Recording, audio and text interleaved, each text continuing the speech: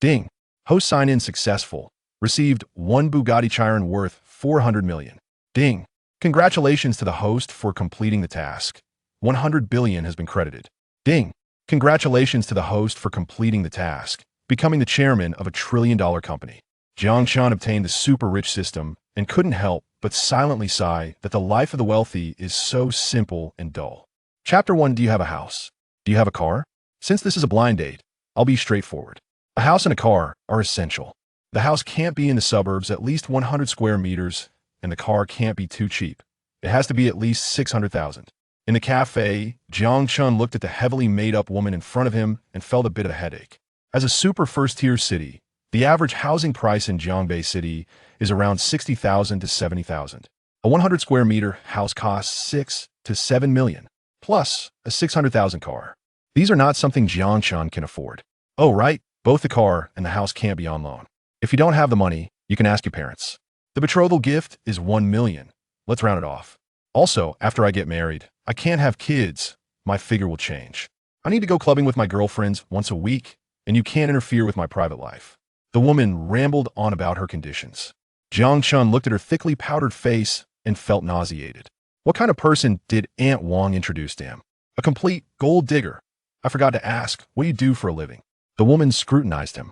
Jiang Chun honestly replied, I'm a delivery driver. What? The woman seemed to hear something unbelievable. Chapter 2. Jiang Chun drove the 400 million luxury car down the road, attracting everyone's attention. Other vehicles didn't dare to get close, let alone cut in or occupy the lane. Even when he wanted to turn, others had to yield to him first, because in case of a scrape or bump, they really couldn't afford the cost. Awesome, Jiang Chun thought to himself. Indeed, this world is a bitch.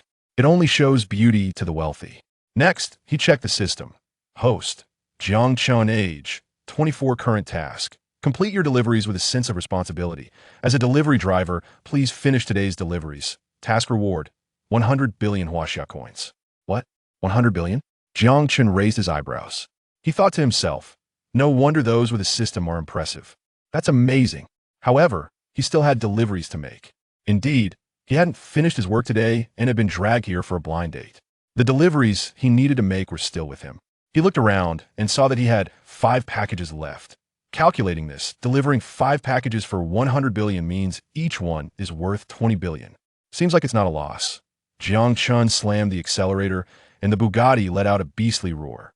He directly drove the 400 million luxury car to deliver packages. Chapter 3. After checking the final delivery location, it was at the city center pedestrian street. It wasn't too far. Jiang Chun felt a slight excitement in his heart, stepped on the gas, and sped toward the destination. Since it was a pedestrian street, Jiang Chun could only park at the street corner and walk over.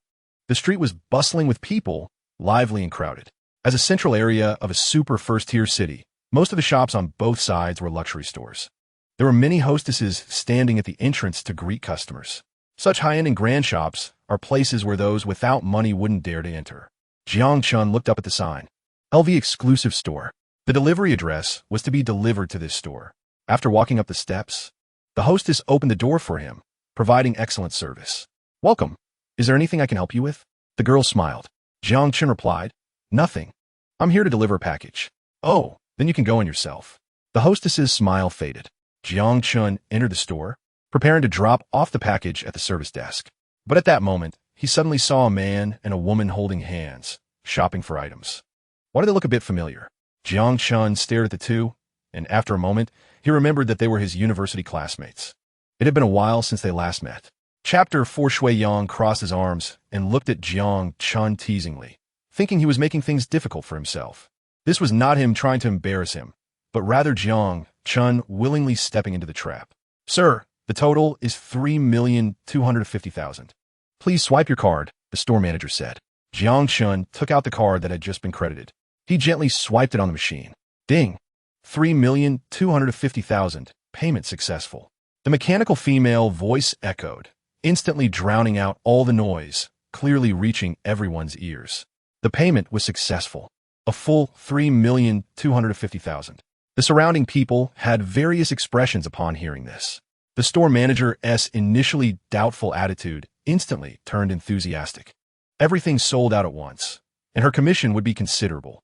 The most crucial thing was that the young man in front of her was definitely a wealthy person, delivering packages just for the experience of life, and it was necessary to befriend him. Even if some other stories unfolded, she wouldn't mind. The store manager's face flushed. "Sir, you will be our store's VIP from now on, and you can enjoy a lifetime warranty and other special services. Would you like to add my WeChat first? If I don't add you, I'll be busy." Jiang Chun directly rejected. Su Shanshan, seeing this scene, unconsciously let go of Shui Yang's arm. Chapter 5. Su Liang bit his lip, tears of grievance welling up in his eyes, but he really didn't dare to lose his temper now. It must be said that an adult working hard for money is really too easy to bully. Su Liang cried out, hugging the woman's leg. "Sister, I only earned 90 cents for delivering a package. Just 90 cents. I beg you, please don't complain about me, okay?" The woman kicked him away. "Huh, isn't that what you're supposed to do? Even if it's shit, you have to eat it." Jiang Chun could no longer watch. He stepped forward, snatched the package from the woman's hand, and suddenly threw it to the ground. He raised his foot and stomped down. Bang, bang, bang. Not only the outer packaging, but even the contents were smashed to pieces. The two people nearby stared at this scene, dumbfounded. "Brother Chunyu, Xiao Yang, don't say anything. Leave everything to me," Jiang Chun interrupted. Once the woman realized what happened, she was instantly furious. "Who are you? Are you his colleague? Do you believe I'll complain about you too?" "Haha," Jiang Chun sneered. "I see you've lived so long and still act like a dog. Do whatever you want with your complaints." Seeing Jiang Chun's tough attitude, the woman shrank back a bit. Chapter 6. Moments later, a group of tall beauties in kipeos, smiling brightly, brought out exquisite dishes one by one, filling the private room with a fragrant aroma that wafted in the air. Each dish was delicate and beautiful, like a craft meticulously carved by a master. Su Yang held his chopsticks, feeling at a loss for where to start. Ultimately, he picked up a piece of truffle pizza and put it in his mouth. The wonderful taste exploded on his taste buds. The rich aroma made him wish he could swallow his tongue. If it weren't for Jiang Chun, he probably would never have tasted such food in his life. This was the aura of a wealthy person, the taste of luxury, the wonder of money. After a hearty meal, Jiang Chun's task was also complete. Ding! Congratulations, host, for completing the task of helping others, and you have obtained 50% of Wanbei Group shares, becoming the new chairman. Please report for duty tomorrow. Jiang Chun was slightly taken aback. Chairman of Wanbei Group? Wanbei Group is a well-known large company in Jiangbei City, involved in various industries such as catering, real estate, and film, with a market value close to 1 trillion. 50% of the shares is equivalent to several hundred billion. This system is really powerful. Jiang Chun transformed and became the president of a trillion-dollar group. Next, the system did not generate any new tasks, so it seemed he would have to wait until tomorrow.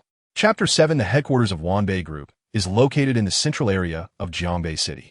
This is indeed a place where every inch of land is worth its weight in gold, with a price of about 100,000 per square meter. Wanbei Group has built 3 large buildings in total and has landscaped the surrounding area. Jiang Chun looked up and saw the middle building with 4 golden characters standing tall. Wanbei Group. Under the sunlight, it radiated dazzling light, magnificent and imposing. Not bad, Jiang Chun thought to himself, secretly praising his own territory. At this moment, in front of the company, there were already many people standing. Rows of bodyguards in black suits stood tall and strict. Behind them, a few people were holding banners. Welcome the new chairman of Wanbei Group. The department managers and various employees in the company were also waiting outside, all eagerly looking forward. This was the new chairman's inauguration. They naturally had to perform well. If they left a good impression, it would mean a bright future. Besides these people, there was also a group of onlookers. Wanbei Group is a well-known company in the city. People were quite curious about the new chairman, thinking he must be a super rich person, the kind who often appears on television. "Hey, please make way." Jiang Chun squeezed forward through the crowd. Chapter 8. Upon hearing this, everyone felt as if they had been granted amnesty, their tense bodies relaxing. Jiang Chun clearly did not intend to fire them.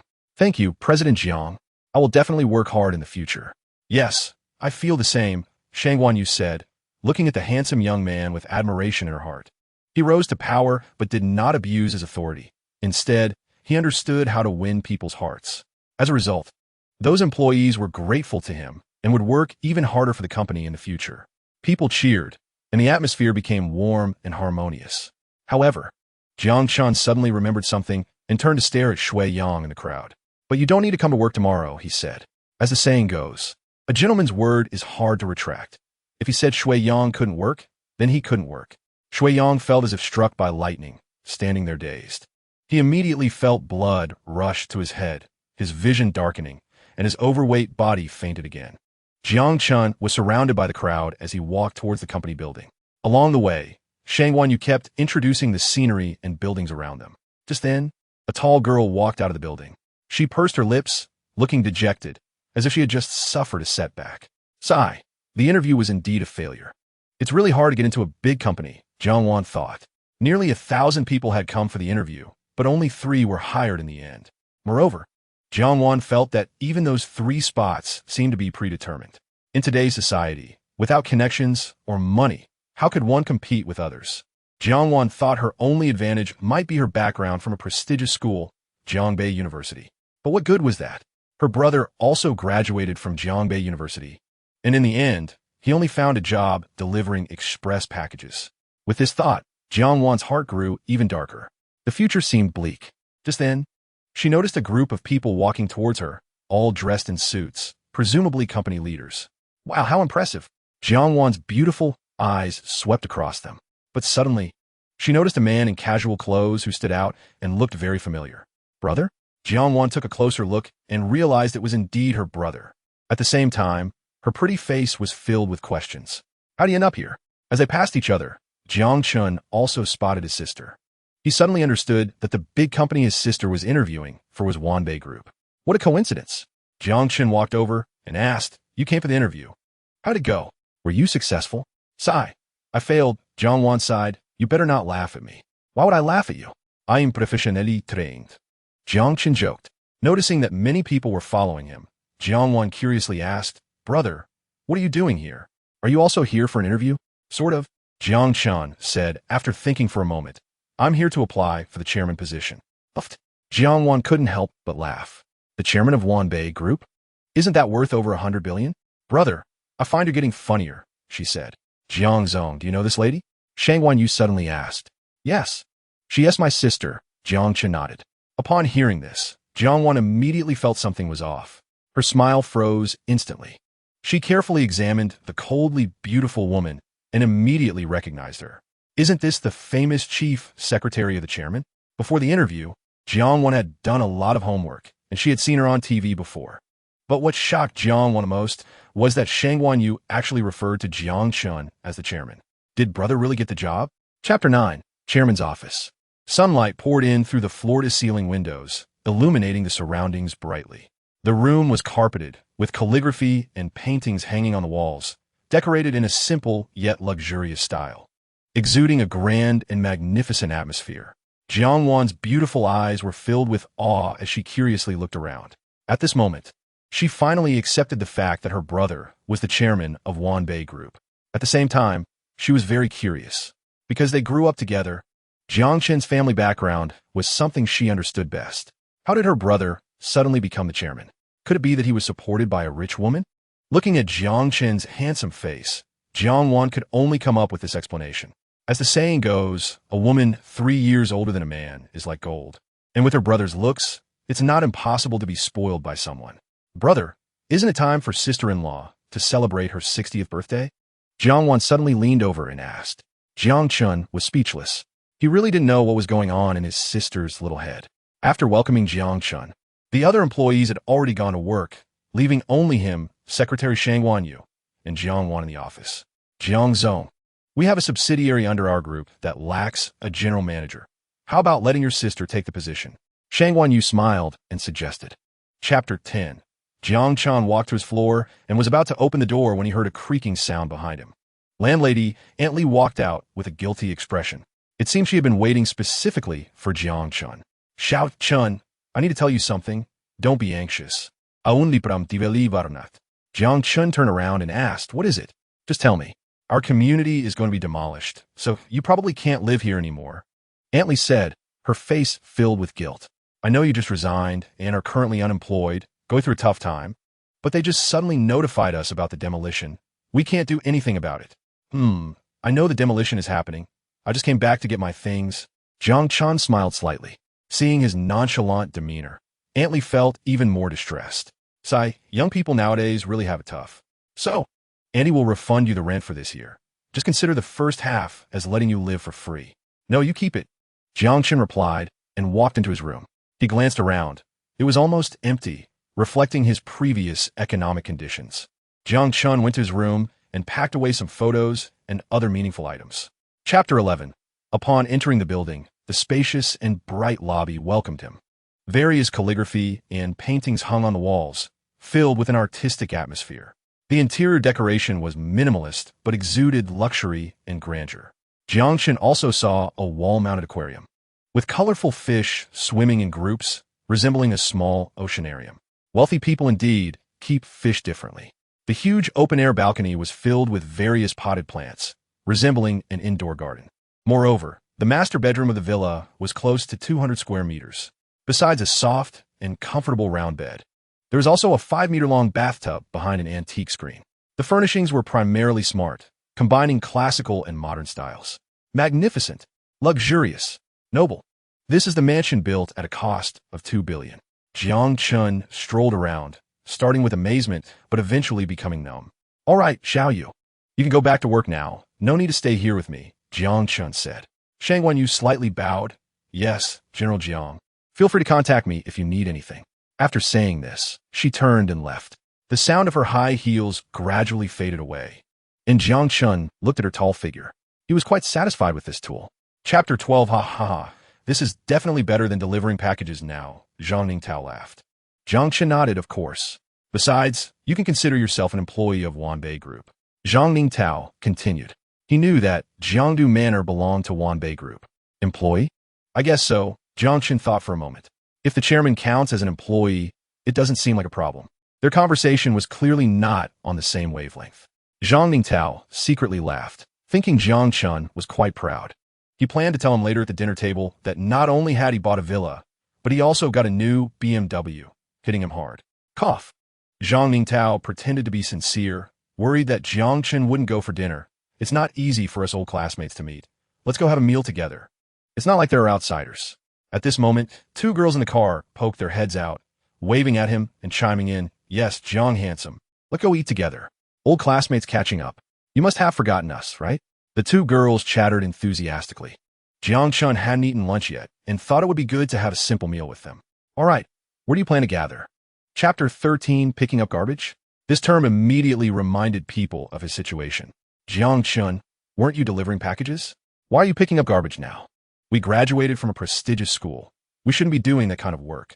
Even being a waiter is better than picking up garbage. Several boys nearby questioned. Jiang Chun was also taken aback. When did he pick up garbage? Sun Yumeng beside him indignantly defended him.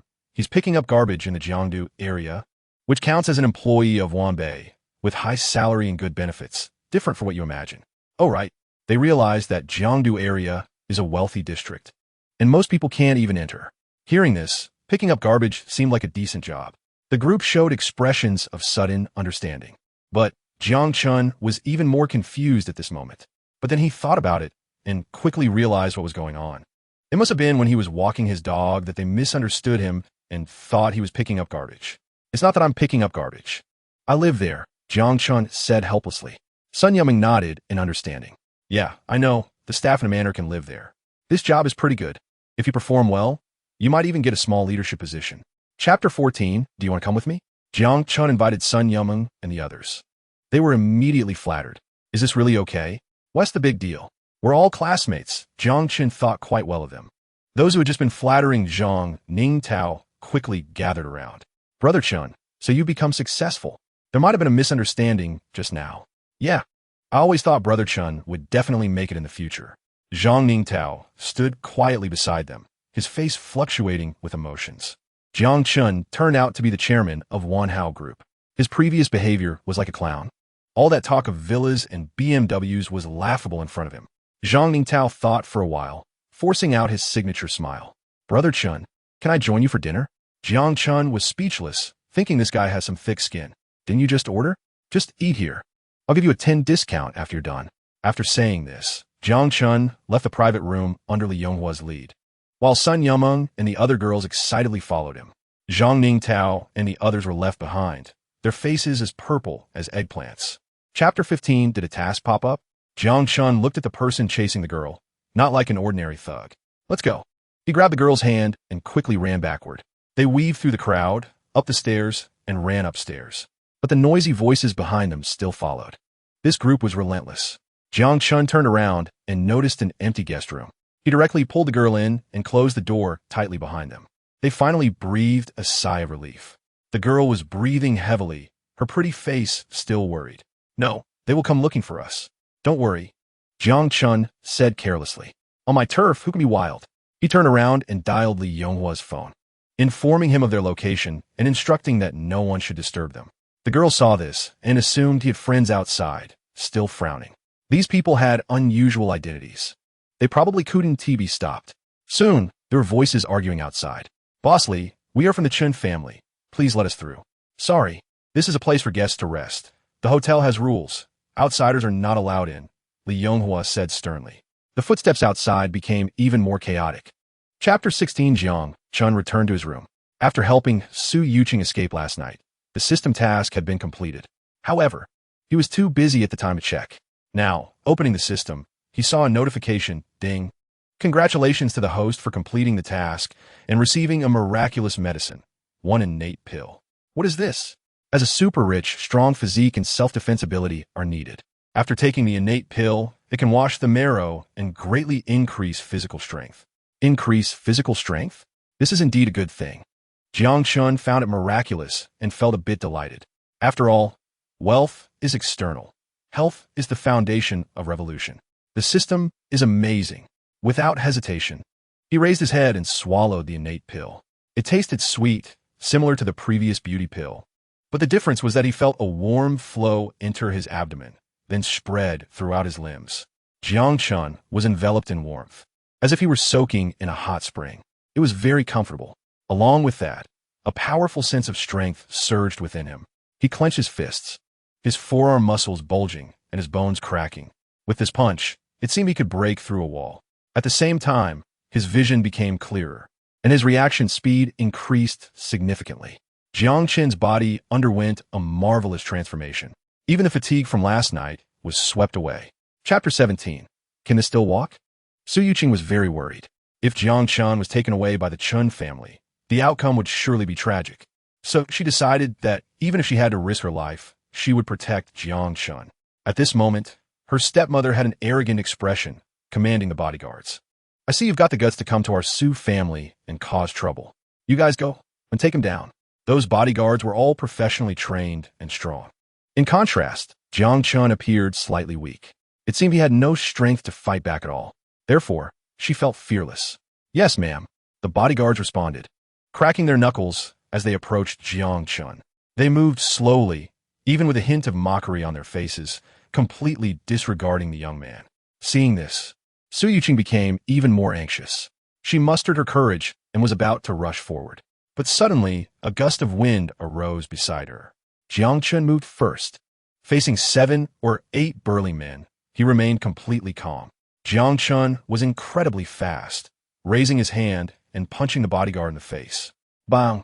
The man, who was nearly 9 meters tall and muscular, was sent flying a few meters away by that punch.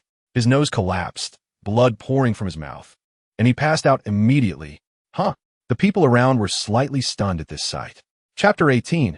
After a night, the morning sun was bright, and the sound of chirping birds came from outside the window. Jiang Chun woke from his dream, slowly opening his eyes. Thanks to taking the innate pill, his physique was robust, and he didn't feel tired at all. It seemed the pill had this effect. He sighed inwardly. Through the door, he noticed a graceful figure in the kitchen, tying on an apron and focused on making breakfast.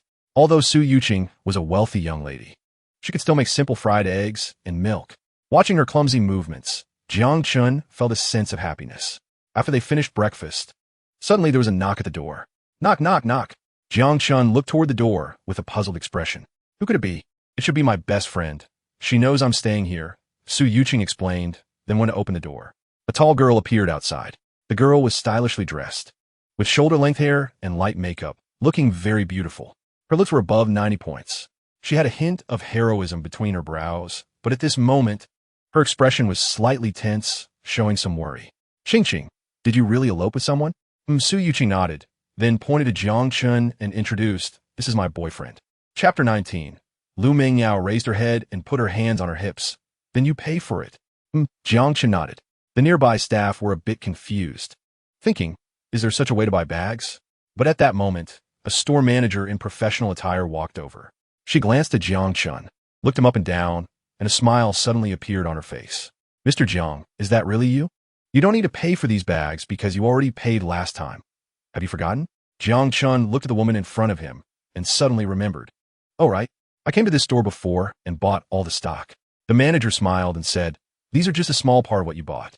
There are still dozens of styles stored for you." "Oh, okay, thank you." Jiang Chun nodded. Lu Mingyao, listening to their conversation, was immediately bewildered. No need to pay? He bought the whole store? What's going on?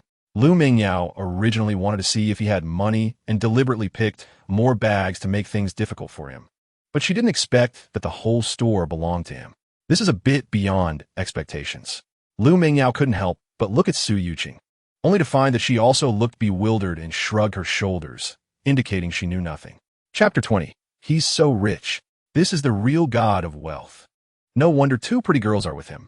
Jiang Chen's act of donating 100 million made people admire him. The staff excitedly applauded him, and the surrounding crowd was quickly swept up in the atmosphere. In an instant, applause thundered in the room, ringing out continuously. Lu Mingyao stood there dumbfounded, looking left and right, ultimately focusing her gaze on Jiang Chen's handsome face. He remained calm and composed, his expression unchanged, as if donating 100 million was just a trivial matter. Jiang Chun bought luxury goods as if he were buying groceries, buying a whole street at once. Donating 100 million was effortless. He didn't care at all. Lu Mingyao was completely impressed. She was utterly in awe. She turned to look at Su Yuqing, now doubting her intentions. "Is this what you call eloping? This is clearly marrying into a wealthy family." Meeting her gaze, Su Yuqing also looked a bit confused. She shrugged her shoulders with an innocent expression. "I really didn't know he was this rich." But Su Yuqing felt very happy, secretly thinking that her choice of man was indeed excellent. "Forget it, let's go eat," Lu Mingyao said with pursed lips. Su Yuqing nodded. "Okay, I'm just a bit hungry." Chapter 21. It hurts. Chun Liangrong immediately cried out in pain. The nearby bodyguards were shocked, not expecting Jiang Chun to fight back, and so ruthlessly. "Kid, let go of young Master Chun," one bodyguard shouted, rushing toward him. Jiang Chun lifted his leg and kicked him in the abdomen.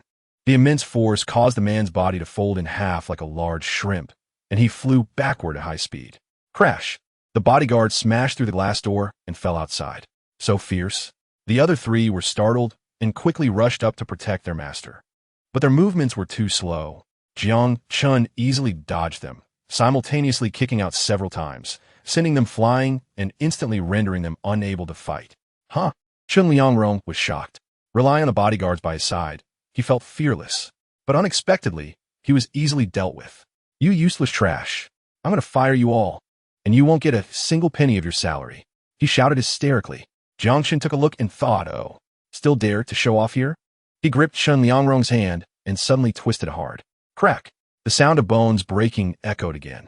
Chun Liangrong's entire arm was deformed.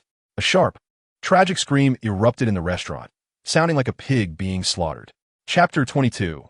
2 rows of elegantly dressed female attendants in kipeos stood straight with graceful figures. Behind them, bodyguards in black stood with their hands behind their backs, each one strong and imposing. Jiang Chun walked in the middle.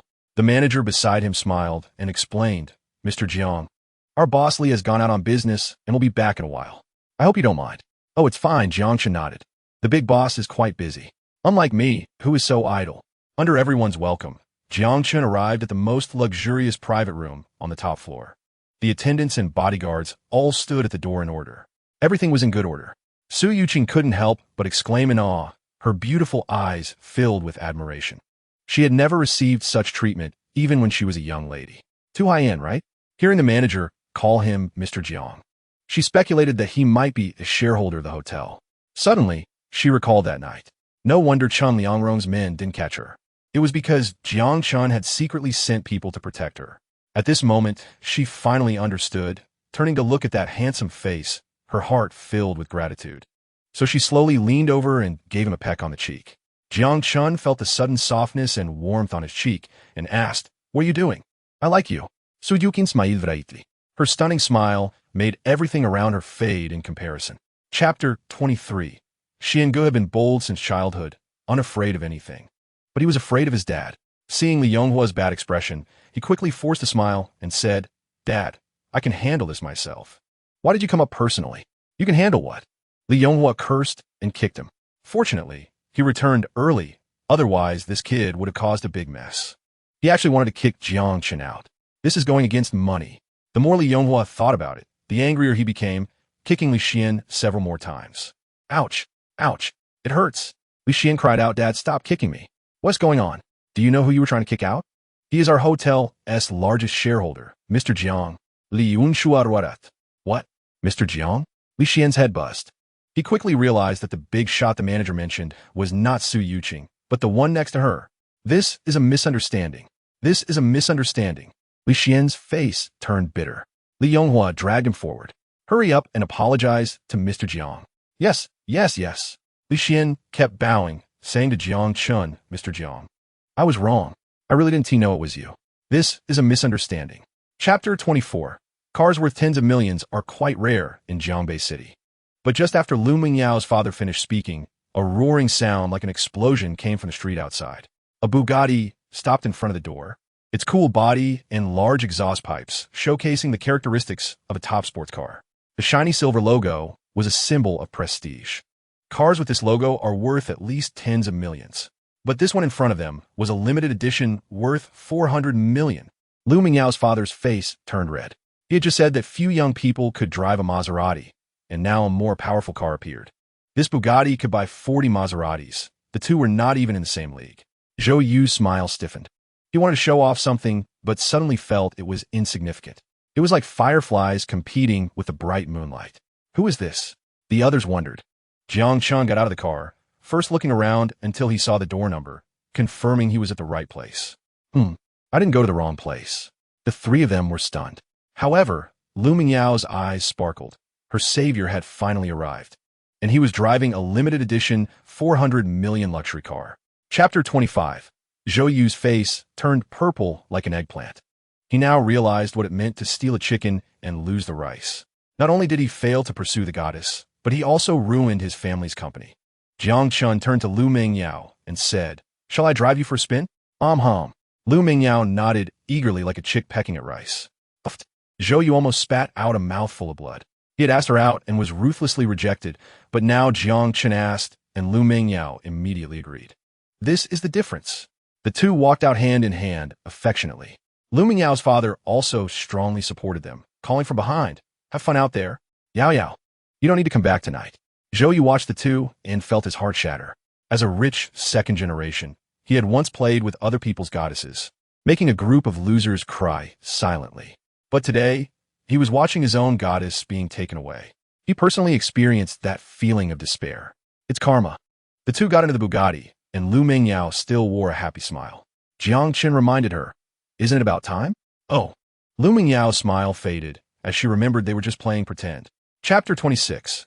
After Sun Qingwei and the others went out, the rich second generation inside resumed their conversation. "Xiangu, that day your old man was really angry." "Of course." Li Xian nodded. "It's really my fault for trying to kick Mr. Jiang out. Wasn't that asking for death?" "Ha ha. Only you could pull something like that, Xiangu." Friends laughed heartily. Li Xian was indignant. "Come on, stop talking nonsense. Isn't it because you all wanted to go to the luxury private room that you dare to laugh?" Outside, Sun Qingwei and his companion were entertaining guests in the lobby while waiting for Jiang Chun. Finally, when most of the people had arrived, a tall figure walked in, dressed in casual attire, with a calm expression, surveying the surroundings with his eyes. Su Weiwei's gaze sharpened. "He has arrived." "Oh." Sun Qingwei looked over. His brows instinctively furrowed. "This guy's just too handsome." Even he, a man, was in awe. Sun Qingwei felt somewhat ashamed at this moment. How could his girlfriend's previous crush be this handsome? But it doesn't matter. He'll look good later. Su Weiwei was also a bit surprised because Jiang Chun now looked much more handsome than before. Moreover, the unique aura he possessed was still very captivating. Chapter 27. Li Xian was excited, silently lamenting that even his father had never shared a meal with President Jiang. His own rise to success was just around the corner. They walked outside together, and Li Xian shooed away those taking pictures with a luxury car convoy, then opened the door of his Porsche for Jiang Chun. After he got in, Li Xian eagerly ran to the driver's seat. "President Jiang, what do you want to eat?" "Anything is fine," Jiang Chun replied nonchalantly. Upon hearing this, Li Xian felt it was a chance to show off. Although his family ran a hotel, he didn't like eating at home because he felt constrained in front of his father. By nature, he preferred lively places, but upon reflection, someone of President Jiang's stature would likely prefer something more elegant. Thus, he chose a music restaurant, led by Li Xian. The luxury car convoy sped away amidst the astonished gazes of passers-by. Soon, they arrived at their destination. The hostess at the restaurant had bright eyes. "Look, it's Brother Xian and the others." "Yes, go greet them quickly. We might get a tip." Although Li Xian loved to show off, he indeed spent extravagantly. Several waiters rushed forward, displaying sweet smiles. "Brother Xian, it's been a while since you last came." Chapter 28. At this moment, a girl was being restrained by two bodyguards, still struggling fiercely. Wan Lin impatiently shouted, "It's an honor for you to accompany me for drinks. Do you know that? This bottle of wine costs tens of thousands. How many songs can you sing with that?" He was about to pour the wine into the girl's mouth, but she kicked him hard with her legs. Crack! The expensive red wine shattered on the ground. "Damn it! You're asking for death." Wan Lin roared in fury, swinging his arm to slap the girl. She was terrified, watching the hand getting closer and instinctively closing her eyes. The girl had braced herself for the hit, but after a long moment, the slap never came. Instead, a magnetic voice came through, "Let her go." The girl slowly opened her eyes to see an extraordinarily handsome face before her. So handsome, his long fingers like iron claws tightly gripped Wan Lin's arm, preventing him from moving at all. "Who the hell are you? Let go of me!" Wan Lin shouted angrily. At this time, Li Xian stepped forward to advise. "Wan Lin, this is President Jiang from our Wanbei group. Just give him some face, and let's forget about this." "What? President Jiang?" Chapter 29. After hanging up the phone, Wan Lin revealed a sinister smile. How dare you hit me? You really have guts." He led a group of people into the restaurant with great fanfare. The bodyguard were all strong, each over 8 meters tall, some holding iron rods or wearing brass knuckles, looking fierce. Seeing this scene, the dining guests were terrified, barely daring to breathe, fearing to provoke trouble. The atmosphere in the restaurant was extremely tense. It seemed like someone might get hurt. But Jiang Chun casually glanced over, his expression remaining unchanged. Wan Lin frowned at this. He had initially thought that upon seeing him, the other party would be so scared they would kneel down and beg for mercy. The scene before him clearly did not meet his expectations. "Aren't you afraid of me? Besides being a bit ugly, what else is there to be afraid of?" Jiang Chun said leisurely. "What?" Wan Lin's anger surged. He didn't expect him to be so arrogant, seemingly not taking him seriously at all. The people around couldn't help but silently admire him. Too bold. Facing 40 to 50 strong men, he still showed no fear. "If you had knelt down to beg for mercy, I would have just broken one of your legs, but now that brother one is very angry. I have decided to completely ruin you." Chapter 30. The atmosphere in the restaurant was harmonious.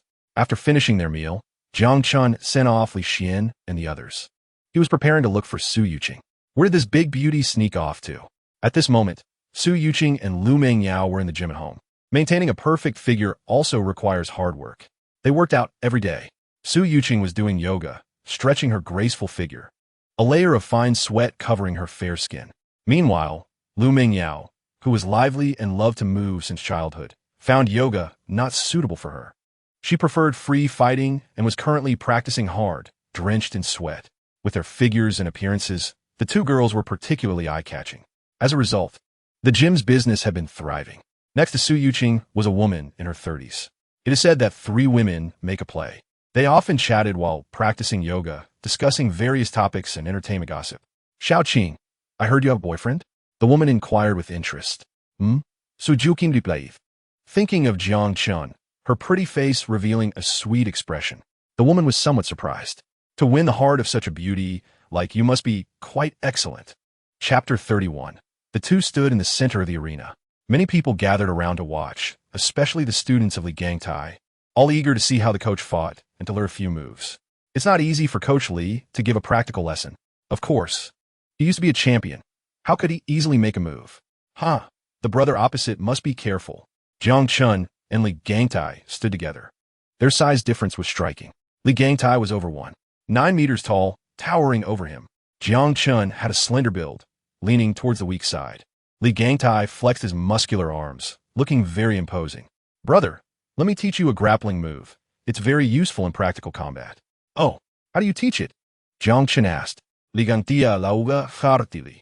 Come on, hit me first. All right, Jiang Chun agreed. He didn't expect such a request. The grappling technique belongs to ancient martial arts. Using key points like joints and pressure points in the human body, applying leverage principles and meridian theory to defeat the opponent with one move. In fact, this technique is somewhat banned in free fighting. However, Li Gangtai thought it looked cool, so he wanted to show it off. The surrounding students were also quite excited, their faces full of anticipation. Chapter 32, at Su Yuqing's home, the atmosphere was tense. Sir, the young lady hasn't come home for 3 days, a servant said worriedly. Sigh. Just wait. She'll probably come back when she runs out of money. Su Yundong sighed, suddenly feeling much older. He was starting to regret his impulsiveness. Now that he was calm, he began to feel heartbroken. After all, a daughter is the apple of her parents' eye. And he didn't know what kind of guy had eloped with her. Luckily, he seemed capable enough to ensure her safety. Sir, we've sold everything we could from the company. What do you do next? The servant continued to ask. The Su family's company, having failed to secure investment, ultimately went bankrupt. It was a perfect storm of misfortunes. Su Yundong's old eyes revealed determination. As the head of the family, he had to shoulder this heavy burden. The company could no longer operate, so they would rent a shop and start over. Although their company had gone bankrupt, they still had some assets. Renting a shop wouldn't be a big problem. Su Yundong had started out this way, but now it felt like going back to square one. The servant perked up a bit. So where do we rent a shop? Chapter 33. Jiang Chun and the others were strolling down the street, taking a bite of the cotton candy they had just bought. The sweet taste was delightful, reminding Jiang Chun of his childhood. It felt like running in the sunset, a reminder of his lost youth. Just as he was reminiscing, his phone suddenly rang. Who is it? Jiang Chun frowned, annoyed that it interrupted his nostalgia. He took it out to check. It was a number from Jinyuan Building, clearly Wan Chun Shan. What does he want to call me for? Is there something going on? Su Yuqing asked from aside. Jiang Chun shook his head, indicating that he didn't know either. He then answered the call. Before he could speak, the other side took the initiative. President Jiang, are you free now? Our company has a business matter to discuss with you. Oh, Jiang Chun raised an eyebrow, thinking that Wan Chun Shan was really something, needing to come to him for business. Look at how well-managed the Wanbei group was under Shang Wanyu. They had never troubled him. I'm out shopping with my girlfriend, so I'm not free right now. Huh? Wan Chun Shan on the other end was taken aback, thinking to himself, isn't company business more important than shopping with a girlfriend? Su Yundong, sitting across from him, frowned even deeper upon hearing the response. Chapter 34. He actually gave 2 million to a billionaire? Thinking back to what he had done earlier, Su Yundong's face turned red. He turned to look at his daughter, who he had been worried about. But now, seeing her rosy complexion and bright spirit, she looked much happier than when she was at home. Kingat, I'm sorry. I was too impulsive back then. Su Yundong's eyes turned red. Su Yuqing saw her father's graying hair and thin cheeks. He seemed to have aged quite a bit these past few days. She covered her mouth with one hand, tears streaming down her face. Dad! She ran forward in 2 steps and hugged his slightly hunched body. Su Yundong had worked hard for many years to support this family, providing Su Yuqing with a good living environment. She still remembered her once spirited father, who was always her strongest support. But now he really had aged a lot. What followed was a touching scene of father and daughter reconciling. Jiang Chun stood quietly aside, naturally not wanting to disturb them. Once the two calmed down, Su Yundong remembered his purpose for coming. He needed to support the Su family, not only for his daughter, but also for the old friends who had fought alongside the Su family for many years. He looked at Jiang Chun, still very polite. Could you help us with renting a shop? Chapter 35. Beside him, Su Yundong's expression was awkward. After all, it was he who had instructed this. If Wan Chun Shan found out he had given Jiang Chun 2 million, he would surely be laughed at. I'll take my leave. He quickly got into the car. Su Yuqing stood in place, her expression hesitant. They say a daughter is her father's little cotton-padded jacket. She had just reconciled with her father and wanted to spend time with him. And having not returned home for a few days, she somewhat missed it. But she was also reluctant to part with Jiang Chun. Su Yuqing's beautiful eyes darted around, unsure of what to decide. Jiang Chun noticed her thoughts and smiled. You should go back first. I'll come find you in a few days. She nodded heavily and got into the car with her father. Jiang Chun waved goodbye as he watched the black sedan drive away. Next, Wan Chun Shan, accompanied by a group of bodyguards, personally drove Jiang Chun back to Jiangdu Manor. His vehicle was a Bentley Mulsanne priced at $9.28 million. The car was long, luxurious, and imposing. The bodyguards followed in black Mercedes. The convoy of luxury cars left Jinyuan building, attracting everyone's attention on the street. But nearby people knew that this was the car of the general manager of Jinyuan. However, once they reached the Jiangdu area, it wasn't as eye-catching as there were countless luxury cars on the street, including top supercars. Chapter 36. Jiang Wan originally didn't know how to do makeup, but due to running a cosmetics company, she was forced to learn and became skilled at it. The result was stunning. Even without makeup, she was at the level of a campus beauty. Now her impact was unimaginable. At this moment, Jiang Wan was gently applying makeup to her face in front of the computer camera. While doing her makeup, she was also explaining into the microphone very professionally and comprehensively. The live broadcast was one of the important sales channels for their company. Therefore, Jiang Wan started a beauty live stream on the Maoyao platform, advertising and promoting. As the manager, she was hands-on and very serious because she couldn't let down her brother who had given her the company. After this period of effort, the company not only didn't lose money, but instead made a huge profit. Jiang Wan was very happy. So today she splurged and gave herself a gift worth 20,000 yuan, pushing her live stream to the homepage recommendation position. Sending gifts can increase the popularity of the live stream. Only those with the highest popularity can be recommended on the homepage. As more and more people joined, Jiang Wan smiled and picked up the lipstick she had applied, ready to promote it extensively. This one is a classic bullet lipstick with a bright color, especially suitable for summer. And the company is currently running a promotion. Buy one and receive a 6 milliliters makeup remover as a gift. Chapter 37. Jiang Chun looked at his sister's expression and felt that something was off. Looking again at the bullet comments, he wondered why they felt like they were mocking him. Haha, just send 10 cat food. Who invited these clowns? Are they here to be funny? Want to make me laugh to death and inherit my Huabei? Jiang Chun now confirmed that they were indeed mocking him. At that moment, another banner floated by. Emperor Thunder Brother sent Emperor Snower Cat Tooth No. 1 Rocket 30, shining brightly and extremely eye-catching. On the opposite side, as if in a show of force, they sent out another 30 rockets. Snower's live stream became even more popular. She had a flattering smile, constantly sending heart signs. Thank you, Thunder Brother, I love you so much. Mua, mua, mua, mua. Ha, I'm just sending some pocket money, Thunder Brother bragged. Immediately, a wave of comments followed, with the little brothers sending 666. Thunder Brother is mighty. Thunder Brother is awesome. Breaking voice. Thunder Brother goes to battle. Not a blade of grass grows. Jiang Wan pursed her lips, feeling increasingly unhappy. Of course, there are also people advising her. Forget it. Why don't we end the stream for now? Yeah, let's wait until they stop streaming before we go live again. Let's give them some room. Jiang Chun saw these comments. Chapter 38. PFF. Looking at the flying comments, Jiang Wan couldn't help but smile. Her live stream was now extremely popular, equivalent to that of a major streamer. This is the power of money. At the same time, many people knew that the notorious Jiang Dado was Jiang Wan's brother, which led to a wave of comments. Xiao Wan, you have to call me sister-in-law from now on. Nonsense. I'm the one who should be called that. Her brother is great, but he always pulls my hair when he sleeps. If you had even one pill, you wouldn't be this drunk. Wait, bro, I'm going to Thailand. For a moment, Jiang Wan had many sisters-in-law, not only women but also men, which left her both amused and helpless. Jiang Chun also smiled, thinking these silly netizens were truly adorable, speaking so nicely. Each one was talented. Soon, seeing that nothing else was happening, he quietly exited the live stream. But Jiang Chun's brow furrowed slightly, as if he thought of something. He had just sent $1 million in gifts, although it was for his sister. The cat tooth platform would still take a cut.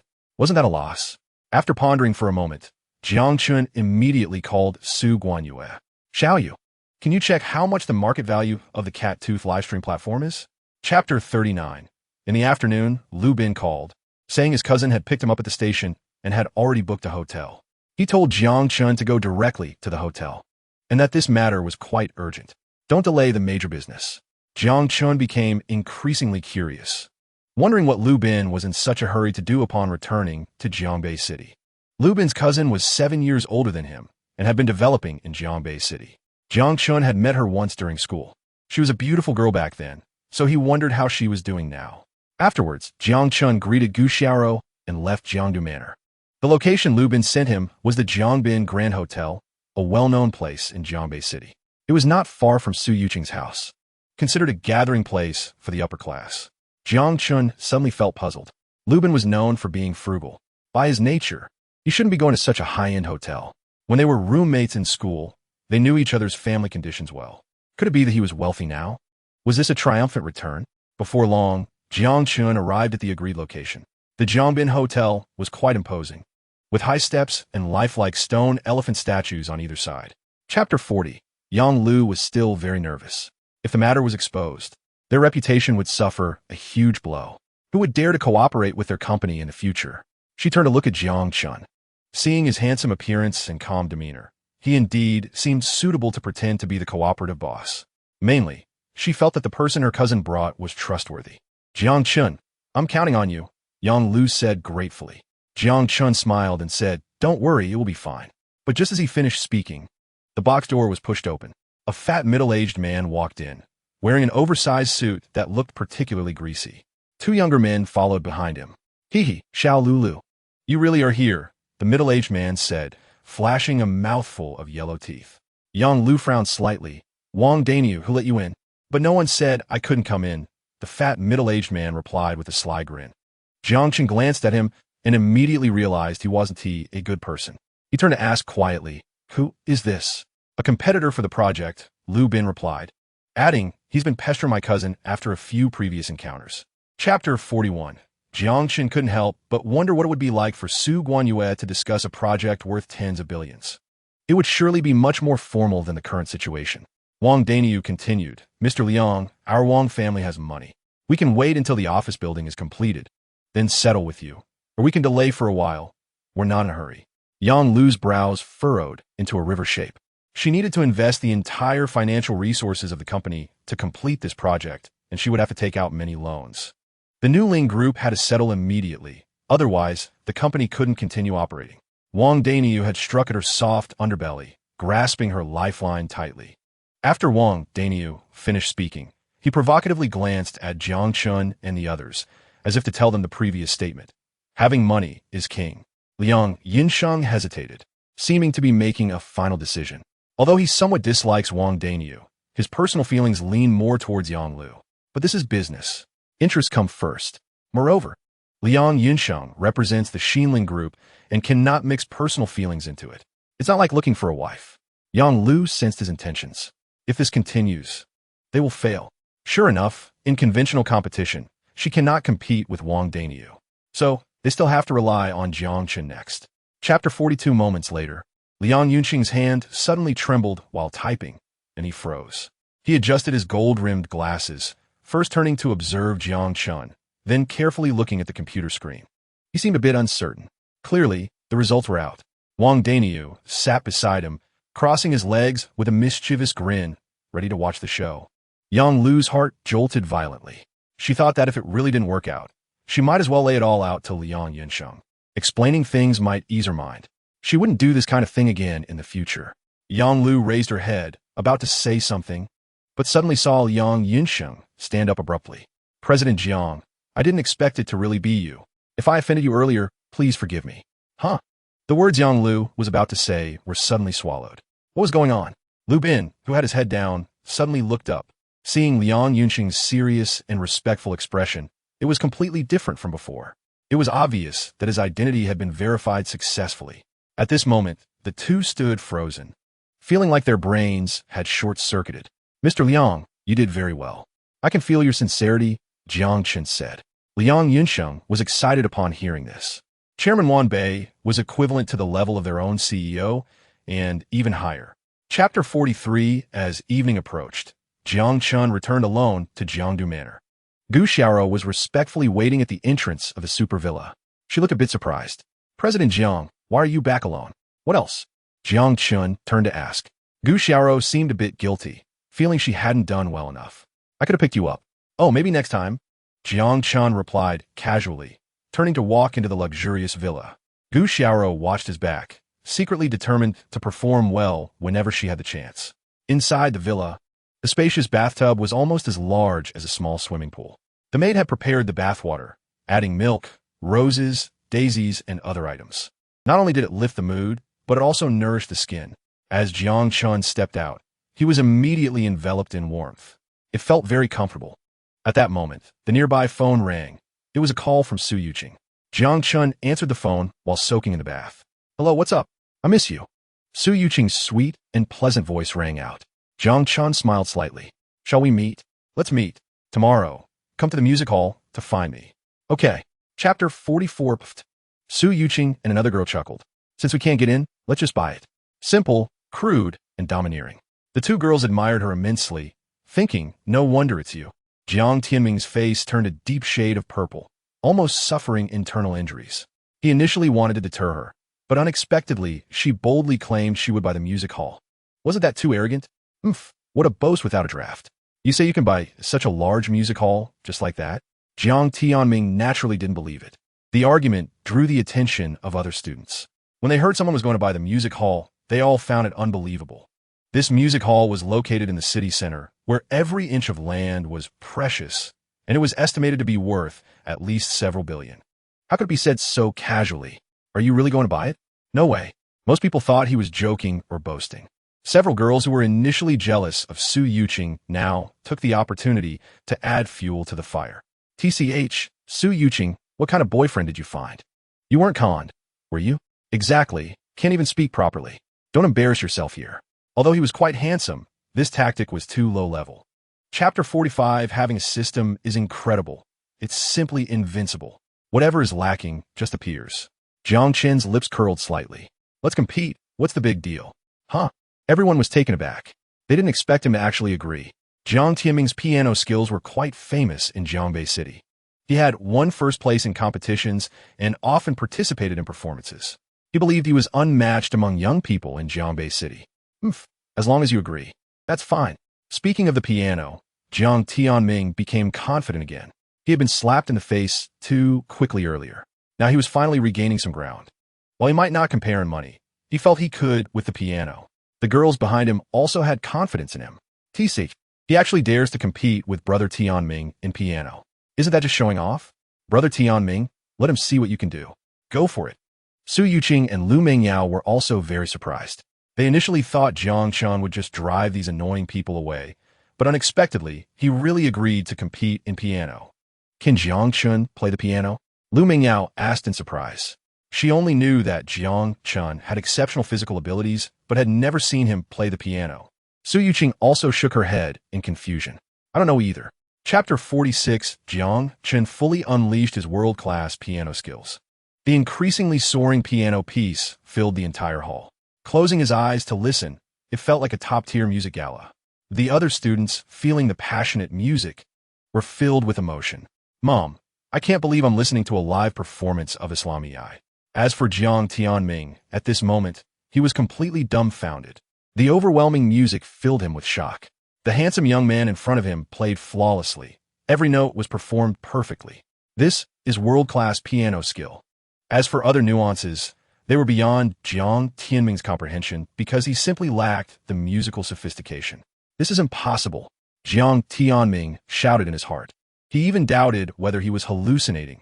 Everything in front of him didn't seem real. Just a moment ago, he was clearly a novice. But now he was displaying world-class artistic skills.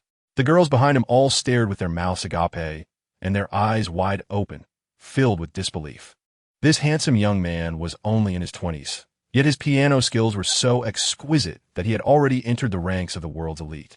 This was something ordinary people could never achieve. People usually use two words to describe such individuals. Chapter 47, the Bugatti slowly drove into Jiangdu Manor. The super-luxurious villa was brightly lit, with several searchlight beams swaying, showcasing an air of ultimate luxury. The two got out of the car. A dedicated driver drove the Bugatti into the parking lot. Su Yuqing was visiting Jiangdu Manor for the first time. Her beautiful eyes were filled with amazement. It was just too beautiful. She thought she could come here for a vacation in the future. President Jiang, you're back. Gu Xiaoro was waiting at the door, as usual. She glanced over and noticed something was different today, because Jiang Chen had brought his girlfriend back. Jiang Chen greeted her and went upstairs with Su Yuqing. Gu Xiaoro turned her head to stare at their backs. Suddenly, she thought of something, and her smile froze. Right? Since President Jiang brought his girlfriend back, what should I prepare for him? Gu Xiaoro encountered a dilemma again. The key was that she had no experience. So she quickly took out her phone to check online first. After Jiang Chen and Su Yuqing toured the villa, it was time for dinner. The two sat at the large dining table. Gu Xiaoro was nearby, guiding the maids and serving the dishes. The dinner she prepared was, of course, very lavish. The large dining table was soon filled. Chapter 48, being young and beautiful is capital. But I see you don't have much capital, Jiang Wan glanced and said. You. Zhou Ting was somewhat embarrassed and angry. She really wasn't as pretty as Jiang Wan. Because of this, Zhou Ting felt jealous and often opposed her during school. Recently, she had been doing well and happened to run into Jiang Wan on the street. So she wanted to show off a bit. My husband is a senior executive at Jinyuan Company. He'll soon arrange a job for me. What is the use of you studying hard every day? It doesn't compare to his word. The bald man beside her grinned, seemingly proud. Come on, wife. I'll take you to see my territory. Thank you, husband. Zhou Ting smiled charmingly and provocatively glanced at Jiang Wan. Then she linked arms with the bald man and left. Jiang Chen noticed the situation over there. It seemed someone was disturbing his sister while she was playing a game. He walked over and asked, "Who was that just now?" "It's nothing, just some trash," Jiang Wan said, picking up a soda can and casually tossing it aside. Jiang Wan and her brother came out still very happy, with no need to let outsiders affect their mood. Before long, they had thrown that incident out of their minds.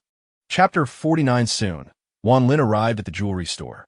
A group of people looked fierce as they entered, only to see the place in disarray. Who did this? Wan Lin shouted angrily. Director Gao and the others seemed to see his savior when he arrived. Brother Lin, it's him. Not only did he smash the display case, but he also hit someone. Yes, Brother Lin, you have to stand up for us. Zhou Ting also shouted. They looked toward Jiang Chen with expressions that seemed to say he was done for, waiting for death. Causing trouble here means not giving Brother Lin face. Wan Lin said, while turning around. He saw a young man standing there, handsome and calm. President Jiang? Wan Lin immediately swallowed the rest of his words. He remembered that face in his dreams. This was the big boss of Jinyuan Street. Last time, it was because of him that he got into big trouble and almost fell from grace. Recently, he had been scolded by his father and was still not in a good mood, even saying it would have been better to have had a daughter instead of him. Jiang Chen glanced at him. So you're Brother Lin? No, just call me Xiaolin. Wan Lin, who had been fierce, suddenly became obedient. Everyone around was stunned. Feeling it was inexplicable. How did this little bully from Jinyuan Street suddenly turn into a little lapdog? Brother Lin, it was him who caused the trouble. Director Gao quickly said. Zhou Ting added fuel to the fire. They stole things and then hit people. Steal your horse. Wan Lin was furious. He swung his arm and slapped Zhou Ting hard across the face. Slap. A crisp sound echoed. Zhou Ting immediately fell to the ground, stunned, seemingly forgetting the pain for a moment. The others were also dumbfounded. This person was the big boss of Jinyuan Company. The whole street belonged to him. How could he steal anything? Wan Lin continued, giving Zhou Ting a flying kick that knocked her over. But Director Gao and the others completely ignored her, their minds echoing Wan Lin's words like a thunderclap. What? The boss of Jinyuan Street? Director Gao's eyes widened, and his shiny bald head turned dark. With his level, he had no right to interact with such a person. It's a misunderstanding. It's all that cheap woman's instigation. This matter can't be blamed on me. He spoke hesitantly, his attitude completely different from before. Wan Lin glanced at him sideways and then turned to Jiang Chen with a smile. President Jiang, how do you plan to deal with him? He used his position for personal gain, taking advantage of his job to exempt people from rent. Jiang Chen suddenly recalled this matter. Although it wasn't a lot of money, it wasn't about the money. He just felt very displeased. This area is under your management. You handle it. Upon hearing this, Wan Lin thought, this is not good. Moreover, President Jiang was obviously giving him a chance. He and T left a good impression last time. So this time he had to perform well and take the opportunity to redeem himself. Damn it. Beat him up. Wan Lin waved his hand, and a group of bodyguards rushed forward, surrounding the bald man and giving him a thorough beating. If Li Xian was the little madman of Zuin, Wanlin is definitely a doer. No matter the consequences, he strikes first and asks questions later. Bang, bang, bang. I was wrong. Stop hitting me. The bald man rolls on the ground, wailing and begging for mercy. As for the others, they're already so scared they are dumbfounded. Chapter 50. The shop owner looks terrified, regretting deeply in his heart. He thinks to himself that he shouldn't have been greedy for that little profit and gotten into such big trouble. Meanwhile, Zhou Ting is lying on the ground, covering her face and crying, fearing that after dealing with the bald man, it will be her turn next. Wanlin releases all the pent-up anger he has been holding in on the bald man, beating him until he is bruised and has 2 black eyes. I really know I was wrong. Please stop hitting me. The bald man keeps begging for mercy. Wanlin grabs him by the collar and yells like a ferocious beast. Give me the money. The bald man has done plenty of corrupt things in the past, and doesn't he even know how much he has greedily taken? Wanlin, of course, wants him to spit it all out, and it has to be super doubled. The rest will be taken as compensation. Jiang Chen watches from the side and thinks it's reasonable, but this seems more like extortion than a legitimate claim for compensation. The bald man nods like a chick pecking for grain. Yes, I'll pay $1 million, just spare me. $1 million won't do. Give me $5 million. Wanlin shouts. Gah! The bald man almost faints. His annual salary is only around 700,000 to 800,000. Paying $5 million would mean all those years of hard work are for nothing. Brother Lin, I really didn't take that much. Hey, don't dare talk back. Wanlin pretends to hit him again. Seeing this, the bald man quickly submits. He knows Wanlin's style of doing things. After all, he is the little tyrant of Jinyuan Street. Brother Lin, don't hit me. I'll pay whatever amount. That's more like it. Wanlin is somewhat satisfied, but continues to threaten. Now transfer the money to me. If it's a penny short, I'll rip your head off. Yes. I'll transfer it right now. The bald man quickly nods. Wanlin casually tosses him aside. Then his eyes lock onto the shop owner and Zhou Ting. Both of them shudder. Brother Lin, I was confused. I shouldn't have listened to them. Please spare me. The shop owner begs in fear. Zhou Ting also quickly adds. I know I was wrong. I won't dare again. What use is it for you to apologize to me? Wanlin replies. These two lack the sense to understand their position. They suddenly realize and turn to Jiang Chun. Mr. Jiang, you have a big heart. Don't stoop to my level.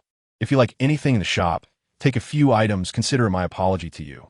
The shop owner says. He truly regrets having falsely accused the boss of Jinyuan of stealing. ISNT this asking for death. Zhou Ting also understands. These two are not to be messed with. In their eyes, she is just trash. Jiang Wan, I know I was wrong. Since we were classmates, please spare me this once. Zhou Ting thinks Jiang Wan might be easier to talk to, so she pleads with her. Jiang Wan glances at her. Throw her out. I don't want to see her. Okay. Wanlin agrees and then has the bodyguards throw Zhou Ting out. Several bodyguards are quite efficient, directly tossing her out of Jinyuan Street. Jiang Chen looks at the jewelry around and asks Jiang Wan, is there anything you want? Nothing. Jiang Wan shakes her head. She is just momentarily curious, and doesn't he really like it? Jiang Chun thinks the same. A birthday gift obtained in this way holds no meaning. Soon, he doesn't make things difficult for the shop owner. Before long, the bald man completes the transfer of 5 million. Wanlin, smiling, hands over the bank card. Mr. Jiang, here has 5 million. Please check. No need. Just give it to your brothers. Let them not work for nothing. Jiang Chun casually waves his hand. Hearing this, Wanlin and the others are overjoyed, thinking to themselves that their boss is indeed generous. Just like that, millions are given away. Chapter 51. Money can best buy people's hearts. A total of 7 or 8 bodyguards each receive hundreds of thousands. This is equivalent to several years of salary. They suddenly show even more respect to Jiang Chun. He truly is the boss of all bosses. Afterwards, Jiang Chun leaves the jewelry store. Jiang Wan wants to be alone with her brother, not wanting to be disturbed. She originally planned to let Wanlin go about his business, but they are worried, so they follow at a distance. They think, what if they encounter someone who doesn't know their place and makes Mr. Jiang unhappy? That would be troublesome. These bodyguards have no complaints. After all, they just received hundreds of thousands. Who wouldn't want that? But this time, Jiang Chun still hasn't bought a birthday gift for his sister. What do you actually like? Jiang Chun asks bluntly. Jiang Wan shakes her head. I don't really like anything. All right then. Jiang Chun doesn't know what to buy for her. They walk along the bustling street. Soon, Jiang Wan's eyes suddenly light up as if she sees something novel. She points at something in the distance. Brother, look at that. Oh, Jiang Chun follows her gaze and sees a huge billboard depicting a blue sea and sky with a luxurious cruise ship in the middle. Do you want to buy a cruise ship? Chapter 52. Since they are quite familiar, Aunt Wong also treats them to a dozen beers and a couple small dishes. Come on, let's have one first. Lubin raises his beer mug. Clink. Jiang Chun lifts his cup and clinks it with his. Then tilts his head back and drinks it all. Gulp, gulp, gulp. Ah, that feels good. The two reminisce about their time living in the dorm, sharing some embarrassing stories, and have a great time. Before long, they finish off 7 or 8 bottles of beer. Jiang Chun, let me tell you, Lubin, with hazy eyes, seems a bit tipsy. He sways a couple of times. Bang! He slumps over the table, falling asleep before finishing his sentence. Jiang Chun slightly curls the corners of his mouth. In fact, Lubin doesn't drink much, but loves to drink. When Jiang Chun was in school, he often carried him back to the dormitory. But it didn't matter. When Gu Xiaoro came later, she could just send him back too. Jiang Chun picked up his glass and took a sip alone. At this time, the sky was getting darker, and people who had been busy all day were starting their nightlife. Aunt Wong's stall was also bustling with activity. The place was full of customers, lively and noisy. Even in the crowd, Jiang Chun's handsome face and calm demeanor were still very eye-catching, like a firefly in the dark, so bright and outstanding. Chapter 53. Everyone gasped. The two women were especially furious, feeling that he didn't take them seriously at all and even had the nerve to drink. Wait until our people arrive. Let's see how arrogant you are, the fat woman muttered. Looking at Jiang Chun's face, she thought that she would teach him a good lesson later. Perhaps with a little whip. She had already imagined a series of scenarios. Aunt Wong was very anxious, thinking that young people were too impulsive and couldn't help but worry more about Jiang Chun. The heavily made-up woman stood by the street, looking around anxiously. After a moment, her expression brightened. They're coming, Apeo and the others are here. People followed her gaze and saw a group of carefree young men walking along the neon-lit street, sporting colorful dyed hair, tight pants, and bean shoes. Some had large tattoos on their arms, featuring fish and shrimp designs. Many people knew them as local thugs who liked to fight and loiter around the street. Apeo, over here, come quickly, the fat woman shouted. What's up, Sister Xia? A man in a tank top asked, sporting a tattooed arm and a rather unruly demeanor. Chapter 54. Jiang Chun stood up, and several nearby thugs flinched. The heavily made-up woman trembled as she said, I'm sorry, I know I was wrong. She hurriedly apologized, hoping to salvage the situation. Jiang Chun glanced at her and said, Apologize? Is that even useful? This was what the heavily made-up woman had said to Aunt Wong before, now returned to her verbatim. Mr. Jiang, how should we deal with these people? Gu Xiaoro asked, her teeth itching with anger, secretly thinking about how they had delayed her work. Jiang Chun waved his hand and said, Strip them naked and throw them on the street. Use their own methods against them. The thugs immediately gaped, their expressions as if they had eaten flies. The nearby bodyguards heard this and rushed over, pinning them to the ground and stripping them down to nothing. Gu Xiaoro covered her eyes, finding the scene too beautiful to look at. Nearby customers were enjoying the spectacle, even pulling out their phones to take pictures. These thugs were truly despicable and deserved to be dealt with. It was very satisfying. Meanwhile, Jiang Chun had already lifted Lu Bin and was heading towards the luxury car, coming to the manor. Soon, the bodyguards also got into the car, and the sound of car doors slamming echoed continuously, creating an imposing atmosphere. Chapter 55. How about it? Want to give it a try?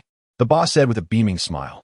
Jiang Chun turned to look and found that a cup of ice cream was priced at 88 yuan, which was indeed not cheap, but considered normal on a cruise ship.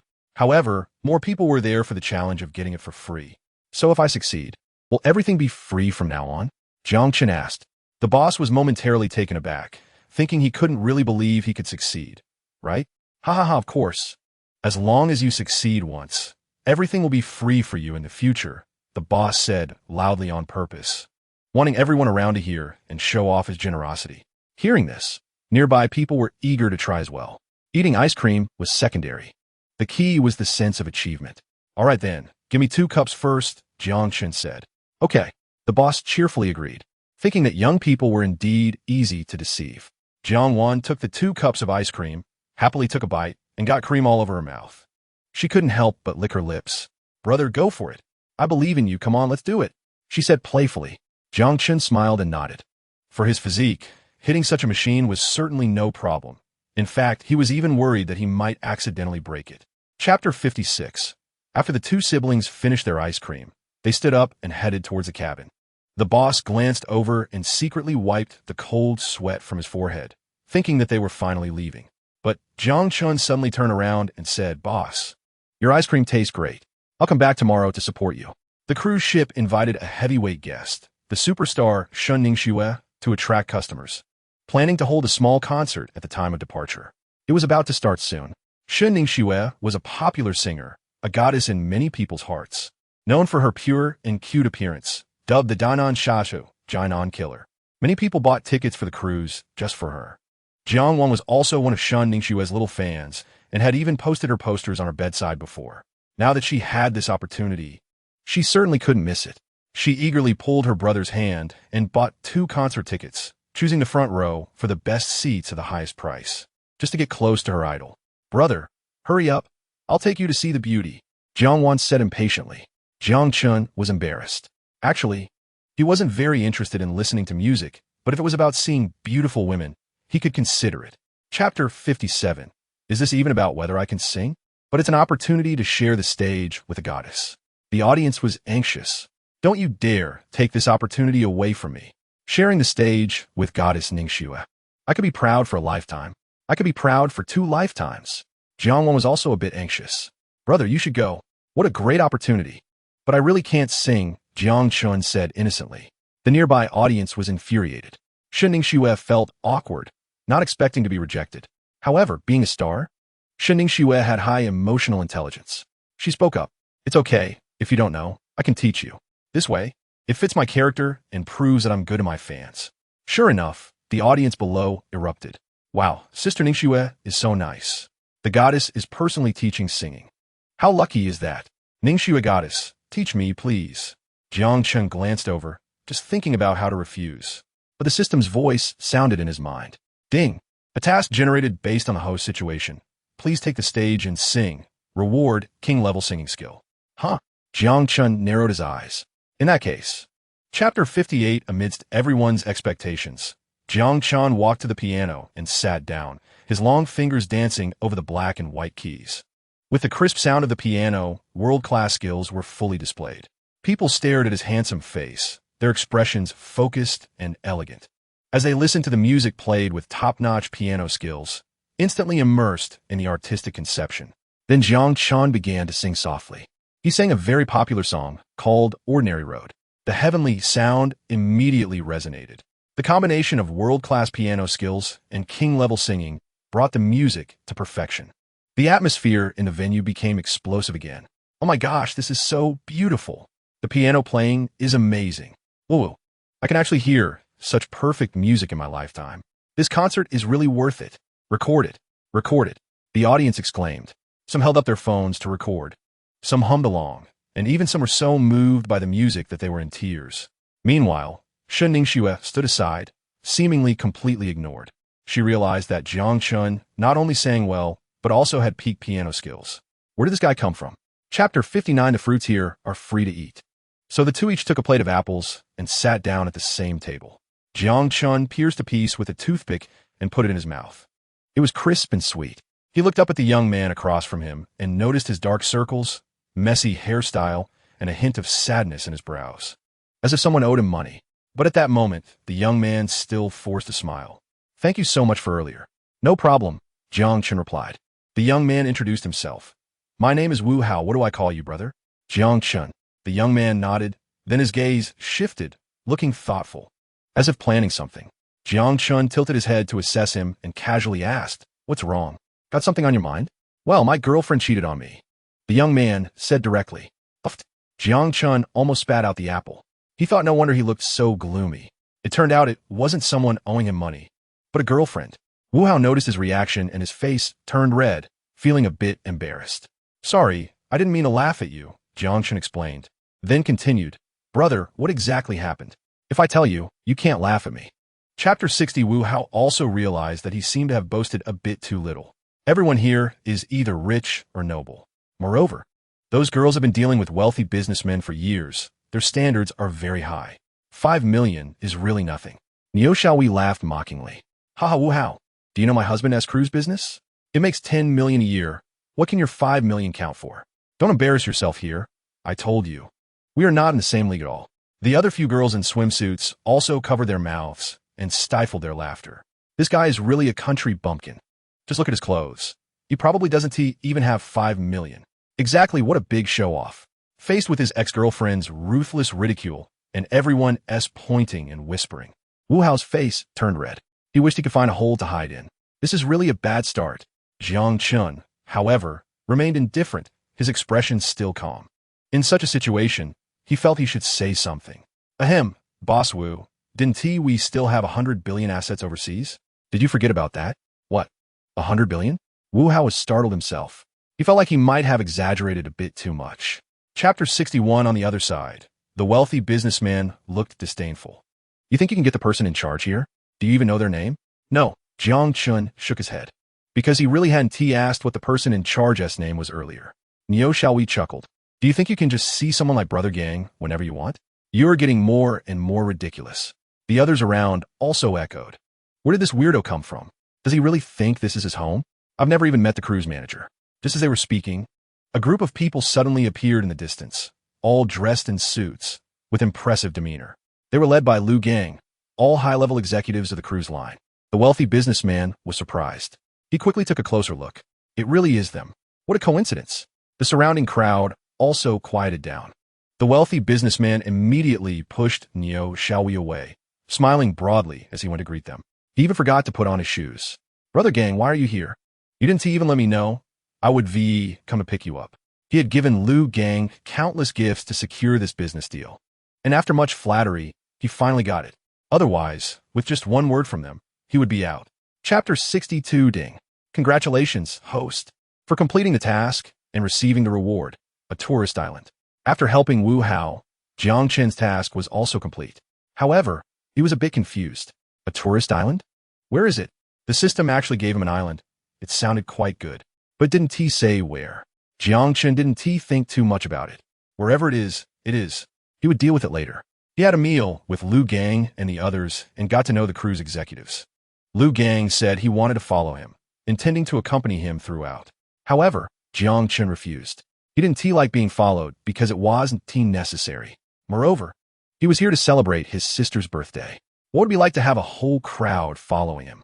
Lu Gang had to express that if there was anything he needed, he could just tell him. He was always on standby. Jiang Chen nodded in agreement. After sending those people away, he returned to his sister's room. At this time, the sky was getting darker and night was approaching. Jiang had already woken up and was live streaming with her phone. The live stream of the luxury cruise 7-day tour was very popular.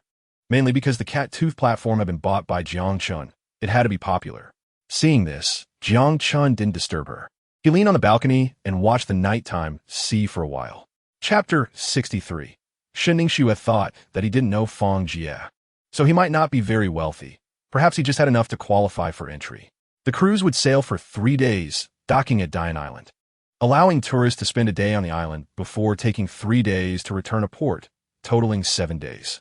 At this time, Li Donghai picked up the auction hammer, his voice booming 10 million once, 10 million twice, 10 million 3 times.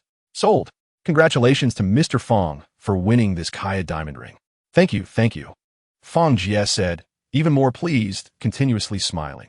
He just loved the thrill of spending money. In fact, girlfriends and such are not important. Next, the auction continued. Our second item is a red spider crystal pendant, Li Donghai said. A beautiful woman in a cheongsam placed the red crystal necklace on the display stand. It was about the size of a thumb, crystal clear, radiating a seductive red glow. This necklace represented heat and passion, symbolizing a passionate love. With a starting price of 7 million. They always loved to fabricate meanings for these jewels, making people more willing to buy them. Chapter 64. Li Donghai was stunned. The small hammer stopped midair, thinking he must have misheard. The crowd was also taken aback, turning to look at one handsome young man holding a bidding card. Is someone really bidding 100 million? This is too intense. People found it unbelievable, although they were very wealthy, with fortunes in the tens or even hundreds of billions. Spending 100 million on a ring was still hard to swallow. Shen Ningxue also stared with wide eyes, a bit disbelieving. Jiang Chun had been quiet all along, but suddenly bid 100 million. He didn't make a sound before, but now he was astonishing. Fang Jie bid 70 million. which was 13 million more than before. Jiang Qin's 100 million was a full 30 million more. This was real money. Li Donghai's hands trembled with excitement. Every time something worth over 100 million was sold, it would be recorded in the history of cruise auctions. He remembered the last time it happened was 5 years ago. The venue fell silent. At this moment, Fang Jie's smile suddenly stiffened, feeling very unhappy. He turned to Jiang Chun, secretly grinding his teeth. 100 million once, 100 million twice, 100 million 3 times. Li Donghai's trembling hand was about to drop. Chapter 65. At this time, Jiang Chun was saying, just let the finance department know. The auction staff salary will double this month. Thank you, Mr. Jiang. Thank you, Mr. Jiang. Li Xian quickly expressed her gratitude, smiling even more happily. They had already made a lot today, and now it would double. Hiss. Fang Jie saw this scene and finally understood. Damn it, I've been tricked. The entire auction was initiated by him. So he walked over and said unhappily, Hey, did you open this auction house? Aren't you just maliciously raising the price? I'm quite well-meaning, Jiang Chun said inexplicably. He just forgot that the cruise was his. You. Fang Jie showed an anxious expression. But thinking about it, who would intentionally raise the price to 300 million? Wouldn't that mean losing money? In the end, it was still Fang Jie who was willing to buy. Now he was like a mute eating bitter gall, unable to express his grievances. Li Xian advised beside him, Mr. Fang, don't you remember? The meaning of the blue star is generosity, embracing everything, and having an open mind. Isn't this just right for you? Damn it. Fang Jie was almost driven mad upon hearing this. Spending over 300 million to buy a sense of generosity? That was indeed quite generous. Chapter 66. The cruise ship had been targeted by thieves. Wasn't this delaying his business? So Jiang Chun had to intervene. The thief looked at him, frowning. Seeing the small spoon in his mouth, he immediately knew who had thrown the ice cream. The young man understood that he must have seen him stealing. But in this situation, he had to strike first. So he arrogantly shouted, Are you blind? Can't you walk? Jiang Chun inhaled sharply, not expecting this guy to be so arrogant. Did you just steal someone's stuff? Who stole? Do you have evidence? Be careful, I sue you for defamation. The thief certainly wouldn't admit it. Jiang Chun narrowed his eyes, thinking, Do I need evidence to catch someone? Seeing that the thief was not backing down, he decided to change his strategy. Threateningly, he said, Let me tell you, kid, don't get yourself into trouble. As he spoke, 2 other young men stepped out of the crowd. One tall and one fat, both with fierce looks, approached from this side. Obviously, they were accomplices of the thief. To dare commit a crime on the cruise, of course, they couldn't be alone. The 3 showed fierce expressions, blocking Jiang Chun in the middle. Oomph. I advise you not to meddle. Keep your mouth shut, or you'll regret it. Chapter 67. Jiang Chun and the 3 were eating ice cream, chatting. The girl was named Yi Ling, a recent college graduate who had come to the cruise for a graduation trip. But now she encountered this situation. She thanked Jiang Chun again. After finishing the ice cream, Yi Ling said gratefully, Let's go. I'll treat you to dinner. Okay, Jiang Chun replied without saying much. It was about mealtime anyway. But Jiang Wan looked at the 2, her beautiful eyes rolling, seemingly thinking of something. Then she shook her head like a rattle drum. I'm not going. I'm full from the ice cream, and I still need to lose weight. You 2 go. Jiang Chun looked at her, feeling a bit strange. Sure enough, Jiang Wan had an ambiguous look on her face as she winked at him, implying encouragement to seize the opportunity. Jiang Chun was speechless, wondering what this little girl was thinking all day long. Am I really that kind of person? After she finished speaking, Jiang Wan ran back to her room to rest, leaving Jiang Chun and Yi Ling alone. Yi Ling's face turned red, and she shyly said, Then I'll treat you. Oh, okay, Jiang Chun nodded. Anyway, his sister had already left. Chapter 68. Jiang Wan giggled. I said you're eating too fast. What else could it be? Come here, Jiang Chun called. He then raised his hand and gave her a light tap on the head. Jiang Wan quickly covered her head with both hands and begged for mercy. Jiang Chun felt that ever since his sister started live streaming, she had come into contact with too many people and had been led astray by silly netizens. After playing on the cruise ship for a day, they were about to dock at DN Island. DN Island covers an area of 124 square kilometers, with pleasant scenery and a spring-like climate all year round. Most of the island has been developed for tourism, attracting countless visitors each year. There are also some permanent residents, but they are all well-known, wealthy individuals who have built villas by the sea. At this time, Jiang Wan couldn't wait to run to the deck. gazing at the green island on the horizon, and couldn't help but exclaim, "Wow, so beautiful." Jiang Chun glanced over and didn't feel much, just thought it looked pretty green. Other tourists quickly gathered on the deck, eagerly looking out as they had been at sea for 3 days, yearning for the beautiful island ahead. After a moment, the cruise ship had docked at the Dian Island pier. With Jiang Chen's status, he had a VIP passage to disembark. Chapter 69 on the other side. Jiang Chun had just finished eating and took his sister to see an antique exhibition. Just then, he received a call from Fang Yuan, the person in charge of Dian Island, who said that the island had been acquired by Jiang Chun and was now his property. Upon learning that Jiang Chun was at the Century Hotel, he expressed that he wanted to come over to take a look. After all, the new boss was visiting the island, and Fang Yuan couldn't afford to be negligent. At first, Jiang Chun felt confused, but then suddenly remembered that after helping Wu Hao embarrass a materialistic girl, the system rewarded him with a tourist island. Now he realized that the island rewarded by the system was actually Dian Island. How coincidental. Jiang Chun sighed, realizing that not only was the cruise ship his, but even Dian Island belonged to him now. No matter where he went, it was all his territory. After hanging up the phone, Jiang Chun couldn't help but mutter a few words. "Why didn't you say it earlier? If you had told me earlier, I wouldn't have had to pay for the meal just now." "Hey, brother, why didn't you pay?" Jiang Wan asked curiously. Jiang Chun shook his head. "It's nothing. Just a small matter." "Oh." Jiang Wan was quickly attracted by the surrounding antiques. Chapter 70. Fang Jie thought about it and realized it would be a dead giveaway.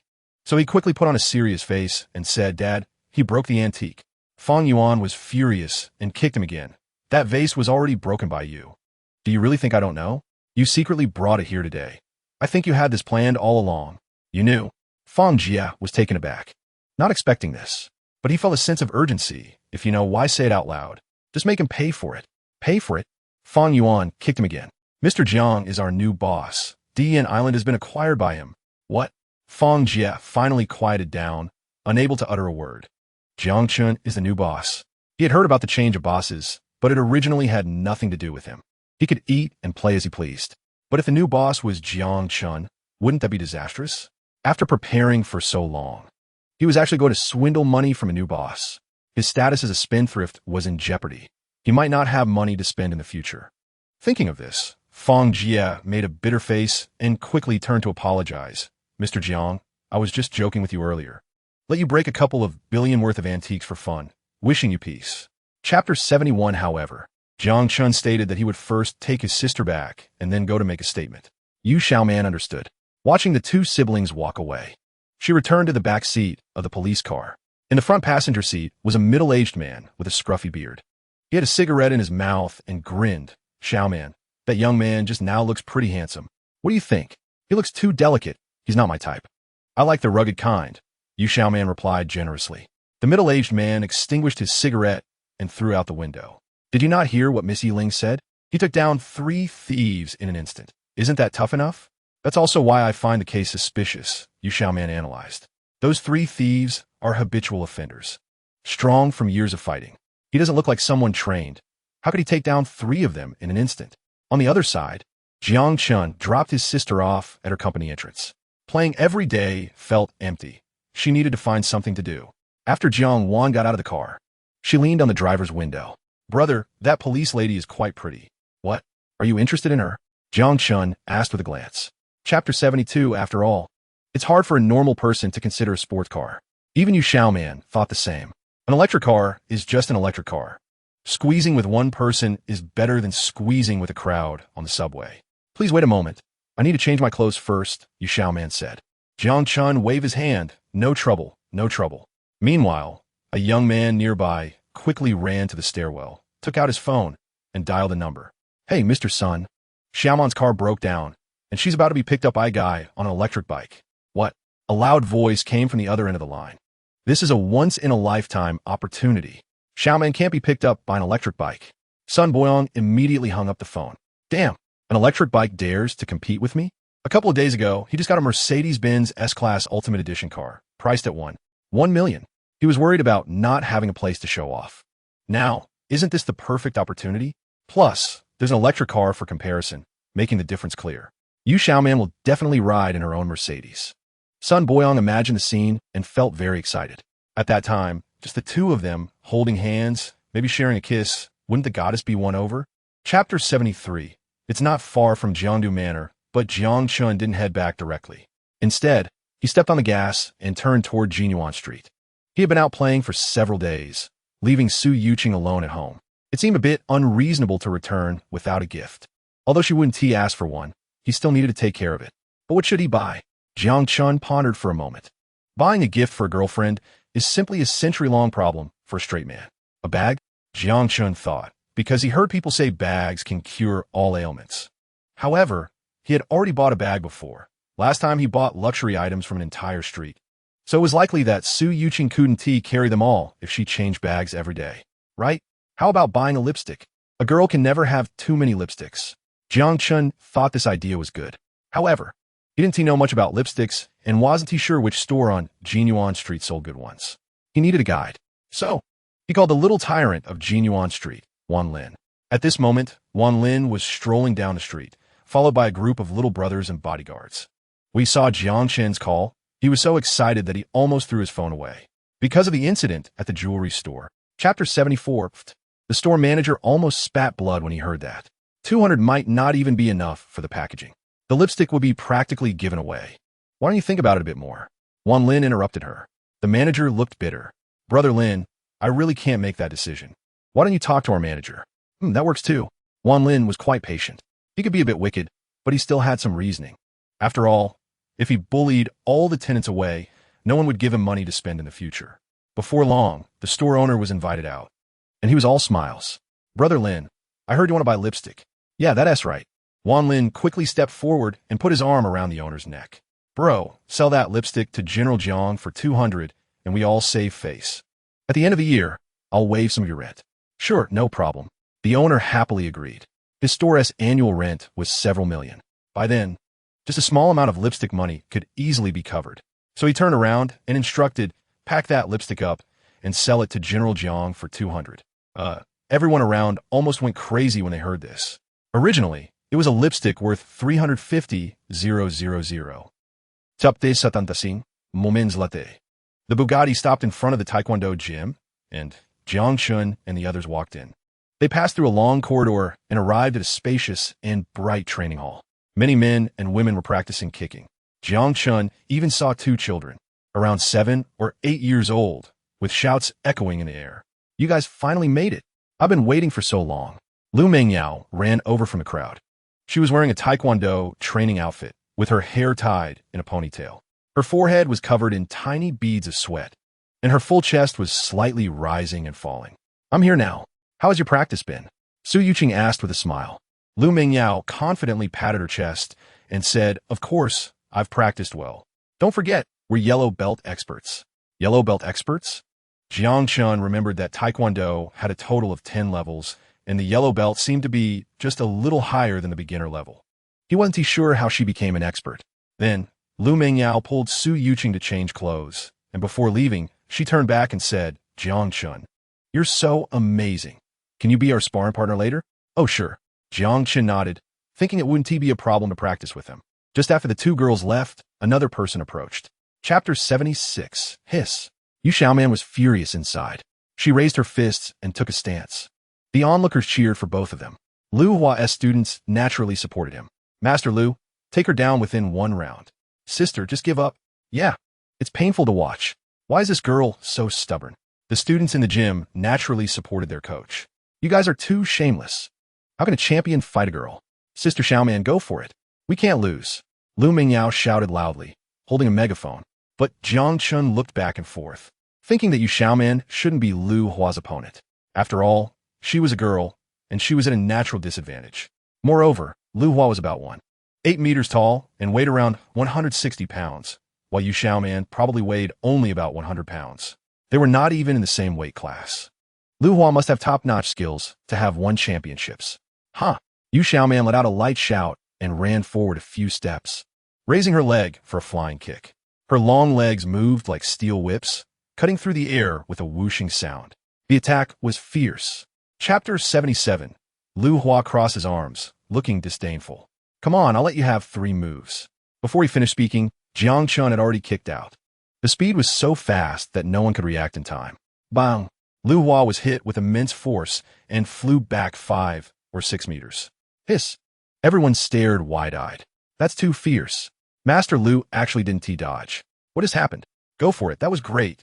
You Xiaomon students, who initially had little hope, suddenly felt a surge of momentum after seeing that kick. It seemed like they might actually win. Cough, cough. Lu Hua coughed violently, feeling a tightness in his chest and struggling to breathe. You cheated and attacked me from behind. He had wanted to say that he would let Jiang Chun have 3 moves, but he couldn't even dodge this first kick. Huh! Jiang Chun chuckled lightly, showing no mercy at all. Before Lu Hua could get up, he swiftly stepped forward and kicked again. Bang! Lu Hua flew out several meters like a basketball. Everyone was astonished. As the champion, Lu Hua seemed to have no ability to resist. Chapter 78. Originally, Yu Xiaoman wanted to invite him to dinner, but now it was awkward. She had already noticed the front desk's intentions. If they didn't want to receive them, there was nothing they could do. Shall we change the place? Yu Xiaoman turned and asked, feeling a bit embarrassed. Su Yuqing and the other 2 girls expressed that they didn't mind, as it was all the same to them. However, Jiang Chun frowned slightly. Is this how business is done? No matter how many people there are, you can't just kick them out. Well, wait a bit, Jiang Chun said. Huh? Yu Xiaoman paused, thinking to herself. Did he not understand their meaning? Jiang Chun stepped forward. Call your manager out. Oomph. The woman scoffed, a bit arrogantly. I'm the front desk manager. Oh, then you won't be in charge soon. Jiang Chun muttered. The woman didn't hear clearly. What did you say? It's nothing. We'll wait a bit longer, Jiang Chun said with a smile. The woman rolled her eyes. Then just wait. But she was thinking to herself, they wouldn't get any attention even if they waited until tomorrow. Jiang Chun took the 3 beautiful women and sat on the sofa nearby. Yu Xiaoman was initially quite happy, but now her mood was dampened. How long are we going to wait? Right away. Chapter 79. As expected, Yu Xiaoman's frown deepened. I'm going right away. She finished her call and hung up immediately. Jiang Chun asked, Are you leaving? Yeah, I have something urgent. Yu Xiaoman stood up. Jiang Chun thought for a moment. You've been drinking, my car is fast. Let me drive you. Okay. Thank you, Yu Xiaoman said. Now is not the time for politeness. Jiang Chun turned to explain to Su Yuqing and the others before heading downstairs with Yu Xiaoman. Su Yuqing expressed her understanding and reminded them to be careful, as Yu Xiaoman's job was quite special. They couldn't delay the important matters. Soon, Jiang Chun and the others got back into the Bugatti. The steel beast's headlights flickered, and the engine roared. It was ready to go. Where are we going? To the crime scene, Yu Xiaoman said directly. Hearing her words, Jiang Chun was astonished. Is it that explosive? He imagined a series of scenes from TV dramas. But where was the crime scene? Oh, it's at the Springfield orphanage, Yu Xiaoman quickly explained. Jiang Chun, who used to deliver packages, was very familiar with this city and naturally knew where the orphanage was. With a slam on the gas, the sports car shot out like an arrow. Chapter 80. Thick dark clouds rolled in from who knows when, blocking the evening sun. Cold winds blew fiercely, seemingly signaling that it was about to rain.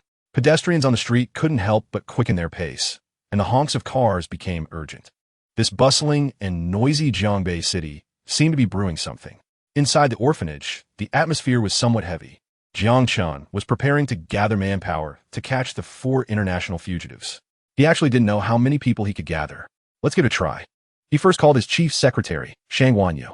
After explaining the situation, Shang Wanyu began to contact all the companies that had invested in Jiangbei City. Then Jiang Chun reached out to Li Yonghua from Jiangxing Hotel. Li Yonghua immediately notified the restaurant tycoon in the city. After that, it was Wanchun Mountain from Jinyuan Street. All the shopkeepers were informed. Fang Yuan from Dine Island, the tourism tycoon, expressed his understanding. Correspondingly, Li Xuan, Ban En, and Fang Jia also brought their bodyguards and wealthy friends, all heading over. The entire city seemed to be stirred up. The last call Jiang Chun made was to Gu Xiaoro from Jiangdu Manor. This girl didn't need much explanation. She was quite reassuring. Yu Xiaoman and Hu Ping were watching him from the side. Chapter 81. Heavy clouds rolled in the sky, and occasionally there were deafening sounds of thunder. Crack! Lightning pierced the sky. Large raindrops began to fall, creating a pattering sound. A Bugatti raced through the streets of Jiangbei City, followed by several million-dollar luxury cars. Nanyu Road had already become the outskirts of Jiangbei City. A mountain road connected here that could directly lead out of the city. Clearly, a few criminals had nowhere to hide and planned to escape in desperation. Police cars throughout the city flashed red and blue lights, emitting piercing sirens, all converging towards Nanyu Road. It seemed like a large net was rapidly closing in. All personnel were surrounding the four wanted criminals. Jiang Qin's Bugatti easily overtook several police cars and rushed over first. At this moment, Yu Xiaoman was also busy, keeping in touch with Hu Ping at all times. The technical team had already retrieved surveillance footage near the hotel, carefully searching for clues about the four fugitives. The license plate number was 1634, a black Mercedes van, and the fugitives were fleeing from Nanyu Road, heading out of the city. Yu Xiaoman repeated Hu Ping's words and mentioned it to Jiang Chun. Jiang Chun frowned slightly, thinking to himself that these international fugitives were indeed cunning. Their hiding place was very clever. Chapter 82. Yu Xiaoman had already made up her mind not to be afraid of death. How could she say she would go back just like that? As the saying goes, when one is outside, military orders are not to be disregarded. Jiang Chun, on the other hand, cared even less about these things. He focused on driving the Bugatti, entering the highway without slowing down. The steel beast roared past, causing tree branches to bend. "Hey, there's no road ahead," Yu Xiaoman suddenly exclaimed. Where the bright headlights shone, there were raindrops falling all around. Ahead was pitch black. A U-turn appeared. Jiang Qin's eyes flickered as he quickly turned the steering wheel and lightly stepped on the brakes. A screeching sound of friction came, and the Bugatti slid sideways. Yu Xiaoman's heart leaped to her throat. She could clearly see. The Bugatti's rear wing almost brushed against the guardrail as it slid past. Jiang Chun pressed the accelerator again. The sports car's exhaust pipes spewed out a scorching wave of heat, instantly evaporating the rainwater that had fallen, creating a mist behind. In just a few seconds, Jiang Chun executed a perfect drift, successfully navigating the U-turn. Phew! Yu Xiaoman let out a long breath and patted her full chest. It was just too thrilling. Teetering on the edge of life and death, her adrenaline surged. Chapter 83. The woman's lips curled slightly, her smile revealing a hint of coldness. Her gaze was like that of a cheetah about to pounce. A fierce light appeared in her eyes. Yu Xiaoman felt a chill run down her spine as she was stared at, shivering involuntarily in the heavy rain. These people were international fugitives, clearly not good folks. And she had come here in a hurry today without a gun. It seemed she could only fight desperately. Every nerve in Yu Xiaoman was taut as she stepped forward. But a warm, large hand suddenly rested on her shoulder. "Let me handle this. You're no match for her." Yu Xiaoman turned her head and saw that the handsome face remained calm and composed. The four people in front were notorious fugitives. An ordinary person would have been scared out of their wits by now. She couldn't help but admire Jiang Qin's psychological resilience, even beginning to suspect he might be a retired international mercenary. Yume swung her legs and walked out from the rainy night. Under the bright headlights of the Bugatti, her shadow stretched long. "Do you want to be a hero? Being a hero comes at a price." As she spoke, Yume suddenly dashed forward, moving at breakneck speed, splashing rainwater everywhere. Chapter 84. Gulp. Facing Jiang Qin's gaze, Yume instinctively swallowed. Even as a professional killer, she felt a surge of fear in her heart. It had been a long time since she experienced this feeling. The last time was when she was in the organization, fighting against her own comrades. Yume tightened her grip on the dagger, seeming to find her only sense of security in the handle of the knife. Jiang Qin glanced at her and noticed she clearly hadn't given up. He couldn't help but mutter, "You people really are not normal." "Huh, anyone in our line of work who's normal is already dead," Yume replied solemnly. In her dictionary, failure equated to death. When she killed her first person, she knew there was no turning back. Yume charged forward recklessly through the rain, dagger in hand. Jiang Chun watched her quietly. When she was just in front of him, he gently sidestepped, then struck down with his palm, hitting the back of her neck hard. Bang! Yume closed her eyes and collapsed to the ground. This guy is too dangerous. It's safer to knock her out. At this point, all four thugs had fallen to the ground, varying degrees of injury, but all had lost their combat ability. Chapter 85. In the Jiangdu Manor. Su Yuqing was nestled in Jiang Qin's arms, sitting on the bed. They were watching the 80-inch TV in front of them. The screen was broadcasting news from Jiangbei City. Shocking. International fugitives have invaded Jiangbei City, only to be subdued by a heroic citizen. The young man chased the criminals through the rain. Was it all for this? The orphanage children were kidnapped. Is it moral decay or the distortion of human nature? Please tune in to tomorrow's legal segment. Although this had happened several days ago, the TV station was still running reports with various sensational headlines that caught the eye. Su Yuqing couldn't help but laugh because the heroic citizen was right beside her. Of course, to protect Jiang Chen's safety, his identity information had not been leaked. Anytime he appeared on screen, it was blurred out. Due to the considerable uproar over this incident, the entire city's citizens were aware. The capture of the brutal criminals was a great relief. Many people praised Jiang Chen, and even memes began circulating online. Various self-media outlets rushed to capitalize on the excitement, writing articles about the event to attract readership. Even physical stores put up related banners to draw attention. Chapter 86. Nowadays, people go to great lengths to gain fame. There are all sorts of professions with impressive skills. Why don't you just fly to the sky? Jiang Chen scoffed inwardly and stepped forward to say, Hero, since your skills can keep up with cars, why not give us a live demonstration? Upon hearing this, the surrounding people immediately became interested, wanting to see it for themselves. They started to clap and cheer, asking, Hero, show us a performance. Yeah, come on, do it. The atmosphere was heated. The young man glanced at Jiang Chen, feeling somewhat annoyed, thinking this was ruining his moment. But he couldn't express it openly and could only ponder, actually, I first drove after them, and then I used my skills to jump onto the criminal's car. You don't really think I chased them down on my legs, do you? No way. Oh, that makes sense. Even the best skills can't outrun a car. Yeah, that's reasonable, the people around him agreed. But Jiang Chen then asked, so what car were you driving at that time? Hiss. The young man gasped. Chapter 87. Gotta go. Jiang Chen didn't want to be any kind of hero. He just wanted to be an ordinary rich man. Soon, the two arrived at a piano shop, which was also a well-known place in Jiangbei City. Jiang Chen's piano was custom-made by foreign masters and crafted with the world's top technology, costing tens of millions. It had just been delivered that morning. The willingness to take on such a big deal showed the piano shop's strength. The decor was extremely luxurious, with hostesses standing on either side. Those who came here were either rich or noble. Welcome, the hostess smiled as she opened the door. Jiang Chen walked in.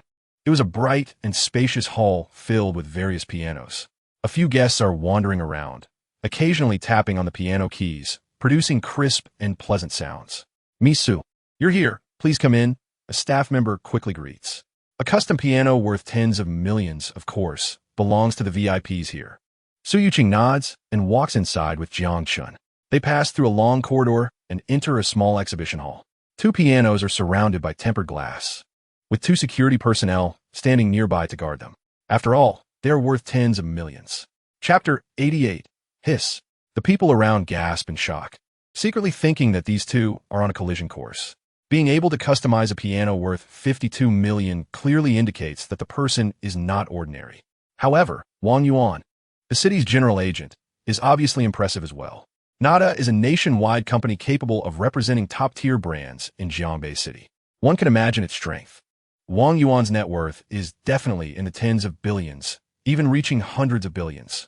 I'll tell you, kid, don't think you're impressive just because you have some money. These two pianos were transported by our company. As long as I say there's a problem with the shipping documents, they will be sent back immediately for reevaluation. And you can find someone else to pick them up. He threatens again. What he had said earlier about blocking the street was purely to scare Jiang Chen. Seeing that Jiang Chen was unfazed, he thought it was time to make a real move. The people around were astonished, secretly thinking that this move was indeed ruthless. No one could do anything about it. The store manager, upon hearing this, was also very angry but helpless.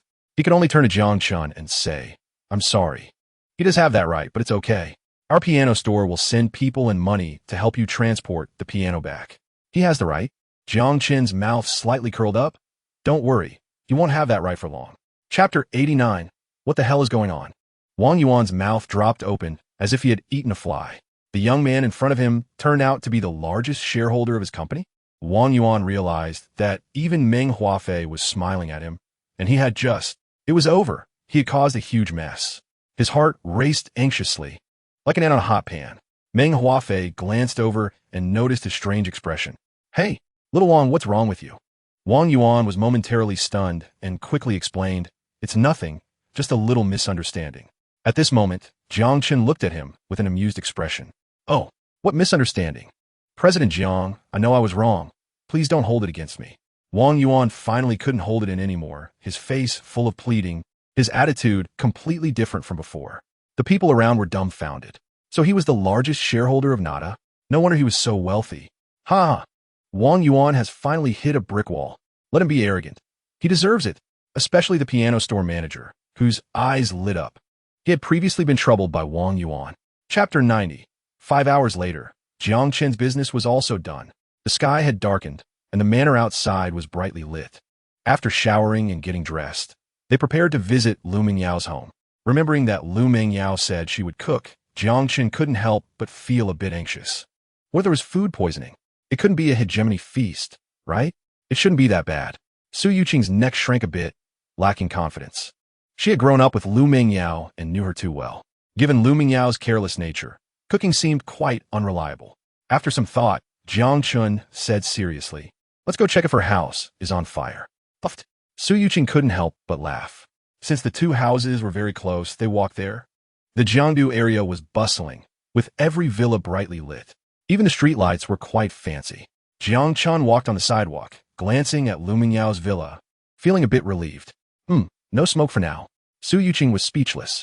Lu Mingyao's parents were away on business, so her house only had some servants and maids. At this moment, Lu Mingyao was a bit impatient. Chapter 91. Jiang Chen carefully picked up a small piece with chopsticks, looking like he was defusing a bomb.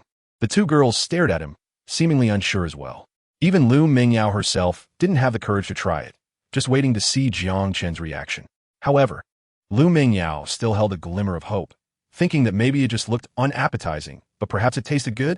Jiang Chen picked it up, smelled it first, and was hit by a strong, oily smell. Then he gently took a small bite. In an instant, the bitter taste spread on his tongue, and the burnt smell filled his nostrils. This feeling was akin to eating Chinese medicine, bitterer than yellow lotus. Jiang Chen immediately frowned, but then a clever idea struck him, and he relaxed, breaking into a smile. I have to say, it's quite delicious. Yao, you should try some too. Jiang Chen's acting was very convincing. Comparable to an Oscar-winning actor, Su Yuqing shot him a glance, feeling that something was off, clearly skeptical. But Lu Mingyao instantly beamed with joy. See, I told you it just looked unappetizing, but it's actually quite tasty. Saying that, she picked up her chopsticks and directly grabbed the biggest piece to shove into her mouth. Jiang Chen watched her. Chapter 92. The aroma became even stronger, triggering the most primal desires in people's hearts. Gulp. Su Yuqing and the others swallowed hard, their eyes glued to the kitchen. After a moment, the kitchen door finally opened. It was time to reveal the dishes. Jiang Chen brought the plates out one by one. There were garlic lobster, sauce carp, and sea cucumber abalone soup. 6 dishes in total, looking exquisite and emitting a delightful fragrance. They were indeed a feast for the senses. Is this really what you made? Lu Mingyao's eyes widened, swallowing hard, her speech faltering. The dishes looked comparable to those of a Michelin chef. No, they should surpass that of a Michelin chef. Jiang Chen nodded. Of course it's made by me. Otherwise, who else could it be? However, Lu Mingyao was speechless. She felt that it was quite different from what she had imagined. Shouldn't she find some balance from Jiang Chen? Now, she felt even more unbalanced. Su Yuqing smelled the aroma and couldn't help it anymore. She picked up her chopsticks and put a piece of lobster meat in her mouth. Delicious. Su Yuqing's beautiful eyes lit up. In front of delicious food, she had no time to dwell on who made it. She immediately started to enjoy her meal. Lu Mingyao, although incredulous, was still taken aback. At this moment, Jiang Chen walked in from the hall entrance, his gaze sweeping over the luxury cars, which were very pleasing to the eye. Soon, he arrived in front of his Bugatti, and his eyes suddenly brightened, feeling somewhat amazed. Indeed, he looked even more handsome than before. The damaged blue shell had been replaced with black. The 2 headlights were dazzling, and the thick exhaust pipes showcased a sense of power. Besides the changes in appearance, the internal components had also been upgraded. These were crafted by top masters using cutting-edge technology and craftsmanship. Jiang Chen, of course, didn't understand the specifics of the changes. Anyway, it felt quite good. He leaned against the car window, wanting to see if there were any changes to the interior. At that moment, Song Yaki was hugging her shoulders with a slight frown. Ever since Jiang Chen walked over, she had been paying close attention to him. Song Yaki felt he looked very unfamiliar. Not like the typical rich second generation who often came here. She had never seen someone so handsome before. Hey, you're too close. Please keep some distance, she said. Cars stored here, apart from their owners, of course, shouldn't be touched by outsiders. What if something got damaged? Huh? Jiang Chen turned his head, staring at the girl in a racing suit. and asked curiously, "Are you talking about me? You better win." Song Yaki was at a loss for words, suddenly feeling like she had no leverage. The guy had money and power, lacking nothing. But then she thought, hey, he can't possibly win, right? With that thought, Song Yaki decided to use a beauty trap on him. She puffed up her chest. "If you win, you could do anything to me." Her most confident areas were her driving skills and her figure, which no man could resist. Jiang Chun looked her up and down, with curves in all the right places. She was indeed quite attractive. "All right, then how we compete?" Jiang Chun asked. Song Yaki chuckled inwardly. He fell for it. "Ha! Man, come on, let's hit the racetrack." Song Yaki confidently waved her hand. The surrounding rich second generations also got excited, calling their friends to come and watch. After all, it was a showdown of cars worth billions, a rare sight. However, they all had great confidence in Song Yaki. After all, she had received professional training and had won first place in competitions, earning her a loud nickname, Car God of Jiangbei. Hee, you better not back out. Jiang Chen's car took off, the engine roaring wildly, like an eagle soaring through the sky, swiftly passing by. He flew over 5 consecutive U-turns and landed smoothly. The entire process was like performing acrobatics. When the crowd saw this, their previously panicked expressions turned into astonishment. One by one, they gaped, their jaws almost dropping to the ground. "This is impossible, right? How'd he do that? My God." The whole process demonstrated Jiang Chen's precise judgment and extreme control abilities. This was true stunt driving. People thought only movies dared to shoot like this. The new material for the next Fast and Furious was ready. At this moment, Song Yaki was also filled with shock as she watched the scene before her. Jiang Chen's driving method was both bold and risky. If he were to make the slightest mistake, the result would certainly be a car crash. However, this also showcased his precise control, making Song Yaki understand what true limits were. Since Jiang Chun had directly flown past, he had already pulled away from Song Yaki by 5 turns. For an expert, every second was extremely important. She couldn't possibly catch up over those 5 turns. Realizing this, Song Yaki began to slow down. Jiang Chun and the others arrived at the bar. The dim lights, the lively music, and the flashing neon lights in the dance floor were vibrant. Young men and women were dancing inside, full of passion. Many girls wore revealing outfits, flaunting their figures and releasing their charm. Jiang Chun sat on a corner sofa, his bright eyes scanning the surroundings, feeling that it was very lively. Li Xian was shouting beside him, "Come on, let's drink. Let's spend here." The drinks he ordered were, of course, very expensive. Jiang Chun didn't drink alcohol, but ordered a green gold version of Ace of Spades champagne, which cost 5,888 yuan a glass. "Boss Jiang, do you want to find a few girls?" Li Xian's eyes twinkled as he eyed the girls under the flashing lights, his intentions obvious. Ahem. Jiang Chun coughed lightly and waved his hand to interrupt. "Come on, let's just drink." All right. Li Xian understood and quickly agreed, thinking it was also true. How could Boss Jiang be interested in those superficial girls? Better not make a mistake. Besides, it wouldn't be good if his sister-in-law found out. Then let's toast to celebrate Boss Jiang's victory in the race. Li Xian raised his glass. The others clinked their glasses together, and the atmosphere heated up quickly. Not long after, a tall, dark-skinned man walked into the bar. He was wearing a black tank top, his muscles bulging, and his arms were tattooed with fish patterns. At first glance, he looked like a big black gorilla. Behind him followed a group of colorful-haired little brothers, numbering around 40 to 50. They swaggered in, each with a nonchalant expression, holding over a meter-long steel pipe in their hands. As this group entered, the bar's music stopped, and the neon lights stopped flashing. The originally lively atmosphere suddenly quieted down. The deep voice of the big black man rang out. "Who is so reckless to bully my cousin?" The customers in the bar turned their heads to look. Most of them recognized him.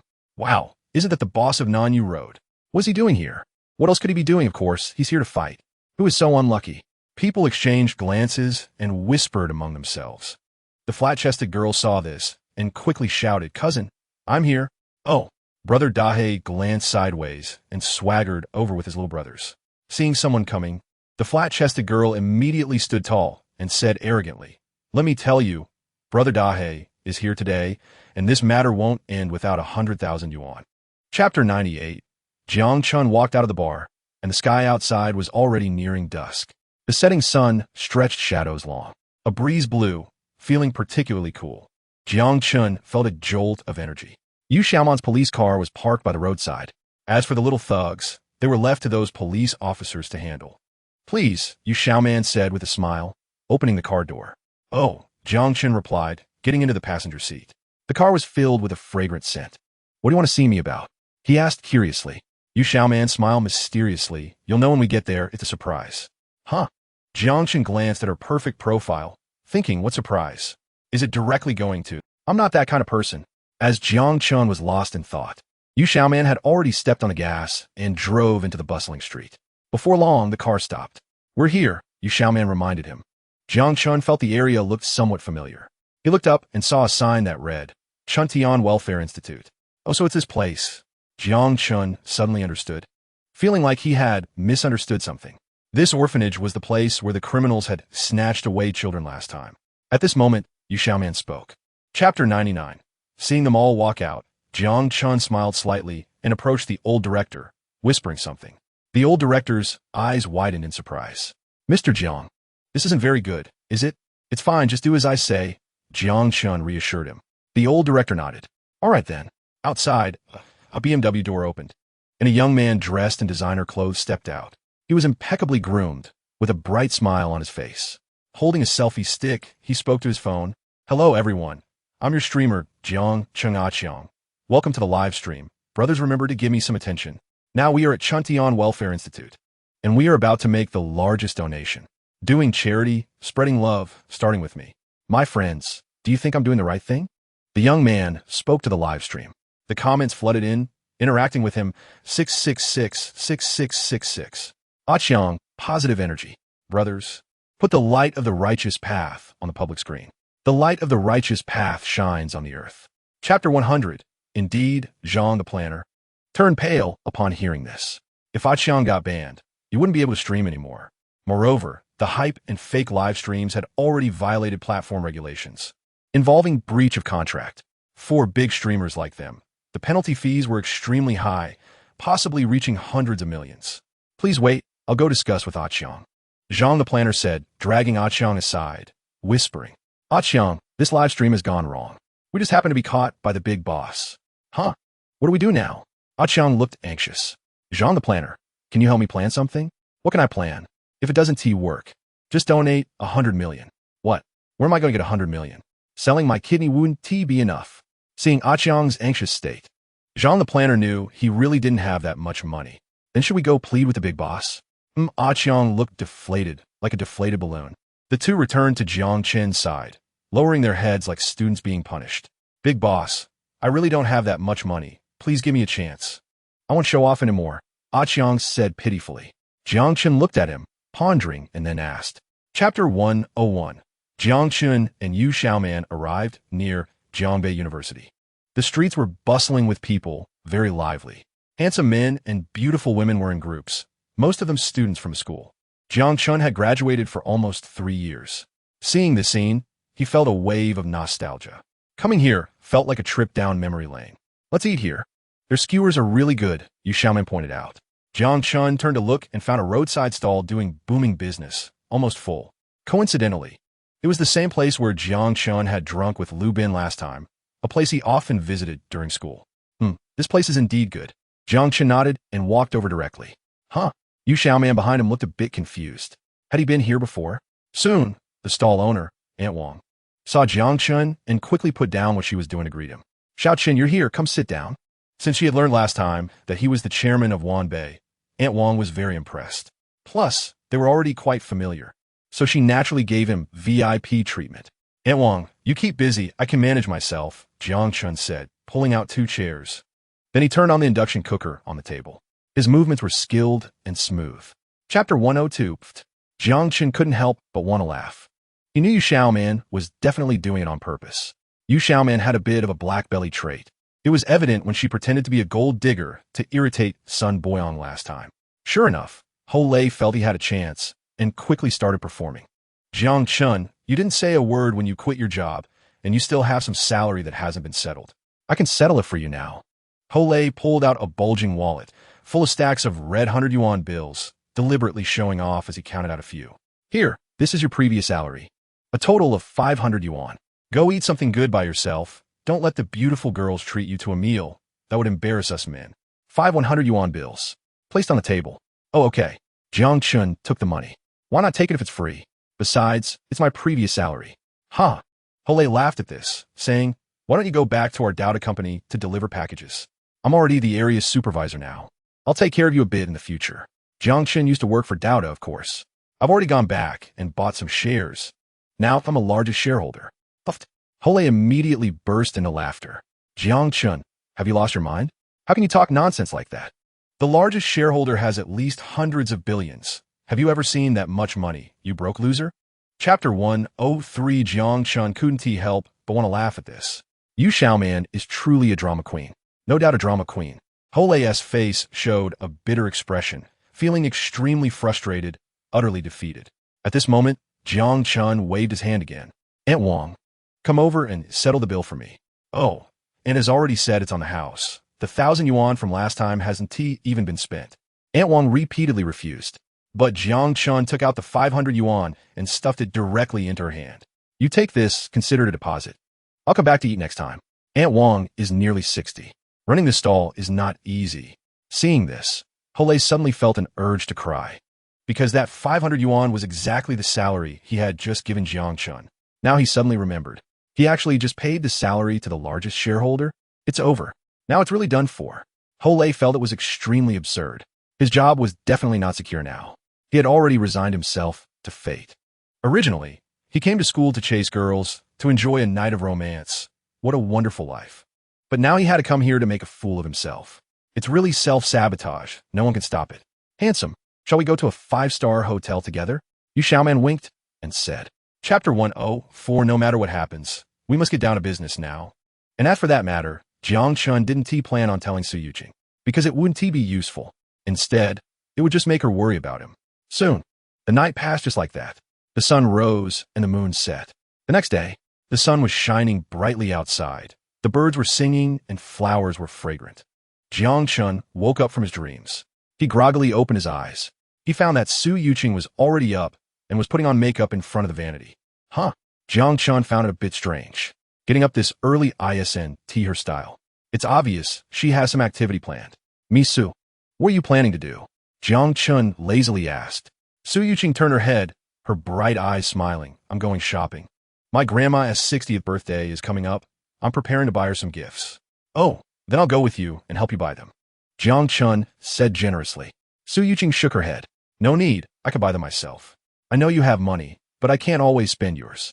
If others find out, they might think I'm with you just to scam your money. After all, they were just in a romantic relationship.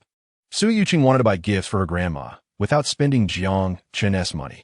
Chapter 105. Jiang Chun glanced over and found that the area inside was valuable. At this moment, many people were gathered around, watching a display case. That longevity peach made of white jade is the most expensive here. Ordinary people can't afford it. Zhang Qi boasted. She had some understanding of Su Yuqing's family background. They only had a small company. They weren't exactly top-tier rich second generation. Meanwhile, with help from her family, Zhang Qi had set up a company for her husband, which was valued at tens of millions. It had recently turned a profit, so she was very proud. Oh, Jiang Chun replied, turning to Su Yuqing and saying, shall we go take a look? Sure. Su Ying understood Jiang Chun's intention. It's likely that Zhang Qi wouldn't be able to buy that peach. The two walked into the crowd, their eyes glancing towards the display case. Sure enough, the longevity peach was indeed impressive. Golden leaves, a white jade peach body. The atmosphere created by the mist under the display case made it feel ethereal. Additionally, this longevity peach was not priced. As the saying goes, gold has a price. But jade is priceless. As long as someone likes it, they are willing to pay a high price. Therefore, this item was auctioned. People around were discussing it. TSK, that jade is indeed good jade. Chapter 106. Su Yuqing found Zhang Qi's cowardly appearance very amusing. She knew Jiang Chun could really do this. Just a few tens of millions, to him, it was nothing more than pocket money. Zhang Qi felt humiliated, gritted her teeth, but didn't dare to refute anything. She could only pull her boyfriend along. Let us go. Subsequently, they left in a dejected manner. Jiang Chun and Su Yuqing first stored the longevity peach in the shop, planning to eat something before going to explore elsewhere. Coming out, they couldn't just buy a peach. What do you want to eat? Jiang Chun asked. Su Yuqing thought for a moment. Let's go for a buffet. Sure. Jiang Chen nodded. Actually, he didn't have much he wanted to eat. Going for a buffet was just for the experience. You could take whatever you want. Of course, the buffet they chose was also very high-end. It was the most expensive restaurant in Jiangbei City, priced at 888 yuan per person. The interior decoration was also 5-star hotel quality. The two walked into the grand hall, luxurious and magnificent.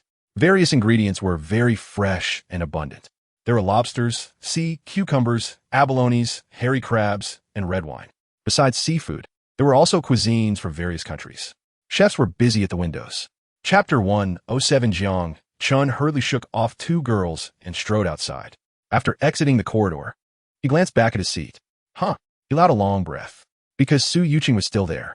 However, across from her, there was an extra person. Jiang Chen's pupils constricted slightly. The person was wearing a tight-fitting outfit, had shoulder-length hair, fair skin, and a slight smile at the corner of her mouth. It was undoubtedly Yi Mei. However, she was chatting with Su Yuqing, and the two seemed to be having a great time, causing Su Yuqing to occasionally let out giggles. What on earth was she trying to do? Jiang Chun quickly walked over. When Su Yuqing saw him return, she beamed. "You're back. This is a friend I just met. She's really nice." "Oh," Jiang Chun nodded, glancing at Yi Mei. He noticed she was also looking at him, her lips slightly curled up. On the surface, she appeared harmless, but there was a hint of coldness in her eyes, like a venomous snake hiding its fangs. "Yuqing, go get me a drink," Jiang Chun said. Su Yuqing paused for a moment, but quickly nodded. "Oh, okay." She picked up a cup and walked away. Jiang Chun sat down opposite Yi Mei. The two fell silent for a moment, neither saying a word. Yi Mei's lips curled into a slight arc, breaking the silence first. Chapter 108 Su Wanyu glanced over.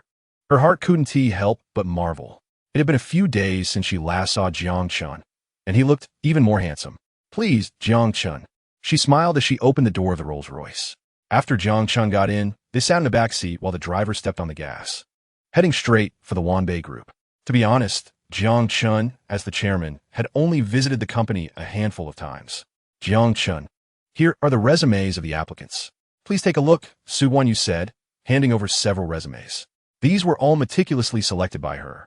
With no issues in terms of capability, it was just a matter of which one Jiang Chun preferred. Jiang Chun took them, glancing at a few. The resumes included names, gender, age, height, weight, and education. In the upper right corner, there was a 1-inch photo. Jiang Chun noticed that they were all bare-face photos, and several girls had bright eyes and neat features. As the saying goes, the ugly often look alike, while the beautiful each have their own uniqueness. Jiang Chun thought it really felt a bit like selecting a concubine. But his gaze suddenly paused on one resume. Name, Jiang Wenwen. Age, 21. Height, 170 centimeters. Weight, 51 kilograms. Chapter 109 Jiang Wenwen looked at Jiang Chun with a different expression, as if she were ready to dedicate herself at any moment. Jiang Chun also felt a bit uneasy under her gaze. "The interview can start now." "Oh." Jiang Wenwen's pretty face flushed as she began her self-introduction, detailing her height, weight, measurements, interests, and hobbies very thoroughly. It even made Jiang Chun feel like she wasn't there to apply for a secretary position, but rather for a blind date. After Jiang Wenwen finished, she bowed deeply and nervously walked out of the office. Would she succeed? She was quite uncertain. Afterward, several girls entered one by one, and Jiang Chun had quite a feast for his eyes. Moreover, these individuals were all high in talents, each with their strengths, and they were all very impressive. He was a bit unsure of which two to choose. At this moment, Su Wanyu walked into the office. "Jiang Chun, have you made up your mind? Which one do you plan to hire?" Jiang Chun hesitated slightly. "I feel they're all quite good. Then should we keep them all?" Su Wanyu asked tentatively. Jiang Chun immediately nodded. That's good." He was very satisfied, secretly thinking that Su Wanyu was indeed impressive, quickly proposing a perfect solution. Su Wanyu felt flattered. Chapter 110 Upon hearing that the decision rested on her, Su Wanyu felt pleasantly surprised. She hadn't expected her position in Jiang Chun's heart to be so significant. However, she was very confident in her ability to manage the merged company well. Jiang Chun was also a practical person. On a whim, he directly called the management of other companies. When they heard the proposal, they were all very excited. That night, Jiangbei City suddenly came alive. 3 luxury car convoys swept through the streets, attracting countless gazes. They set off from their respective locations, converging at Jiangcheng Grand Hotel, Jin Yuan Street, Wanchun Mountain, Dian Island, Feng Yuan, and Meng Huafei from Wanbei Group. The four formally met for a quadrilateral meeting. They had some business dealings before and had heard of each other, but now they were on the same front. The four sat in the most luxurious private room on the top floor, discussing the company merger and future development directions and decisions. Jiang Chun was not with them because he didn't understand business matters. Listening to the four talk felt like being in class, making him want to doze off. Fortunately, Jiang Chun mixed in with Li Xian, Wan Lin, and Fang Jie. This meeting was particularly grand. Chapter 111, What the Hell? Dahei looked around, completely bewildered. He had been fighting and brawling since he was young, claiming to have seen all kinds of occasions. But this situation, he had truly never experienced before. This is it. It's over. Dahei was terrified, realizing he had fallen into the enemy's den. He now understood the extent of Jiang Chen's power. The last time he reported to the police was already merciful. Was it too late to regret now? Dahei mumbled to himself.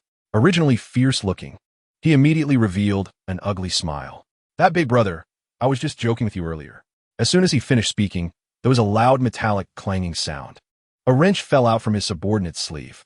He was genuinely frightened by the scene, his legs trembling like chaff. Huh, what is that?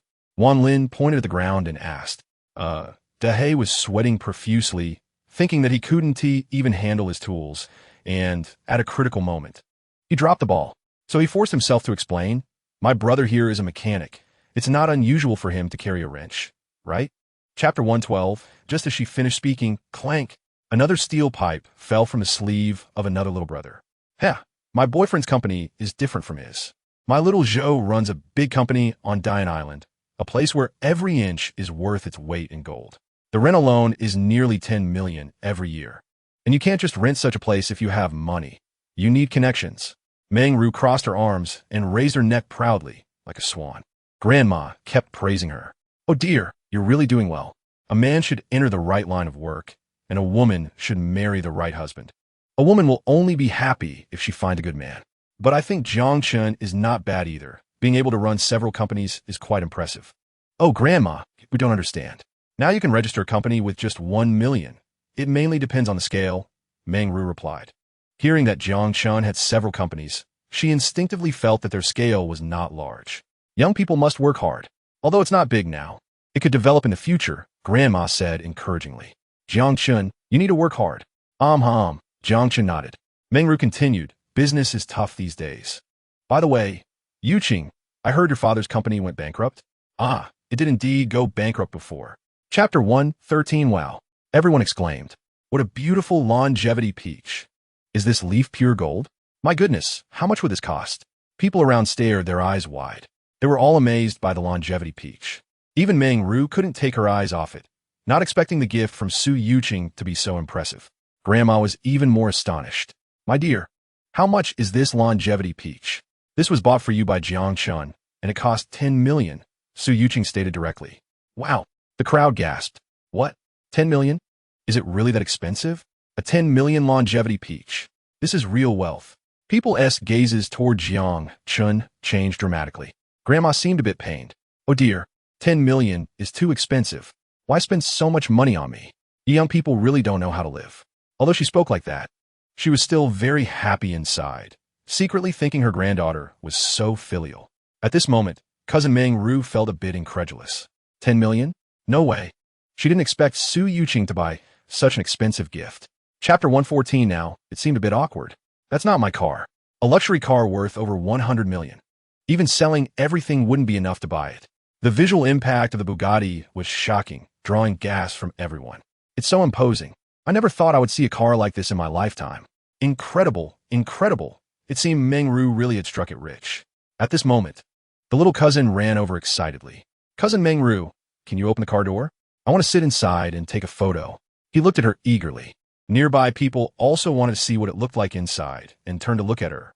Meng Ru was momentarily stunned, unsure how to explain. It was indeed impossible to smooth things over now. She had to admit, I don't have the car keys. Huh? How come you don't have the car keys? What? Are you reluctant to let us see? Meng Ru's face turned red. Now it was completely awkward. Stammering, she said, that's not my car. What? Not yours? Everyone was taken aback, thinking about how she had invited everyone to see the car. Chapter 115. At this moment, Zhou Yuntao was also dumbfounded. He had been bragging about his company for a long time, not realizing that Jiang Chun was the big boss of Dian Island. "Hey, Jiang brother-in-law, what are you doing?" Zhou Yuntao's face was bitter, even changing how he addressed him. He didn't know if it was too late to try to get close now. Jiang Chun asked curiously, "Hey, didn't you just say that you could afford a little more rent?" Zhou Yuntao was left speechless. He regretted it deeply, thinking he shouldn't have acted so pretentious. This was self-inflicted misery. The key issue was that the rent had increased too much, by a whole 10 million. His annual net profit was about that much. Wasn't this going to bankrupt him? Meng Ru's face turned pale. She felt like her intestines were turning green with regret. "Why didn't you say it earlier? Why not tell me earlier? If I had known Jiang Shan was the boss, maybe I could have gotten a discount on the rent because of our family relationship. Originally, they had a good hand, but now it was all ruined. Brother-in-law, 10 million in rent is too much. We really can't afford it. We can't keep the company running like this," Meng Ru said with a hint of pleading, all her previous arrogance gone. Although the crowd didn't fully understand the situation, they couldn't help but feel a sense of satisfaction. Chapter 116. Hiss. Chun Liangrong gasped.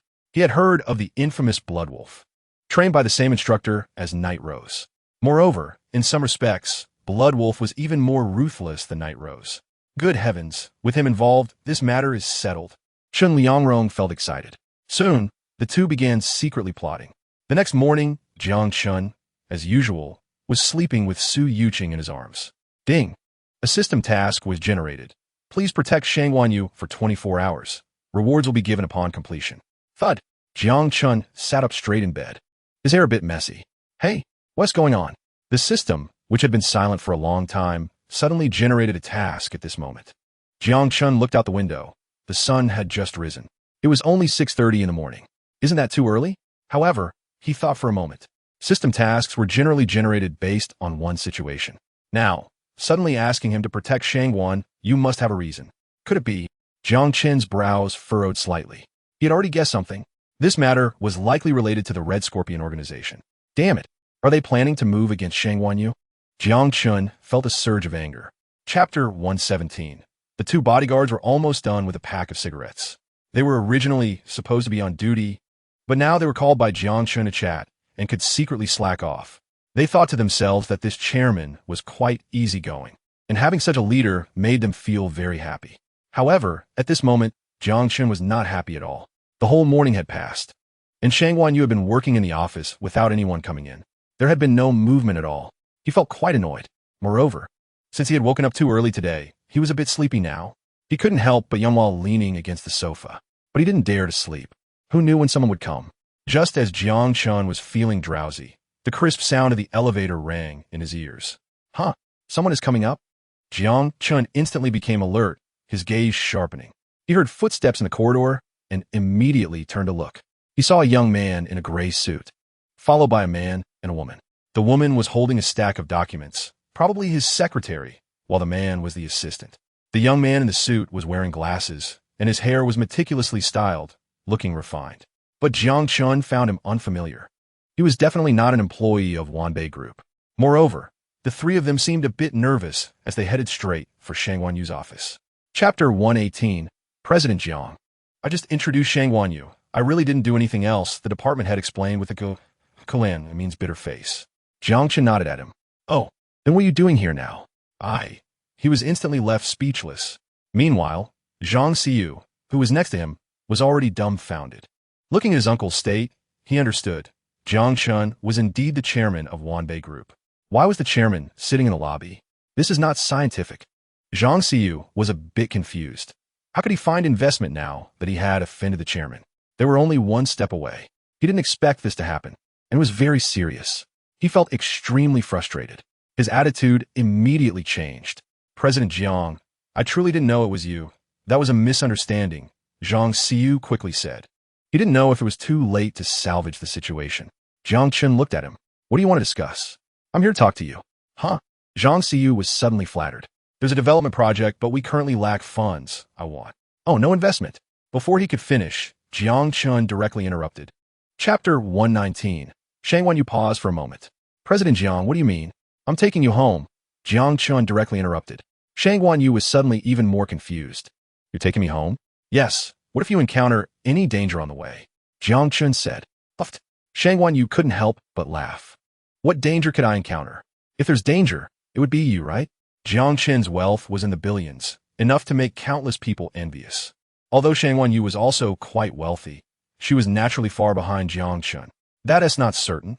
In the company, you are more important than I am. Jiang Chun said without looking back.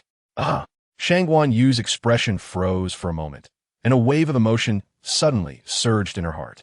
President Jiang actually said she was important. She realized her status in Jiang Chen's mind was even more significant than she had imagined. It was truly surprising. However, upon reflection, it seemed a bit strange. Why was he being so nice to her today? President Jiang, you don't have any other thoughts about me, do you? Shangwan Yu asked subtly. Jiang Chan was taken aback and turned to look at her. What thoughts do I have about you? It's really to protect your safety. Chapter 120, Blood Wolf. With his triangular eyes, scanned the room and asked, Who is that person? Wolf brother, that's Jiang Chun. Chun Liangrong quickly replied respectfully. Oh, Blood Wolf raised his eyebrows, seemingly interested. He knew about the incident with Night Rose last time and had long heard of Jiang Chen's reputation. Women are women. They don't even dare to take on his task, really embarrassing us gold medal assassins. Blood Wolf was very disdainful. He saw that Jiang Chun had delicate skin and looked like he wasn't a fighter at all, not as terrifying as Night Rose described. All right, I'll go meet him, Blood Wolf said. He was very confident in his close combat skills. Those around him, especially Chun Liangrong, were instantly delighted. Blood Wolf was notorious for his ruthlessness, and this was definitely enough for Jiang Chun to handle. They had long heard of Blood Wolf's fame and all wanted to witness his true skills. Wolf brother, just take him down. Chun Liangrong excitedly added fuel to the fire, imagining the scene of Jiang Chun begging for mercy, secretly delighted. But Blood Wolf ignored him and stepped forward. Jiang Chun scanned the surroundings and found that everyone else was a small-time thug, except for this middle-aged man who had a bit of bloodlust. Bang! Jiang Chun kicked Blood Wolf away. He flew like a broken sack, landing heavily on the ground. Blood Wolf suffered a severe blow. His neck twisted, and he directly fainted. Even his resilient nerves couldn't withstand such torture. Now, he finally understood why Night Rose didn't take on Jiang Chen's task. Jiang Chun stood proudly, the dagger he was holding still dripping blood. Everyone gasped in shock. It was truly brutal. A few people even trembled in their calves. Run, someone shouted, sounding like the starting gun at a race. Everyone scattered in a panic. This group of misfits was merely relying on someone else's power. Now that Blood Wolf was down, they immediately fell apart. Chun Liangrong also fled with the crowd. But due to his old injury, he limped as he walked, and his arm was in a cast, making movement very inconvenient. You bunch of brats, wait for me. Don't run so fast. He stumbled and shouted anxiously, but the people around him completely ignored him, quickly leaving him behind. Soon, a large hand grabbed his shoulder, instantly freezing him in place. Chapter 122. Jiang Chun thought the voice sounded quite sweet, at least 4+ points. Today, the system rewarded him with a piece of the park, and Shen Yunqi was the person in charge there. Mr. Jiang, when do you have time? I want to report on the situation of the park, Shen Yunqi said. She was quite curious about this new boss. According to custom, she should report work to him. But Jiang Chun casually waved her off. Let us talk about it later. I have things to do. Shen Yunqi was slightly taken aback, thinking to herself, what kind of boss is this busy at midnight? Moreover, he seemed to care nothing about such a large park. That is a business worth nearly 100 billion. But she resignedly said, oh, okay, Mr. Jiang, you go ahead. Jiang Chun hung up the phone. Although the young lady's voice was quite pleasant, it couldn't compare to the beauty right in front of him. Let us go shower. Jiang Chun pulled Su Yuqing into the bathroom. A night without a word. The sun rose and set, shining brightly. The morning sun awakened life on the earth. Jiang Chun was still sound asleep, but a phone rang. Recently, he had indeed been quite busy. Who was it now? Chapter 123. The man with a mustache saw that Jiang Chun's expression was not good. He pulled out a cigarette and handed it over, advising, hey brother, don't be angry, come have a smoke to ease your mind. No thanks. Jiang Chun waved his hand. The mustached man continued, it's not easy for anyone out here, it's inevitable to hit a wall. And those security guards just look down on people, they're just doormen, acting all high and mighty. Jiang Chun nodded, feeling that this was quite true. Hey, what are you two whispering about? Do you believe that when you open the door later, I'll 1T let you in? The security guard seemed to have heard them speaking ill of him and was very unwilling. The mustache man quickly smiled and explained, security brother, I didn't say anything bad, just said you're handsome. You be a 1 in a million in our village. But Jiang Chun turned his gaze and said, he just said you're just a doorman, looking down on people. Puffed. The mustached man's smile froze, feeling an urge to spit blood. Brother, you're not being righteous. Why do you sell me out? All right, you little brat, you're quite bold. If you can step through this door today, I'll eat Oreos upside down. The security guard pointed with his baton. Chapter 124. The two security guards were nearly going crazy. Looking at the situation before them, the young man was obviously the boss of the park. Even Shun Yunshi had to be very respectful. They had just offended him. What to do? What to do? The mustached young man stood there holding a cigarette, the ash burning long, completely forgetting to tap it. Soon it burned his mouth. He quickly spat it out and brushed off the fallen ash on his clothes. At this moment, he realized that Jiang Chun was actually the big boss of the park. He had chatted with such a person for half a day. No need to say anything else. How impressive. If this gets out, it would be enough to brag about for a year. Jiang Chun looked over and found that Shun Yunshi was still bowing, never daring to straighten up. But since her collar button was unbuttoned, Jiang Chun's view was a mosaic. Hiss, all right, you can get up. Jiang Chun waved his hand reluctantly. Shun Yunshi straightened up, feeling slightly relieved. This new boss didn't seem too angry and appeared quite generous. Mr. Jiang, please come inside. She made a gesture to invite him in. The noise outside was too loud. Chapter 125. Mr. Jiang, Qin Yang still owes us money. His steel plant's wastewater discharge exceeds standards. And our park specially built a wastewater treatment plant for him. He has never paid for the wastewater treatment fee from beginning to end, Shun Yunshi said. Qin Yang was a major client of the park, so they had given considerable support before. In fact, it wasn't too much money, so it could have been overlooked. But now that Jiang Chunwun let his factory operate, Shun Yunshi had to report this matter. Oh, Jiang Chun squinted his eyes, thinking of extorting him. And didn't he expect him to owe money? Isn't this just right? You draft a repayment contract. I will go find him to sign it later. Jiang Chun stated directly. Shun Yunshi's eyes turned. Mr. Jiang, it's been several years, and it's hard to determine how much he really owes us in a short time. We need to check with both accountants. What is there to calculate? Just write in the contract that he owes 100 billion. Oh, 100 billion? Shun Yunshi was immediately stunned. 100 billion is way too much, right? Building a wastewater treatment plant costs less than $1 million. Jiang Chun said 100 billion. Chapter 126. No matter what. As long as they could find Qin Yang, that would be fine. Jiang Chun invited the girl for drinks. The girl was instantly very happy, her face blooming with joy. Staring at Jiang Chun's handsome profile, she subconsciously licked her lips, wishing she could devour him right now. The two drank together and chatted casually. Mr. Qin is a super rich second generation. He has plenty of money. If you get along well with him, you'll definitely succeed, the girl encouraged. Oh, Jiang Chun smiled and responded. The girl pursed her lips, as if thinking about going to find Qin Yang, feeling a bit nervous. When you see Mr. Qin, make sure you don't say anything wrong, or we'll be in trouble. Don't worry, I know what to say, Jiang Chun assured confidently, because he had already made plans. The girl felt slightly relieved upon hearing his response. Then, she downed a martini in one go. The girl's complexion turned slightly rosy. As the saying goes, alcohol gives courage. She became much bolder. Let's go. I'll take you to meet President Qin. Okay. Jiang Chun put down his glass and followed the girl inside.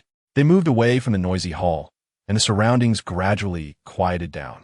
Soon, a long corridor appeared ahead. Chapter 127. With a loud bang, Qin Yang suddenly stood up, his expression so serious it seemed like he could drip water from it. The girls around him were startled. You are Jiang Chun? Qin Yang gritted his teeth. It was this young man in front of him who had taken down Bloodwolf and locked Shun Liangrong away, his own archenemy. At the same time, he realized that Jiang Chun had somehow taken over the entire park. He wanted to reclaim the land of his factory. Oomph. Qin Yang snorted coldly.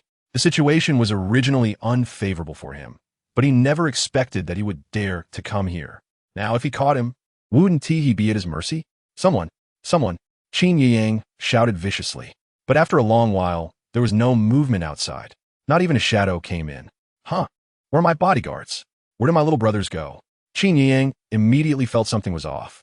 In contrast, Jiang Chun remained calm, watching him with a playful expression. Qin Yang was anxious in his heart. He thought, don't let him escape. Where is everyone? Get out here now. Bang! Just as he finished speaking, a bodyguard flew in from the door, covered in blood, and had already fainted. Chapter 128, hearing that Qin Guangshan had not responded for a long time. Qin Yang immediately panicked. Grandpa, please say something. I'm in their hands now. You have to save me. Upon hearing this, Qin Guangshan immediately understood. Qin Yang had been extorted. Otherwise, under normal circumstances, who could owe someone 100 billion? Do they really think our Qin family is easy to bully? Want to take money from us? No way. Qin Guangshan said firmly. Qin Yang felt like he was about to collapse, wanting to cry, but having no tears. Oh, Jiang Chun noticed that this old man was quite assertive. No wonder he was the richest man. Wang Lin, he immediately called out. With a crack, the bottle was shattered, and it pierced directly into Qin Yang's arm. Blood splattered everywhere. A piercing scream erupted in the private room. The originally trembling girls huddled together, terrified. Qin Yang's scream was clearly transmitted to Qin Guangshan's ears through the phone, like a steel needle piercing his heart. Although this grandson was a bit useless, he was still his flesh and blood. Qin Guangshan panted heavily, but he was still engaged in a game of wits with Jiang Chun, certain that he wouldn't dare to really put Qin Yang to death. Chapter 129. Wang Lin grinned. Don't worry, boss. I'm better at this. After handing the bar over to Wang Lin, Jiang Chun returned to the park management center with the repayment contract of 100 billion. He went straight to Shen Yunqi's office, pushed the door open, and entered. At that moment, Shen Yunqi was holding a makeup mirror, carefully grooming herself. Due to the rush in the morning, she hadn't had time to tidy up. Who is it? Why didn't you knock before coming in? Shen Yunqi quickly closed her small mirror. After all, it was working hours, and it wasn't good to be seen applying makeup. It's me. Jiang Chun casually replied. Shen Yunqi turned her head and gasped in surprise. She had been caught slacking off at work by her boss. She quickly stood up, crossed her hands in front of her, and smiled as she bowed. President Jiang, you're back. Jiang Chun didn't bother to hold it against her. Sat down in the office chair, propped his feet on the edge of the desk, and casually tossed a contract over. Keep this well. It's all evidence. Shen Yunqi looked down and saw that it was indeed the 100 billion repayment contract, and it even had a handprint on it. She was immediately astonished. Qin Yang really signed the contract? Chapter 130. The car drove into the parking lot. Jiang Chun and the two women entered the shopping mall. The surroundings were bustling with people, very lively. Looking at the dazzling array of goods, Su Yuqing and her friend were unhesitating. Just one word. Buy. They didn't even pay much attention to the prices. Whatever they liked, they just grabbed it. The various specialty stores seemed to have become their personal wardrobe. After all, they weren't lacking in money and were fully enjoying the thrill of shopping. After buying, they directly stored their items because there was simply too much to carry. Su Yuqing not only bought a lot of women's clothing, but also picked out several outfits for Jiang Chun. TSK, Jiang Chun couldn't help but silently sigh. His girlfriend was treating him quite well. They shopped from the first floor all the way to the 5th floor. At that moment, not far away, a clattering sound was heard. Lu Mengyao turned her head, and her eyes immediately lit up with excitement. Hey, we've arrived at the arcade. Let's go in and play. She was also very interested in these arcade games. The three of them walked in, and the lighting was slightly dim. Some people were hitting buttons on the joysticks, some were riding motorcycles, and there were basketball games, dance machines, claw machines, and so on. The noise was chaotic, and the figures were flickering. Jiang Chun looked around and wasn't very interested in these things. Chapter 131. Su Yuqing was also a bit curious. The two exchanged glances and walked over together. At that moment, Meng Ge was still chattering away. Let me tell you, don't even think about running. If you dare to steal my stuff, this matter won't end today. Hey, I see you're slandering me. We've been playing games the whole time. Who stole your stuff? Lu Mingyao's personality is quite straightforward. At this moment, she feels a bit anxious. Meng Ge continues to intimidate. Who are you? You're not her accomplice, are you? Be careful, or you might get arrested too. Lu Mengyao is furious. Meanwhile, Su Yi, who is beside her, cries out, anyway, I didn't steal your things. If you want to call the police, go ahead. Meng Ge elongates his tone. Oh no. This matter today can't be solved by calling the police. You have to compensate me. He starts to change the subject. If you really call the police, it will easily expose the truth. Meng Ji's two lackeys have already surrounded them, glaring at Su Yi with a threatening air. Su Yi feels a bit scared and doesn't dare to speak. The crowd is bustling with discussions, each holding their own opinions, not knowing exactly what happened. Hey Mingyao, what's going on? Suddenly, a calm voice sounds from the side. Chapter 132. Su Yi sits aside, not continuing to play. After what just happened, she needs to calm down. At this moment, several bystanders who know the truth step forward and advise. Little girl, you look like you've had a hard time. It's better to leave quickly. Yeah, Wang Ming is a local bully. He is not easy to deal with. Right, his brother is the boss on Nanyu Road. That guy is ruthless. If he really comes, it'll be troublesome. They love to bully girls like you. These people, seeing that Su Yi is quite innocent, can't bear to let her be bullied by those little ruffians.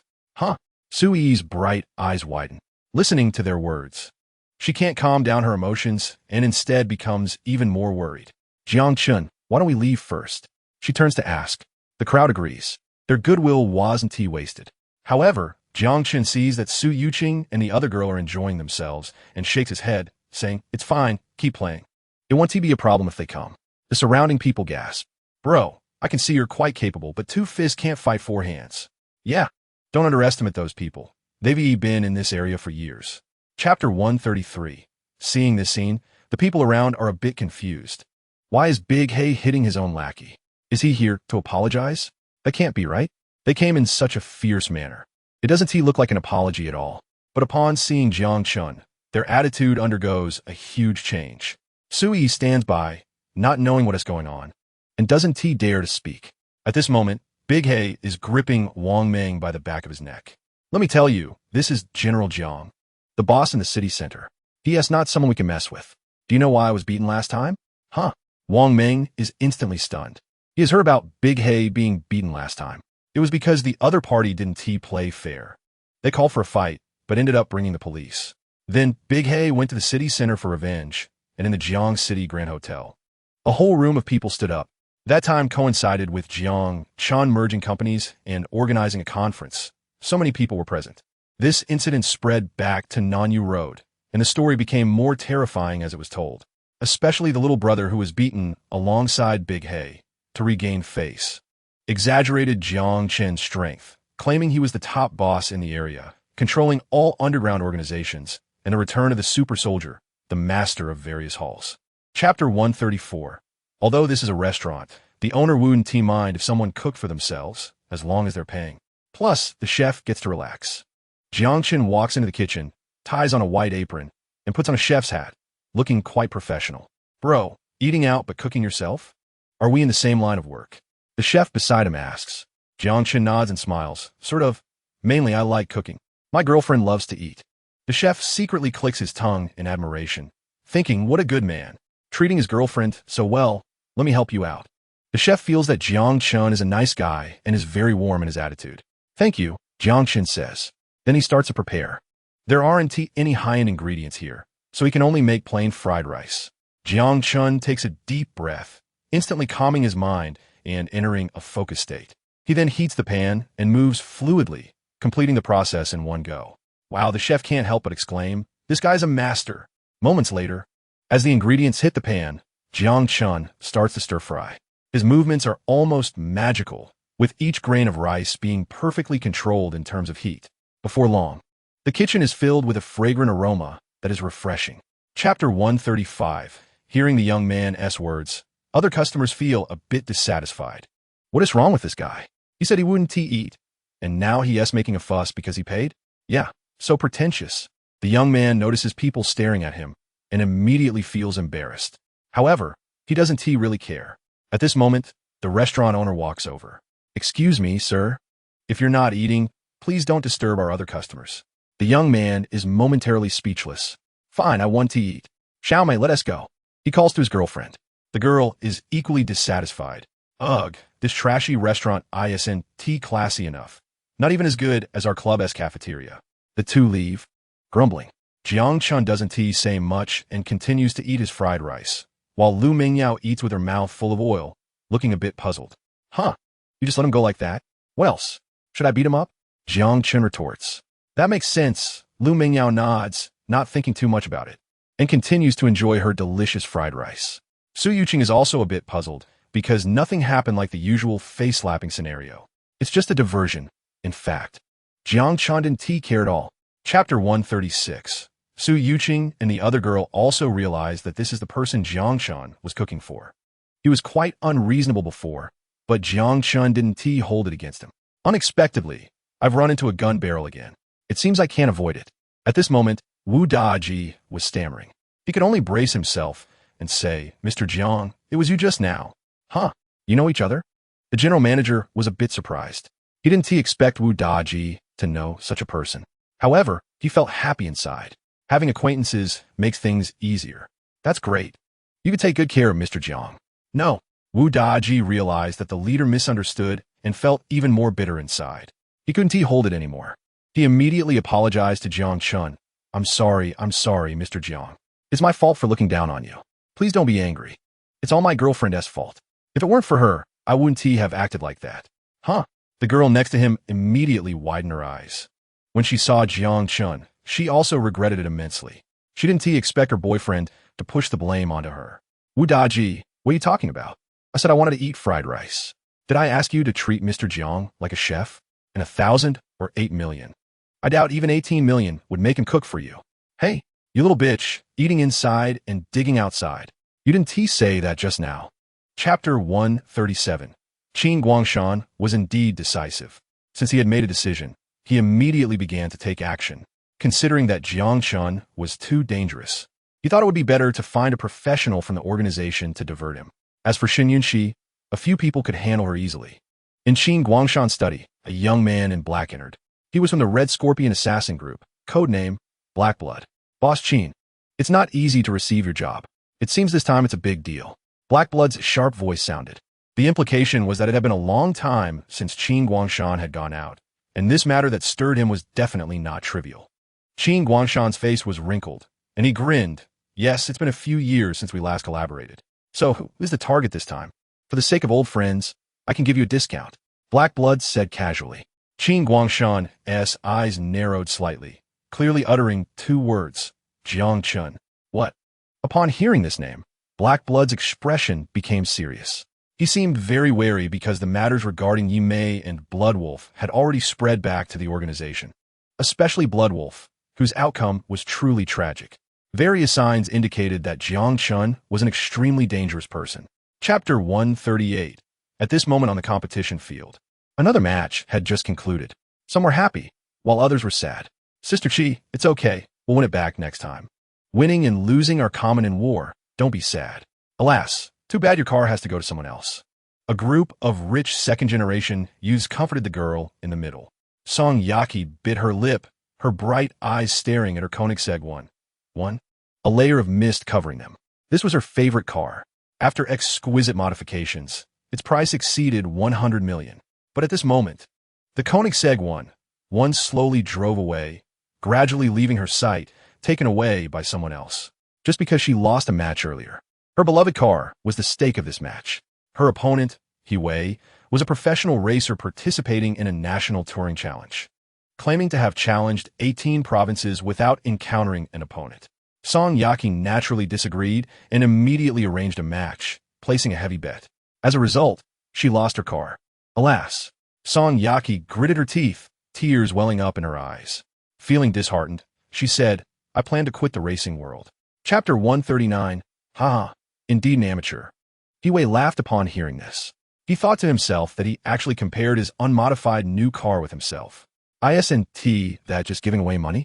Foolish people have more money. I like opponents like you. Let us get started quickly. He Wei said impatiently. Jiang Chen nodded. That is fine. Although the Pagani Huayra's performance was lacking, it was still a top supercar. It would be too far off. It was enough for Jiang Chen to showcase his flying car cornering skills, and winning against He Wei wouldn't be a problem. Soon, the two went to prepare. Before long, two supercars stopped at the starting line, a Pagani Huayra and a Lamborghini Veneno. The top supercars were incredibly cool and eye-catching. Many people were seated in the audience, including quite a few of He Wei's fans who came to the Red Knight Club after learning he was challenging. "Go, He Wei. You must win." "Haha, this Pagani seems worse than the Koenigsegg just now. How can it compare to Awei? You don't know Jiang Chen's skills." People were discussing, with supporters on both sides. Su Yuqing was seeing a car race for the first time, and it was her boyfriend competing. Chapter 140, Bang. Bang. Bang. Song Yaki knocked on the Lamborghini's hood. Get down. Don't pretend to be dead up there. Huey finally came to his senses and climbed out of the car. Song Yaki crossed her arms, looking smug. Now, not only did he lose the Koenigsegg one, but he also lost 500 million. That's quite a lot to take. Transfer the money to Jiang Chun. All right, Huey said dejectedly. I accept my loss. He didn't expect Jiang Chun to be so skilled. Now he could only admit defeat. Not long after, his assistant brought the Koenigsegg one back. It was returned the same way it was taken away. Song Yaki looked at her beloved car, but now it belonged to Jiang Chun. Yet it felt better to have it in his hands than to have it won by Huey. Jiang Chun received 500 million and the keys to the Koenigsegg, making a windfall. Su Yuqing's eyes sparkled with admiration. Jiang Chun was truly amazing. Song Yaki glanced at her beloved car, reluctantly saying, "This car belongs to you now. A gentleman does not take what others love. Your car is returned to you." Jiang Chun suddenly spoke up. Huh? Song Yaki's beautiful eyes widened in surprise. Chapter 141. Glancing at the time, it was already nearly 9:30. There was only half an hour left until their appointment at 10. He really wasn't giving himself much time to prepare. Jiang Chun thought to himself, feeling that they had put in some effort. Immediately, he didn't think too much about it. Driving his Bugatti Chiron at breakneck speed towards a Yu-Lai restaurant in the west of the city, Jiang Chun went to the appointment alone, not bringing any other subordinates. After all, those assassins were not easy to deal with, and bringing others would just be a burden. He was enough by himself. About 20 minutes later, the Bugatti slowly stopped in front of the restaurant.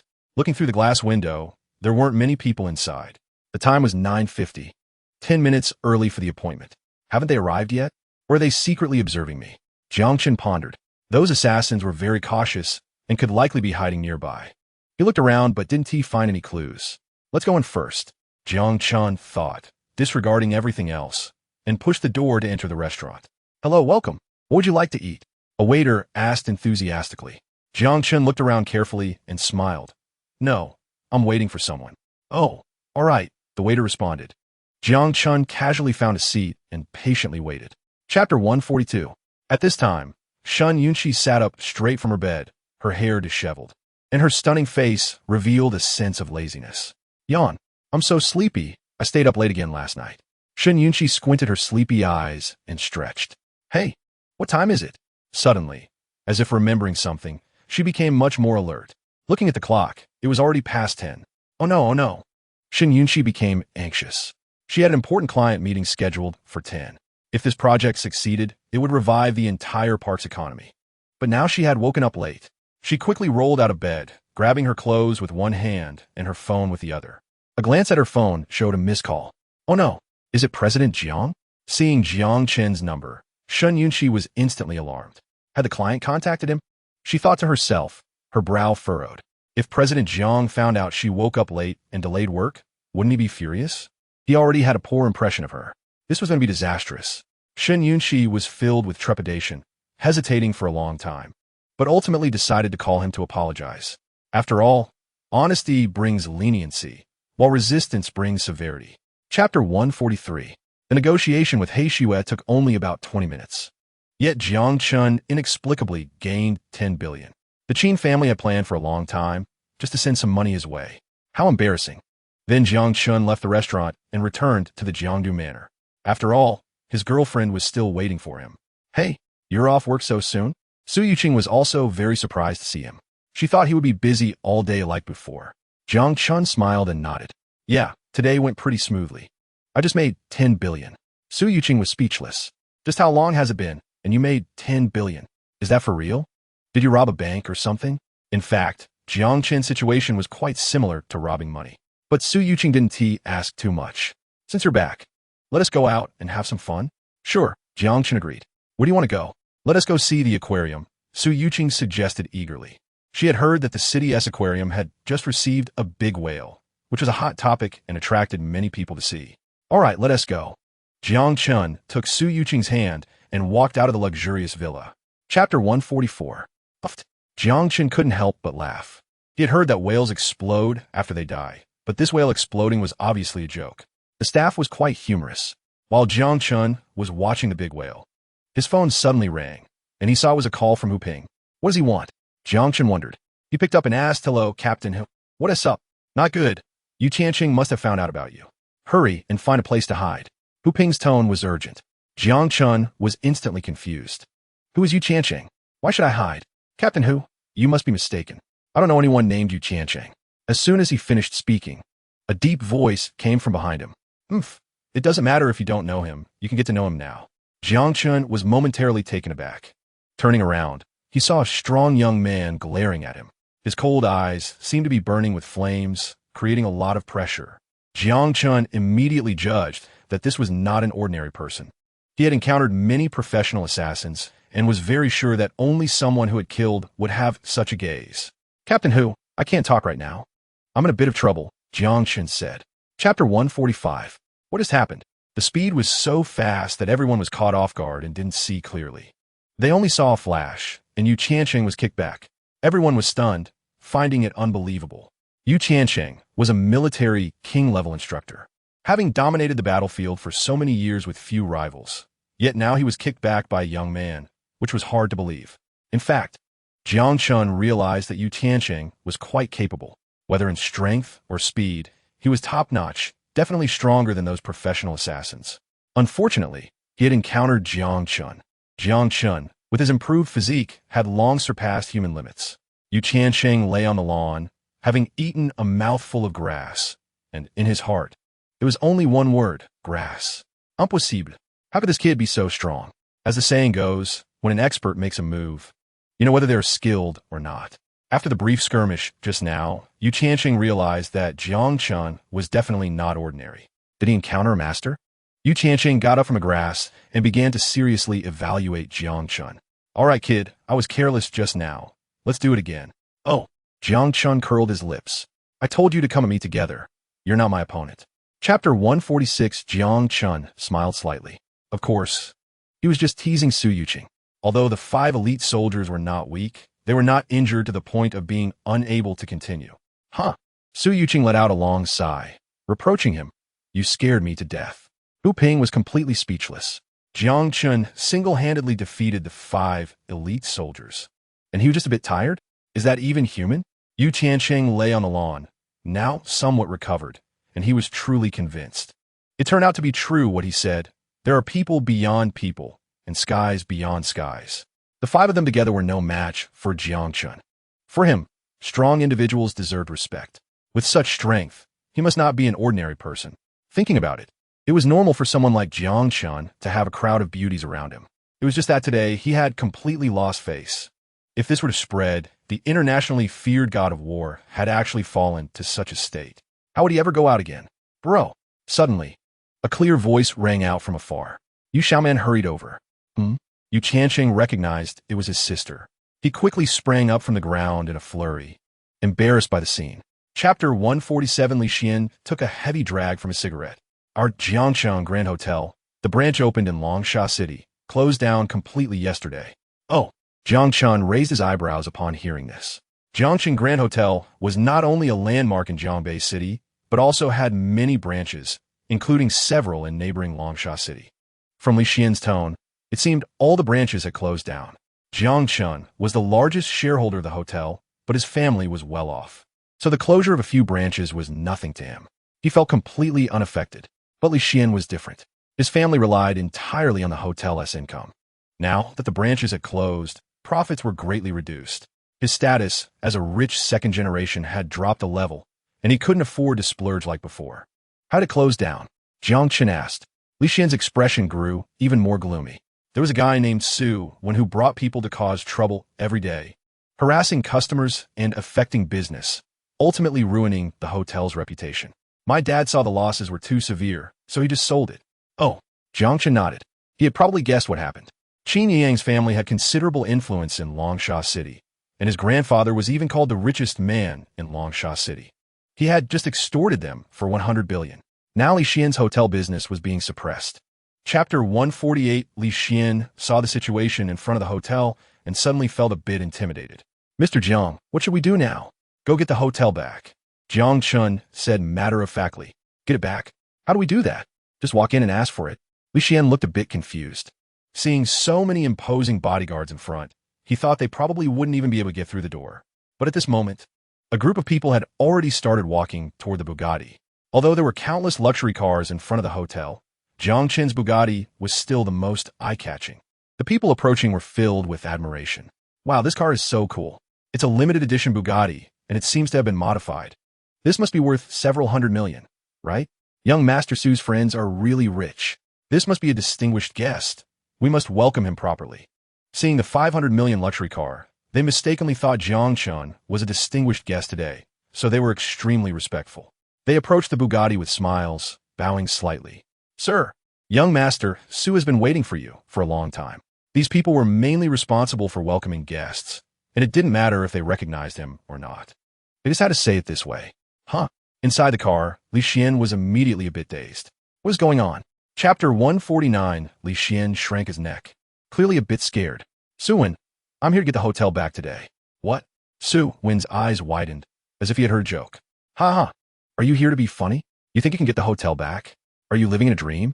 The people around also began to realize. This was clearly not a distinguished guest. He was obviously here to stir up trouble. They had just been flattering him, and now felt extremely awkward, furious, and embarrassed.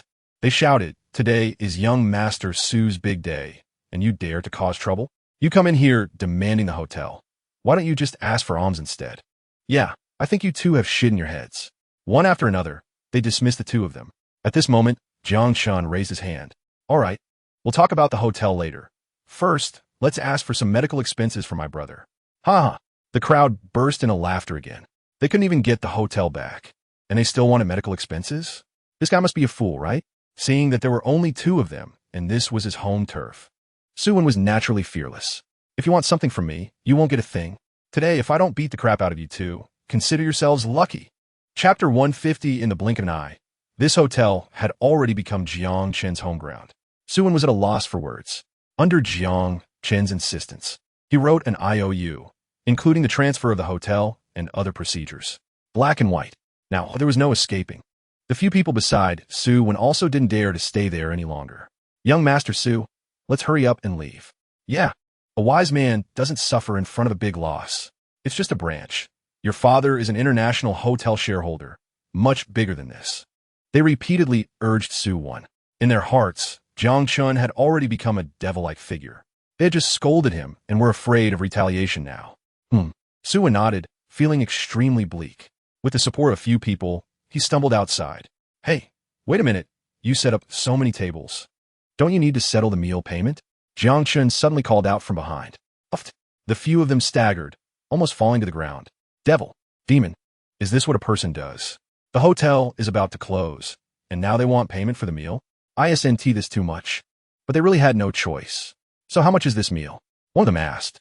Jiang Chen glanced around and noticed many tables set up in the hall. Chapter 151. It has nothing to do with money. I never consider money when I do things, Jiang Chen said directly. Oh, the girl shot him a glance, feeling that this young man was quite arrogant. It seemed he was not sure of money.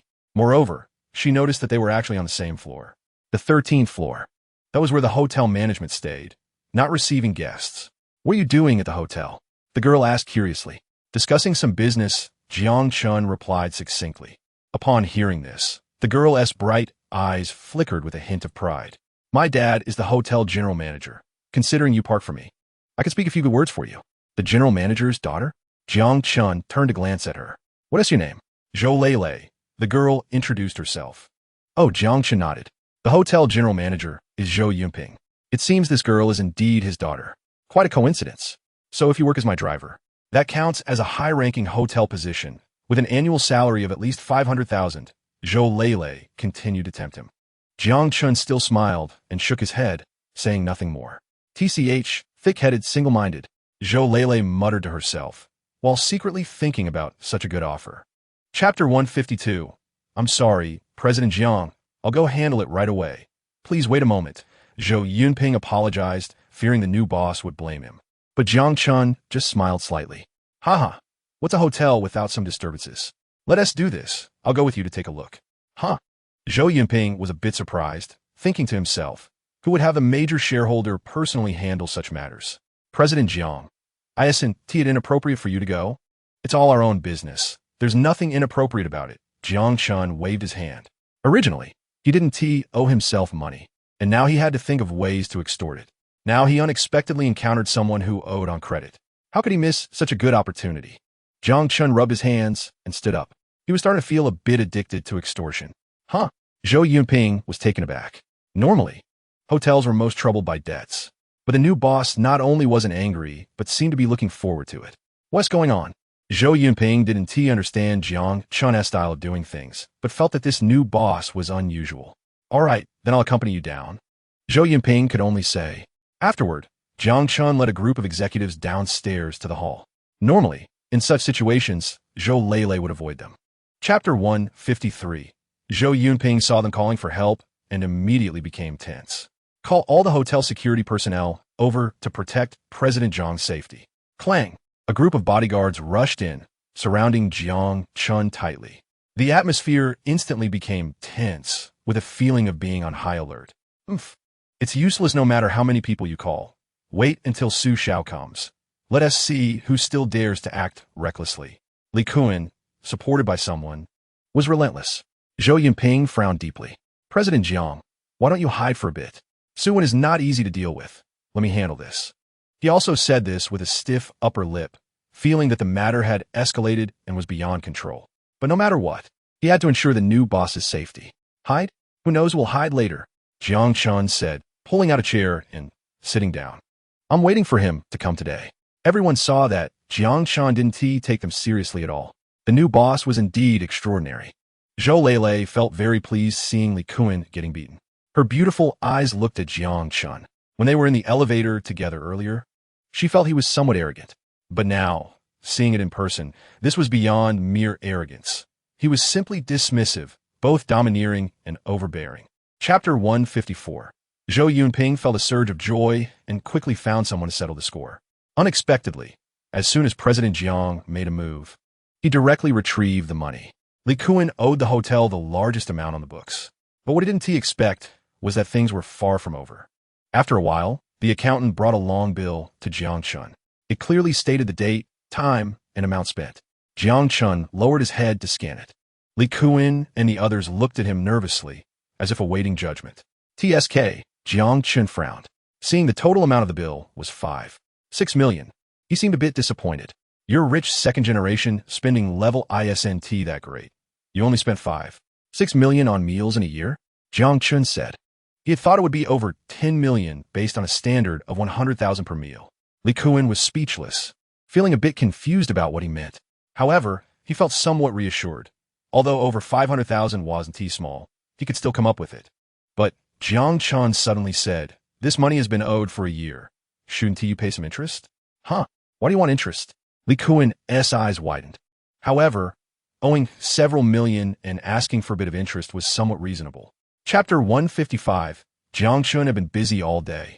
After having a meal with Zhou Yunping and others, he directly stayed at the International Hotel. The most luxurious presidential suite, equally extravagant. Jiang Chun's plan for the next day was to stroll around Longsha City. After all, she had just arrived in this city and needed to familiarize herself with it. Zhou Lele, upon learning this, eagerly recommended herself to be Jiang Chun's guide. She had lived here since childhood and was very familiar with everything around. Seeing her enthusiasm, Jiang Chun agreed. Early the next morning, Zhou Lele got up at 5, started to groom herself, and tried on several outfits, ultimately choosing a white dress that looked fresh and natural. Since she was going out with her boss, she took it very seriously. After 3 hours of preparation, she finally finished getting ready. Zhou Lele stood in front of the presidential suite door, feeling inexplicably excited. Is President Jiang still not up? She quietly asked a staff member in the corridor. The staff member nodded. Yes, President Jiang hasn't called for us yet. Oh, Zhou Lele nodded like a chick pecking at rice. Then I'm not in a hurry. I'll wait here for a bit. But she didn't know that Jiang Chun had a habit of sleeping in. Chapter 156 on the other side, Zhou Lele was driving around the city with Jiang Chun. As a guide, she was diligent, driving while introducing the sights to him. The 3 buildings ahead are the World Trade Center. There's a shopping mall next to it. And the community behind is called Shengshi Xincheng, with housing prices around 50 to 60,000. Oh, Jiang Chun nodded. Although Longsha City was also a first-tier city, Housing prices were cheaper than those in Jiangbei City. As for the city's scale and facilities, they were pretty much similar. That mall and community were developed by the Qin family. I've heard they've made quite a bit of money, Zhou Lele said exaggeratedly. Oh, the Qin family is quite wealthy. Huh? Jiang Chun casually asked. Of course, Zhou Lele replied confidently. The Qin family's visible businesses earn hundreds of billions every year. And I've heard they have quite a few great businesses that make a lot of money in secret. Great businesses? Jiang Chun asked, a bit curious. What kind? The Qin family has opened a lot of foot massage parlors, KTVs, and nightclubs. I've heard, well, Zhou Lele said vaguely, feeling a bit shy. But Jiang Chun, being a man, of course understood. Chapter 157, huh? The people around were a bit confused by Jiang Chun's actions. Is he really doing this? The old man was genuinely in pain, his head hurt, and he was dazed. Ouch, ouch, he continued to groan. Jiang Chun didn't even look at him, turning to Zhou Lele and saying, all right, let's go. Huh? Zhou Lele stood there, stunned. We're just leaving like this? But what? Hurry up and get in the car. Jiang Chun pulled her back into the car. The BMW roared back to life, and the crowd quickly made way for them. Awesome. We should do this too in the future. Yeah, after hitting someone, just drive away. There are no cameras anyway, where can they find us? Exactly. The people who stage accidents deserve it. Learn a lesson. Learn a lesson, people murmured, watching the BMW leave with admiration. Jiang Chun's actions seemed to open up a new world for them. Only that old man lay on the ground, groaning nonstop. Now he didn't get any money and took a kick for nothing. It's over, it's over. Business is getting harder and harder, the old man sighed deeply. Chapter 158, okay. Bro, since we are in this together, can you hold the sign for me? I need to go to the restroom urgently. An older guy handed Jiang Chun the sign. He took it and saw it read, Unethical company, return my hard-earned money. Jiang Chun felt something was off about this. He then called the manager of the headquarters. Meng Huafei. Hello, President Jiang. What can I do for you? Meng Huafei asked. Jiang Chun hadn't called him in a long time. I'm in Longsha City. Do you know about the salary arrears at our branch? What? Meng Huafei immediately panicked. There's this issue? I really didn't know. Please hold on. I'll make a call to check. Okay, I'm right outside the branch office. Have the manager come out, Jiang Chun said. Meng Huafei immediately grew anxious. How could such a serious issue of salary arrears be discovered by President Jiang? This was bad. Frightened, he hurriedly called the branch manager, Zhao Pengyuan. Bro, didn't you say we could get the salaries? What's the plan? The person who saw Jiang Chun making the call asked curiously. Others chimed in as well. Chapter 159, now tell me, where did the money go? Jiang Chun continued to question. Zhao Pengyuan was sweating profusely, his body still trembling. He opened his mouth, using all his strength to finally squeeze out a few words. I lost it all. After saying that, he seemed to deflate like a balloon, collapsing to the ground. Lost it all? Jiang Chun squinted his eyes. Clearly, he had gotten into gambling. Once one develops a gambling addiction, no matter how much money is involved, they can end up losing everything. Zhao Pengyuan was under Jiang Chun's intense gaze, seemingly bearing immense pressure. Embezzling public funds to gamble is a serious crime. President Jiang, please, I beg you for a chance. I will find a way to pay it back, he pleaded on his knees. What will you use to pay it back? Go gamble and win it back. Jiang Chun questioned. Zhao Pengyuan was speechless because he knew it was impossible to win back billions. At this point, Jiang Chun became calm. It was clear that he wouldn't be able to get money from Zhao Pengyuan. So he asked, where did you lose it all? At an underground casino. I heard it's an asset of the Qin family in Longsha City. Zhao Pengyuan confessed directly. Chapter 160, the few of them entered the inner hall. The decor was luxurious, comparable to a five-star hotel. Zhao Pengyuan lost billions, so he naturally received VIP treatment here. The scantily clad waitresses served juices and other drinks on trays, glancing flirtatiously at Jiang Chun. After all, handsome guys like him were rare to see. Jiang Chun smiled, looking gentle and kind. Soon, he sat down at the gambling table. The young man opposite him was slightly taken aback.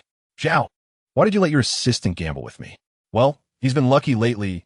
Maybe he can win a bit, Zhao Pengyuan said, wiping cold sweat from his forehead. All right then, the young man said carelessly. Who cares? Either way, everyone is just giving money away. How about we roll the dice and guess high or low? Jiang Chun nodded, indicating there was no problem. Ding. The system has detected that the host is gambling and has entered the European King State. The system's crisp voice came through. Huh. European king state? Jiang Chun was slightly taken aback. Although the system had been quiet for a long time, it always showed up just in time. It was simply a godsend. Jiang Chun originally had his own plans, but now with the European king state, his luck was at an extreme. Isn't this just playing around? Chapter 161. The young man kept shaking the dice cup, and time seemed to stretch. With a bang, the dice cup was slammed onto the table. People's breaths seemed to stop. The young man stared hard at Jiang Chun, noticing that he remained calm and composed in the face of a billion-dollar gamble. The chance of getting a three of a kind was too small. The young man thought to himself, because as long as it wasn't a three of a kind, he could win 100 billion. No one could resist such a huge temptation. Open. With a light shout from him, the dice cup was suddenly lifted. The numbers inside made everyone hold their breath. 666. A three of a kind. This is impossible. The young man looked down and was stunned as if struck by lightning. It really was a three of a kind. And the people around them also had their mouths wide open, their jaws almost dropping to the ground. Oh my God, I can't be seeing this wrong, can I? This can win? A three of a kind six. Zhao Pengyuan and Zhou Lele were equally dumbfounded. President Jiang has won again, and this time it's 1,000 billion. The two looked at the dice in the cup, feeling a sense of unreality. It was just too incredible. Chapter 162. Wait. Jiang Chun suddenly called out. Huh? Lin Nan's card was about to be placed down, but suddenly paused in midair. Jiang Chun stepped forward and grabbed his wrist. What are you doing? Lin Nan was suddenly a bit flustered, but Jiang Chun remained silent. Suddenly, he ripped. Easy. Lin Nan's sleeve was torn, and several playing cards fell out. And these cards just happened to be all spades, eh? You're cheating, Jiang Chun said in a deep voice, grabbing all the playing cards from the table and turning them over. Sure enough, there wasn't a single spade A among them. It was precisely because of this that Jiang Chun hadn't drawn the highest card. You. Lin Nan was caught red-handed and immediately fell silent. The air was tense to the extreme. The people around didn't even dare to breathe. Lin Nan frowned deeply, feeling humiliated and angry. I gave you a way out, but you insisted on forcing me to tear the facade, didn't you? Oh. Jiang Chun narrowed his eyes, having anticipated this outcome. In a casino like this, no one would be surprised to find cheating. At this moment, Lin Nan's thugs began to surround them, their eyes filled with fierce light. Some even pulled out spring knives and daggers, clearly premeditated. Chapter 163. Seeing his compromise, Jiang Chun swiftly pulled out the spring knife. Lin Nan let out a scream. Shrinking back, he trembled all over, sweat pouring down, desperately covering his injured hand, his facial features twisted in pain. Bright red blood continued to seep through his fingers. He looked at Jiang Chun's indifferent face, as if facing a demon, filled with deep fear. I'll go get you the money right now. Lin Nan managed to say a few words. At that moment, he knew the casino was done for. The two entered a luxurious office. Lin Nan took out all his bank cards and financial accounts to show Jiang Chun. Brother Jiang, this is all the money I have, a total of 5 billion. I'll pay the rest back slowly. Although money comes quickly in the casino, it's impossible to have a huge amount like 200 billion. He really couldn't pay that much back. Lin Nan looked at Jiang Chun with pleading eyes, seemingly awaiting judgment.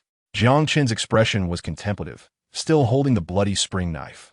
Lin Nan's heart sank, fearing that if Jiang Chun was not satisfied, he might do something worse. Chapter 164. Brother Qin, have a sip of water. Calm down first.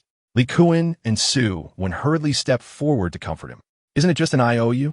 It might not even count. I don't believe Jiang Chun would dare to go to your Qin family for money. Su Wen continued. Qin Yang shot him a glance. You don't believe it. But I do. People like Jiang Chun could do anything. Originally, there were 3 people, but now it had turned into 4 unfortunate brothers. They sat there gloomily drinking tea. Jiang Chun and Zhou Lele wandered around for an afternoon. As evening fell, the night in Longsha City was bright with neon lights, equally bustling. After a busy day, people began their nightlife. The place where Zhou Lele drove was the most prosperous area. This was Hubin Avenue, known as the Internet Celebrity Street. Oh, Jiang Chun looked through the car window and saw indeed a lot of people. Why is it called the Internet Celebrity Street? Because there are many streamers here, singing, outdoor live broadcasts, and some special food broadcasts, all happening here, Zhou Lele explained. Jiang Chun nodded. Let's go for a walk. Zhou Lele was very familiar with this place. She loved coming here when she was bored. Chapter 165. Zhou Lele realized she had said the wrong thing. She quickly changed her words. Actually, I think it's quite nice, she said, and symbolically clapped her hands twice. The crowd passing by couldn't help but glance over in curiosity. She was the only one clapping by the street, making the atmosphere even more awkward. Sigh, maybe you shouldn't clap anymore. Tang Xian covered her face, feeling a bit withdrawn. She had deep doubts about her own professional skills. Jiang Chun stepped forward and suggested, "You sing well, but the song choice isn't quite right. You should sing some pop songs." Oh, Tang Xian was also practicing singing on the street for the first time with no experience. However, she vaguely sensed that it was indeed a matter of song selection. But I'm not very good at pop songs. I've listened to some before, but I never practiced them specifically, and I can't remember some of the lyrics, Tang Xian said awkwardly. She was a music major, so she was involved in various aspects. However, to improve her singing skills, she only practiced professional pieces. Jiang Chan smiled slightly. "It's okay, I can teach you." "You teach me?" Tang Xian was extremely surprised. Thinking to herself, isn't he the boss? Can he really sing? Chapter 166. Zhou Lele and the others were even more shocked. Although the internet celebrity street was lively, they had never seen such a scene. "Hey, let's sing a duet." During a pause in the music, Jiang Chun turned to Tang Xian. Huh? Tang Xian was momentarily stunned. With so many people around, she felt a bit stage fright. Zhou Lele quickly gave her a push. Tang, go on." "Oh, okay." Dan Xin quickly noted that, took out another microphone. Luckily, she knew some of this song, so she stepped forward and started singing along with Jiang Chun. Being a professional, Tang Xian performed exceptionally well under Jiang Chen's lead, singing beautifully. Standing in the middle of the crowd, looking at the enthusiastic atmosphere around her, she suddenly felt like a superstar. After a moment, they finished singing the rock song. Naturally, the audience was left wanting more. But Jiang Chun didn't continue singing. As more and more people gathered around, he was worried that it would affect traffic if they kept going. So, he completely handed the stage over to Tang Xian and sat down by the roadside to rest. In the crowd, a few bold girls approached to flirt. "Handsome, are you thirsty? Here is some water I bought for you. Can we take a picture together?" Chapter 167. The West Sea Manor is a business worth hundreds of billions. Is the boss really this reckless? But since Jiang Chan said he wanted to buy, Zhou Lele was also eager to follow along. She was excited to witness such a big deal of spending hundreds of billions on a house. Mixing with such a boss, she felt like she would also rise with the tide, being treated like a VIP later, which felt very impressive. Just thinking about it made her a little excited. Zhou Lele stepped on the gas and drove out of the parking lot. The sales office for West Sea Manor was right by the natural lakeside, at the entrance of the internet celebrity street. The two of them returned to this place. Since it was morning, there were quite a few people, but it was clearly not as lively as last night.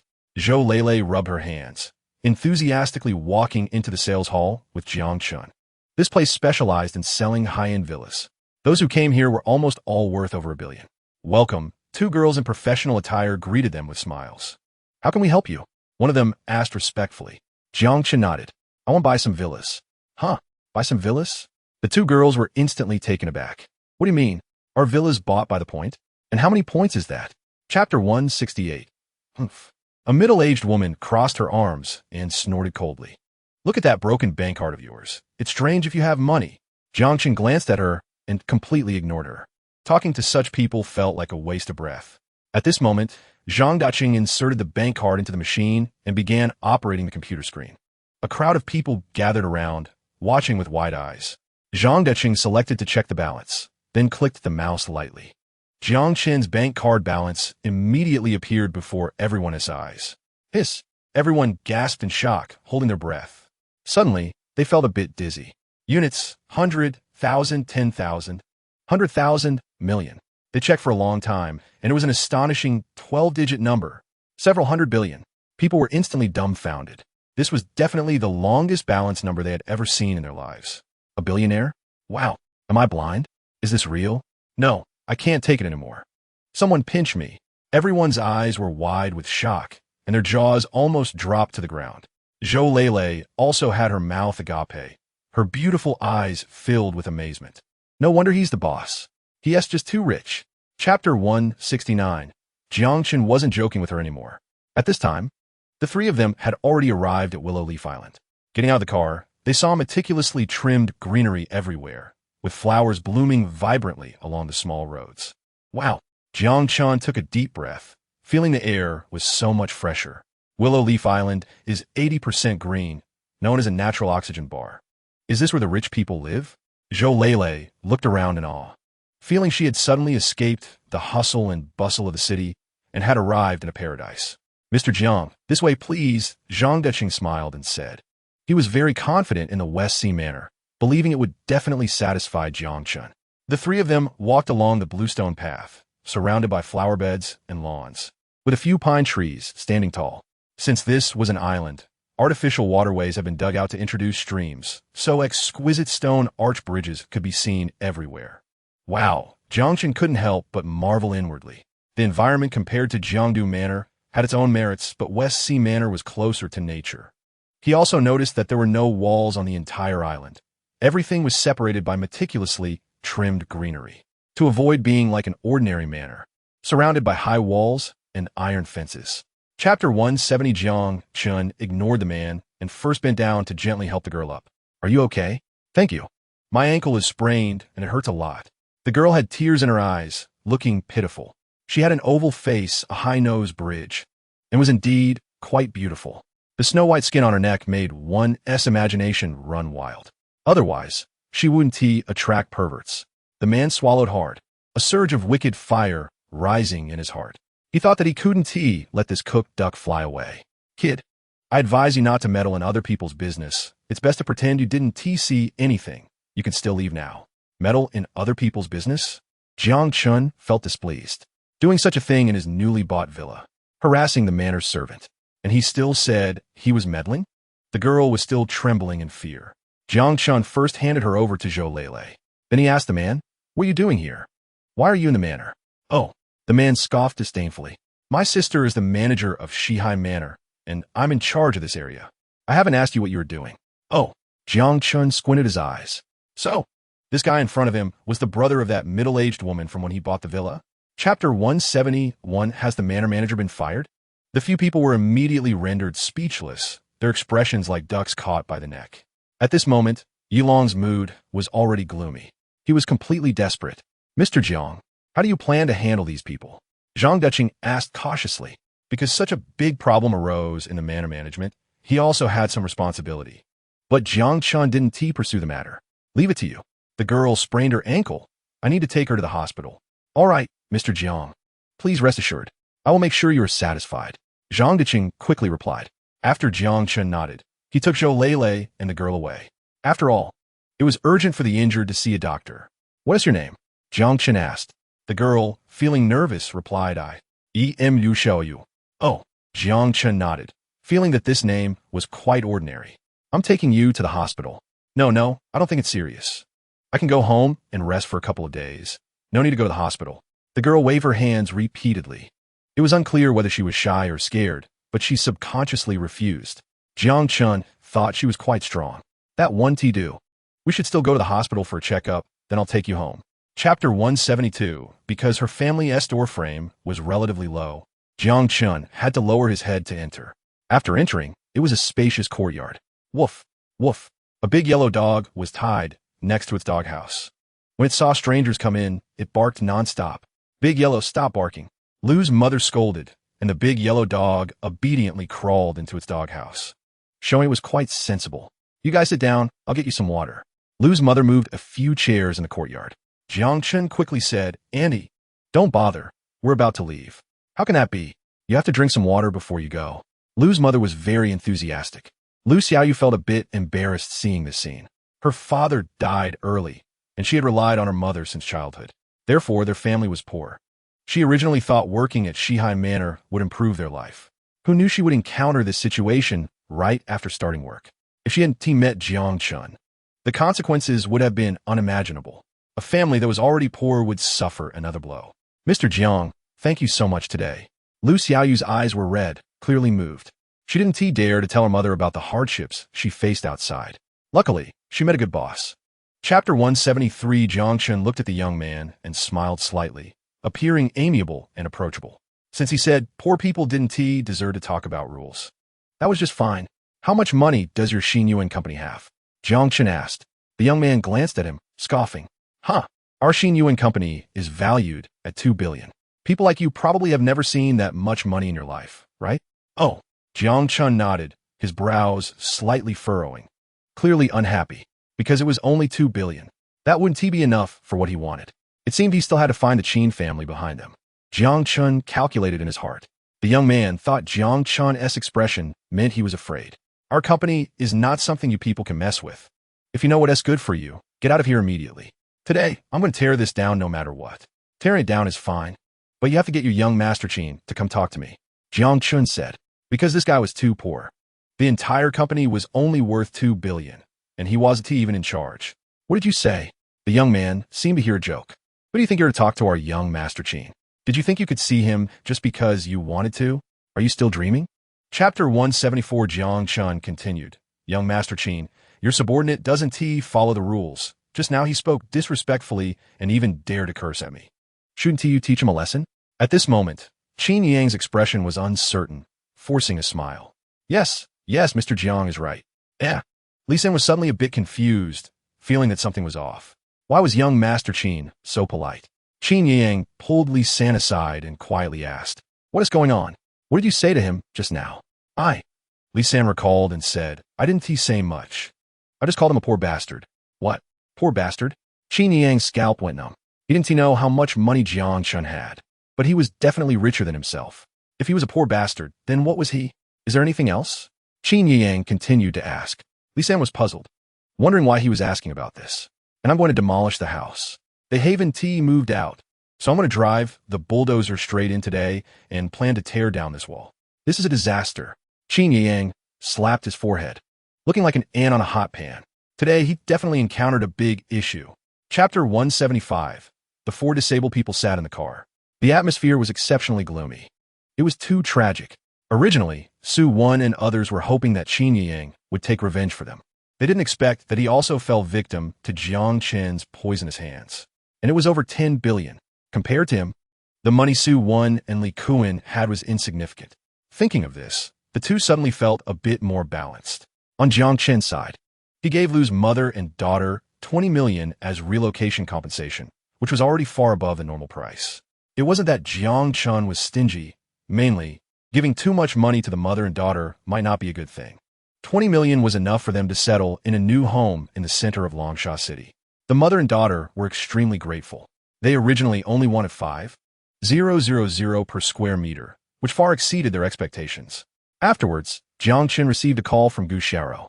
She said she was ready and was on her way to Longsha City. She wanted to check out the Shihai Manor first, and then plan the specific details. This time, when moving, Gu Xiaoro brought the bodyguards, convoy, and helicopter from Jiangdu Manor. After all, Jiang Chun would not be returning to live there for the time being, and those bodyguards were free. Jiang Chun nodded. He felt relatively at ease with Gu Xiaoro. However, with her making such a fuss, the scale was not small. Chapter 176. The two were arguing more and more fiercely, their faces red and necks thick, attracting the attention of surrounding customers. Young man, don't listen to her. Our company can let you participate in a talent show, practice for 2.5 years, and then debut in the center position, guaranteeing you'll be a huge star. Our company has film collaborations with salaries in the hundreds of millions and has made many big stars famous. Sun Yinxiu was not to be outdone. Hearing this, Jiang Chen suddenly felt that being a star was indeed quite profitable. Why not acquire these two companies and play around? Develop the entertainment industry a bit. Young man, our company's signing fee is the highest, 50 million a year. What do you think? Think it over. Ma Gang also stopped arguing with Sun Yinxiu and directly threw money at him. Sun Yinxiu also offered price. Although our signing fee isn't as high as his, the resources are definitely the best, and we can make you famous right away. Because Jiang Chen's talent was simply too outstanding. Not only was he handsome, but he also had top-notch singing skills, making both of them very eager, as if they were bound to win. At this time, they both looked at Jiang Chen. The conditions were laid out. It was up to him to choose. Jiang Chen watched the commotion for a long time and suddenly said, both of your companies are indeed quite good, but I won't choose either. Chapter 177. Jiang Chen stood up, patted Sun Yinxiu and Ma Gang on the shoulders, and smiled slightly, saying, you two are about to become colleagues. Let's all work together and do well. The two were momentarily stunned, looking at each other. Just moments ago, they were fierce competitors, and now they suddenly became colleagues. Is this the power of money? Then, Jiang Chun took Su Yuqing's hand and walked outside the restaurant together. Zhou Lele was shocked by the scene outside, thinking, is this the true wealth of a top-tier tycoon? It's too spectacular. Additionally, she noticed that Su Yuqing was incredibly beautiful. Even as a girl herself, she couldn't help but feel moved. No wonder she's the boss's girlfriend. Boss, then I'm going home first. Zhou Lele saw they were heading back to the manor and decided not to follow. Jiang Chun smiled slightly, saying, well, you've worked hard these past few days. Not hard at all. Zhou Lele waved her hands repeatedly. After saying goodbye, Jiang Chun got in the passenger seat of the Pagani Huayra, while Su Yuqing drove. Gu Xiaoro sat in the front of the Rolls-Royce, leading the way. The long convoy slowly moved, drawing the attention of people as they headed towards the Willow Leaf Island Bridge. Chapter 178. Before they knew it, it was late at night, with stars dotting the sky. The busy Shihai Manor also gradually calmed down. Only in front of the luxurious villa did the cars rumble. The next day, as the sun rose and the moon set, the morning sun was bright. The clear sky was cloudless, making for a nice day. Jiang Chun and Su Yuqing slept until noon before getting up. Gu Xiaoro understood their habits well, so she had prepared lunch directly. Since Su Yuqing had just come to Longsha City, Jiang Chun naturally had to take her around. After finishing their meal, the two left the manor together. After crossing the bridge, their first stop was the Internet Celebrity Street. This place had unique features and couldn't be missed. The two walked amidst the bustling crowd, which was very lively. Are you planning to buy something? Jiang Chun asked, pulling Su Yuqing along affectionately. Su Yuqing thought for a moment and said, I don't really need anything. Let's just browse around. Oh, all right then, Jiang Chun nodded. He had grown tired of wandering around Jiangbei City. Coming here felt quite fresh to Su Yuqing. What have you been doing these past few days while I wasn't here? Have you been fooling around with other women? Su Yuqing asked playfully. Of course not. Jiang Chun laughed and shook his head. Chapter 179. Sun Yuzhou was already impatient. Just as Qin Yang said, he had never seen anyone as beautiful as Su Yuqing. Sun Yuzhou walked directly up to her, smiling as he greeted her. Hello. Huh? Su Yuqing looked at his square face, slightly taken aback. Are you talking to me? Don't be nervous. Beautiful. I'm a good person. I heard you have difficulties. So I wanted to help you, Sun Yuzhou said with a smile. I have difficulties? What difficulties do I have? Su Yuqing was momentarily confused. She didn't even know what difficulties she had. Haha, Sun Yuzhou grinned and said, I heard your family is poor. Your several younger sisters have no tuition fees. And your mother is bedridden with a serious illness. So I wanted to help you. What? Su Yuqing immediately had a face full of question marks. You must have mistaken me for someone else. Haha, aren't you embarrassed? As long as you agree to be my girlfriend, this 2 million is yours, Sun Yuzhou said. He pulled a bank card out of his pocket. Su Yuqing's face darkened at this. What does this mean? Is he going to support her? Jiang Chun then realized that this was about him being cornered. Initially, he thought it was someone like Su Yuqing's friend. Chapter 180. Sun Yuzhou gritted his teeth. He actually had some backbone. Damn it, let go of me quickly. Crack. Jiang Chun twisted again. 3 of Sun Yuzhou's 5 fingers had already broken. He finally couldn't hold on anymore. With his bones broken, how could he still have backbone? Bro, wait a minute. Let's talk slowly. Don't twist anymore. Sun Yuzhou, in pain, was sweating and speaking somewhat awkwardly. Uh-huh.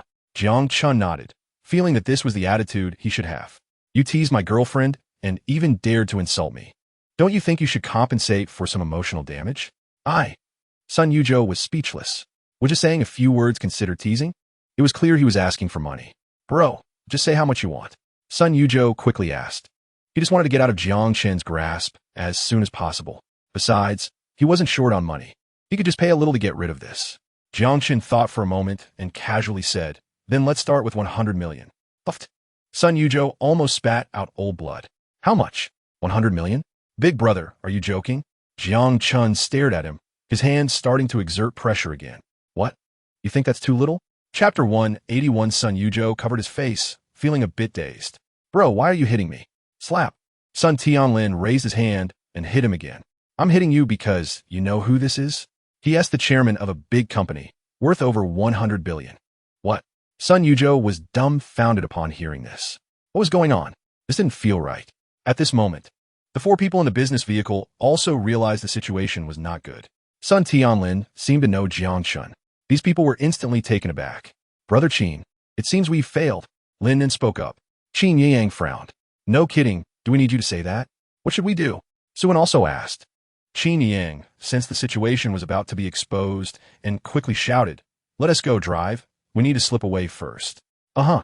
Lin Nan in the driver's seat immediately stepped on the gas, and the business vehicle sped away. Sun Yuzhou was ruthlessly abandoned. At this moment, he was beaten black and blue by his son Tianlin. He never expected Jiang Chun to be a billionaire. Isn't Qin Yang a duck? How did he turn into a billionaire? He suddenly realized. No, bro, there's a misunderstanding. Someone else sent me here. Chapter 182. Jiang Chun walked over, finding it somewhat amusing. Hey, why are you still wearing sunglasses at night? Huh? Zhou Lele was surprised to see him recognize her. It seemed her disguise wasn't good enough. Boss, after all, this is about investigating the Qin family. What if someone finds out? That's true. Jiang Chun nodded. After all, the Qin family had dealt with people around him before. What about your classmate? Have her find out who gave loans to the Qin family. Hey, she's timid. After being beaten last time, she doesn't even dare to stay in the dormitory anymore, Zhou Lele said indignantly. Jiang Chun was also quite surprised. That's too harsh, right? Zhou Lele continued. Let us go. We need to find her at her rental place. Uh-huh. Jiang Chun nodded, feeling it was really too much to scare a student into renting a place. Since it wasn't far, they walked there. They arrived at the old building at the back door of the school, which looked like it had been around for years. The security door in the hallway was already broken, and the stairs were full of cracks. It seemed the rent was relatively cheap. Zhou Lele led the way, looking around to identify her classmate's room. Uh-huh, it should be this one. Chapter 183. Knock, knock, knock. Qin Yifeng continued to knock on the door. Just as he was about to raise his hand again, he heard a creak, and the door opened. Huh? Qin Yifeng glanced and found that a man had opened the door, instantly feeling a bit strange. Are you a friend of Xia Yi? Ah, yes. Jiang Chun looked at him and found he did resemble Qin Yang a bit. He was definitely his brother. Come in, please. Jiang Chun smiled slightly, looking kind and friendly. After all, a big business opportunity was at hand. Qin Yifeng was satisfied with his enthusiasm. You kid are quite sensible. After that, he walked into the room. Since he was there to collect a debt, he had brought 2 strong bodyguards for safety. The 2 were wearing black vests, their muscular arms showing off bulging muscles. Xia Yi trembled at the sight of the 2 bodyguards because the injuries on her face were inflicted by them. Once Qin Yifeng entered the room, he wasn't polite and directly pulled up a chair to sit down. The 2 bodyguards stood behind him, exuding a strong presence. All right, less nonsense, pay up quickly. Qin Yifeng's demeanor was arrogant, looking as if he was ready to act at any moment. Xia Yi was even more nervous. Chapter 184. Huh? Qin Yifeng turned his head and saw that his bodyguard was leaning against the wall, his head tilted, having been knocked out. Wow, so fierce. He suddenly felt that things were not looking good. The rumors were true. He quickly decided to run. Qin Yifeng hurriedly reached for the doorknob. But then, with a bang, the other bodyguard flew in and slammed into the door, preventing Qin Yifeng from opening it in time. He stood frozen in place, not daring to move because a hand had already rested on his shoulder. Young Master Qin, don't be anxious. Let us sit for a while longer. Jiang Chen's voice came from behind, still very enthusiastic. Just like when he first entered the door, Qin Yifeng finally reacted at this moment. He did it on purpose. Devil. Gulp. Qin Yifeng's Adam's apple moved slightly as he swallowed. His calves were trembling. How much do you want? Collecting debts is young Master Qin's specialty. It depends on how much you give. Jiang Chen spoke up. Damn. Qin Yifeng cursed inwardly and helplessly said, All right, I ran into you today, so I consider myself unlucky. I'll give you 1 million as long as you let me go. Chapter 185. Qin Yifeng, feeling helpless, could only dial the family head's phone. Hello, Xiao Phone. Why are you calling me at this time? Qin Guangshan's voice sounded a bit tired. He had just received news about the failed attempt to use the Sun family against Jiang Chun. Not only did they fail to deal with Jiang Chun, but they also offended a soldier king. He was currently worrying about this matter. But suddenly, Qin Yifeng spoke. Grandpa, I've fallen into Jiang Chen's hands. What? Qin Guangshan's tone rose a few pitches. What happened? How did you provoke him? Qin Yifeng recounted what had just happened with a crying tone. Qin Guangshan was somewhat speechless, but he also understood. It wasn't that Qin Yifeng provoked Jiang Chun. It was Jiang Chun who actively sought him out. It was obvious that it was a retaliation for the Sun family's matter. Sigh. Qin Guangshan sighed. All right, tell me, what does he want?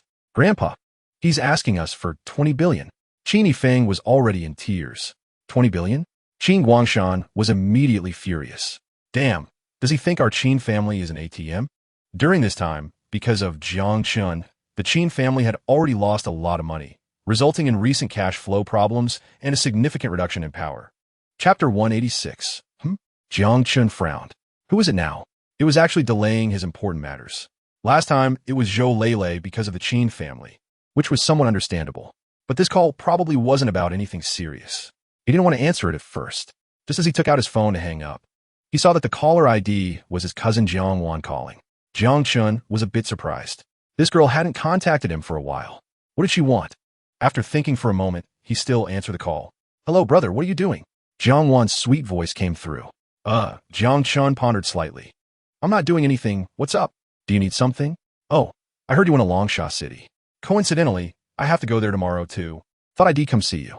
Jiang Wan said eagerly. Huh? Jiang Chun was quite surprised. What are you going to Longsha City for? I'm going to talk about a project with a company planning to acquire some shares and develop it into a subsidiary.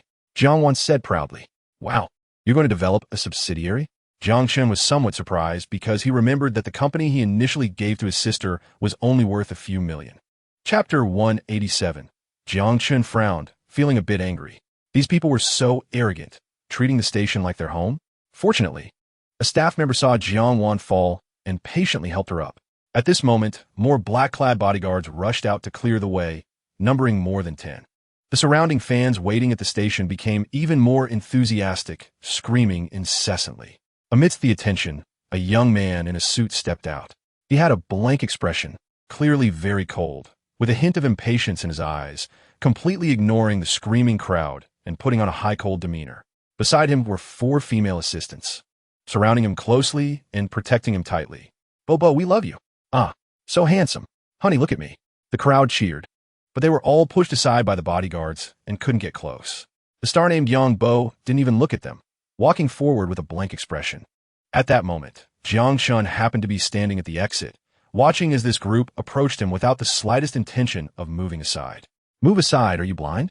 Didn't you see that the big star Yang is coming? One bodyguard said impatiently, the same one who had pushed Jiang Wan earlier. Chapter 188. After 2 beeps, Sun Yinxiu answered the phone. Hello, President Jiang.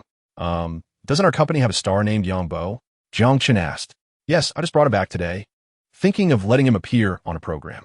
Sun Yinxiu's tone was somewhat cheerful, thinking that Yang Bo's current fame was impressive. Even the boss had heard of him. President Jiang, I think Yang Bo has a lot of potential, and I'm preparing to intensify his marketing efforts to boost his recognition. Forget it. No need to market him anymore, Jiang Chun said straightforwardly. Huh? Sun Yinxiu was taken aback, feeling that something was wrong, as it seemed different from what she had imagined. What's wrong with Yang Bo? Jiang Chun recounted what had happened at the station.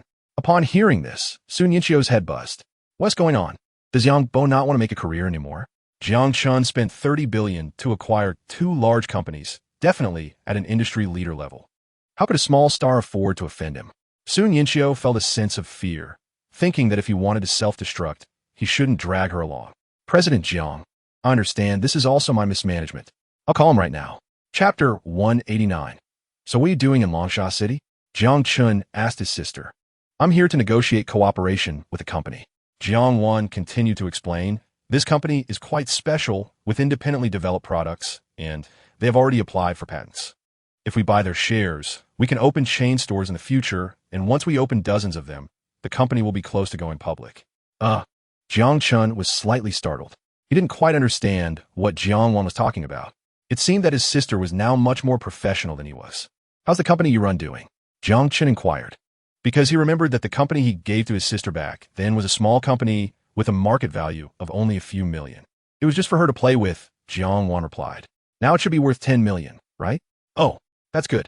Jiang Chun smiled slightly and said, looks like you're also a little rich lady now. Hey, what rich lady? The housing prices in Jiangbei City are 70 to 80,000 per square meter. 10 million is just enough for an ordinary apartment, Jiang Wan muttered. The company she had worked so hard to manage was only worth 10 million in total. Barely enough to buy a house. Jiang Chun comforted her, saying, that's already pretty good. It's only been a short time, and you've made a few million. Now you're talking about cooperation again, and you'll earn even more in the future. Chapter 190. President Jiang, please take a seat as well, Manager Zhang said awkwardly, feeling a bit caught in the middle. Oh, Jiang Chun replied and walked to the conference table to sit down. But he quickly realized something was off and stood up to give the seat to his sister. He had thought Manager Zhang was calling him when he said President Jiang. Jiang Wan, accustomed to it, scratched her head and sat in the main position. Oof. The woman in red snorted coldly, her expression disdainful. What else is there to say? The shares have already been sold to me, and the contract has been signed. What? Jiang Wan frowned slightly upon hearing this. If the contract had been signed, then it was a done deal, and there was no hope left. May I ask if you could transfer it? Jiang Wan asked tentatively. The woman sneered, little sister. What are you dreaming about? Do you think it's possible? Our Qin family isn't short on money. Jiang Wan was speechless, feeling incredibly disappointed. It seemed today was a wasted trip. She sighed deeply. But at this moment, Jiang Chun smiled slightly and suddenly asked, Miss, are you from the Qin family in Longsha City? Yes, why? The woman retorted, her brows raised with a hint of arrogance. Chapter 191. At this moment, Manager Zhang was even more respectful towards the two siblings. After all, they were a presence even the Qin family feared, so she certainly didn't dare to provoke them. You two will be my bosses from now on. Please take care of me, Manager Zhang said, standing up and bowing. Jiang Wan had a friendly demeanor and waved her hand repeatedly. No need to be polite. We're all colleagues. I have many things I don't understand, so please guide me. Manager Zhang. After that, Manager Zhang began to introduce the company's situation in detail, as well as its future development philosophy and main products.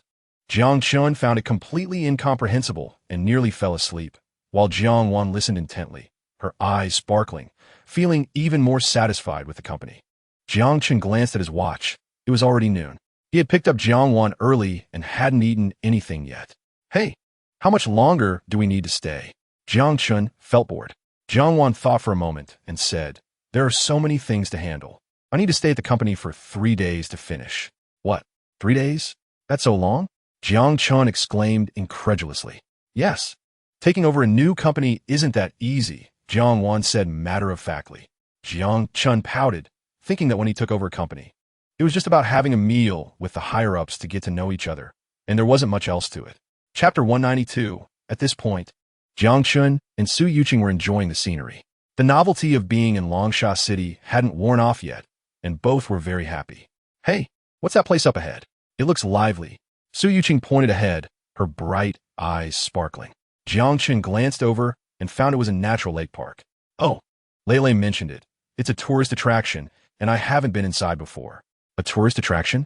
Su Yuqing perked up with excitement. Let's go in and take a look. Longsha City's economy was a bit worse than Jiangbei City's, but its natural scenery was much better. The two walked towards the park entrance with the crowd of tourists. The park was built around a natural lake, with lush green grass, blooming flowers, and many ancient trees. The scenery near the natural lake was quite nice. Jiang Chun and Su Yuqing linked arms and walked along the shaded path. Many tourists were posing for photos around them. Jiang Chun felt that the scenery nearby was not much better than Shihai Manor. The main reason for coming here was just for a change of pace. Soon, the shaded path came to an end, leading to the vast natural lake. They arrived at the lakeside, feeling a sense of openness after walking through the dense woods. Chapter 193. A young man was holding his stomach in pain for a while. Thank you. Thank you for saving me. His painful expression eased a bit, and even his complexion had improved significantly. It seemed that Jiang Chen's punch not only woke him up, but also had the effect of promoting blood circulation. People around him saw that he was okay and looked relieved. You were too careless. How did you fall into the lake? Yeah, thank goodness someone saved you, or you would have drowned. You should really thank them. The young man scratched his head, looking awkward. I'm sorry for causing everyone trouble. The girl who had previously spoken said, I already called an ambulance. You should go to the hospital for a checkup. The young man quickly shook his head upon hearing this. No need. No need, I'm fine now. That won't do. You still need to get checked, others chimed in. The young man displayed a bitter expression. He wanted to go to the hospital for a checkup, but unfortunately, he was short on money. He didn't even have the money to pay for the ambulance. He could only force a smile and say, really, it's not necessary. Seeing this, the crowd had to give up. Many onlookers dispersed, and the young man walked over to Jiang Chun, both of them drenched. Chapter 194. What's wrong with that? Are you willing to be deceived? Jiang Chun asked. Of course not. Schweb Bowen shook his head. Although he had no hope, he still felt quite upset. The key was that her boyfriend was a rich second-generation heir, who not only had money but also had many supporters. They couldn't compete with them. You don't have to worry about that, Jiang Chun said. He currently liked rich second-generation heirs. Shall we give it a try? Shue Bowen still felt a bit worried. If the money was to be returned, he couldn't let you help for nothing. He would give you half, and he only needed 50,000. These were small matters, and they could talk about it later. Let's not stand here. Let's tidy up and go have a meal first, Jiang Chun said. After all, both of them were wet. There were also quite a few people nearby watching. Soon, Su Yuqing went directly to the mall and bought towels and 2 sets of clean clothes for the two of them. She was quite the supportive partner, and her logistical work was on point. Seeing this, Shue Bowen felt even more embarrassed and said that if the money was returned, he would deduct the cost of the clothes from his share. In fact, he didn't know that the clothes Su Yuqing bought were all from big brands. If he really had to pay back the money, 50,000 might not even be enough. Chapter 195, Shue Bowen was already under a lot of pressure, and now being mocked by someone made him unable to hold it in. Wang Xiaoying, when are you going to pay me back the money you owe? What? Wang Xiaoying crossed her arms, still wearing a teasing expression. If you want the money, you can kneel down and beg me. You. Shue Bowen clenched his fists, his face filled with anger. However, Wang Xiaoying didn't care at all. What about you? Do you still want to hit me? Shue Bowen gritted his teeth, looking at her. Of course, he didn't dare to act. Wang Xiaoying was very pleased. Shue Bowen, I was just teasing you before. You didn't really think I liked you, did you? And your 100,000 isn't even enough for me to spend once at the bar. Shue Bowen was even more furious. He had borrowed money everywhere and even overdrawn his credit card, finally managing to gather 100,000. And these debts were already suffocating him. But he didn't expect that Wang Xiaoying would actually spend that much in a bar. The young man at the front opposite was also staring at him. Hey, did you hear my girlfriend just told you to kneel down and beg? Did you hear that? In your dreams. Even if I die today, I will kneel down for you guys. Chapter 196. What do you want to do? Wang Xiaoying asked in fear. What do you think? Jiang Chun muttered. Su Yuqing was watching a sequel next to him. What else could he do? Of course, he wanted money. So he said, Are you playing dumb? Aren't you the one who owes money? But Brother Chang already paid. Wang Xiaoying replied. Jiang Chun was puzzled. What does his payment have to do with you? Wang Xiaoying was speechless, thinking that there were still 2 parts to this. Because Jiang Chun had a system task, it was still more reliable to let the main person pay back. Why don't you give 100,000? He said. Wang Xiaoying was almost in tears. Big brother, I don't have 100,000. I wouldn't even be worth that if you sold me. Jiang Chun thought to himself. This woman was even poorer. Otherwise, she wouldn't even be able to scam 100,000. He was too lazy to care. Then you could discuss it with Shue Bowen. Upon hearing this, Wang Xiaoying turned to look at Shue Bowen. Bowen, didn't you say you like me the most? Can you forgive me? I can forgive you. But kneel down and beg me, Shue Bowen replied, because he had just asked Wang Xiaoying to pay back the money at that moment. Chapter 197. After Su Yuqing paid the bill, the 3 of them left the bar. Brother Jiang, if you ever need my help in the future, just let me know. Don't be polite, Shue Bowen said gratefully. Okay, Jiang Chun nodded in agreement. Shue Bowen had a high education level. He was previously the top student in the college entrance examination and could definitely be considered a high-end talent, which might come in handy in the future. After all, his own business was getting bigger, and there would always be places where he needed help. After parting ways, Jiang Chun and Su Yuqing returned to the Shihai Manor. As usual, the 2 took a shower and then went to sleep together. Another simple day passed like this. The next day, the sun was shining bright, and the sky was clear, a beautiful sunny day. Jiang Chun originally planned to take Su Yuqing out to have fun again. But just as he was about to set off, a phone call interrupted his plans. Hello, President Jiang. The international hotel has been sealed. The voice on the other end was anxious. It was the person in charge, Zhou Yunping, calling. This sudden news made Jiang Chun's heart skip a beat. The hotel was sealed? What exactly happened? Yesterday, several customers suffered food poisoning and suspected that there was a problem with our ingredients. So a closed inspection is required. Chapter 198. Are you implying that it's our fault for not being able to treat them? The old professor was quite unwilling to hear this. Out of his dedication to medicine and professional knowledge, he said, Come on, tell me, what method do you have to treat them? Acupuncture therapy, Jiang Chun pondered and said. He thought using that needle should count as acupuncture, right? Nonsense. The old professor was highly skeptical. Isn't that just ridiculous? Our hospital has the most advanced equipment and medications. If those can't cure them, how can you treat them with acupuncture? Well, yes, Jiang Chun nodded. Ordinary acupuncture obviously can't cure them. But what I have is the Tai Xian needle given by the system. Seeing his confident demeanor, the old professor was even more furious. Who exactly are you? If someone dies, can you take responsibility? I am the owner of 2 hotels. If something really happens, I will take full responsibility, Jiang Chun said in a deep voice. You. The old professor was speechless, thinking that being the owner of 2 hotels must mean he was a wealthy person. He was definitely not a fool. Could it be that he really had some miraculous skill? The old professor began to believe him a little, and since the patients were sent by them, if he said he would treat them himself. Chapter 199, Miraculous. It was indeed miraculous. Jiang Chun was also astonished in his heart. Meanwhile, the other doctors were dumbfounded. Impossible. This makes no sense. It's unscientific, because at this moment, the little girl's condition seemed as if nothing had happened. She had just been on the brink of death and instantly recovered, and this effect was produced merely by Jiang Chun poking her with a needle. The old professor stared wide-eyed, speechless for a long time, as if struck by lightning. You really cured her? He couldn't quite believe it, but now the little girl was completely awake.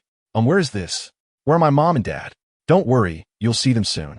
Zhou Lele stepped forward to comfort her, while also tentatively asking, do you feel any discomfort in your body? Not really, the girl shook her head. Just a little hungry. Gurgle, gurgle. As she spoke, she rubbed her little belly, which made a sound. Everyone was even more stunned, because those who suffer from food poisoning typically have symptoms of vomiting and diarrhea and can't eat anything. But the little girl actually said she was hungry. Chapter 200. Since Su Wen had his back to the door, he didn't notice the person who came in. He continued, looks like our Qinggu is really impressive. That Jiang Chun is just an outsider. He can't make a big scene. But at that moment, Li Kuan and Lin Nan happened to notice the newcomer and realized it was Jiang Chun. Their expressions changed dramatically, and they quickly signaled Su Wen to stop talking. But Su Wen didn't catch on and continued loudly. What are you afraid of? Is there anything we can't say in our house? I tell you, Jiang Chun will eventually be done for. Just as he finished speaking, a hand suddenly landed on Su Wen's shoulder. He froze for a moment, and seeing the terrified expressions on Li Kuan and Lin Nan's faces, his heart sank. Could it be?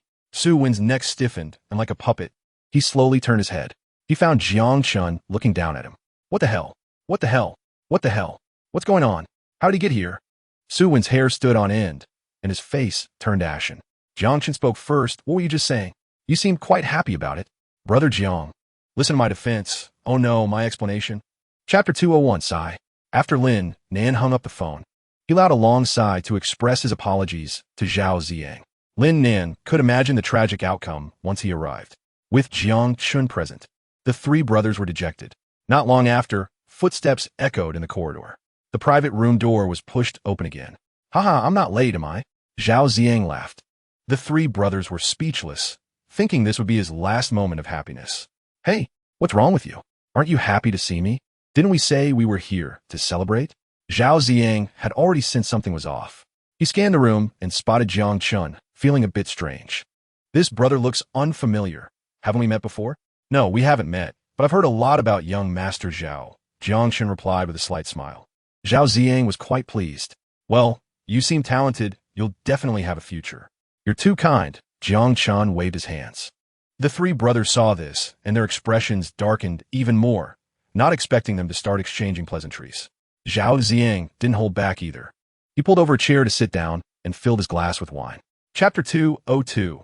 Listening to Zhao Ziyang's screams, Zhao Tai remained indifferent. He had reached this point thanks to his relentless spirit. Jiang Chun was equally unyielding, stepping down hard on Zhao Ziyang's arm. Crack! Zhao Ziyang's voice turned hoarse, unable to make any sound. Only the sound of bones cracking could be heard through the phone. Zhao Tai still said nothing, but his breathing grew heavier, as if a furious beast was about to go berserk. Jiang Chun frowned as well, realizing he truly didn't care about his son.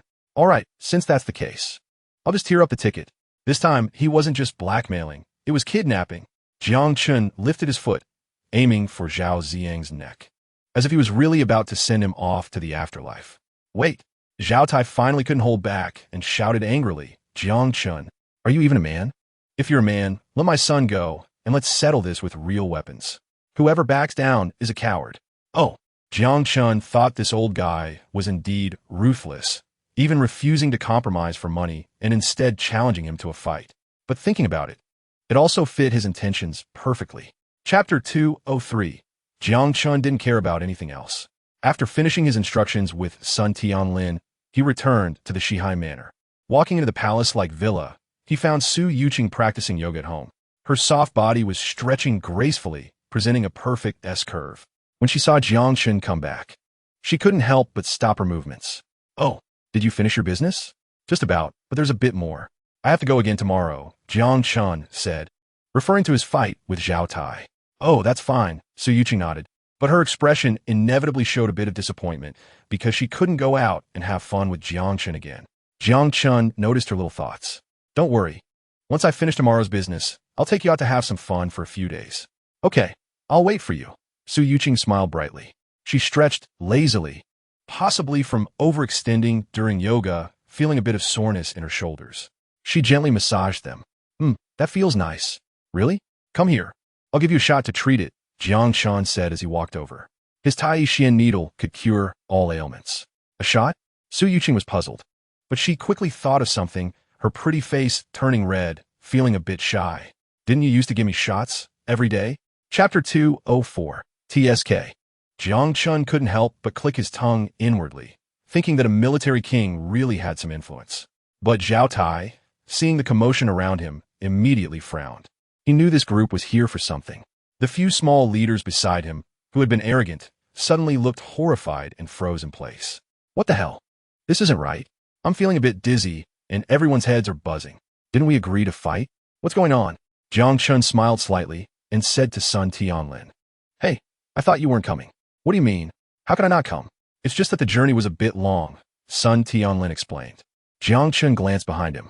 "Why did you even bring a helicopter? Is that really necessary? Isn't it convenient for observing the terrain and helpful for command?" Sun Tianlin replied with a smile. Jiang Chun nodded, thinking to himself how professional this was. There were many people standing around, but only Jiang Chun and Sun Tianlin were chatting and laughing, while Zhao Tai and the others didn't dare to breathe. Among their group, many were just small-time thugs who had never seen such a scene before, their legs trembling. Chapter 205. Zhao Tai's incident has dealt a huge blow to the Qin family. "Mr. Ma Wei, what should we do?" Qin Guangshan said with a mournful face. Originally, after seeing Jiang Chen's hotel business closing, he admired Ma Wei, thinking his springtime was coming.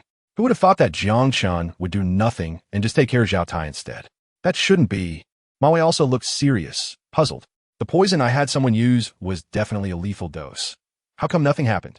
"Mr. Ma Wei, you saw it too. Jiang Chun is really not someone to mess with," Qin Guangshan said anxiously. "Our Qin family is completely out of money now, and we can't hold on much longer." Ma Wei's eyes darted around, sensing that Qin Guangshan seemed to be hinting at borrowing money from him. "Well, you could sell some company shares or some land. I'll think of a way and help you next time I come back." "Huh?" Qin Guangshan's eyes widened in disbelief, thinking that he was trying to dig a pit for him to fall into. The Qin family had insufficient liquidity, but they still had companies and land they had acquired. However, these were the foundation of his power in Longsha City. If he sold them, his influence would be greatly diminished. Chapter 206. Hey, I seem to have forgotten to buy a ticket. After driving into the resort, Jiang Chun remembered this. He really hadn't bought a ticket because he came here on a whim, deciding in less than half an hour. He originally planned to buy one upon arrival, but who knew that the security would let him in without stopping him, seeing the luxury car. "Forget it, I'll deal with it later." Jiang Chun didn't want to turn back. He parked the Bugatti in the parking lot. Su Yuqing's Pagani Zonda was parked beside it. The two supercars stood side by side, particularly eye-catching among the many luxury cars. The two got out of the car. In front of them was a small square surrounded by hotels, KTVs, bars, shopping malls, and luxury stores bustling with people. The resort was fully equipped, resembling a small city. Jiang Chun and his companion crossed the square, planning to look around for some play guides or something. After all, it was their first time here, and it was inevitable to feel a bit lost, not knowing where to start. Moreover, the resort was surrounded by wetlands, making it easy to get lost if they weren't familiar with the terrain. "Hey, handsome and beautiful. Do you need a tour guide? I'm certified by the resort." Chapter 207. You said you were going to get some water, but why are you taking pictures? As Jiang Chun and the others walked over, Meng Tingting originally wanted to urge them, but her eyes were drawn to the cool Bugatti, and she suddenly couldn't look away. "Wow, what a cool car. Haha, This car costs over 100 million. My husband just bought it for me, Lee Myling said proudly. The two female college students who heard this were equally amazed. Over 100 million? So expensive? Looks like Sister Lee is really rich. Being looked at with such admiration made Lee Myling very pleased. This was the effect she wanted. But Jiang Chun scratched his head because this Bugatti was actually his car. Su Yuqing couldn't help but chuckle, jokingly saying to Jiang Chun, "What's wrong? Are you cheating? Did you buy a car for someone else?" "No way. My taste isn't that low," Jiang Chun shrugged, simultaneously taking out his car keys and lightly pressing them. The Bugatti's dazzling headlights flashed like a sleeping beast awakening, startling Lee Myling, who was taking selfies in front. Huh? Why did the lights come on? She was momentarily confused, but when she turned her head, she saw Jiang Chun holding the car keys. The atmosphere instantly became silent, with a hint of awkwardness. Chapter 208. Meng Tingting said mysteriously, "His name is Yutong." Yutong? Before Jiang Chun could say anything, Su Yuqing looked very surprised. "Is he really Yutong?" "Yes, that's right." Meng Tingting nodded. Jiang Chun was puzzled, wondering how they all knew him. Was he famous? Why didn't he know him? What did he do? Was he a celebrity? What celebrity? Su Yuqing explained. Yutong used to be a business tycoon with a net worth of over 100 billion. Oh, Jiang Chun glanced over at the old man by the pond feeding the fish, not expecting him to be a billionaire. Quite low-key, looking like a retired old official. Su Yuqing's pretty face showed a hint of gossip. This old man you donated 99 of his wealth to various charities 2 years ago. It even made the news back then, though I don't know if it's true. What? He donated? The others were somewhat surprised. His 99 wealth exceeded the 100 billion level, causing quite a stir at the time. But Jiang Chun was just a delivery guy back then, completely unaware of these matters. Meng Tingting admired him, saying, "Of course it's true. Old man, you donated all his wealth, leaving only this resort, and he has been living here ever since." Chapter 209. However, Yutong stared at Jiang Chun for a while and slowly said, "Young man, if you can really cure my illness, I'll give you half of this resort." "Grandpa," Yu Lingshan immediately reacted with some urgency. "You wouldn't really believe him, would you?" "Hey, Lingshan, you insisted that I see a doctor before when I didn't want to. But now that I'm willing to cooperate, why are you reluctant?" Yutong spoke up. Previously, Yutong didn't trust others and refused treatment from the doctors who would be treating him in the future. But Yu Lingshan was unwilling and cried and made a fuss for him to see a doctor.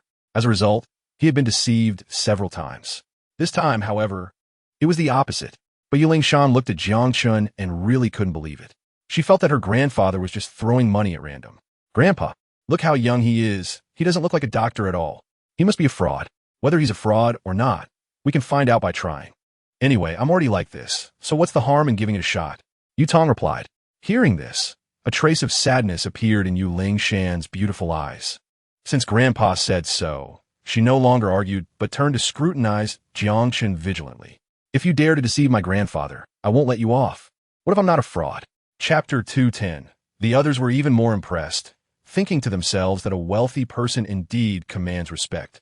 Even the resort owner treated him with such deference. From then on, people's attitudes towards him became even more polite, especially Li Meiling, who had reached a level of shamelessness, constantly inquiring about Jiang Chun and Yutong's well-being. She even wanted to lick their dirty shoes clean. People can be so realistic sometimes. Meng Tingting was also more dedicated, taking the 5 of them to visit several more attractions. They had a great time. Before they knew it, the sky had darkened. Reluctantly, they returned to the resort. Meng Tingting successfully completed her guiding task for the day. After saying goodbye to each other, they dispersed. Jiang Chun and his companion booked a room at the hotel and decided to go out for dinner since they were tired and hungry after a long day. Although they could eat a free dinner by showing their tickets, Jiang Chun found the food too unappetizing during lunch. Free food rarely has anything good. So, they found a private room and ordered a table full of the hotel's specialty dishes. Since the area was wetland, there were many types of fish, so most of the dishes were based on that. However, as Jiang Chun glanced around the dining table, he frowned slightly. Why does this seem almost the same as the free lunch? Chapter 211. Mr. Jiang Chun, I truly apologize. You are aware of my recent situation. It was my mismanagement, Yutong said without hesitation, first apologizing to Jiang Chun. Due to his recent health issues, he indeed had no time to attend to the resort's business. Jiang Chun expressed his understanding. It's all right, old sir. This isn't your fault. Hearing this, Lewin felt something was off. Why was his boss apologizing to someone? But the next scene left him even more shocked. Yutong continued, Mr. Jiang, I'm here to fulfill my promise and give you half of the resort's shares. Oh, thank you, Jiang Chen replied. Lewin couldn't believe that Yutong was actually giving him half of the shares. So, Jiang Chen would be the owner of the resort from now on? Lewin was momentarily stunned. The customers at the restaurant had suddenly turned into the boss. Who would have thought? Is there some misunderstanding here? Lewin timidly asked. Yutong snorted coldly. What misunderstanding? I have long heard about what your hotel has done, and according to the rules, you should be fined. No, Grandpa, you please give me a chance. Chapter 212. After a night of intimacy the next day, Jiangchen woke up very early. Smack! He raised his hand and slapped Su Yuqing's round bottom. Little jealous one, it's time to get up. Su Yuqing groggily opened her eyes and lazily stretched. So early? Aren't you going to the star concert today? It's about to start, Jiangchen said. The resort often invites stars to perform to attract visitors, using their fame to draw in crowds, and the effect is very good. Oh right, Su Yuqing suddenly sat up. Her spirit lifted. A girl as gossipy as her was indeed quite interested in stars. The singer today is Zhao Tongyu. I watched him when he participated in a talent show. Oh, male or female? Jiang Chun asked suspiciously. He really didn't follow stars at all and hadn't even heard of him. Of course, he's male, Su Yuqing said matter-of-factly. A male? Jiang Chun felt a bit jealous upon hearing that Su Yuqing was talking about a male star. How about we skip it and go explore the attractions with Meng Tingting instead? Look at how petty you are. Su Yuqing couldn't help but laugh. Let us go. We can visit the attractions anytime. Let us first enjoy the concert.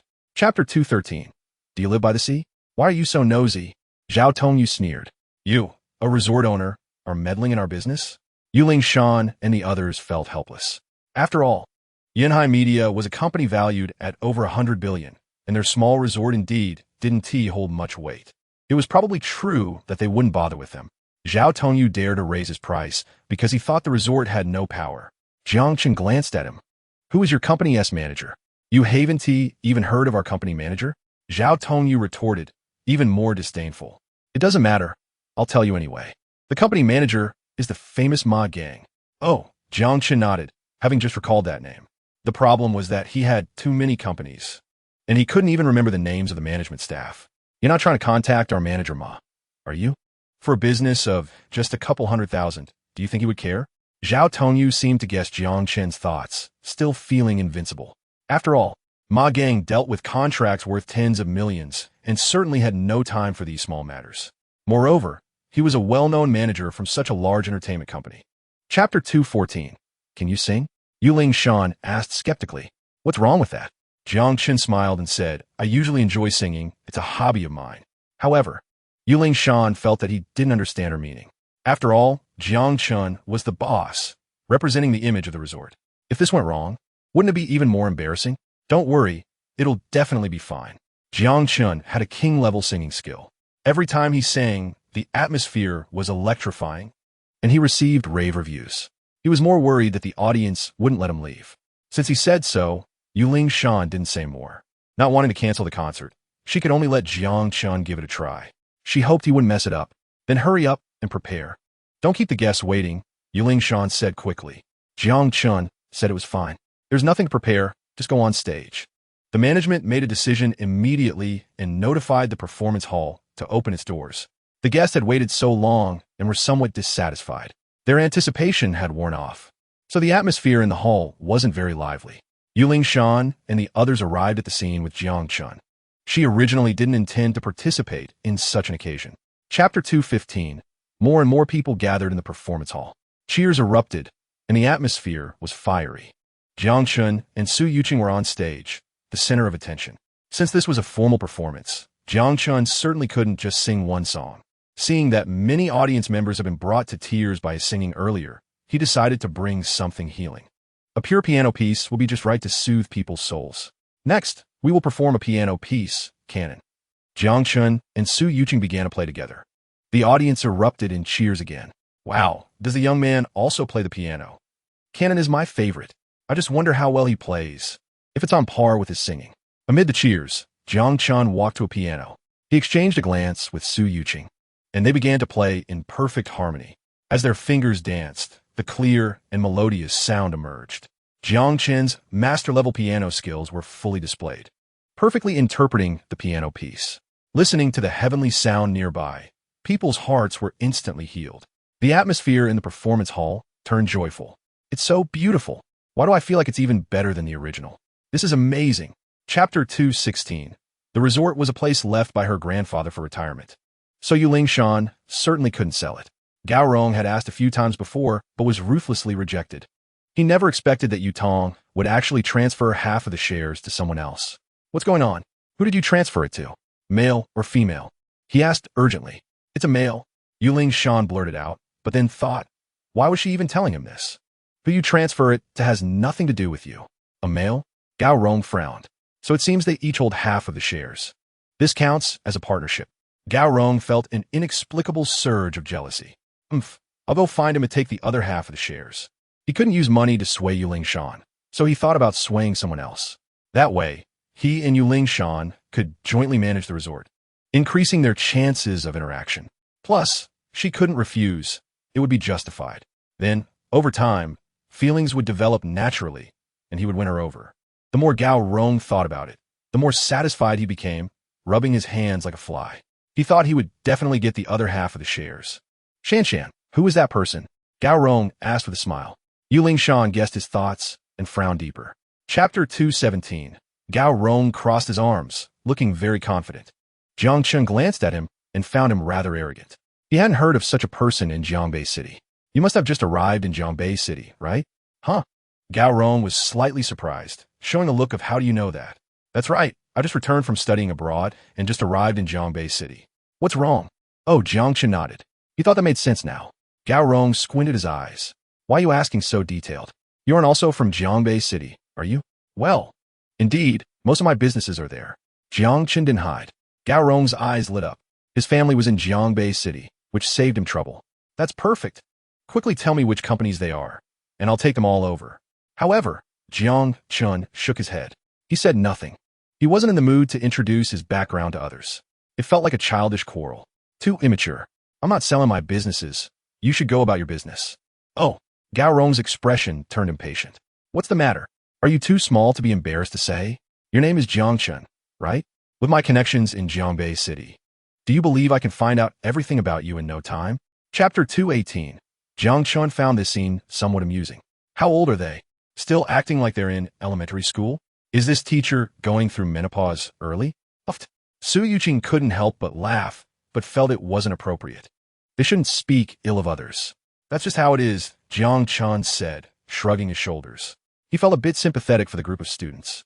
Afterwards, the two wandered around the surrounding attractions as usual, enjoying the beautiful scenery along the way. After getting tired, they sat under a grass pavilion at the rest station to drink juice and regain their energy. Su Yuqing wore sunglasses, leaning back in a rattan chair, her straight legs draped in front of her, looking quite leisurely. But when she turned her head to look, she said, "Hey, look, they're coming." Huh? Jiang Chen followed her gaze and found it was indeed the group of students from earlier. A middle-aged woman was leading the way, and the students were following behind in an orderly manner. From their expressions, they clearly didn't look very happy. Jiang Chen pouted. What's the big deal? Since they came to the resort, why not enjoy it? You have to endure hardships to have a good life in the future. Su Yuqing said. TCH. Jiang Chen didn't believe that. Did you endure hardships? Chapter 219. Tourists and classmates gathered around. I thought Jiang Chen dared to compete with the teacher, so he must have some skills. Everyone watched intently, showing great interest in this competition. At this moment, Jiang Chen finally picked up his brush. He dipped in oil paint and began to smear it on the pristine white paper. It looked like he was painting a wall. The onlookers exchanged glances. Was he painting? I can't tell. Could it be that he can't paint at all? Teacher Lee crossed her arms and curled her lips in a smirk. As a professional, she was even more convinced that Jiang Chen couldn't paint. Is this it? You can't do anything, yet you dare to compete with me? Hurry up and apologize. I won't argue with you, an amateur. However, Jiang Chen had already completed 10 strokes. Ding! Host task completed, gained world-class painting skills. In that instant, Jiang Chen's eyes sparkled. His expression became serene and calm, and he exuded an artistic aura. This is the demeanor of a world-class painter. Rip. He tore off the previous painting. He had painted it wrong, so now he would start over. Umph, Teacher Lee scoffed, thinking that it didn't matter how many times he started over. The painting would still be terrible. Chapter 220. Using his own abilities to teach others some lessons is also a meaningful thing. After leaving behind a painting, Jiang Chun kept his achievements and fame hidden and left with Su Yuqing. The two strolled around the resort, enjoying the unique beauty of nature. It felt a bit like picking chrysanthemums at the eastern fence, leisurely gazing at the southern mountain. These past few days have been very pleasant. Jiang Chun even thought about living here like Yutong, carefree for the rest of his life. However, in the bustling Longsha city, tremendous changes had taken place. Due to insufficient funds, the Qin family was forced to sell off their assets. A huge entity collapsed, causing a transformation in the previously monopolized market. The previously suppressed small families began to take advantage of the situation. Many people tasted the sweetness of success. However, most of the Qin family's assets ultimately fell under Jiang Chen's control.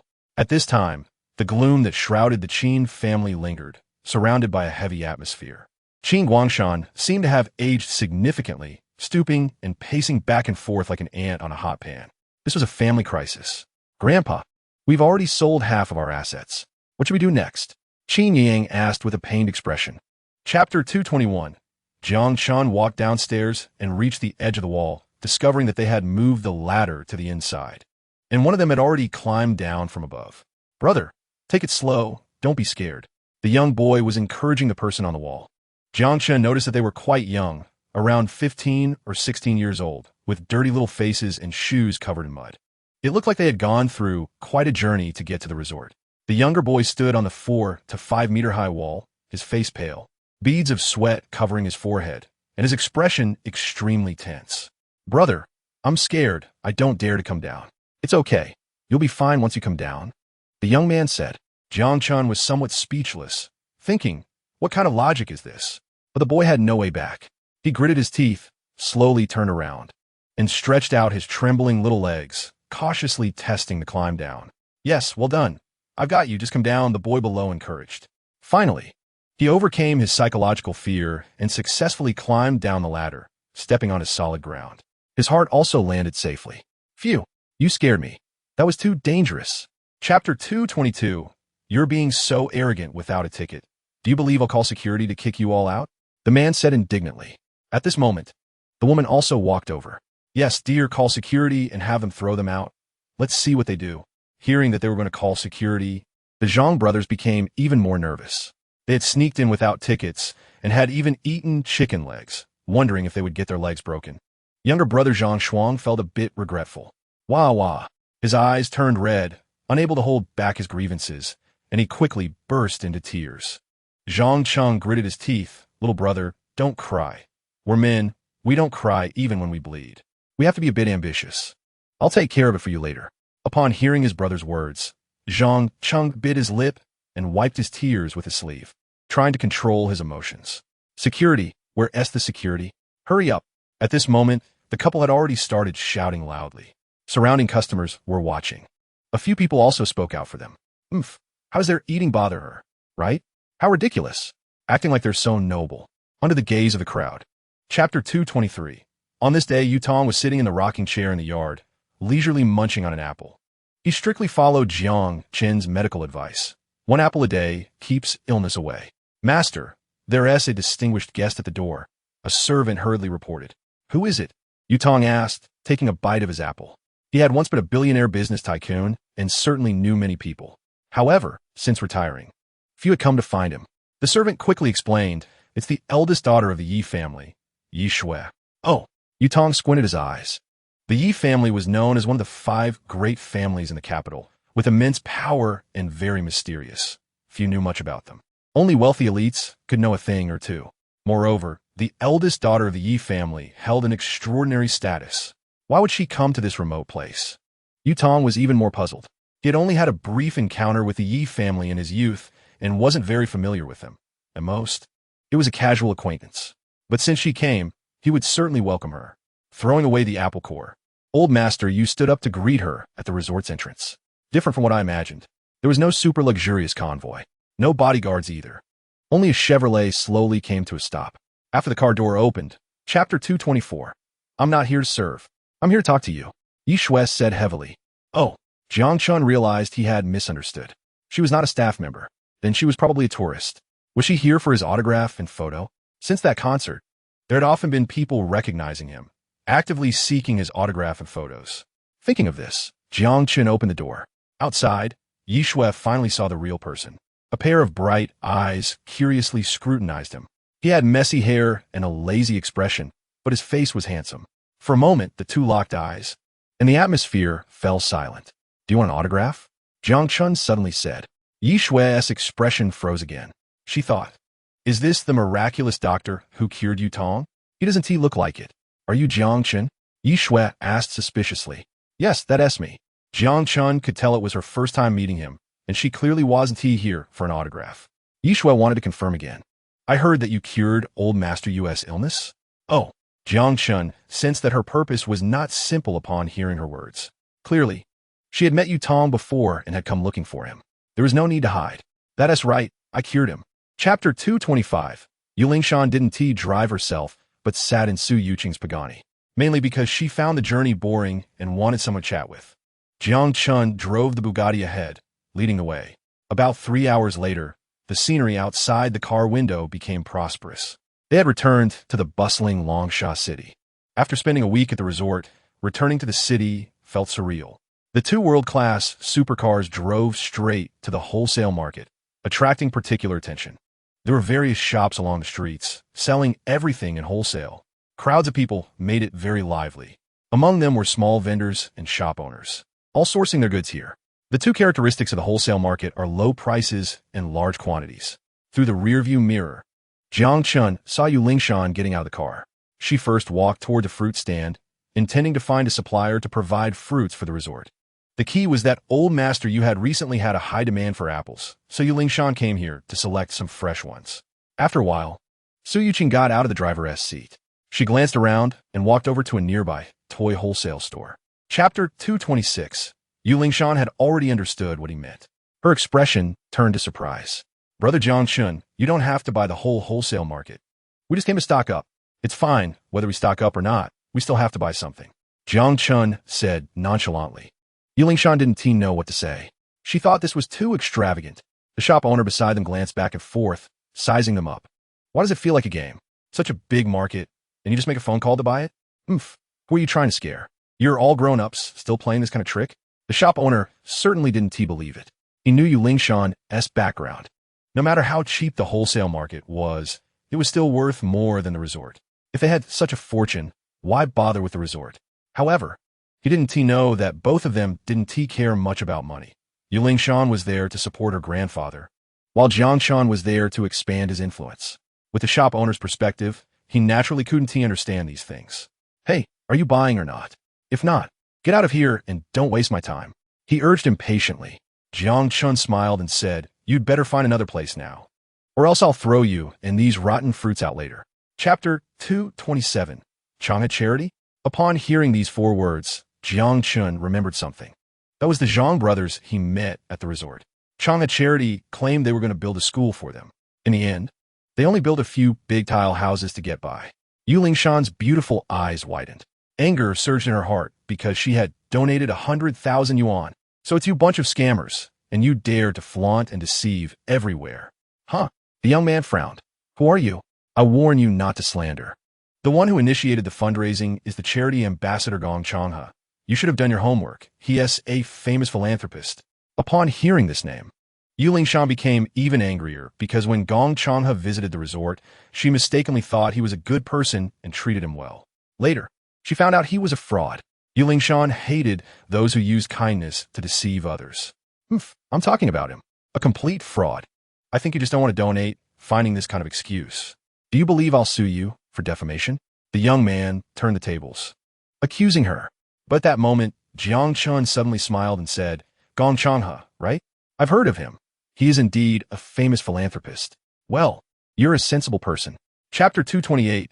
Gong Changha paused, standing still. His expression turned displeased. "What do you want? Are you thinking of making a move?" "I don't want to make a move. I just want to hit you." Jiang Chun exerted his fingers. Crack.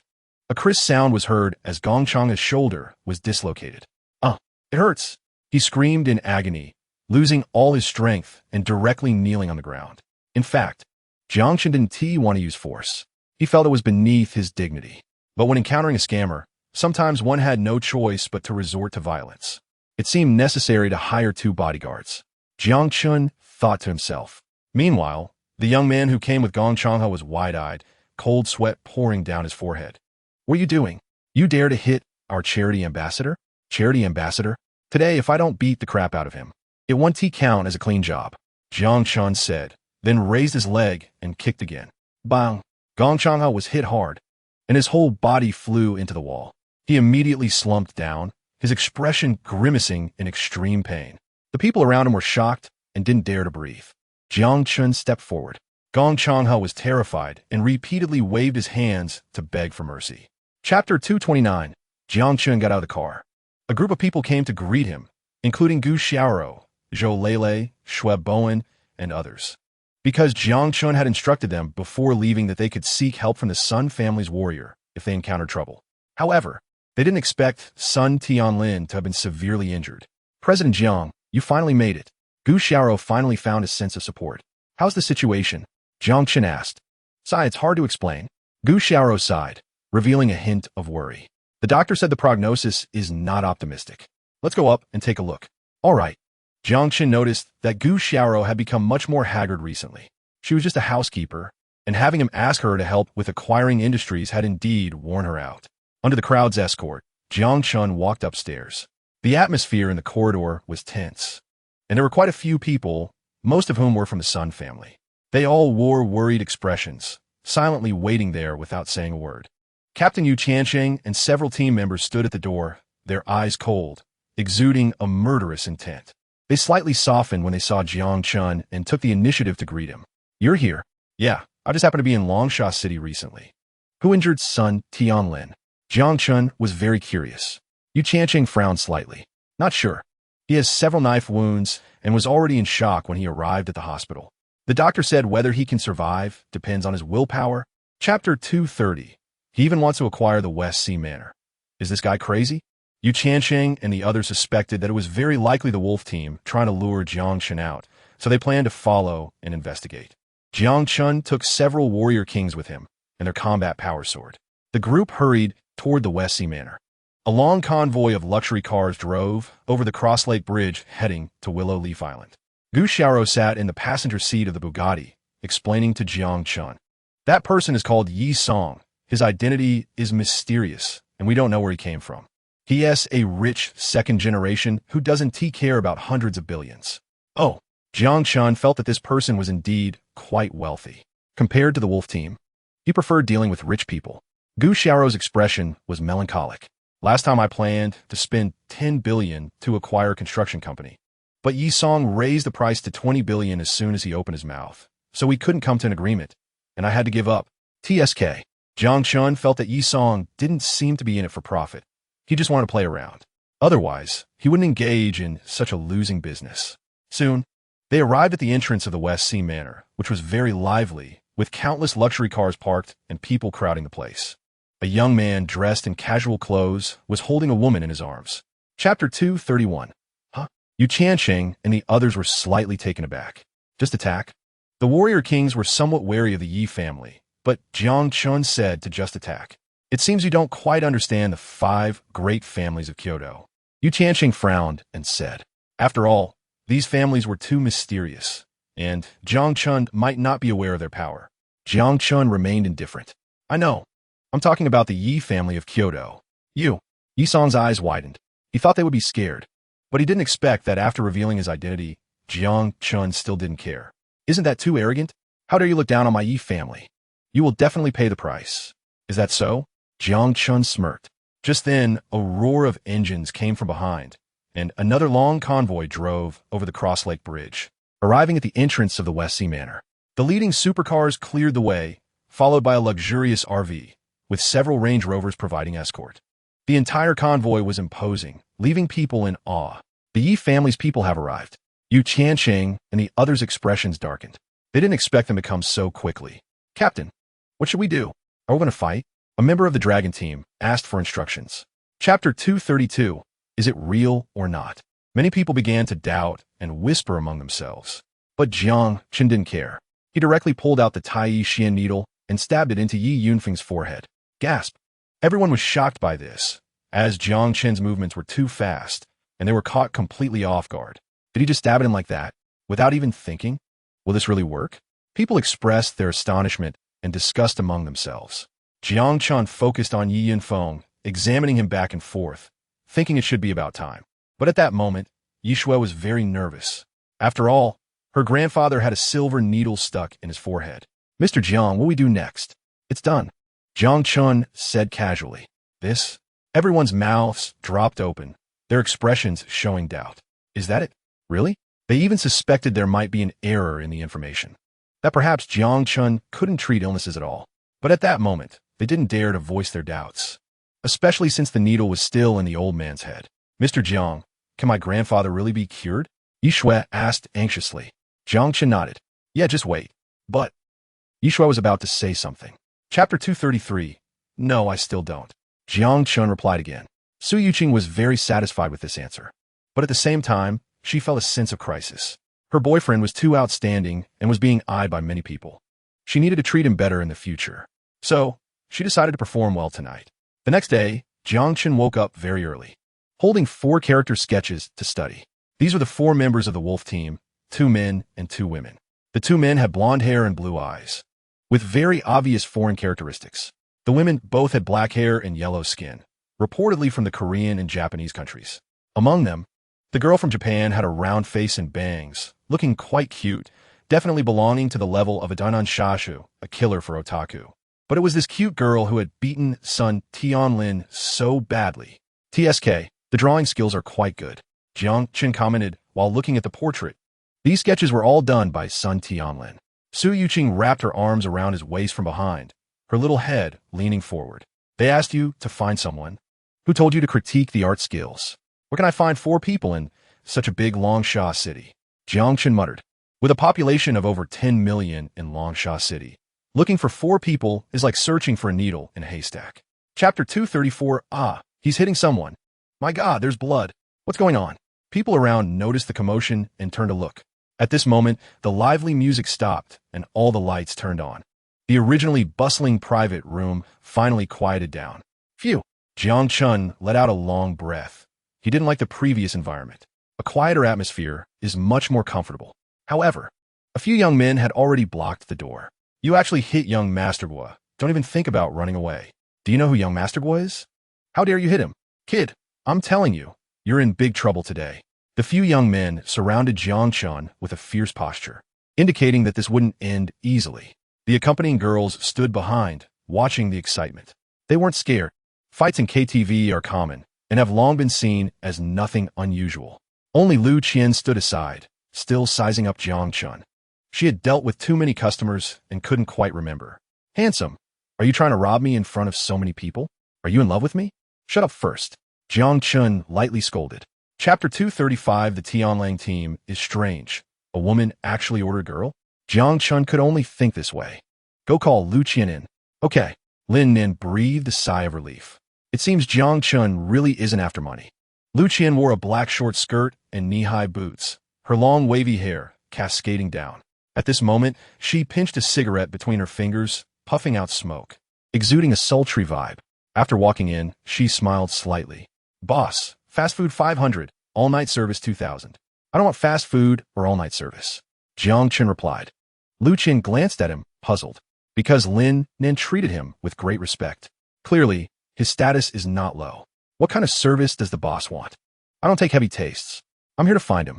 Jiang Chen directly took out a photo, which was a picture of her and Tang Xiona. Oh, Lu Qian's eyes flickered, seemingly understanding. It turns out the boss is into this. He really has a big capacity, and his skills are good. Less nonsense. Do you know where he is or not? Jiang Chen felt a bit embarrassed. He really couldn't understand what was going on in this woman's mind. Lu Qian nodded repeatedly. I know. I could take you to find him. Chapter 236. The referee finally opened the cage, and a few people went in to carry the loser away. I announced that the winner of this match is Taishan. The referee raised the contestant's fist. Roar. The strong man let out a loud roar, pounding his chest with the other hand. The audience cheered along. Oh, he won. Haha, as expected, the boxing king Taishan, really strong. After announcing the result, the referee continued in a high-spirited tone. Next challenger, Arabella Tang Xiona. Huh. Jiang Chun heard the familiar name, and his gaze sharpened. He looked towards the arena. Sure enough, a foreign youth walked up with short golden hair, looking particularly capable. His bare upper body was muscular, resembling tightly wound steel wires. The most eye-catching part was the wolf head tattoo on his shoulder, with blood smeared on the wolf's teeth, looking lifelike. That's him. Jiang Chun immediately made a judgment. This person is one of the members of the Tianlang team, Arabella Tang Xiona. Seeing him come out to challenge, people began to speculate who would win. This Tang Xiona is a newcomer. He has never lost a match. We should bet on him. Chapter 237. Tang Xiona looked at Jiang Chun, his expression not showing much surprise. Instead, a hint of a playful smile appeared. You came? Oh. Jiang Chun raised an eyebrow. Clearly, Tang Xiona knew he would come, and he was obviously doing it on purpose. You have some guts. Ha! The captain said to be cautious with you, but I think it's completely unnecessary. This iron cage today is your burial ground. I might even get a bigger share of the commission. Tang Xiona's lips curled up.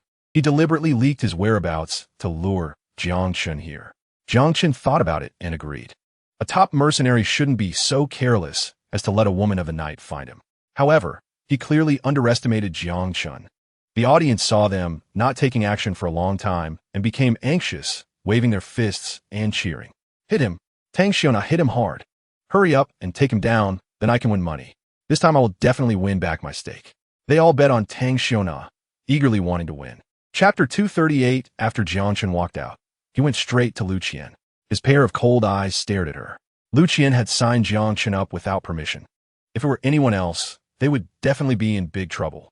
It fits that old saying, bitches are heartless, actors are ungrateful, and novel authors are the most lovable. What do you want to do? Lu Qian trembled in fear.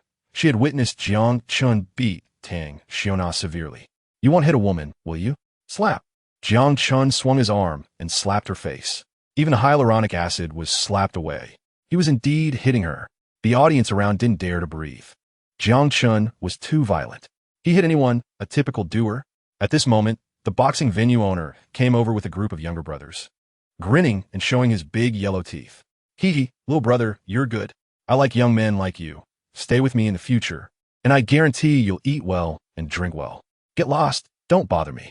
Jiang Chun was slightly annoyed and couldn't be bothered to deal with him. Oh. The boss frowned slightly, feeling that his temper was indeed quite big. He then threw out a heavy card. Chapter 239. At this moment, the Qin family. The family head, Qin Guangshan, was discussing with Ma Wei how to reclaim the industrial plan for Longsha City. Qin Yang knocked on the door and walked in, saying, Grandpa, Jiang Chun has returned to Longsha City. What? Qin Guangshan raised an eyebrow. When did he come back? It was just in the past couple of days. Qin Yang answered. Great. He actually dared to come back. Qin Guangshan's eyes sparkled. Mr. Ma Wei, what should we do? Isn't this just right? Let the wolf squad deal with him directly, Ma Wei coldly snorted. The wolf squad had just dealt with the Sun family's war king. Their strength was evident. Qin Guangshan was waiting for this statement, and he had great confidence in the wolf squad. Yes, let the wolf squad take him out. So he knows the consequences of offending our Qin family. Grandpa, one member of the wolf squad has gone missing, and he might have already been taken out by Jiang Chun. Qin Yang hesitated to say. Qin Guangshan, Ma Wei. The atmosphere suddenly became awkward. How could this happen? Qin Guangshan's face darkened, thinking, could it be that the wolf squad can't even handle Jiang Chun? Chapter 240. Soon after, Jiang Chun and Yu Tianqing planned to stroll around the vicinity of Longsha University. They didn't bring anyone else because the wolf squad had strong counter-reconnaissance capabilities. If too many people went, it would instead easily alert the enemy and even cause unnecessary casualties. Mainly, Jiang Chun felt that he was enough. Longsha University was quite famous, and the area was densely populated and very bustling. The two walked on the crowded street, constantly looking around. There were many stalls set up at the school gate, and the streets were filled with youthful students. They were in groups of 2 or 3, and there were also couples walking together. The wolf squad really knows how to pick a place, Jiang Chun remarked. Thinking about how ruthless mercenaries are lurking around here, it really is quite troublesome. Yu Tianqing looked around. The area was narrowed down, but finding them was still not easy. Let's see if fate has it, Jiang Chun shrugged. Being near this university is definitely better than being in the entire Longsha city. And I don't really care. If they can find me, that's great. If not, then I'll just take a stroll. Anyway, I don't think the wolf squad poses a threat to me.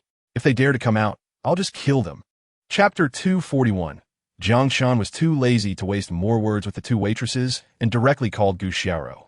Sure enough, they had business cooperation. Originally, Gu Xiaoro wanted to invest in Li Hua Hotel, but she had been too busy recently to find the time. Upon hearing that Jiang Shan had come, the hotel manager was immediately startled, thinking, why so sudden? Is he here to investigate and see if there's a need to invest? This is a god of wealth level. The hotel manager decided to personally come down to greet him at the front desk. The two waitresses looked at Jiang Shan hanging up the phone. Oh, who'd you call? Do you know our general manager? The Bangs girl asked. I don't know, Jiang Shan replied honestly. He really didn't know the hotel manager. But the manager knew him. Haha, the Bangs girl couldn't help but laugh out loud. You don't even know our manager, and you're making a call? You're really good at pretending. But just then, a middle-aged man in a suit walked out of the elevator, striding towards Jiang Shan with a flattering smile. The two girls were stunned, and their laughter abruptly stopped. The general manager really came out? Could it be to welcome him? Chapter 242. Jiang Shan had been staying in the presidential suite for 3 days. He casually looked at the street view or went out for a stroll. Life was quite leisurely, and everything was peaceful. Unfortunately, he had not discovered the trace of the wolf squad. Maybe they've already left, Jiang Shan murmured. If there's still no movement today, I won't stay here watching. Because he had already seen enough through the telescope. Jiang Shan was preparing to wash up and then go out for a walk when a notification pinged. System prompt. The host is being monitored. Please pay attention to safety. Suddenly, the system's crisp voice rang in his mind.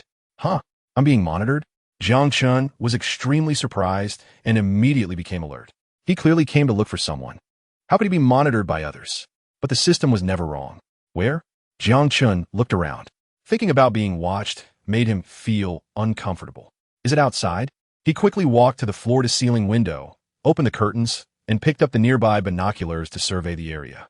Since it was morning, the residential buildings were as usual, with some people washing up or having breakfast, getting ready for work, just like before. Chapter 243. The hallway was filled with thick smoke, permeated with a burnt smell, which was particularly pungent. A tall figure walked out from the smoke. She should still be nearby. Jiang Shan approached the window of the hallway and looked down at the chaotic street below. Sure enough, he saw a Bangs girl standing amidst the panicked crowd, a smile on her face, also looking up at him. For a moment, their eyes met. However, when Qian Shui saw Jiang Shan, her smile slowly faded, and her delicate face inevitably showed some disappointment. But she seemed to think of something and quickly became relieved. She shrugged her shoulders at Jiang Shan, raised her hands in a gesture of innocence, as if to say she felt very wrong for not having blown him up. Jiang Shan could clearly see that in her delicate hand, she was still holding a remote control for an explosive device. Wow, she really is quite skilled. Jiang Shan marveled internally. The explosion just now was something she had improvised with local materials. Yu Qianxing had mentioned that Qian Shui was a top explosive expert, but she rarely used conventional explosives. She usually utilized the surrounding environment, such as gasoline, gas, or even household detergents, to create explosive scenes. Qian Shui's research on bombs had reached an extraordinary level. She felt that conventional explosives were too primitive. Chapter 244. Hiss, Jiang Shan gasped. The scene before him was truly horrifying. Even with prior mental preparation, he was still quite frightened. The person across from him was clearly a bit flustered. With a quick movement, he hurriedly left his original position. Jiang Shan had already confirmed that the members of the wolf squad were right next door. He rushed out of the room and came to the door next door, lifting his leg to kick it. Bang! With a loud crash, the door shattered. Jiang Shan forcibly broke in, but after the loud noise, the room fell silent again. The person seemed to have vanished. A cool breeze blew towards him. Jiang Shan walked over to take a look and found that the balcony window was wide open. Did they escape through the window? But this was the 15th floor. Jiang Shan went to the window and leaned out to take a look. The cold night wind tugged at his hair, but everything around was pitch black. There was nothing. No, wait. Jiang Shan frowned. Because this was the 15th floor, even if someone could get down, it would take some time. It was impossible for them to disappear so quickly. They might be downstairs. Jiang Shan used one hand to push off and jumped directly from the 15th floor to the balcony of the 14th floor. and the window of that room was conveniently open. Jiang Chun easily entered the room, and he suspected that the person from earlier was most likely inside. Chapter 245. In the end, Jiang Chun and the others decided to start from the source of the sedative, relying on Yu Tiancheng's influence. They quickly found out that there was a man named Guo Song who specialized in this gray business, selling various illegal items. He was a local tyrant in the western part of Longsha City. He had previously mixed with Zhao Tai from the Qin family. But after Zhao Tai was taken down by Jiang Chun and Sun Tianlin working together, Guo Song established his own business and was now thriving, growing bigger and bigger. This sedative was likely sold by Guo Song to Li Jinjia, Yu Tiancheng explained. Jiang Chun nodded and said, "Then let's go find this Guo Song and ask him." The wolf squad had one madman and one pervert. Qian Shui was a typical violent figure. But compared to her, Jiang Chun hated Li Jinjia even more. This person was truly strange. It would be better to deal with him sooner rather than later. Mainly, Jiang Chun was very curious about how she managed to escape right under his nose.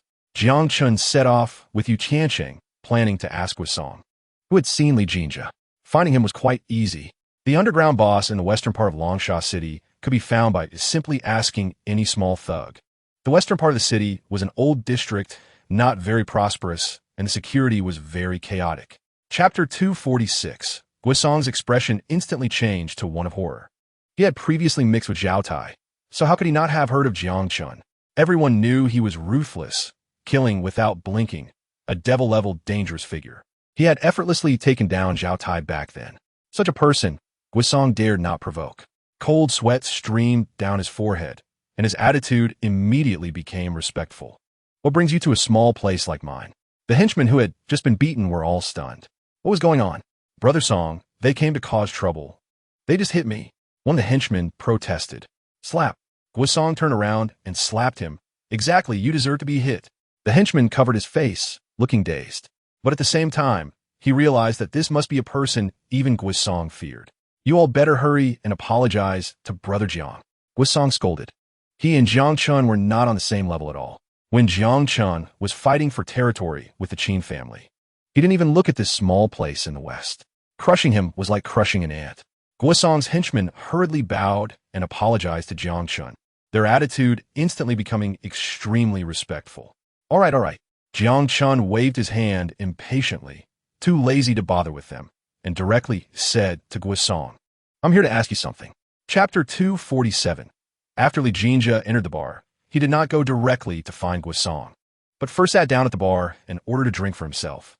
His cold eyes scanned the surroundings, observing if there were any changes in the environment. Indeed, he was quite cautious, Jiang Chun muttered, because inside the VIP room, he had set up a web of traps.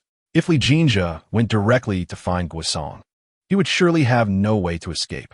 To be safe, Jiang Chun left the monitoring room and walked towards the dance floor outside. At the same time, Yu Tiancheng's people disguised themselves as waiters or customers, also approaching Li Jinjia in shadows. A tightly woven net was gradually starting to close in. Jiang Chun arrived at the dance floor, hiding among the swaying crowd, his eyes quietly fixated on Li Jinjia. He could now see that his arranged people had already secretly surrounded him, with at least 10 people. As long as he took action, he would surely be able to control Li Jinjia. There was no way she could escape. Jiang Chun did not believe it, thinking that any ghostly killer was nothing more than that. He quietly moved his feet, continuing to approach Li Jinjia, like a cheetah lurking in the grass. He could see the distance between them shrinking, now less than 10 meters apart. Chapter 248. Li Jinjia was originally a man, but had always presented himself as a woman. Furthermore, he was the bald young man from earlier, because Jiang Chun had encountered him once at the hotel, and now he appeared again. Twice. And it just so happened that Jiang Chun was looking for Li Jinjia. What a coincidence. How could someone just vanish into thin air? All of this was just a trick. Realizing this, Jiang Chun quickly dashed out of the bathroom and into the hallway, where he saw the bald young man fleeing frantically, almost out the bar's door. "Chase!" Jiang Chun shouted. "Huh?" Yu Tiancheng and the others were puzzled, wondering who he was chasing. Wasn't Li Jinjia inside? Although he didn't understand, he still followed Jiang Chun's lead. "Li Jinjia is a man. He's that bald guy," Jiang Chun quickly explained. "What?" Yu Tiancheng was shocked. "Li Jinjia is a man? This is too far-fetched. Moreover, he was bald?" Transforming from a tall beauty into a bald young man was such a huge contrast that it was hard for people to accept. At the same time, Yu Qiansheng also marveled at how powerful the makeup skills were. It was simply like changing heads. Chapter 249. The Ferrari was still accelerating, soon reaching a speed of 300 miles per hour, which was its maximum speed. The girl was completely scared silly, only seeing the blurry scenes on both sides as one car after another sped past. If she was not careful, it would definitely lead to a car crash and loss of life. Crazy. The girl curled up in her seat, resigned to fate. She had originally envied others driving sports cars, but now she regretted it and even developed a psychological shadow, vowing never to get in one again. Soon, Li Jinjia's Lamborghini reappeared in front of her, and the two cars were getting closer. Li Jinjia saw the red, lightning-like Ferrari in the rearview mirror, looking somewhat incredulous. Is this guy crazy? How dare he drive so fast? Unknowingly, he pressed the gas pedal hard. As an ace mercenary, Li Jinjia's driving skills were certainly not weak. He had never been caught by anyone before. He was confident he could shake them off. Both cars reached 300 miles per hour simultaneously, one in front and one behind, the roar of the engines completely resonating in the night sky. Passers-by on the road could only feel a gust of wind as two phantoms rushed by. However, Li Jinjia noticed that no matter how fast he accelerated, that Ferrari was like a leech, completely impossible to shake off. Chapter 250. Li Jinjia died, causing quite a stir in Longsha City. Especially for the Qin family, it was like a bolt from the blue. At this moment, Qin Guangshan's face was so grim it seemed like it could drip water. If even the ace mercenary couldn't deal with Jiang Chun, what could they do?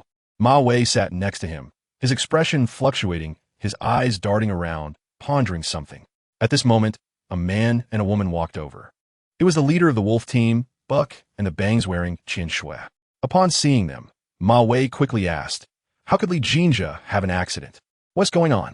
"We decided to abandon this mission and return the commission to you in full," Captain Buck said solemnly. Everyone present was instantly stunned. The wolf team is abandoning the mission? This had never happened before with ace mercenaries, especially Qin Guangshan, whose face turned as purple as an eggplant. He had already gone all in, not only offending Jiang Chun, but also making enemies with the 5 top warriors of the Battle Dragon team. If the wolf team left, the Qin family was definitely doomed. "Mr. Buck, please reconsider. You can't leave. Our Qin family can pay more.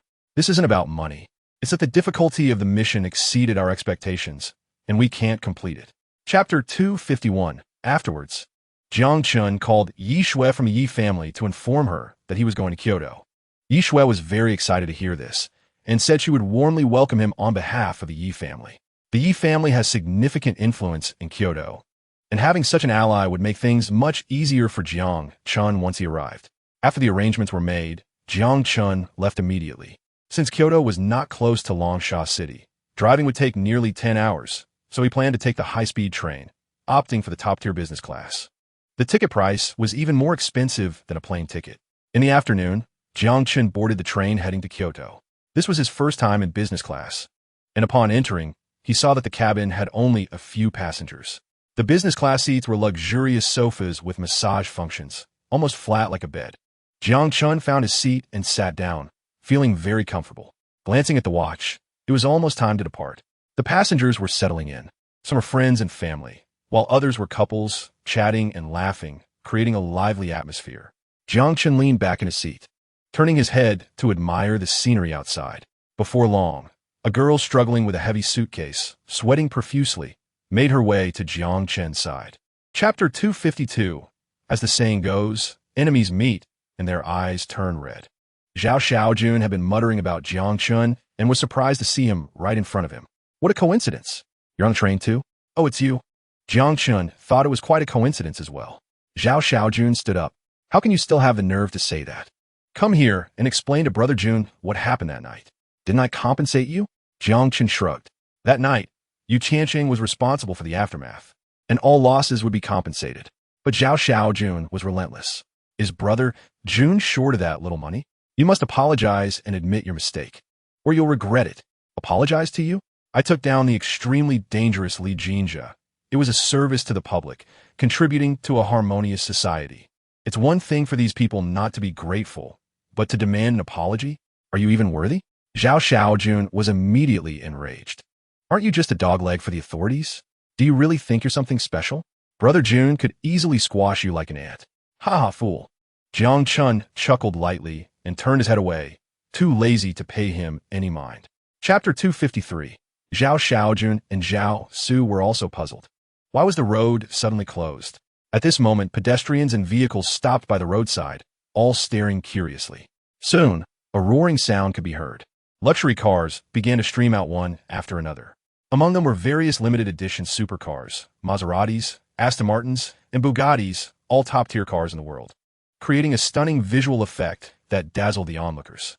Wow, what's going on? Is there a car show? Look, that's a McLaren. I've seen it on TV. Wow, there's even a Lamborghini Sixth Element. It's globally limited. Seeing this scene, people thought there was a car exhibition going on, which was why the road was temporarily closed. Even if the road wasn't closed, they wouldn't dare to walk across. The street was filled with the world's top luxury cars.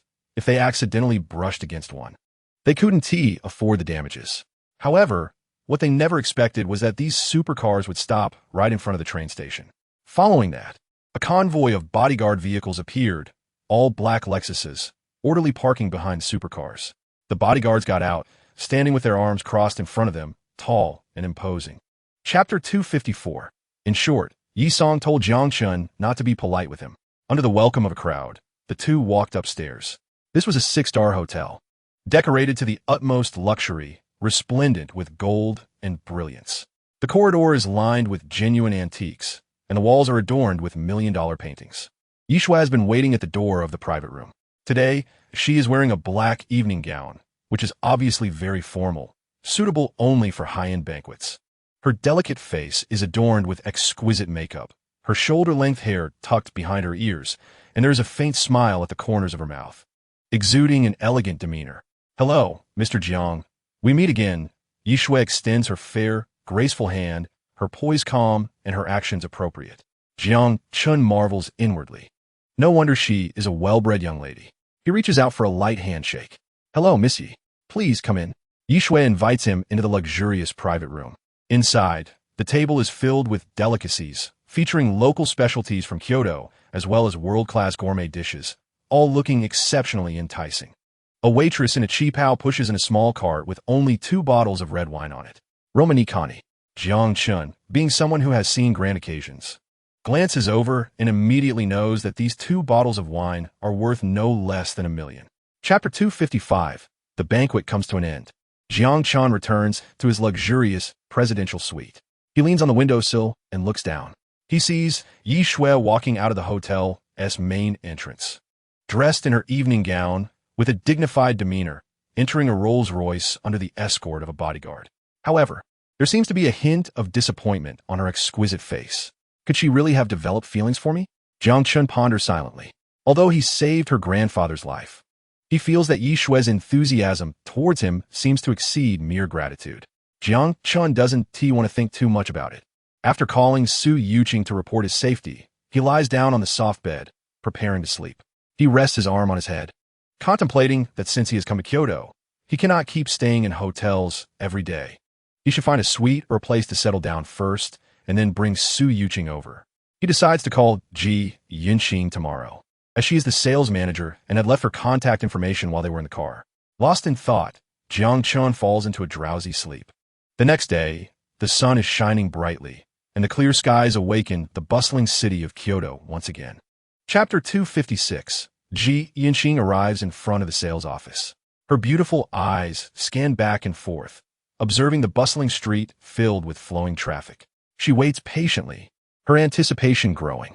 Meanwhile, Meng Xian and another person sit in the lobby on a chair, occasionally glancing outside, curious about what kind of customer Ji Yunxing is waiting for. Yang, you promised me you would help me secure the sales manager position. Meng Xian reminds him again. Yuan Xiaoyang waves his hand dismissively. Don't worry. Why has Yang ever let you down? Thank you. Yang, I will make sure you are comfortable in the future. Meng Xian places a hand on his thigh. Her intentions quite obvious. Hee hee.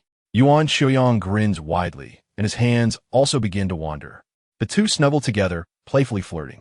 The employees in the lobby turn their heads, feeling a bit uncomfortable. At this moment, Ji Yunxing is deep in thought. If Jiang Chun is coming, It must be a grand occasion with numerous luxury cars, and he should be visible from a distance. However, as she looks around, she doesn't see any luxury cars approaching. Suddenly, a taxi stops in front of the door. Driver, how much? A total of 12 yuan. Oh, okay, I'll transfer it to you. Chapter 257, what? The group is momentarily stunned, jaws dropping almost to the ground. You want all of these? Ji Yinxing also finds it hard to believe, as the area Jiangchun is interested in has a total of 10 villas. All large and luxurious houses. You really want all 10 of these villas? Ji Yinxing asks incredulously. Jiangchun nods. What's wrong? Have they already been sold? No. Ji Yinxing shakes her head repeatedly. Meng Xian and Yuan Xiaoyang beside her are equally dumbfounded. They never expected Jiang Chun to open his mouth and ask for 10 villas. And even a manor? It must be a joke. 10 villas? How much would that cost? Meng Xian naturally has her doubts. Yuan Xiaoyang chimes in, yeah, that's too boastful. What if he can't pay later? Please do not disturb my customer, Ji Yinxing says with a frown. She knows Jiang Chun's capabilities. Saying you want to buy 10 is not a joke. TCH. Meng Xian still looks down on it. Ji Yinxing, is this your hired actor? Who are you trying to scare? Let him pay first. All else is nonsense. Yeah, I don't believe he can really buy 10. Chapter 258. Jiang Chun is sitting beside Yi Shui in the backseat of the car, and it does smell quite nice. So, are you here to buy a house? Yi Shui asks with a smile in her bright eyes. Jiang Chun nods, of course. Where else would I stay? Didn't I say yesterday? I could go to my place. Yi Shui half-jokingly replies. Jiang Chun grimaces, forget it, I don't want to be a freeloader. TCH. Yi Shui gives him a white glance, as if anyone could bully you. The two casually chat for a bit. Jiang Chun is curious about the issue regarding Ma Wei. Where are we going to talk? Right here in the car. There's no one else around, Yi Shui states directly. Oh. Jiang Chun glances at the driver, who appears to be a middle-aged man in his 40s or 50s, with half-white hair slicked back neatly. Yi Shui calmly explains, don't worry, this is Uncle Chun, who has been with my grandfather for decades, watching me grow up. He won't leak our conversation. Jiang Chun nods. He actually doesn't mind. The main concern is Yi Shui getting involved, which is very dangerous. After all, the Red Scorpion assassin group and those top mercenaries are not to be trifled with. So, what have you found out about Ma Wei? Jiang Chun asked directly. Chapter 259. Jiang Chun finishes the juice in his glass and stands up, walking towards the private room. As he arrives at the door, he can hear voices inside. Brother Yu Yang, your influence in Longsha City is so great. When will you take us to have some fun? Yeah, I've heard Longsha City has beautiful scenery. It's a tourist city that I've never been to. The two young men continue to agree enthusiastically. Qin Yang smiles broadly, clearly enjoying the attention. Haha, no problem. After I finish having fun in Kyoto, you can come back with me, and we can play freely once we're there. Really? That's great. The famous attraction in Longsha City is Liudeo, right? I've heard that there's a Shihai Manor on it, which is beautiful. One person talked excitedly. Qin Yang was slightly taken aback upon hearing about Shihai Manor, as it seemed to remind him of an unpleasant memory. However, he still forced himself to say, don't worry, it's no problem. I know the owner of Shihai Manor. We used to hang out often. As expected of Brother Yang, impressive. People gave him the thumbs up. Qin Yang was very satisfied, smiling broadly, feeling that being in Kyoto was still enjoyable. Although he was now in a decline, not exactly a top-tier rich second generation, he still had enough money to indulge in a lavish lifestyle. Chapter 260. Although Qin Yang felt guilty, he sighed in his heart that he really couldn't do anything else. He could only invite the next victim to come forward. He directly dialed Lu Hao's number. Hey, Hao Go, where are you? Xiaoyang, I'm at the bar drinking. Come over, I'll arrange for 2 girls to help you unwind, haha. A slightly drunken voice came from the other end of the line. It seemed Lu Hao was quite easygoing. Qin Yang hesitated for a moment, feeling even more ashamed. If Jiang Chun went, it would be a disaster for him. Lu Hao, sensing the silence, became impatient and urged, don't dawdle. If you don't come, it means you're not giving Hao Go face. Hurry up. Do I need to send someone to pick you up? No, Qin Yang quickly replied, thinking that since he said that, he might as well agree, okay? I'm coming over now. Soon, the two hung up the phone. Jiang Chun smiled slightly, thinking that Lu Hao was quite straightforward, and he liked dealing with straightforward people. Qin Yang was speechless. Devil. Pervert. After the call, the two walked out of the hotel and headed towards the bar where Lu Hao was. Chapter 261.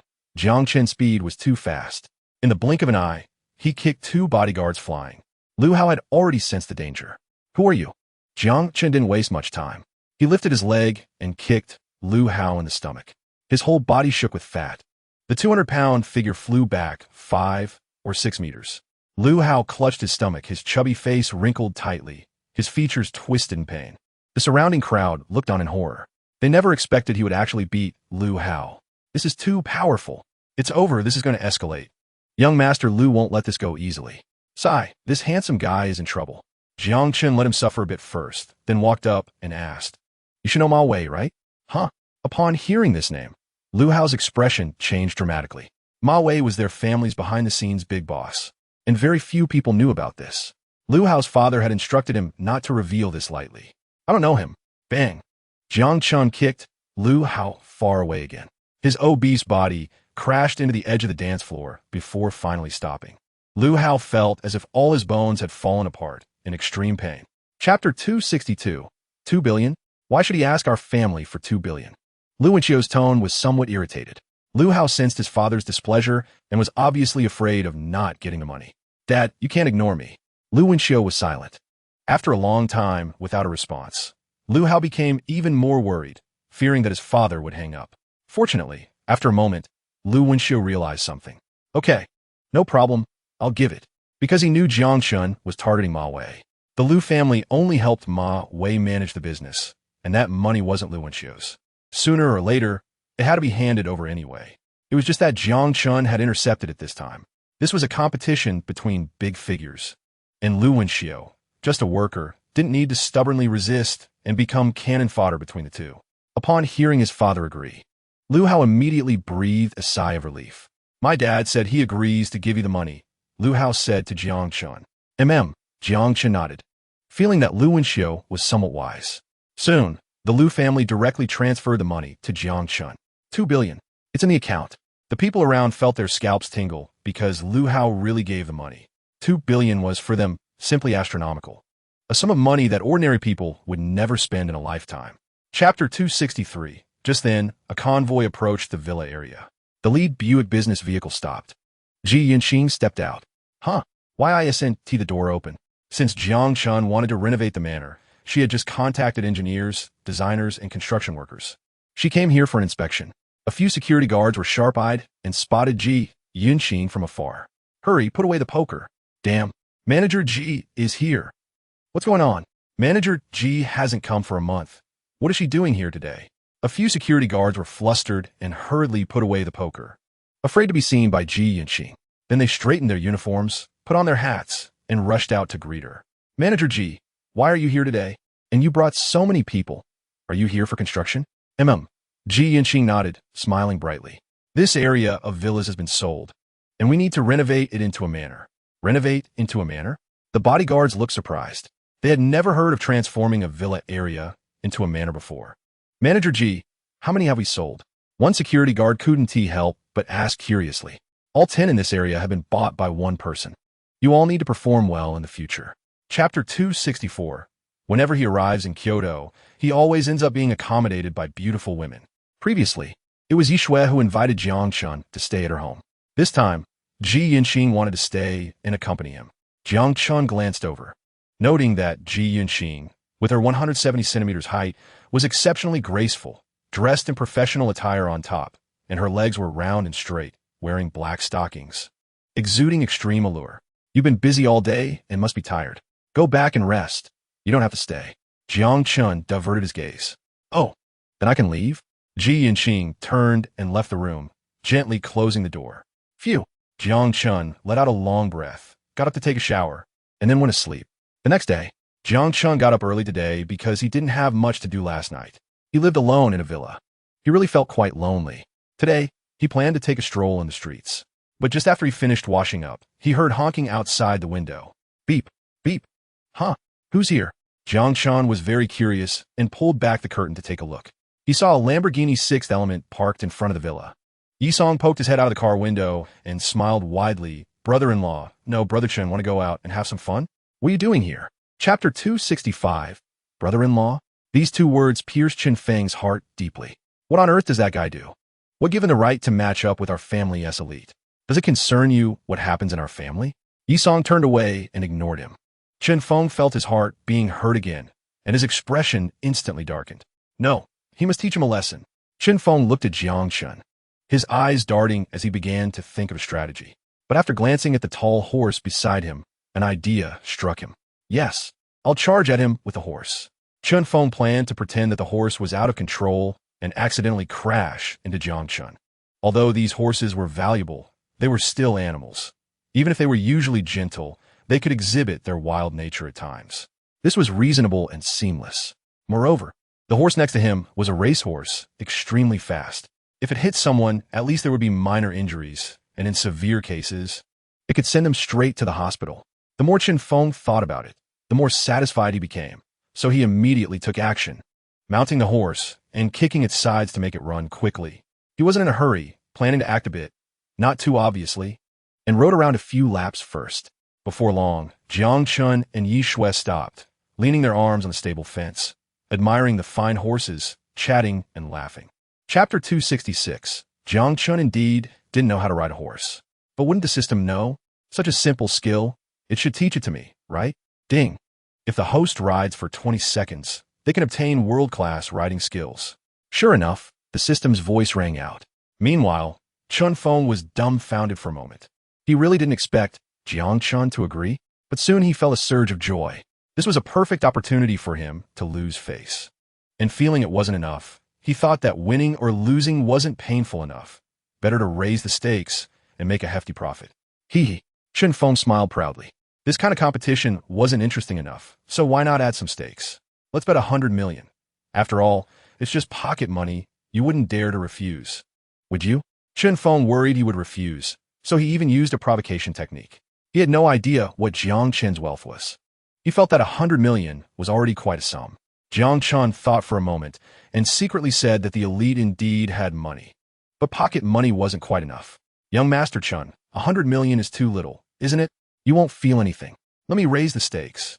How about 100 billion? Hiss. Chen Feng gasped. His Chen family was indeed wealthy, but 100 billion was no small amount. Chapter 267. In that instant, Jiang Chun comprehended all horse riding techniques and taming skills. At the same time, the white horse no longer wobbled, its four hooves steadied. Its eyes shone brightly, and it stomped its hind hooves on the ground, ready to sprint at any moment. Meanwhile, Chen Feng was still circling around Jiang Chun, mocking him. Haha, can you still move? Just don't back away. I bet you won't finish this all day. Should I go ahead and wait for you at the finish line? Jiang Chun completely ignored him. He pulled the reins, and the white horse raised its front hooves, letting out a loud neigh. Then it galloped away at incredible speed. It was truly like a wild horse breaking free, a trapped beast escaping. In the blink of an eye, it had dashed over 10 meters away. Huh? Chen Feng was instantly stunned, his smile freezing on his face. He felt that something was wrong. Why did it suddenly run away?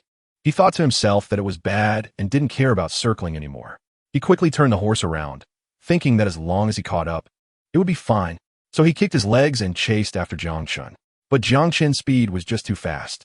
The white horse beneath him galloped wildly, while Jiang Chun held the reins like a general charging into battle in ancient times. Chapter 268. Jiang Chun returned to his residence, which was also a luxurious villa. This was a place for entertaining distinguished guests. The surrounding mountains were beautiful, the environment elegant, and it was stunning. Jiang Chun felt very satisfied, thinking that this place was perfect. The key was that he made tens of billions today, plus acquiring a hotel. Now he had real estate and a hotel in Kyoto, which could be said to have established a foothold. The Chen family was indeed quite wealthy. Why not bet something else with him? Jiang Chun muttered to himself. But then he thought that there probably wouldn't be another opportunity, as Chen Feng had already lost enough and wouldn't dare to gamble with him again. Jiang Chun felt very regretful about this. At this moment, Chen Feng indeed felt a pinch in his heart. Sitting on his big bed with his hands propping up his face, looking gloomy. He inexplicably lost the match today and had to compensate Jiang Chun with a hotel. The key was that he was the one who proposed the match. If it were anyone else, they would feel extremely frustrated. Knock, knock, knock. At that moment, a knock sounded on the door. Chen Feng lazily lifted his eyelids. Come in. The door to the room opened, and a girl about 17 or 18 years old walked in. She had a graceful figure, fair skin, and exquisite features. Definitely a beauty, scoring above 95. Chapter 269. Oh, Jiang Chun was surprised inside, not knowing who gave him the courage to want to gamble with him again to win back the hotel. Once something was in Jiang Chen's hands, it had never come back out. It seemed like another significant business opportunity. Beside him, Yi Shui frowned slightly. Chun Feng, are you done? Why do you always see trouble with Jiang Chen? Exactly. Yi Song yawned and said, what makes you better than Brother Chun? What gives you the right to win back the hotel? You. Chun Feng was very angry. In Yi Song's eyes, he seemed to have nothing to offer. But thinking about it, it was true. He really didn't have anything better than Jiang Chun. But it didn't matter. There was still Chen Nu, all right? The genius girl of the Chun family. Chun Feng was very confident. This time let my sister compete with you. Chun Feng coldly snorted. Oh, Jiang Chun then noticed a girl standing behind him. She was indeed very beautiful, but she had her arms crossed and a defiant expression on her face. Jiang Chun understood. It was his sister who gave him the courage. Yi Shui's frown deepened. She knew Chun Nuo, who was known as a genius girl, proficient in music, chess, calligraphy, and painting, and indeed far superior to ordinary people. Chapter 270.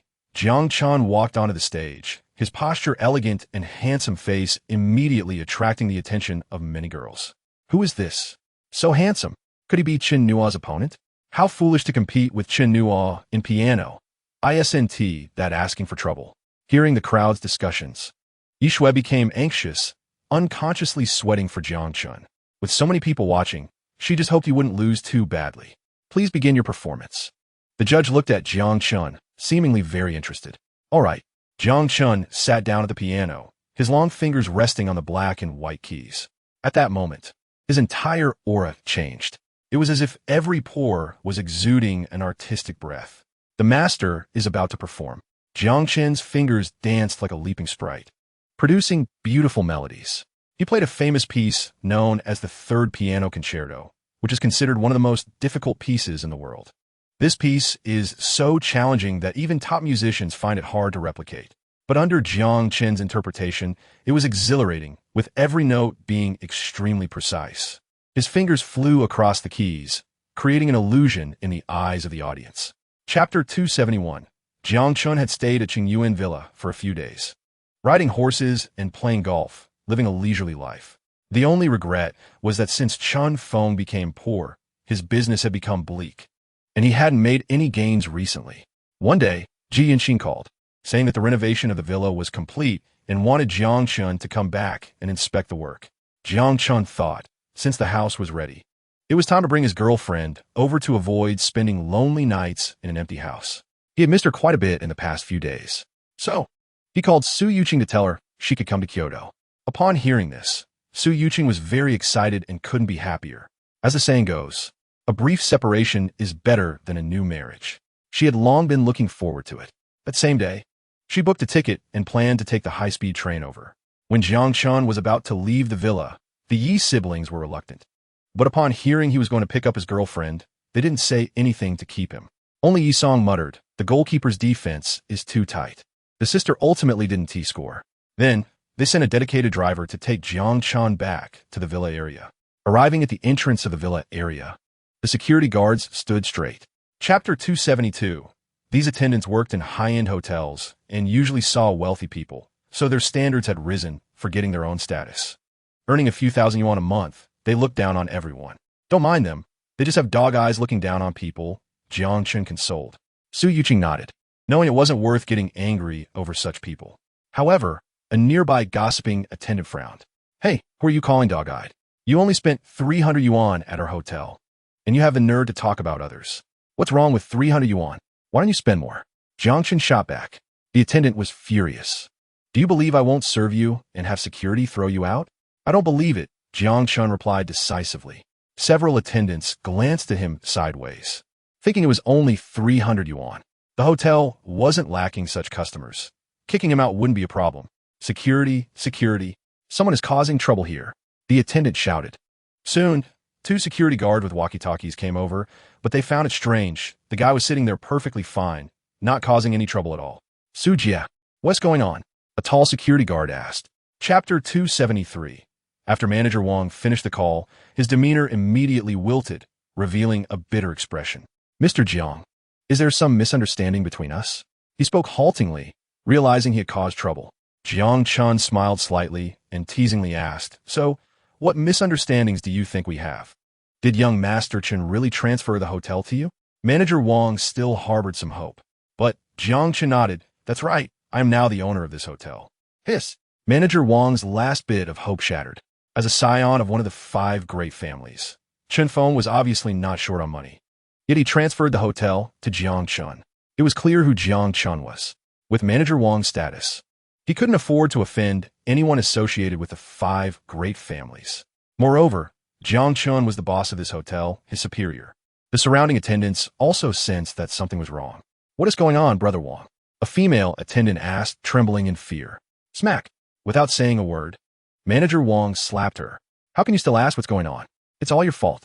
Mr. Jiang is our hotel's new owner." Chapter 274. After a night of intimacy, Jiang Chun returned to his usual routine, sleeping until 9 the next morning. He had promised Su Yuqing to go shopping today. Having just arrived in Kyoto, they naturally had to take a good look around. The two tidied themselves up and left the villa excitedly. Young Master Chin's mall was, of course, located in the bustling area of Kyoto.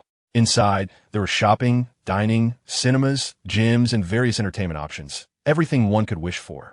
Now, this was Jiang Chen's property. In fact, these businesses weren't particularly valuable, but in the precious land of Kyoto, this shopping mall itself was worth billions. Jiang Chun and Su Yuqing held hands, walking into the mall amidst the bustling crowd. The surroundings were lively, with people everywhere. Jiang Chun scanned the area, feeling quite satisfied with the business. They went straight upstairs to the luxury goods section. Surrounded by various high-end brand stores, it was relatively less crowded. "Let us go take a look there," Su Yuqing said with sparkling eyes. Jiang Chun turned to see it was a Gucci store. Gucci was one of Su Yuqing's favorite luxury brands. The two walked in, greeted by a smiling attendant. "Welcome to our Gucci store," a handsome young man smiled. Chapter 275. Huh? Li Yukai stood there with his mouth agape. "Xiaoqi, are you joking? You can't say such things lightly." "I'm not joking. I came here to break up with you. I already have a new boyfriend."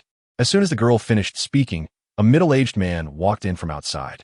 He had a face full of flesh and grinned widely, revealing a big gold tooth. The man casually wrapped his arm around the girl's waist and took the opportunity to grope her a couple of times. "Chi-Chi, have you finished talking to this poor guy?" I'm done. From now on, I will only love you," the girl said coquettishly, snuggling into the man's embrace. This scene felt extremely piercing to Li Yukai. He was a bit dazed and muttered, "Why? Because you simply don't deserve me. My brother Du Hui is worth millions. It's enough for you to struggle for decades. Look at the bag you bought me. It's over 50,000. Haha, if you like it, I'll buy you more in the future," Du Hui said proudly. Li Yukai gritted his teeth, already understanding what was going on. But in his mind, his girlfriend was not a materialistic person. She was pure and kind, and had always loved him. So love can disappear, right? Chapter 276. When Chen Feng signed the transfer contract, he gave Jiang Chen a list of management personnel. But Jiang Chun just glanced at it and didn't remember the names. The female secretary was immediately stunned. Jiang Chen? Yesterday, the young master of the Chen family had mentioned to them that the mall had a new owner, and the name seemed to be Jiang Chun. Due to the urgency of the situation, it had not yet been made public. Could he be the new owner? No way. The secretary was puzzled. Since the matter was serious, she didn't dare to make a decision on her own, fearing responsibility. So, she cautiously replied, "Please hold on a moment. I'll go ask the manager." Jiang Chun directly hung up the phone and returned the phone to Li Yukai. Everyone looked at him, thinking, who is this guy? Why does he speak so arrogantly? A general manager can come? Du Hui still had his arms crossed, looking disdainful. Is the call finished? Did the general manager come? Don't be anxious, Jiang Chun casually said. Du Hui snorted coldly, thinking that whether the manager came or not, he would definitely fire Li Yukai. He still had that much power. Fire me if you want. I don't want to work here anyway. Li Yukai directly took off his work uniform and threw it heavily on the ground. Chapter 277. The mall manager Zhao Hongyi was quite perceptive and immediately instructed people to kick Lu Qi and Du Hui out, showing loyalty to Jiang Chun. On the other hand, he was also trying to please Li Yukai because he was likely to be promoted to the general manager, and then he would be his direct boss. Li Yukai could feel Zhao Hongyi's attitude. He had never imagined that one day the mall manager would come to curry favor with him. However, All of this was granted to him by Jiang Chun. Brother Jiang, if you need anything in the future, just let me know. I'll go through fire and water for you, Li Yukai said gratefully, expressing his determination again. Jiang Chun just waved his hand and didn't say much, because no matter how well he spoke, it was just empty talk. It mainly depended on his performance and the benefits he created. At this moment, Su Yuqing came out in a new outfit, looking delighted. She originally wanted to ask Jiang Chun if she looked good, but when she saw a crowd outside, she immediately changed her question. Hey, why are there so many people? Oh, it's nothing. Jiang Chun smiled and waved his hand, saying to the crowd, you all go do what you need to do. They weren't fools and immediately understood his meaning. Chapter 278. Jiang Chun and Su Yuqing strolled around for a small day, buying a lot of things, and then leisurely returned to the manor. Of course, there was no shortage of a night of intimacy. The next day, as the sun rose, the sunlight streamed through the window and fell on Jiang Chun's face. He lazily opened his eyes, looking at the sleeping beauty beside him, feeling a sense of satisfaction in his heart. This kind of life was indeed leisurely and very happy. Since it was still early, Jiang Chun planned to sleep a little longer. Ding! A task has been generated based on the host situation.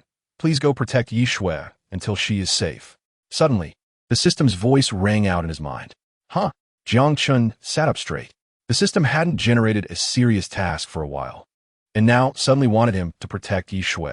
Could it be? Jiang Chun quickly thought of something. It must be that Yi Shui's help for him had been exposed, thus attracting a deadly threat. The Red Scorpion organization really had some skills, Jiang Chun muttered silently, because they had indeed found out about Yi Shui. Looking at the time, he felt that time was of the essence. Just as Jiang Chun was about to get out of bed, a delicate hand grabbed his arm. Su Yuqing woke up groggily. Where are you going? Oh, I might not be able to accompany you for the next few days. I have some work to do. Chapter 279. Alone in a room, Yi Shui started to feel nervous. Aren't you being a bit too hasty? Can I not be anxious about this? Jiang Chun said matter-of-factly. Huh? Yi Shui opened her mouth, her pretty face turning red. Should I take a shower first? What do you need a shower for? Jiang Chun asked, somewhat puzzled. Yi Shui immediately became even more shy, her voice barely above a whisper. If not, then let's start. After saying that, she raised her head and slowly closed her eyes, looking like she was ready to be picked. Jiang Chun was momentarily speechless. Looking at her rosy face, it was indeed very tempting. Jiang Chun almost lost control, but he wasn't there for that. Hey, you've misunderstood. I have something to tell you, Jiang Chun said. Yi Shui's beautiful eyes widened, and she suddenly understood. Something to tell me? Could it be that he isn't here for? It seemed a bit different from what she had imagined. Yi Shui realized she had misunderstood and immediately felt very embarrassed, wishing she could find a crack in the ground to hide in. Cough, I know. I just prepared to listen to you. I didn't mean anything else.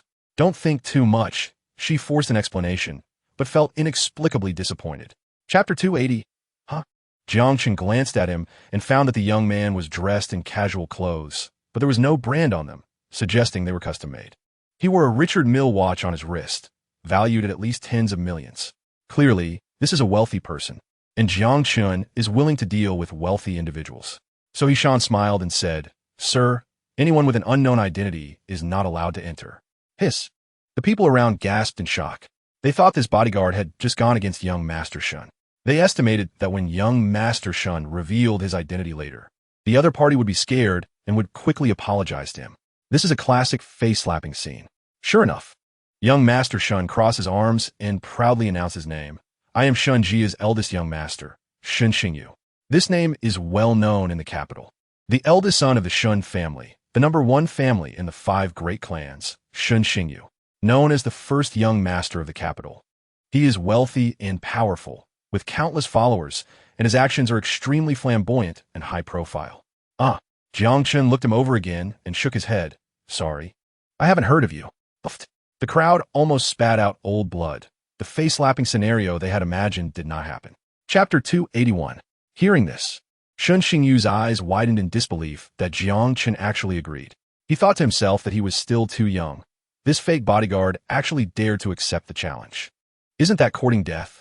Chun Feng beside him also showed a surprised expression and quickly thought of something, whispering to Shun Xingyu, Brother Xingyu.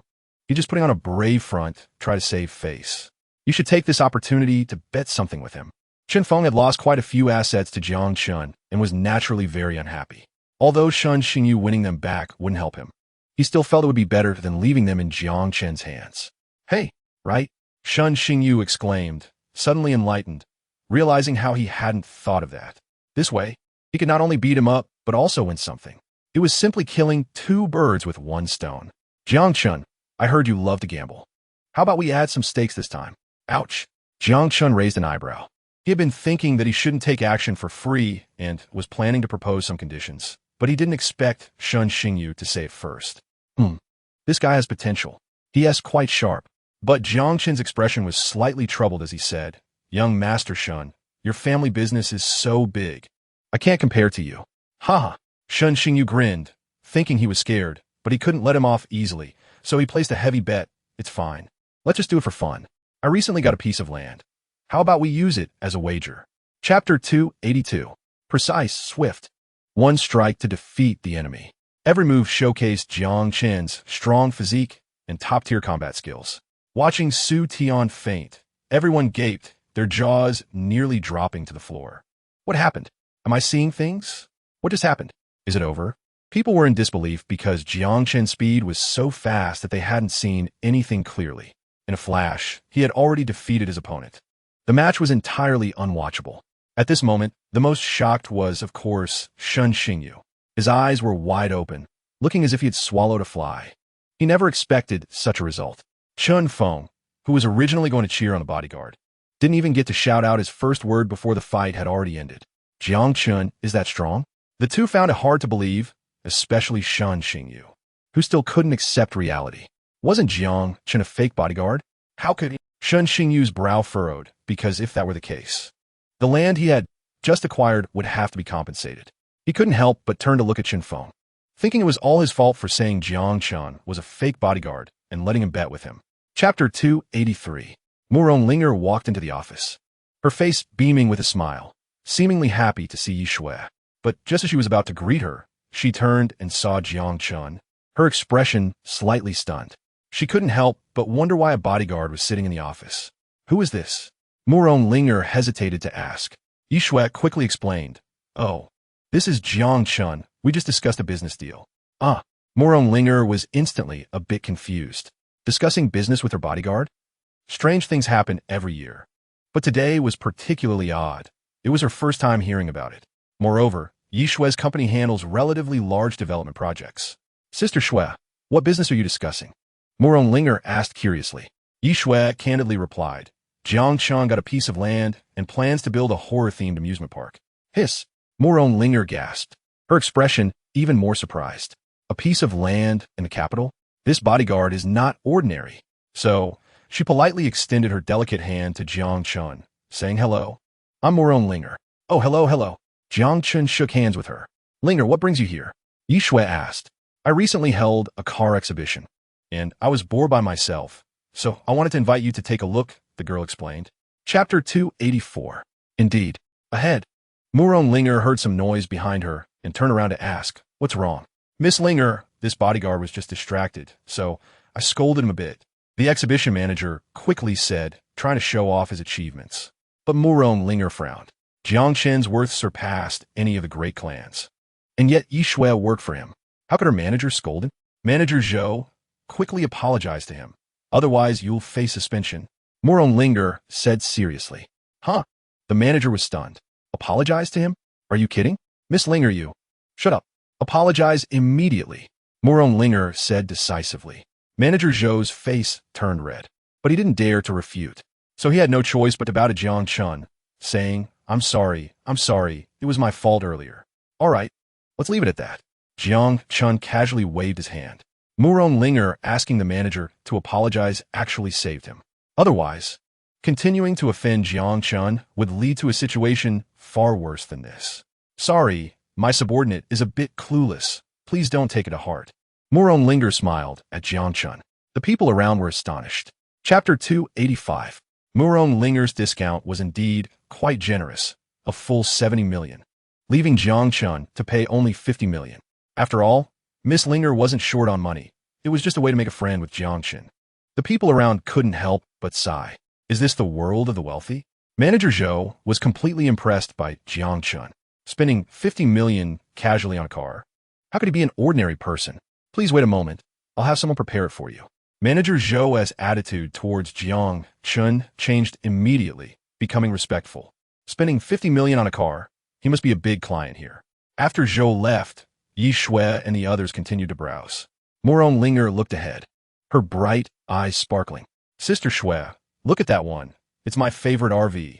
Combined with the upper and lower levels, it has over 200 square meters, costing 60 million, equivalent to 300,000 per square meter. Wow, it really is beautiful. I wonder what it's like inside, Yi Shui exclaimed. Jiang Chun looked over and saw an RV with a silver shell, its bullet-shaped front full of a sense of technology. It really is quite nice. Let us go in and take a look, Moron Linger said, pulling Yi Shui along. The two enter the RV to explore. Chapter 286, Jiang Chun. Have you struck it rich now? Ding Peng asked in surprise. Oh, I recently closed a few small deals in Kyoto, Jiang Chun casually replied. Ding Peng's mouth twitched. He thought casually spending 50 million on a car. How could that be a small deal? His girlfriend, Du Shan, opened her mouth, feeling a hot flush on her face. She wished she could find a hole to hide in. Did she just mock someone for being poor? If he was poor, what did that make her? You see, this situation, dear, it's been a long time since we saw our old neighbor. We should chat more when we have time. How about we have a meal together? Du Shan said nonchalantly, as if that person just now wasn't her at all. Jiang Chun glanced at her. Sorry, I'm working and don't have time. He still had to protect Yi Shui, so it was impossible for him to have a meal with them. Ding Peng shot Du Shan a glare, thinking she was too snobbish. Jiang Chun, my girlfriend doesn't understand. Please don't hold it against her. It's fine. Jiang Chun waved his hand. He thought Ding Peng was okay, but his girlfriend was indeed not great. Ding Peng continued. Let us add each other on WeChat. We can hang out when we have time. I know a few other neighbors who are also in Kyoto now. Chapter 287. The woman turned her head, but saw a handsome face, his expression extremely cold. Jiang Chun twisted her wrist.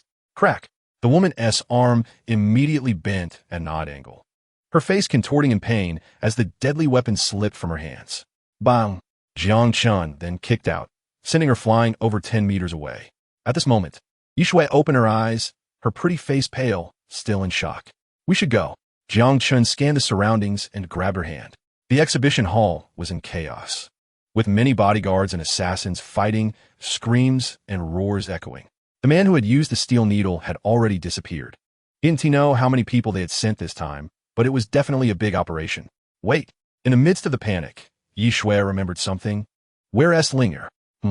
Jiang Chun searched around. He found Moron Linger not far away. Due to the previous explosion, her fair face was smudged with black and gray, and her eyes were filled with confusion, standing there in a daze. As a pampered young lady, she had clearly never experienced such a bloody and violent scene, and was evidently scared silly. Hey, what are you standing there for? Hurry up, Jiang Chun shouted. Chapter 288. Yi Shui and the others looked panicked. They knew Jiang Chun was strong, but they were still very worried, because there were too many people on the opposite side, and each one was a trained professional assassin. Yi Shui feared that Jiang Chun would be outnumbered and would ultimately perish here. Thinking of this, despair appeared on Yi Shui's face. But at that moment, several assassins with fierce looks charged towards Jiang Chun like hungry wolves. The leader wielded a bloody dagger, sweeping it towards Jiang Chun's neck. His movements were fierce and extremely precise. Jiang Chun glanced, slightly tilting his head back to dodge. Then he punched out, and a gust of wind howled. Bang! The assassin had stabilized himself before Jiang Chun struck his head. Crack! A sound of bone breaking echoed at his neck. The man's head snapped back, already at an odd angle. Jiang Chun's punch had broken his neck. Everyone's eyes widened, feeling this guy was a bit ruthless, actually killing an assassin in one move. But they didn't stop. They continued to attack Jiang Chun. One of them, with fingers like hooks, reached for Jiang Chun's shoulder. But he reacted quickly, grabbing the two fingers and suddenly twisting upward. Chapter 289. At this moment, Buck and Qian Shui were walking side by side, having reached the entrance of the corridor. But Buck raised his hand, suddenly stopping Qian Shui from moving forward. His keen senses had already detected the smell of danger. We can't go in. Qian Shui turned to look at him, a hint of confusion on her delicate face. What should we do then? Buck turned to the side, pointing to several barrels filled with gasoline. These are reserved for the car show. We'll use those to block the corridor and blow everything inside to pieces, Buck said in a deep voice. Qian Shui tilted her head to look. Setting this up as a demolition site was quite easy for her. But our people are still inside and Haven T come out. They want T come out, Buck said decisively. Qian Shui nodded. All right, I understand. Then, the two began to move, pushing several gasoline barrels to the entrance of the corridor. Qian Shui gathered materials on the spot to set up the fuse. She intended to blow this place up and set a fire, which would eliminate all evidence inside. At that moment, Jiang Chun and Yi Shui were checking on Murong Linger's condition. The girl had already lost her wits from fear and would probably be left with a psychological shadow for a long time. Chapter 290. Jiang Chun was thinking about how to deal with this troublesome guy. If he walked over, Qian Shui had 1,000 ways to ignite the explosives, taking him down with her. Although Jiang Chun wasn't he sure she would do that. Ding! Congratulations, host, for completing the task of successfully protecting Yi Shui. Receiving a very special reward, a pair of disposable red rubber gloves. Suddenly, the system's voice rang out again. Huh? Jiang Chun was a bit surprised. It seemed that as long as he dealt with Buck, the task would be considered complete. But what was this reward? Disposable red rubber gloves? How much for a pair? This reward is indeed quite special, but Jiang Chun knows that what the system provides is definitely not that simple. The more special it is, the more effective it can be. He doesn't have time to check now and plans to study it slowly when he gets back.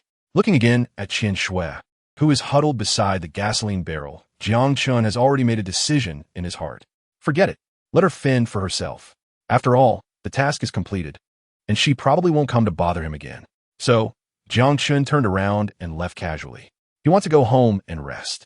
Huh? Qian Shui looked at his back, her pretty face showing some surprise, her eyes revealing a contemplative expression, not knowing what she was thinking. Chapter 291. The next day, Jiang Chun slept in late again, stretching lazily, feeling refreshed as yesterday's fatigue vanished. Su Yuqing had already instructed the servants to prepare breakfast and was waiting for Jiang Chun to eat. The manor currently had no butler. Su Yuqing took on the responsibility, actively managing the entire manor in an orderly manner. However, during breakfast, Jiang Chen's phone suddenly rang. He put down his chopsticks, took out his phone, and looked at it with a slightly surprised expression. He originally thought it was a call from a Yi family or the Murong family regarding yesterday's car exhibition. But Jiang Chun found out that the caller was actually the long-lost Shang Guanyu. Since Jiang Chun left, all the business in Jiangbei City had been handed over to her. Shang Guanyu's abilities are unquestionable, and there had been no issues, so she hadn't contacted Jiang Chun. Could something have happened? He wondered and quickly answered the phone. Hello? Xiaoyuer, what's wrong? Mr. Jiang, I want to take a few days off to go back home. Shang Guanyu's tired voice came through. Taking time off? Jiang Chun thought for a moment. Shang Guanyu had been busy for nearly half a year, so it was normal for her to go back and visit relatives. Where's your hometown? Chapter 292. Is this Shang Guanyu's home? Shang Guanyu stepped forward and asked, already displaying the demeanor of a strong woman. Two security guards looked her up and down. Who are you? How do you call our master by name? That's too rude. I am Shang Guanyu. Her brows furrowed slightly, as if she had already guessed something. When the security guards heard this name, they immediately gaped. Why, you are Miss Shangguan. The master has been waiting for you for a long time. Gasp. Jiang Chun and Su Yuqing both inhaled sharply, suddenly feeling a bit unnerved. Didn't her father pass away? Upon learning that she was Shang Guanyu, the two security guards immediately changed their attitude, apologized to the group, and quickly opened the villa's main door. Jiang Chun and the others walked in, pondering what was going on. But soon, a crowd came out to greet them. Leading the group was a middle-aged man with slightly graying hair, probably in his 40s or 50s. Dad! Shang Guanyu stood frozen, her delicate brows tightly knitted. Why did you lie to me? If I hadn't said that, would you have come back? You. Shang Guanyu's expression was indignant because her father had not actually passed away. He had only lied to get her to come back. The sadness she had just felt transformed into anger. Chapter 293. Jiang Chun directly dialed Yi Yunfeng's phone. It was quickly answered. Hello, Jiang Chun. Have you come to your senses? Are you planning to marry my granddaughter? Yi Yunfeng asked right away. Jiang Chun was a bit speechless. No, I just wanted to check on your health and ask how your illness is. Forget it, I can't afford that. If you have something to say, just say it. Yi Yunfeng obviously didn't believe him. Jiang Chun no longer beat around the bush and said directly, it's nothing major. I heard you were the largest shareholder of Yixing Group. How about selling me your shares? Sell? Yi and Feng pondered for a moment. We're family, so saying sell seems too distant. If you like it, just take it. Ah. Jiang Chun was slightly surprised. He didn't expect Yi and Feng to be so generous. Yixing Group is valued at hundreds of billions, and the shares of the largest shareholder are at least a few hundred billion. He actually intended to give them directly to him. Jiang Chun thought for a moment and didn't stand on ceremony. All right then, thank you. You're welcome.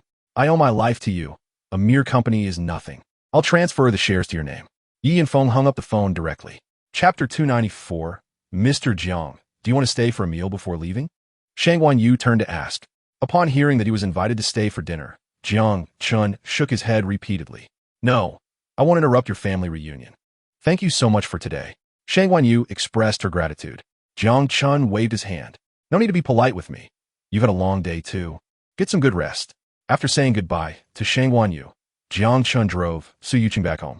On the way, Su Yuqing felt quite emotional because she had once quarreled with her parents and then eloped with Jiang Chun. But fortunately, they reconciled in the end. No matter how twisted the process was, the outcome was always perfect. Of course, all of this is closely related to Jiang Chun. If it were someone else, the outcome might not have been the same. Su Yuqing looked at the man beside her driving the Rolls-Royce with one hand, and her heart was filled with sweetness. After returning home, they took a shower and went to bed as usual, with no further conversation that night.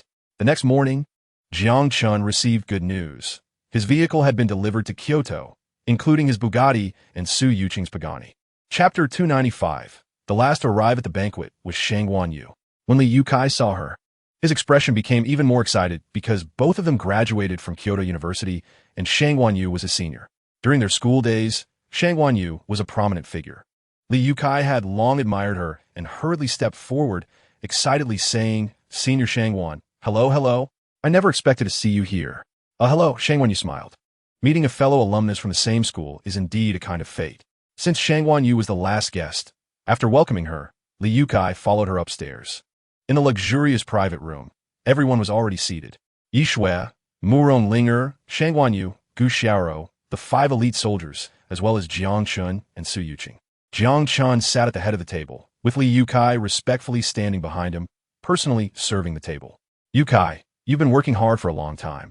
You should find a place to sit, Jiang Chun said to him. Mr. Jiang, is that really okay? Li Yukai was taken aback, because at this table, everyone was a giant in their own right, holding high positions, either wealthy or noble. Jiang Chun waved his hand and said, of course, everyone is not a stranger. All right. Thank you, General Jiang. Chapter 296. Yuqing, stop for a moment. Jiang Chun planned to go over and ask. Su Yuqing immediately stopped the car upon hearing his words. The two of them walked out together. At this moment, the little girl had red eyes and tears of grievance streaming down her face. Hey, what happened? Why did you make her cry? Jiang Chun asked the security guard. Brother Jiang, it's unfair. This really isn't my fault. She said she came to find someone, but there's really no one in our manor. The security guard quickly explained. Came to the manor to find someone? Jiang Chun was even more puzzled. He carefully examined the little girl and found that she was wearing a white shirt and a yellow skirt, both designer brands, indicating her family was well off. The girl had a delicate face, like a porcelain doll, very cute. However, her big eyes were devoid of any spirit. She was indeed blind. She came out by herself? Su Yuqing, kind-hearted, quickly bent down and asked, Little sister, what is your name? Who are you looking for here? Hello, sister. My name is Lin Xiaoer. My dad is missing. Have you seen him? The girl bit her lip, trying to hold back her tears and maintain politeness. Su Yuqing wanted to help her. What does your dad look like? I don't know, because Xiao has been blind since she was little. Chapter 297. Lin Wei was flustered, disregarding his weak body, and turned to pack his things, eager to escape. He fished out a bank card from the sofa's crevice and handed it to Jiang Chun. Brother, my other account should be frozen, but this card has 200,000. Consider it a reward for saving me. Don't think it's too little. But Jiang Chun didn't even glance at it and casually tossed the card onto the coffee table. Lin Wei was murdered, but made to look like a suicide scene. This method was extremely professional, which made Jiang Chun think of an organization. He had originally wanted to find them, but now they had revealed themselves. Moreover, Jiang Chun vaguely sensed a business opportunity. Hey, I don't want money. Tell me what happened. Maybe I can help you. No one can help me. If I don't leave, I'm dead for sure. Lin Wei's eyes showed fear, as if he had experienced something terrifying. Jiang Chun tentatively asked, "Is it the Red Scorpion organization?" Lin Wei froze upon hearing that name, standing still. He re-evaluated Jiang Chun. "You know about the Red Scorpion organization?" "Yeah. I was just looking for them." Jiang Chun nodded. Chapter 298. In the conference room, there were 5 or 6 people, although Luo Mingxiu was the chairman. He did not sit in the main seat. Instead, a young man occupied it. He had a grim expression, with brown pupils that exuded a hint of coldness. "Huh. Thanks to you this time. Getting rid of Lin Wei means no one will compete with me for business anymore." Luo Mingxiu flattered the young man. The others chimed in. "Mr. Luo, you found the right person this time. With Mr. Guangfeng's help, the company is bound to rise. Of course, our company in Kyoto will definitely grow strong." These people showed respectful attitudes, but there was also a hint of fear, as they all knew what Guangfeng was capable of. They didn't dare to provoke him. "I don't care about your business, but I want half of the profits," Guangfeng said. "That's no problem. You have the final say," Luo Mingxiu agreed. Although Guangfeng was suspected of being greedy, without him, they wouldn't earn a dime this time. Moreover, Guangfeng was sent down from above. In terms of status, he was much higher than Luo Mingxiu. After all, Luo Mingxiu was just a puppet that could be replaced easily. Chapter 299. What do you want? Luo Mingxiu was extremely frightened. Bang! Yu Qiansheng raised his fist and hit him in the stomach. Luo Mingxiu's eyes bulged, and he clutched his abdomen, feeling a sharp pain and weakly kneeling on the ground. However, Yu Qiansheng signaled, and 2 team members forcibly lifted him up. "Tell me, do you know Ma Wei?" "I really don't know him," Luo Mingxiu said weakly. Yu Qiansheng narrowed his eyes and gestured to the 2 team members. They understood immediately. One grabbed one of Luo Mingxiu's ankles and lifted him upside down, then walked to the window and opened it. They directly put Luo Mingxiu outside. This was the 13th floor. Looking down at the people walking below, they looked like little ants. "No, put me down, please." Luo Mingxiu, suffering from acrophobia, broke into a cold sweat and screamed in terror. But the members of the Dragon Squad smiled slightly, intentionally loosening one of Luo Mingxiu's ankles. "Ah, no," he screamed desperately, flailing his hands in the air, but unfortunately, he couldn't grab anything. "Please, pull me up. I'll tell you everything." Chapter 300. "Thank you for taking care of my daughter," Lin Wei said as he stepped forward. Su Yuqing quickly waved her hand, smiling brightly. "You're welcome.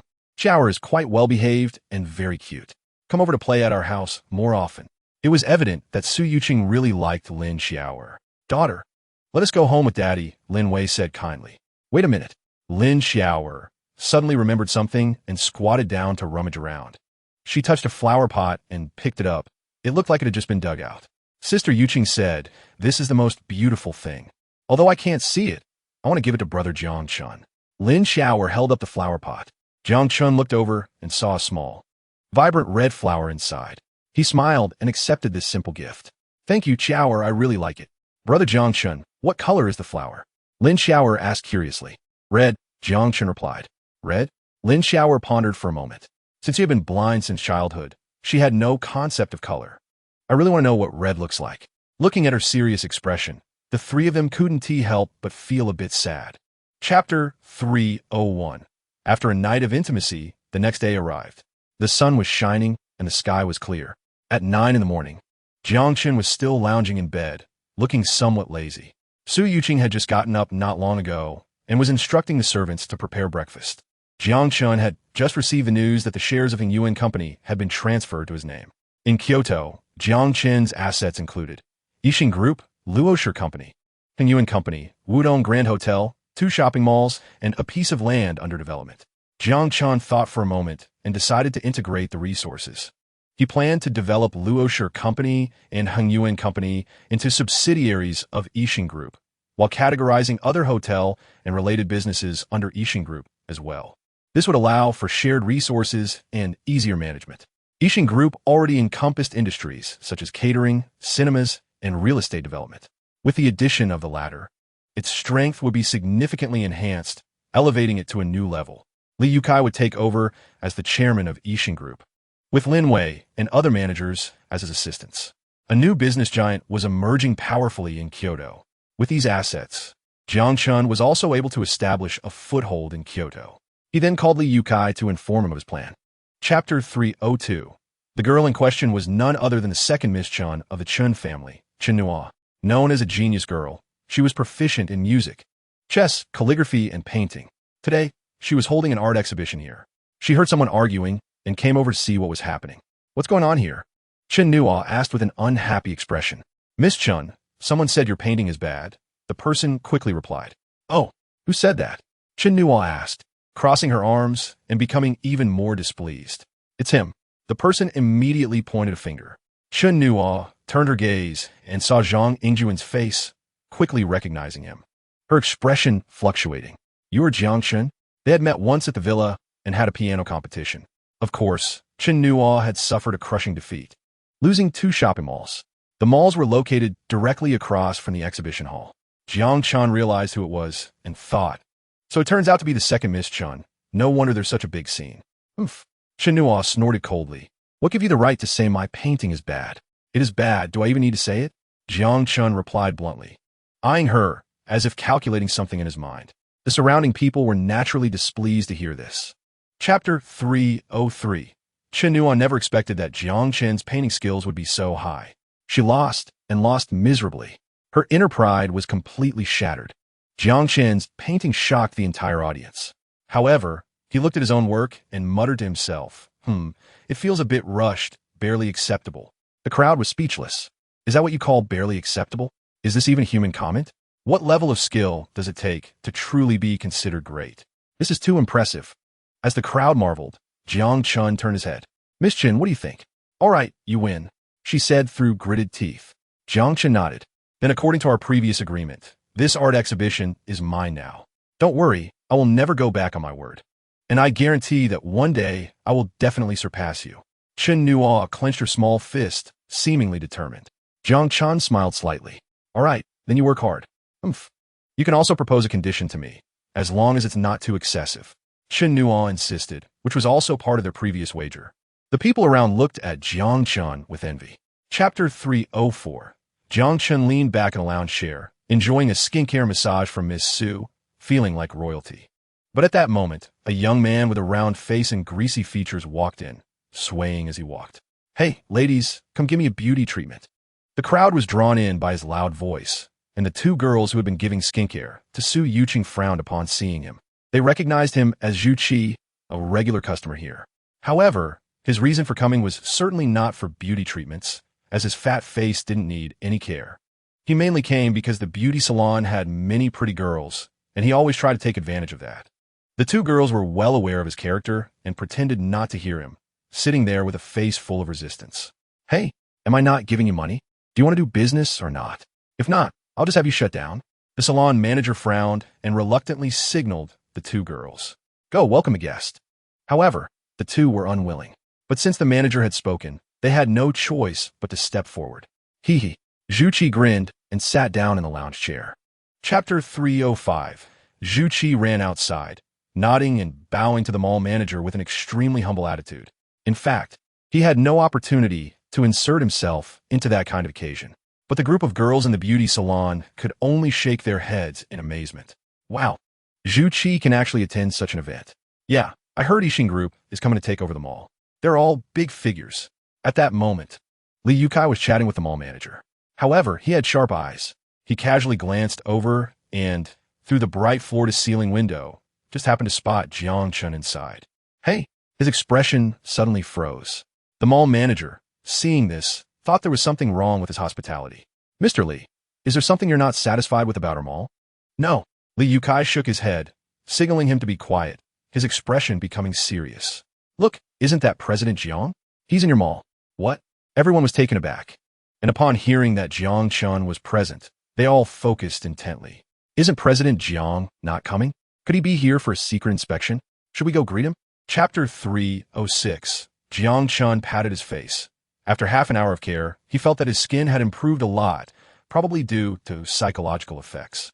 He left the beauty salon with Su Yuqing, mainly because the group of girls was too enthusiastic and felt a bit overwhelming. Afterwards, he and Su Yuqing went shopping as usual, walking hand in hand and enjoying their time together. They strolled through the entire mall, and Su Yuqing bought quite a few clothes, which weren't too expensive, costing around 100,000. But this time, She bought a set for Jiang Chun. Jiang Chun didn't pay much attention to his attire, usually sticking to shirts. At this moment, he was wearing clothes from the luxury brand Gucci. Originally exceptionally good-looking, after some grooming and putting on new clothes, he instantly looked even more handsome. In the mall, he turned heads everywhere. Many girls looked at him with hard eyes, wishing they could eat him up.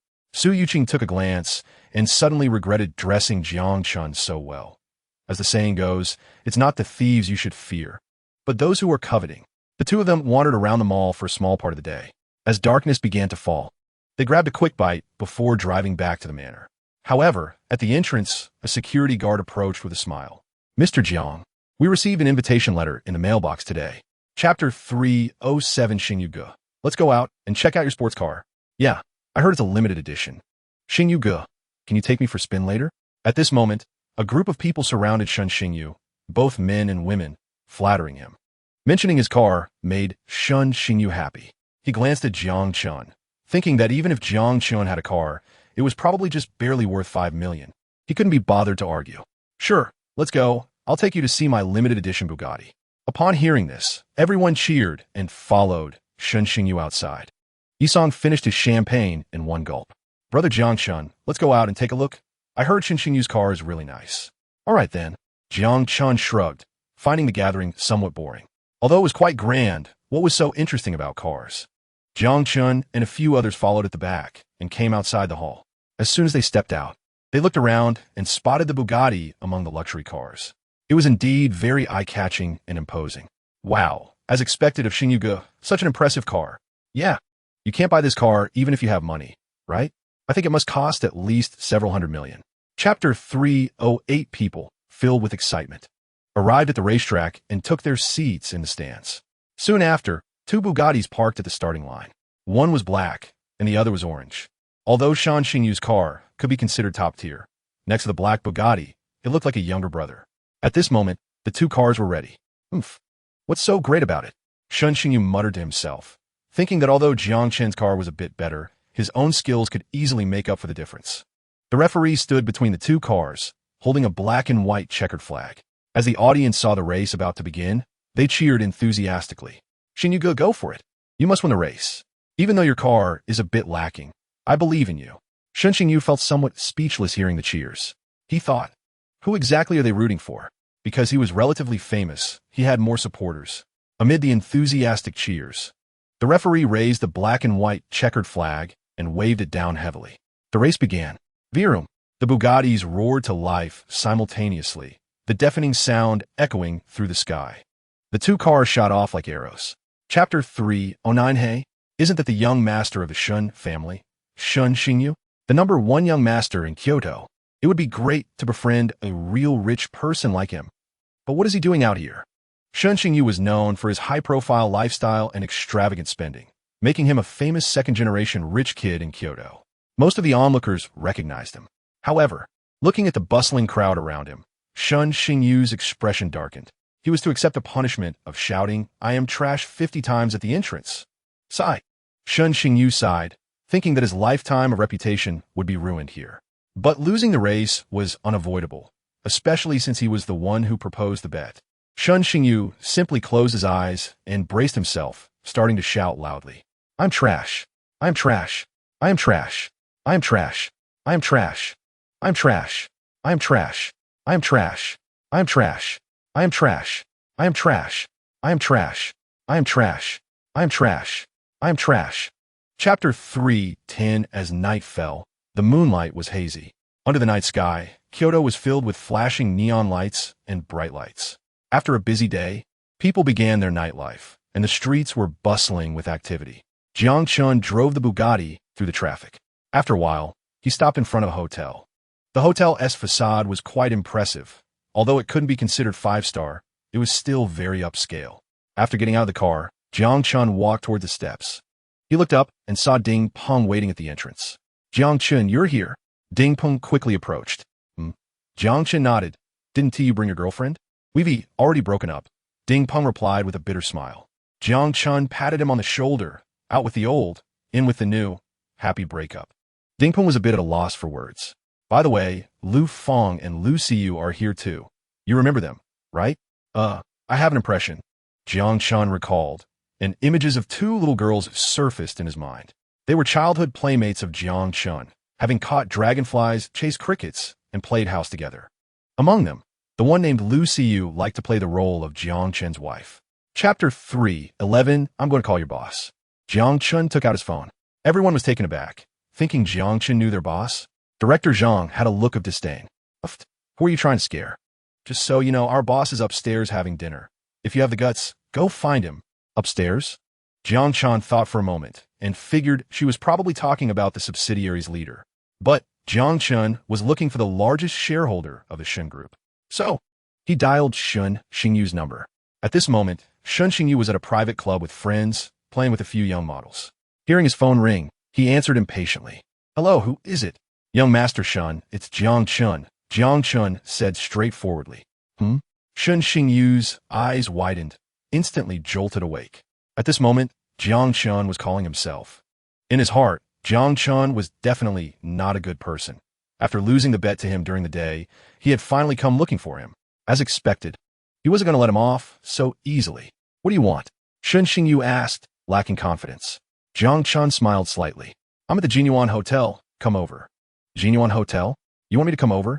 Chapter 3:12. Under the Shun Group, there are at least 8 subsidiaries. Manager Su, in comparison to the largest shareholder, was definitely at a lower level. Moreover, he was dealing with the firstborn of one of the 5 great families, Shun Xingyu. Manager Su could not afford to offend him. He was a bit dazed at this moment, not expecting Jiang Chun to actually know Shun Xingyu. Moreover, from Shun Xiao's expression, it seemed he was somewhat wary of Jiang Chun. Who exactly was he? Was there a misunderstanding earlier? It was mainly just because of 2 employees. There was really no need to make such a big deal. Manager Su began to downplay the situation. Jiang Chun spoke up. Did you not just say that I pretended to know you? No, how could that be? Manager Su repeatedly denied, thinking to himself that someone like him wouldn't need to pretend to know him. It's my honor to know you. Forget it, I don't want to know you. Jiang Chun waved his hand.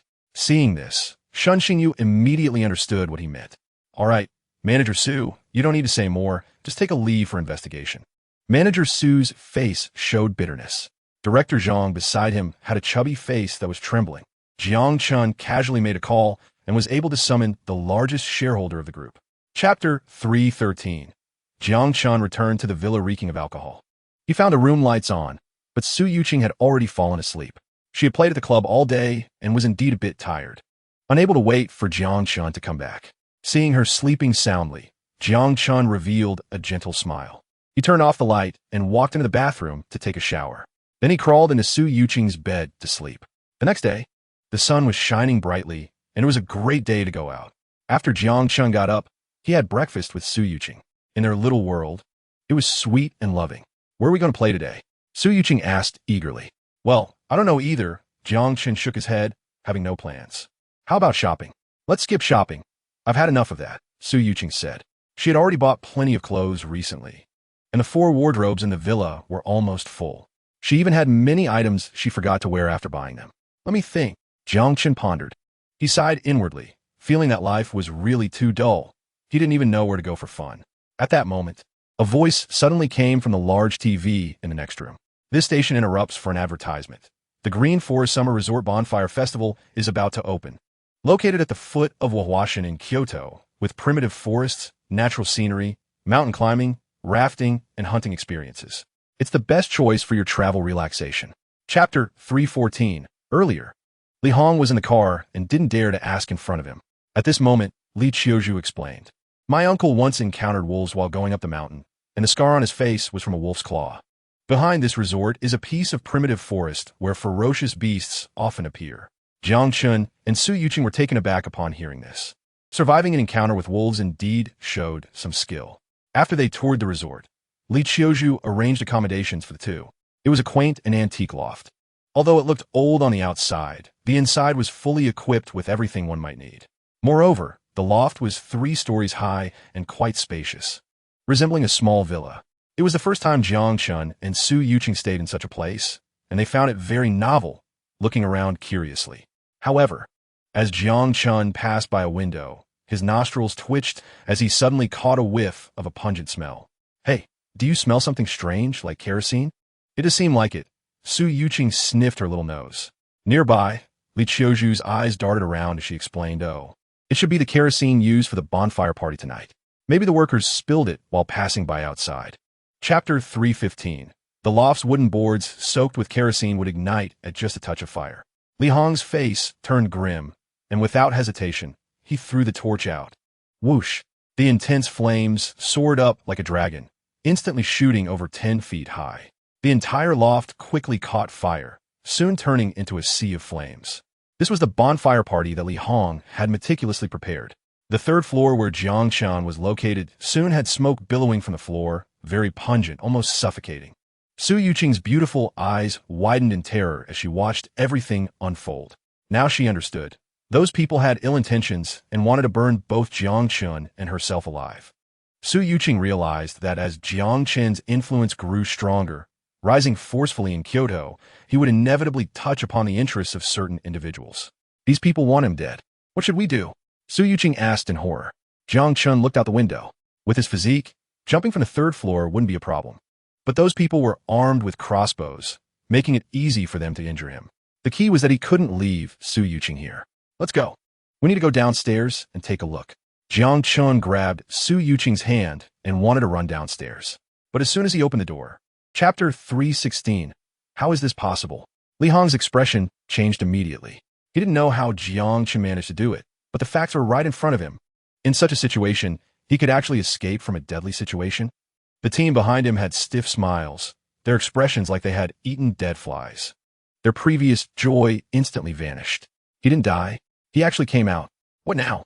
The Jiang Chen before them exuded a murderous aura that sent chills down their spines. But for the headhunting team, he was a bounty of billions. The enormous money made them lose their sanity. If we kill him, we can get hundreds of billions. Li Hong's eyes turned bloodshot, the scars on his face writhing, looking increasingly sinister as he slowly squeezed out a word between his teeth. Charge! Kill him! As soon as he finished speaking, the sound of wind whistled past his ears. Whoosh! Whoosh! Whoosh! A few team members raised their crossbows, aimed at the target, and pulled the trigger without hesitation. The sharp arrows gleamed coldly as they tore through the air in an instant. But Jiang Chen was already prepared. With a focused gaze, he dodged swiftly to the side like a nimble leopard. The sharp arrows grazed his body almost closely. Damn! Chapter 317. In the dim light. Blood flowed through the cracks in the floor tiles, quickly forming a glaring stain. Li Hong's scream was too piercing, drawing everyone's attention in the room. The singing stopped. The music disappeared, and the previously lively people stood frozen in place, staring in shock at the scene. The once chaotic private room fell silent in an instant, especially the young man from before, whose drunkenness was completely sobered by fear. He finally understood that Jiang Chen was not dressed up for Halloween, but was surrounded by real blood. Seeing everyone staring at him, Jiang Chen politely said, "Sorry for the interruption." There's a murder." A crowd of men and women screamed and rushed for the door. Within seconds, they all vanished from Jiang Chen's sight. Fine. Jiang Chen disregarded everything and sat down on the nearby sofa, grabbed a bottle of beer, opened it, and gulped down a couple of swigs. Then he casually took out his phone and called Yu Tiancheng. "Hey, where were we?" "Oh, the Hunter Squad wants to assassinate you. Just pay attention to their 2 core members," Yu Tiancheng advised. Jiang Chen replied, "Yeah, I'm already paying close attention because I have captured their leader." Chapter 318. What is this? Jiang Chen was very curious and picked up the small card, only to find it quite heavy, not plastic, but like some kind of alloy. On the front of the card were a few words. Codename, Frenzied B, D-Class Assassin. This was found on Frenzied B, according to his confession. He is the lowest level assassin in the Red Scorpion organization, having just entered the field. Yu Tiancheng explained. Oh, Jiang Chen nodded, thinking that the fool indeed had a low rank. This kind of card is similar to an ID in the Red Scorpion organization. Only assassins who reach B rank or above know about the Red Scorpion branch. Yu Tiancheng continued. Jiang Chen pondered and asked, then who gave him this card? It was given by another assassin, codenamed Ghost Sting, as an invitation for Frenzied B to join the Red Scorpion. But he has lost contact with that person. Yu Tiancheng said solemnly. Ghost Sting? Jiang Chen muttered. These people used various code names, making it hard to find real information. So, does that mean the clue is broken again? Yes, the Red Scorpion organization has stood firm for decades. it's not that easy to trace. Yu Qianqing said with a thoughtful expression. Moreover, if we really do find them, it would be extremely dangerous, like opening Pandora's box, leading to their frenzied retaliation. Chapter 319. Lord 9, whose real name was Zhang Jihua, had been in the underworld since he was a teenager, making him quite an experienced figure. He frowned, exuding a sense of pressure, as he brought a group of underlings to the private room. Lord 9, you're finally here. The blonde guy was beaten by them. You have to stand up for us. Yeah, these people are too arrogant. The few who had pretended to be dead stood up quickly, as if they had seen their pillar of support upon seeing Zhang Jihua. Sun Tianlin beside him was taken aback, thinking to himself if he had been too lenient earlier. The only one left on the ground was the blonde guy, bruised and battered, lying there like a dead dog. Zhang Jihua's frown deepened because the blonde guy was his nephew. You three, is it a bit excessive to be so rough with my nephew? Excessive? Jiang Chen glanced at him. Not breaking his hand is already considered light. Upon hearing this, the young thugs all glared angrily. They were numerous, with at least 40 to 50 of them. Damn, how dare you be so arrogant? How do you talk to Lord 9? Just wait until I break your hand. It was clear that Zhang Jihua held significant status in the eyes of these young thugs. Chapter 320. Does your boss have any other relatives? Yu Qianqing casually asked. Yes, actually, Brother Ling Fei has a family of 5. At that time, his youngest daughter was studying at a university in another city and fortunately escaped a disaster. After hearing about her father's death, she returned to Kyoto, saying she must avenge her father. But that organization is too dangerous. Anyone who provokes them will die. Zhang Jihua exaggerated. Yu Qianqing shot him a glance. Since you know it's dangerous, how can your boss's daughter still dare to seek revenge? Sigh, that girl is stubborn. Once she decides on something, even a herd of oxen can't pull her back. We've all tried to persuade her, but it's useless. Zhang Jihua said earnestly. Listening to him, Jiang Chun gradually understood. Zhang Jihua and his group had clearly investigated the Red Scorpion organization in secret. They later realized they were not a match and gave up. So when they saw the Red Scorpion card today, they thought it was retaliation from the organization, which scared them into this cowardly state. Zhang Jihua's eyes flickered as he calmed down a bit. You guys shouldn't be from that organization, right? Yes, that's right, and we are investigating that organization. This card was found on one of the assassins. Chapter 321. Is it really that strong? Ling Yutong was dumbfounded. The sandbag was made of pure cowhide. She had been training for over 2 years without any issues, yet Jiang Chun had smashed it with one punch. Zhang Jihua next to her trembled, feeling an immense shock. Is this Huang Fei home? That punch must have 20 years of skill behind it. At the same time, he secretly felt fortunate that he hadn't clashed with Jiang Chen earlier. Otherwise, a punch from him could have been fatal. Jiang Chun continued. Those Red Scorpion assassins have undergone training since childhood, living a life on the edge. Each with several lives on their hands. They practically crawled out from piles of corpses. You think you could defeat them just by training here for a few years? That's simply a pipe dream. Ling Yutong was left speechless, feeling that what he said made a lot of sense. She hid her previous contempt. The power Jiang Chun had displayed was exactly what she desired. Then can you teach me? No. Jiang Chun shook his head. His strength was given by the system, and he couldn't teach anyone. Ling Yutong's eyes flickered. She thought she had offended him earlier, which was why he refused her. I'm sorry, I was wrong before. Please don't take it to heart. Chapter 322. But this is not the time for business, Zhang Jihua thought to himself. But since Jiang Chun and the others insisted on going, he couldn't stop them. Of course, Jiang Chen's understanding of doing business might be a bit different from what he said. The 3 of them walked out of the warehouse and got into a Mercedes. Where's the person who owes money? You should be able to find him, right? Jiang Chen asked. We can, but Zhang Jihua's old face was tightly wrinkled, still very worried. Mr. Jiang, Deng Biao is no longer the same as before. His company is now part of the Shun Group, and it's currently thriving. It's too dangerous to find him. You find him because I told you to. Why so much nonsense? Jiang Chen didn't care about that. Instead, he thought the richer, the better. If the person was poor, how would he get the money? Wait, Shun Group? Jiang Chun suddenly noticed this detail. Isn't that Shun Xingyu's enterprise? There's no way around it. It looks like I have to continue to take advantage of him. Jiang Chun expressed his helplessness about this. It wasn't intentional. Zhang Jihua had no choice but to listen to him and took out his phone to contact Deng Biao.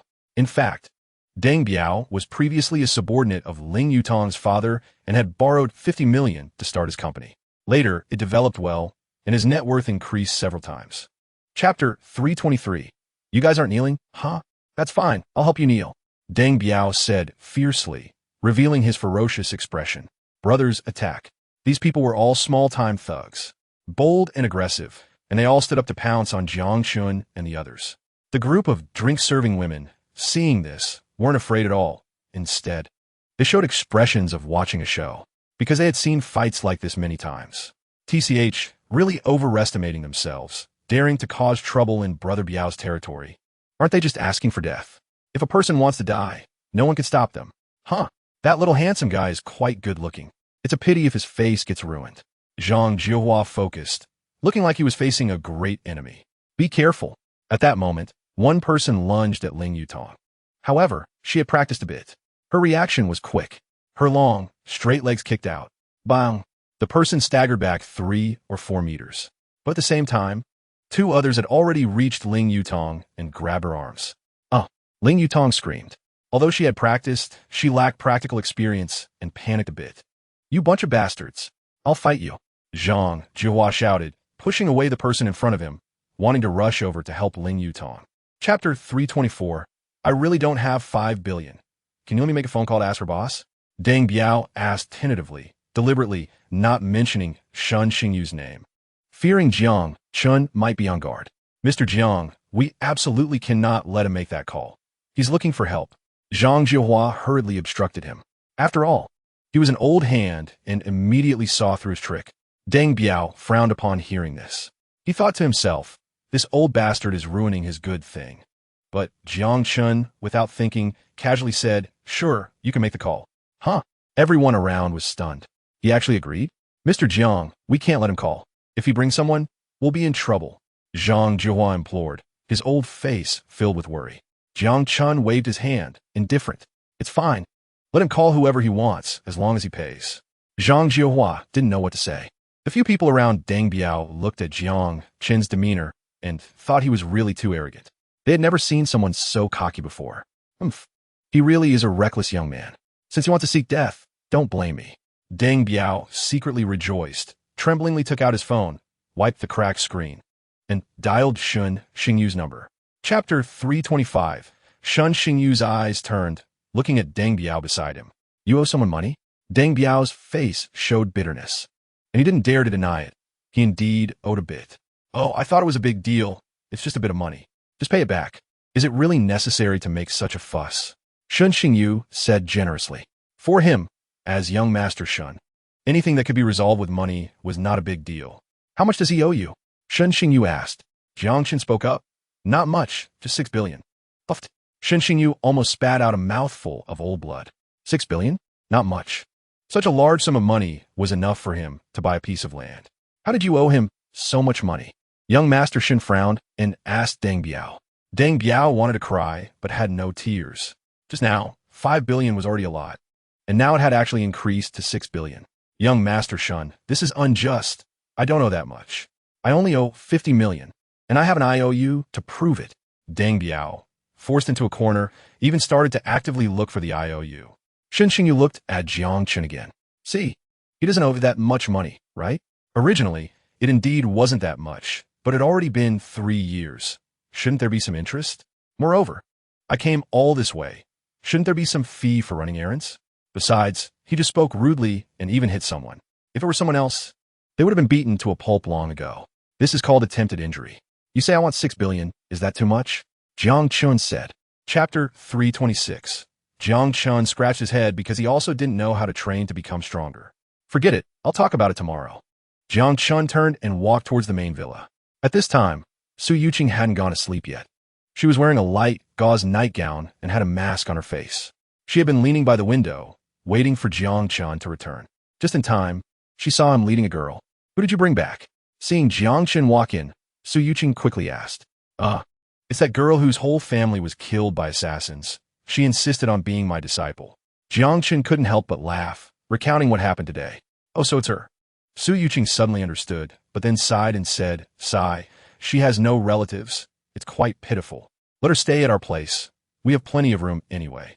Jiang Chun nodded, then yawned. He had been busy all day and was a bit tired. Let us go to bed early. Go to bed early? Su Yuqing took off the mask from her beautiful face, moved closer with a smile, and said, "You wish." The next day, Jiang Chun and Su Yuqing were leaning by the spacious window, watching a girl in sportswear running lap after lap in the manor below. Chapter 327. After Murong Lingyer arrived, she naturally came to report to Jiang Chun. Chun Feng and Chen Nua, the two siblings, glanced over and headed straight for Shen Xingyu. "Brother Jiang Chun, sister Yuqing. Long time no see, how are you?" Murong Lingyer sweetly greeted them. Since they had dined together last time, they all knew each other. "Long time no see." Jiang Chun nodded. However, his gaze remained fixed on Shen Xingyu. At this moment, Shen Xingyu had a beaming smile on his face, holding a tall glass, proudly introducing himself to everyone. Come and meet. This is your sister-in-law, Li Qiuzhu."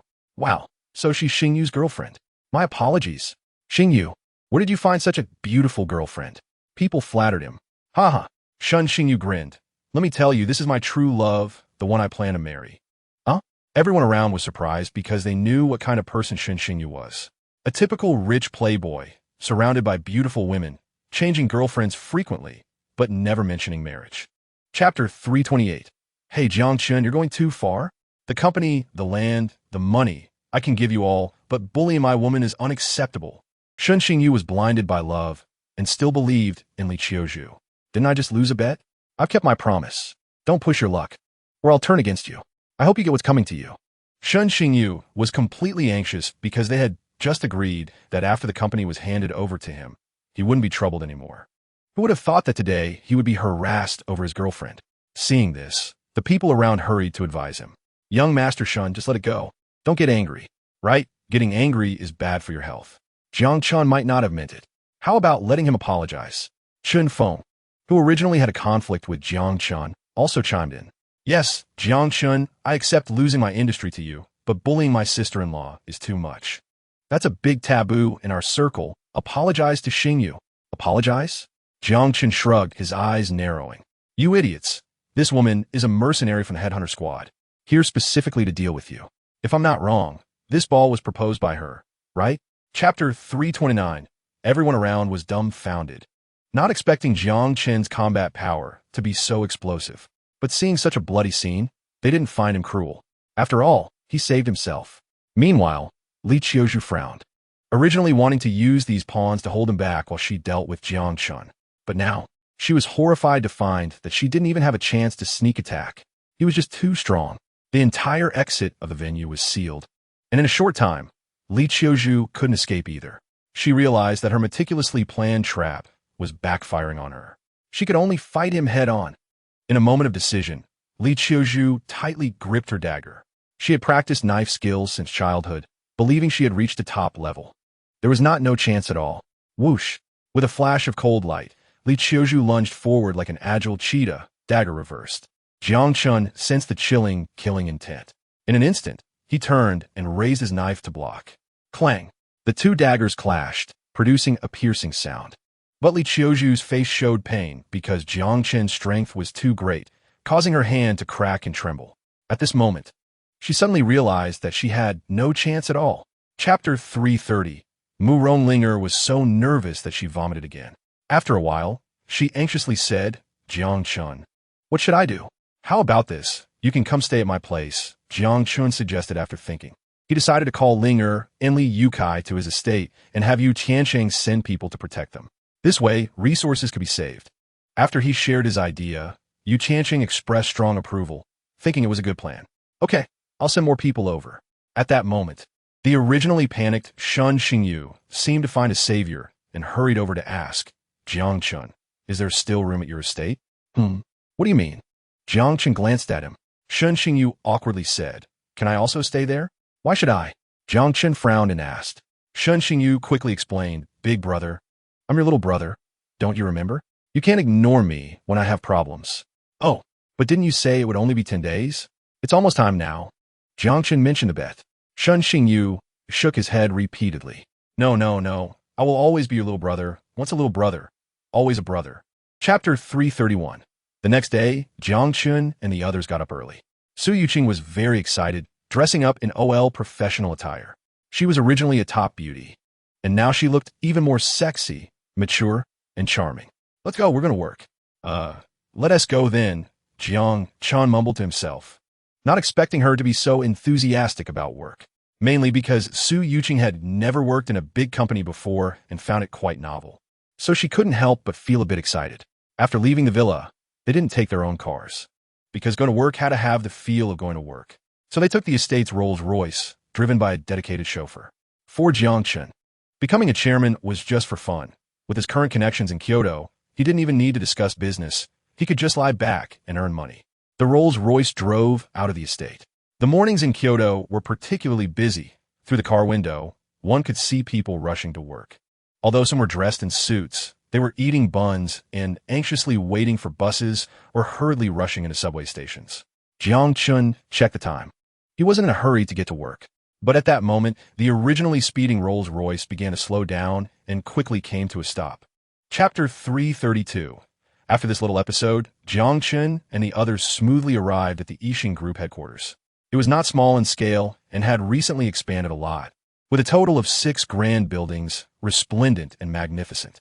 In addition to workplaces, there were also places for employees to relax and entertain, including a basketball court, a swimming pool, a billiard room, etc. Outside the main building, a group of executives was respectfully waiting. They all knew Jiang Chun and, upon learning that he was taking over as chairman, naturally did not dare to be negligent. President Jiang, you're here. Welcome. With President Jiang at the helm, our company will surely thrive.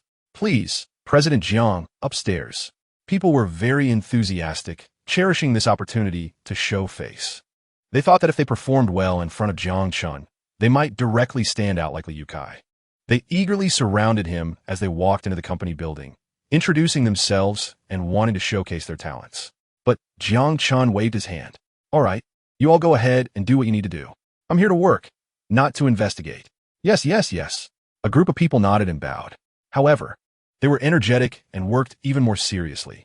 Chapter 333 finally, it was Lu Xiaoxuan's turn to enter. She tidied her hair and clothes, smiled, and confidently pushed open the door, walking into the office. It was spacious and bright, decorated luxuriously. No wonder it was General Manager Li's office. It was indeed not short of money. Lu Xiaoxian thought to herself, turning her head to see a desk next to the floor-to-ceiling window, where a young man was sitting. Sunlight poured in through the window, dancing in his hair, making his handsome face look exceptionally attractive. Wow, so handsome! Lu Xiaoxian marveled in her heart. But soon, she faintly sensed something was off. Huh, wait a minute. He not. Lu Xiaoxuan's mind instantly recalled the scene from earlier on the road. At this moment, Jiang Chun happened to lift his head and look at her. For a moment, their eyes met. Lu Xiaoxian clearly saw that it was the young man from earlier that morning. She was suddenly frozen in place, as if struck by lightning. What's going on? How could he be sitting here? Lu Xiaoxuan's face turned pale, and at the same time, it felt like 1,000 grass mud horses were galloping in her heart. Oh, why are you here? Where is General Manager Li? General Manager Li? Jiang Chun was also surprised, not expecting to run into this idiot. Chapter 334. Jiang Chun didn't do any undercover visits. He directly notified the general manager of Xingyue Media, Su Yang, that he wanted to conduct an inspection. Upon hearing this, Su Yang instantly became very nervous. At the same time, he felt deeply honored. He thought this was a once-in-a-lifetime opportunity and that he must perform well. Su Yuqing took on the role of secretary, sending someone to prepare a car. Then she and Jiang Chun got into the Rolls-Royce and headed to Xingyue Media. Su Yuqing suddenly realized that being Jiang Chun's secretary seemed much more interesting than shopping. At that moment, Xingyue Media was bustling with activity, with drums beating and firecrackers going off and banners already set up. A warm welcome for General Manager Zhang's inspection. General Manager Su Yang personally directed the efforts. Hurry up, arrange the flower baskets, prepare the salutes, and don't forget the balloons. Since the company wasn't large, with only about 30 to 50 people, they were all busy and enthusiastic. They thought that if General Manager Jiang came for an inspection and was in a good mood, he might invest another 10 to 18 million, which would mean they could get rich. Besides, they had to let their performance do the talking. Their quarterly profits were the best. Moments later, the Rolls-Royce stopped at the entrance, and Jiang Chun got out, stepping onto the already laid red carpet. Chapter 335. General Manager Jiang. Sorry, I'll go down and take a look now and ensure the problem is resolved, Su Yang quickly said. Jiang Chun thought for a moment and said, Let us go, I'll go down and take a look with you. Huh? Su Yang was a bit surprised. Thinking that wasn't he a bit too much to elevate the matter of a few employees resigning by having General Manager Jiang personally go? However, since that was the case, he must resolve it perfectly to showcase his workability. Subsequently, led by Su Yang, Jiang Chun and the others walked downstairs. After all, he was already there, so he might as well join the excitement. After going downstairs, they arrived at the employee's office area. There were small cubicles, each with a computer and a stack of documents. At that moment, 5 or 6 employees were packing up. Xiao Wang, Xiao Zhang, what does this mean? Suyang Kuik Kalis Bokeh. A few employees paused their movements and glanced over, their faces showing regret. Manager Su, we're sorry, but we decided to resign. One person said. Su Yang frowned. Was it Hong Wenchang from Tianyuan Company who contacted you? The employees felt even more embarrassed. Manager Su, I know you treat us well, but the salary they offer is indeed very high. Under pressure from living expenses, we have no choice but to leave. After all, everyone wants to live a better life, right? Chapter 336, Shan Xingyu was already quite nervous upon learning that he was on the assassination list of mercenaries. And now he was feeling overly sensitive. In fact, Jiang Chun didn't have any issues. It was just that he had made a big deal out of nothing, causing He Jiwei to become tense as well. He Jiwei was pondering what Jiang Chun wanted to see him about, which could make Shan Xingyu call him in advance. Could it be He Jiwei had heard some of Jiang Chen's exploits? He once took a piece of land from Shan Xingyu, and his subsidiary won over Chun Feng's 5-star hotel and 2 shopping malls, worth 20 billion. Was he going to take action against him? At this thought, He Jiwei suddenly felt a bit panicked. A few hundred billion isn't much for a family scion, but he couldn't handle this kind of pressure. At that moment, his phone rang, and the caller ID showed Jiang Chun. Here he comes, he's here. He Jiwei took a deep breath, trying to calm himself down. Then he respectfully answered the call. Jiang Chun, big brother, what can I do for you? Oh, it's nothing much. Tianyuan Company belongs to you, right? Jiang Chun said directly. He Jiwei immediately felt something was off. Was he really going to make a move against his company? Chapter 337, the company in loss, was an advertising company with business scope including graphic design, which covered posters, tote bags, product packaging, as well as outdoor advertising, billboards, building signs, light boxes, and wall advertising. Jiang Chun thought these were quite common and that taking on a few projects wouldn't lead to losses. After the two finished their meal, they planned to check out the advertising company. However, since this was a last-minute decision, they hadn't informed anyone in advance. Amid Su Yang and others send-off, Jiang Chun and his companion got into the Rolls-Royce and left Xingyue Media. About half an hour later, they arrived at the advertising company's location. It was in a slightly remote area, not part of the bustling city center. Jiang Chun glanced around and saw only a 3-story small building, with a yard in front that had a few cars parked sparsely. Moreover, there was not a single person in sight, making it exceptionally desolate. Not even a security guard was seen at the main entrance. Only the security booth stood alone, with garbage bags piled up at the entrance and a few flies buzzing around. This place is way too quiet. Where is everyone? Jiang Chun wondered. If it weren't for the sign of the advertising company on the door, he would have thought it was a deserted school campus. The Rolls-Royce stopped at the entrance. Chapter 338, Lu Rong chuckled awkwardly. The company has indeed been struggling lately. Losing some money, but don't worry, I will work hard to make it back. Losing money is nothing. There are bigger issues, Li Yukai said. Lu Rong immediately felt strange. Could there be something more important than money? Sully, what is it? Did you just hang up a call? Li Yukai asked. Lu Rong was even more puzzled and stammered. How do you know that? Because that was the number of the group's largest shareholder, Mr. Jiang Chun, Li Yukai said solemnly. What? Lu Rong's eyes widened instantly, feeling his heart twitch. The group's major shareholder is a significant figure, and Li Yukai is his subordinate. He actually hung up on his call. This is it, it's over. Lu Rong's heart raced. Li Yukai said, moreover, Mr. Jiang is at your company. You should know what to do. At my company? Lu Rong's already fragile heart took another heavy blow. He was already skipping work and then hung up on a call from a group shareholder. This was simply unacceptable. Chapter 339. Go away. Go play by yourself. Hearing that someone wanted to spar with him, Jiang Chun waved them off. He had worked all day and was too tired to entertain a child. Master, I have no opponents in the manor. Please teach me a few moves, Ling Yutong pouted. Since arriving at the manor, besides training, she had been looking for bodyguards to spar with. Those bodyguards were generally retired soldiers, each with their own skills. And as a result, Ling Yutong had made significant progress by integrating various techniques. No opponents? Jiang Chen glanced at her. After all, she was a girl, and inherently at a disadvantage in combat. Was she a once-in-a-million martial arts genius? Mr. Jiang, Yutong is really talented and improving quickly. She's a natural warrior. A well-known bodyguard praised her. Others echoed in agreement. Yes, she seems to have a natural combat instinct. If she were in a cultivation novel, she would definitely be a prodigy. Moreover, she had just turned 17. If she continued to train, she might break the human limits. Listening to everyone's compliments, Ling Yutong felt delighted. Jiang Chun was slightly surprised. He and T thought much of taking her as a disciple. Chapter 340. The next day, Su Yuqing woke up exceptionally early and put on beautiful makeup in front of the mirror. She looked even prettier than usual. As she admired her stunningly beautiful face in the mirror, she couldn't help but murmur to herself, "I've grown another year older today." Turning to look at Jiang Chun, she found him still asleep. So she walked over, leaned close to his ear, and softly said, "Hey, sleepyhead, it's time to get up." Jiang Chun felt a bit of an itch in his ear, opened his sleepy eyes, and immediately saw Su Yuqing's gorgeous face right in front of him. He could smell a faint fragrance from her. Waking up to such a beautiful girl was indeed a happiness. "What time is it so early?" Jiang Chun said lazily. Su Yuqing smiled brightly. "Did you forget? We have to go to work." "Oh, right." Jiang Chun remembered this and suddenly felt more awake. As the chairman of Yixing Group, he couldn't sleep in. So after getting up and having breakfast with Su Yuqing, like yesterday, they sat in a Rolls-Royce heading to Yixing Group. This time the journey went smoothly without any incidents. Chapter 341. Is there something higher end? Jiang Chen asked. Yes, of course, Zhang Shui said with joy, thinking she had encountered a big client. If she could sell a piece of jewelry worth millions, her performance would greatly improve. Please follow me. Under Zhang Shui's guidance, the two walked up to the second floor. Although the area was small, the items were indeed much better.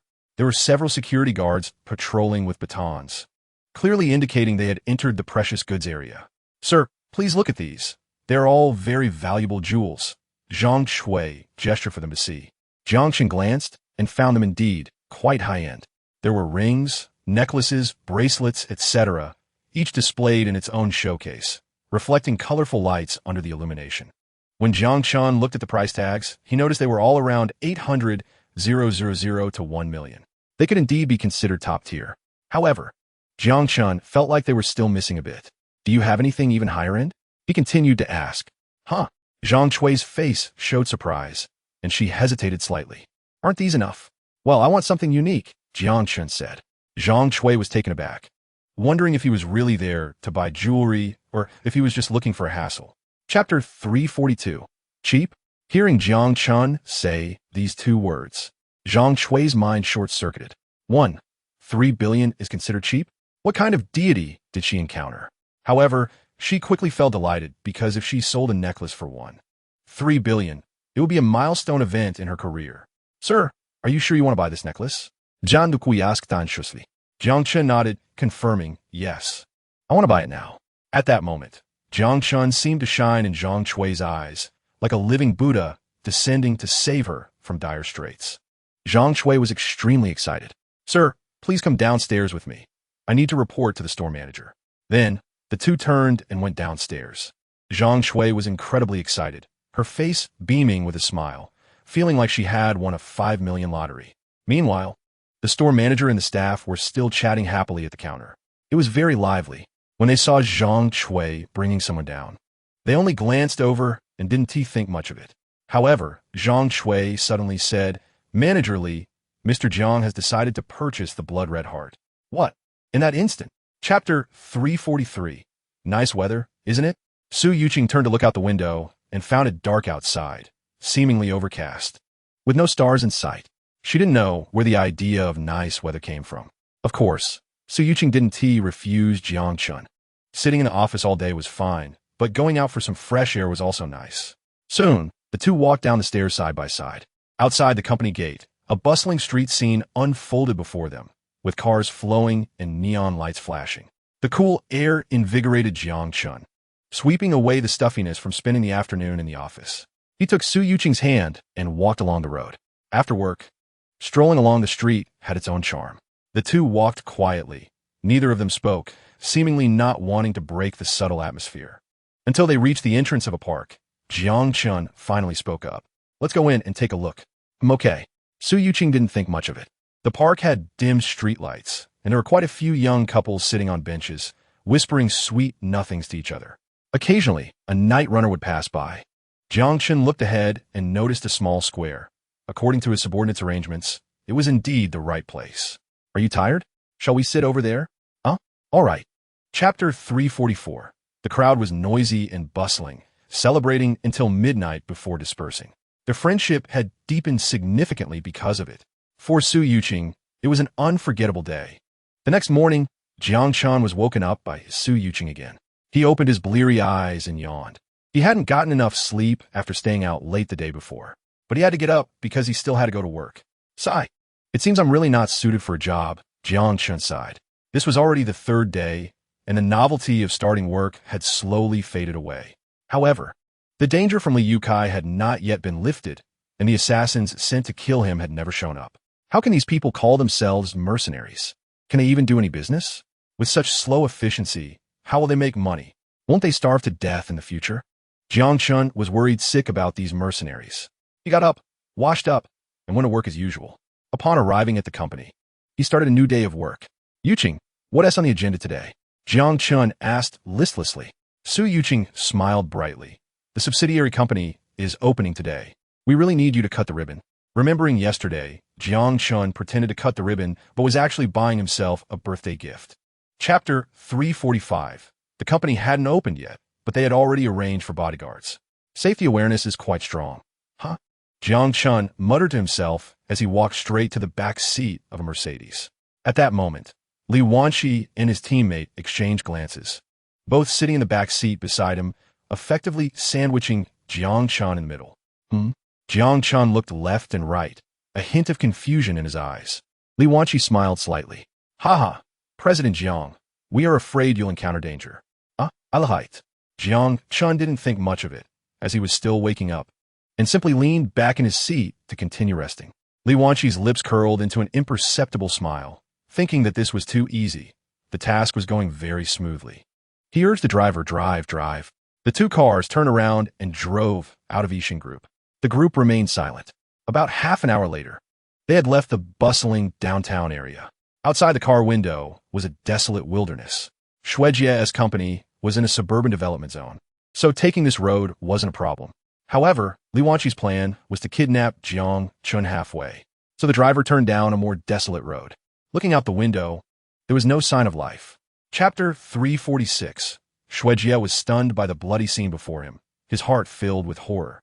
He realized that the man in front of him was 100 times more terrifying than those mercenaries. "Big brother, I was really forced to sell you out. I have elderly parents and young children to care for. Please, I beg you, don't kill me. Come here for a moment." Jiang Chun beckoned. Xuejie hesitated slightly, trembling with fear, but could only force himself to walk over. Bang! Without saying a word, Jiang Chun raised his fist and struck him in the face. Xuejie immediately let out a miserable scream and fainted. The 4 members of the fire squad were either dead or severely injured, but the one who was least hurt was their captain, Li Wanqi. He had only taken 1 punch from Jiang Chun. Although it was extremely painful, he was gradually catching his breath now. He lay on the ground, looking at the man before him, who resembled a demon, with eyes filled with terror, thinking that this was truly horrifying. Jiang Chun walked towards him and slowly squatted down to ask, "Are you with the headhunter team?" Although he had already defeated them, he still didn't know their background. And no, Li Wanqi's lips trembled, but he couldn't comprehend it. "How do you know about the headhunter team?" Chapter 347. The following days passed without incident. Li Wanqi's phone had not rung at all. Jiang Chun even thought the service was cut off and used his own phone to call. But in the end, he found out that no one had called Li Wanqi. Jiang Chun returned to his usual leisurely life, casually accompanying Su Yuqing on shopping trips, spending a few hundred or $1,000. Or he would just stay at the estate, drinking and having fun with the rich second-generation heirs like Shun Xingyu. But all of this seemed like the calm before the storm. In the bustling capital city, dark currents were surging. The assassination list was spreading like wildfire among the children of noble families, making everyone anxious. Even the usually calm heads of the 5 major families could not sit still at this time. especially the head of the Shun family, Shun Qingsheng. Upon learning that his eldest grandson, Shun Xingyu, had appeared on the assassination list as a regional overlord, he could no longer tolerate it. He immediately contacted the heads of the other 4 families to prepare for a family meeting. In fact, the heads of the 5 families used to meet once a year to discuss family development issues and resource allocation in the capital. However, due to prosperous business in recent years and everything going smoothly, there hadn't been much to discuss. Additionally, the heads of the 5 families were getting older and had retreated to the background, so they had canceled their meetings. Chapter 348, Brother Jiang Chun.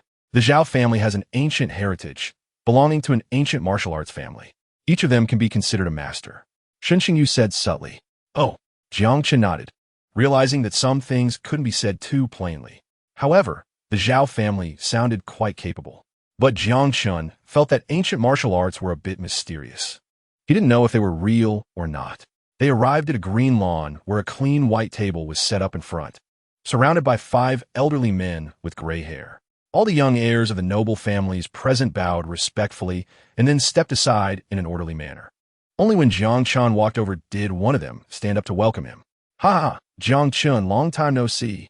You look more energetic than ever. Yi family head Yi Yinfeng said with a hearty laugh. Jiang Chun's lips curled slightly. Aren't you looking quite spirited, old man? That's all thanks to you, Yi Yinfeng replied. If it weren't for Jiang Chun saving him with the Tai Xian needle, he would have probably long since passed away. At this moment, the head of the Shun family, Shun Qingsheng, also stood up. Despite his wrinkled face, he still appeared vibrant, looking more energetic than his grandson Shun Xingyu. Chapter 349. Zhao Wuji also looked at him. You are Yutong's master? What's the matter? Jiang Chun retorted. A hint of arrogance appeared in Zhao Wuji's eyes. I hope you don't mislead her and let her join our Zhao family as soon as possible. Next to him, Yisong couldn't hold back any longer. He was a diehard fan of Jiang Chun and admired him greatly. Hey, Zhao Wuji, how has my brother Jiang Chun misled anyone? Aren't you afraid of getting your tongue twisted in the wind? If you have the ability, why not spar with him? Zhao Wuji chuckled lightly. As a descendant of an ancient martial arts family, he was naturally very confident in his abilities. What do I have to be afraid of? The surrounding crowd exchanged glances and whispered among themselves. Isn't it a bit bullying for the Zhao family to go after ordinary people? Indeed, who can fight against their family? I don't think so. Jiang Chun seems quite impressive. But the Zhao family is professional. These young heirs had heard of Jiang Chun's strength, but it was only through rumors. And they had never seen it with their own eyes. Even the family heads were curious about who was stronger between the two. The head of the Chun family suggested, Old Zhao, why not let your grandson spar with Jiang Chun? Chapter 350. Jiang Chun turned his head to observe and noticed that Zhao Wuji was indeed different. He closed his eyes, took a deep breath, as if entering a special state. Bang! Zhao Wuji stepped forward, and the turf flew. Countless blades of grass, snapping and dancing with the shockwave. Practicing martial arts is one thing, but trampling the lawn is quite unethical, Jiang Chun silently criticized. But at this moment, after completing his energy work, Zhao Wuji suddenly opened his eyes, 2 beams of light flashing. Then he charged at Jiang Chun like a tiger breaking free from its cage. His speed was incredibly fast, like a gust of wind. Jiang Chun was astonished to find that he had also surpassed the limits of an ordinary person. Before he could think much, a powerful wind swept toward him. Zhao Wuji's fist was already in front of him. Bang! Jiang Chun raised his arm to block, realizing that the force was indeed substantial. He was pushed back several meters, and his forearm felt numb. Hiss! The surrounding crowd gasped. Zhao Wuji exploded with power. No wonder he's from an ancient martial arts family. He's really strong. That speed was too fast. Jiang Chun frowned slightly. Zhao Wuji was indeed the strongest opponent he had encountered, likely using some method to break through human limits. Chapter 351. Zhao Wuji kept his promise, and after adding each other on WeChat, he sent a text document directly. Jiang Chun was curious and opened it, only to find he didn't understand it. It was filled with terms like 7 meridians and 8 channels, run and do meridians, resembling a heavenly book. Regular people rely on systems. Who practices martial arts? So he casually forwarded it to Ling Yutong, as the Zhao family claimed she was a prodigy. So let her practice it. Who knows how far she could go in the future? She might really become a great asset. Thank you, Master, Ling Yutong said, her eyes full of emotion. mist rising. She hadn't expected Jiang Chun to win this match without asking for anything else, just to get her the manual. You're welcome.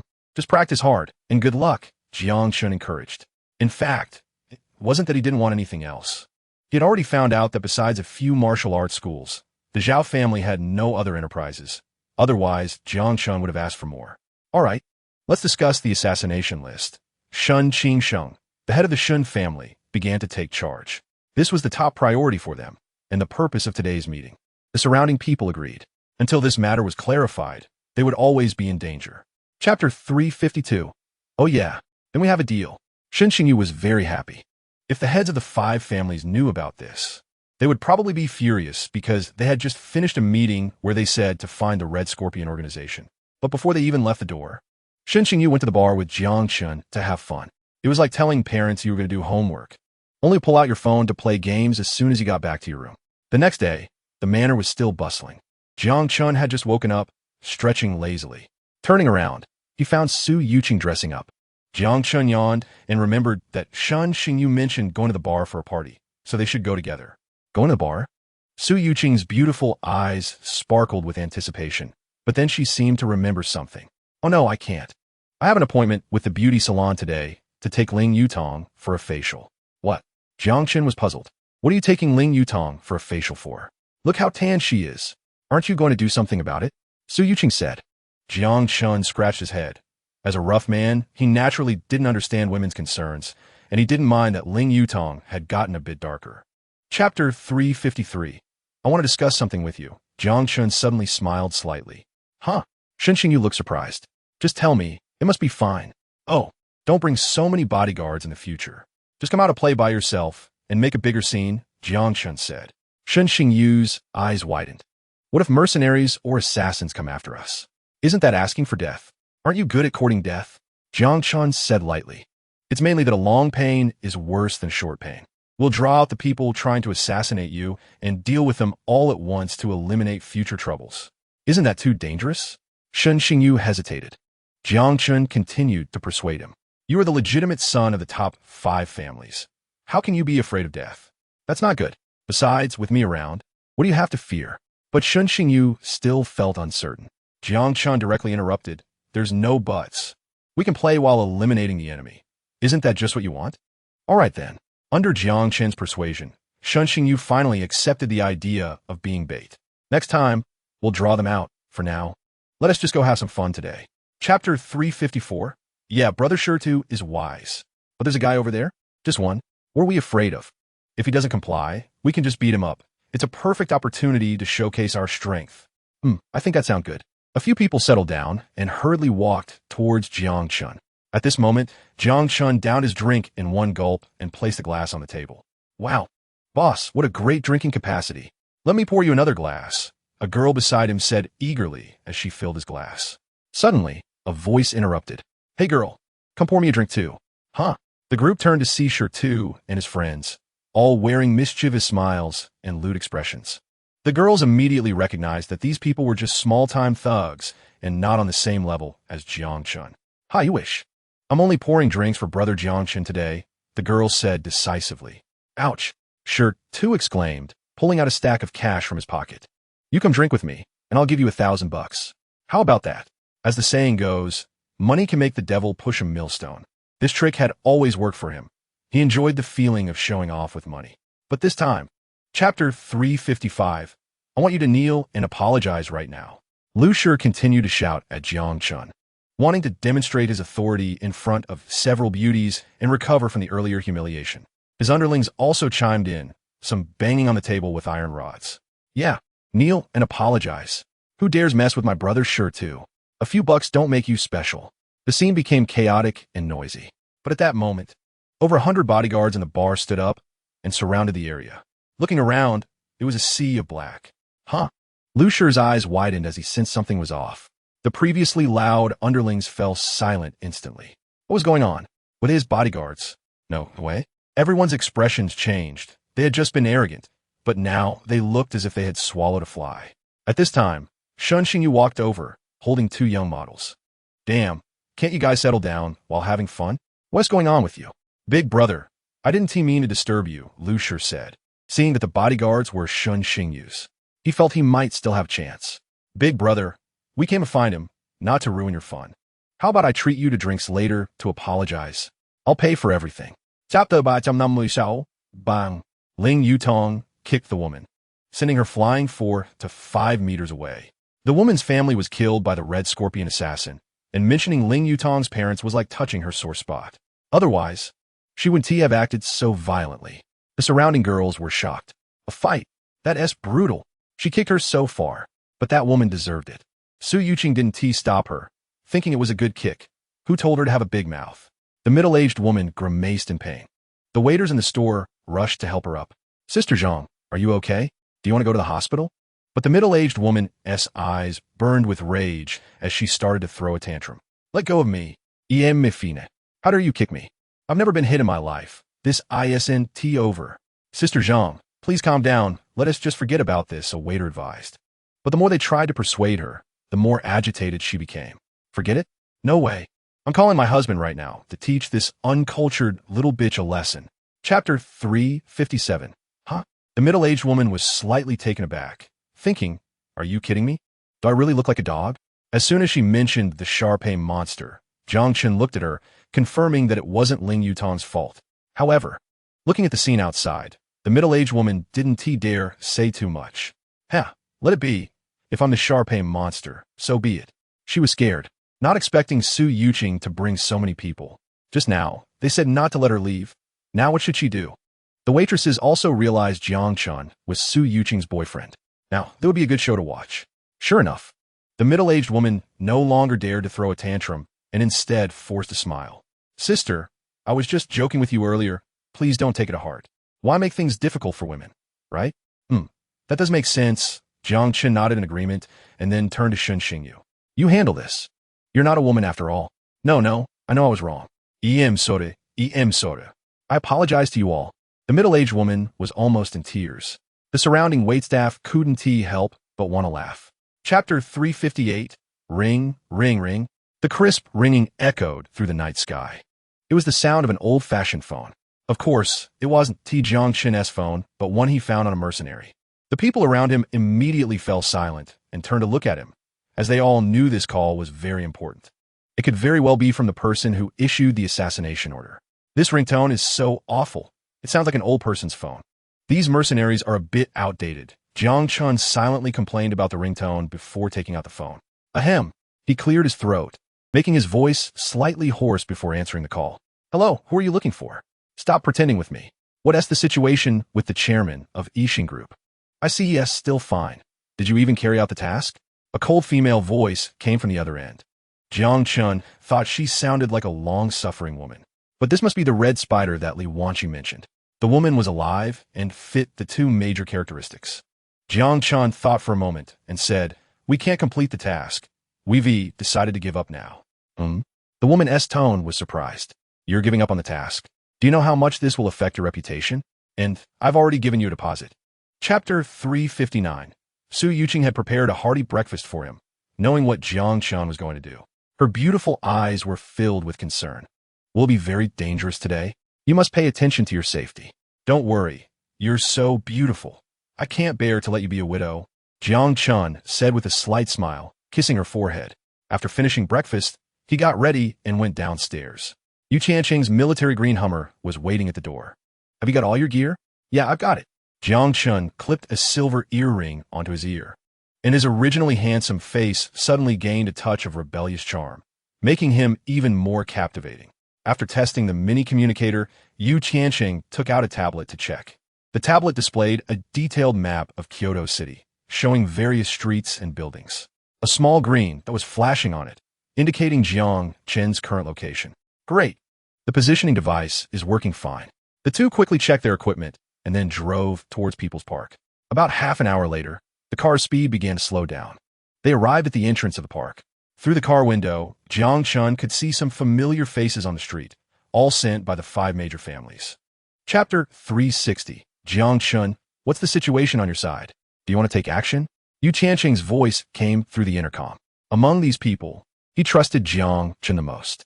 I'll go over and take a look first to confirm if it's a target. Jiang Chen replied. Although the person was near a trash can, he couldn't be sure it was the red spider. If it turned out not to be the plan for today, it would be completely exposed. Jiang Chun walked over with big strides, already formulating a plan in his mind. Meanwhile, an old man practicing Tai Chi chattered on.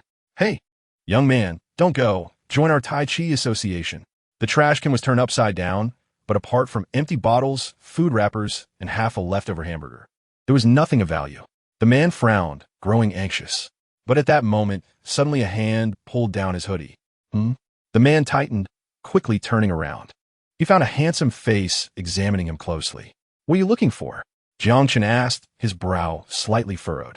He could now confirm that the person in front of him was definitely not the red spider, as it was a young man in his 20s. Although he was alive, he didn't team match the characteristics described by Li Wanxi. Chapter 361.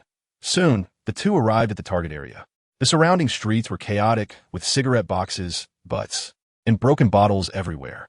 The streetlights were old and poorly maintained, filled with small advertisements for everything from expensive fertility treatments to genital warts. Many young thugs with colorful hair loitered around, and numerous girls dressed scantily, with flashy makeup, solicited business in broad daylight. "Hey, old man, come down and play. Come down and take a look. It's not expensive for good service. Hey, handsome, come to me and I'll give you a freebie." Clearly, they were what people commonly referred to as streetwalkers. As Yu Chanqing slowed down, they all waved at the two. To them, this Hummer was already considered a luxury car.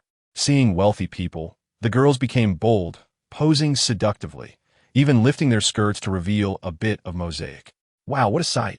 Jiang Chun looked at the indecent scene with a critical eye. Yu Chanqing, however, was very alert. "We're here. Be careful."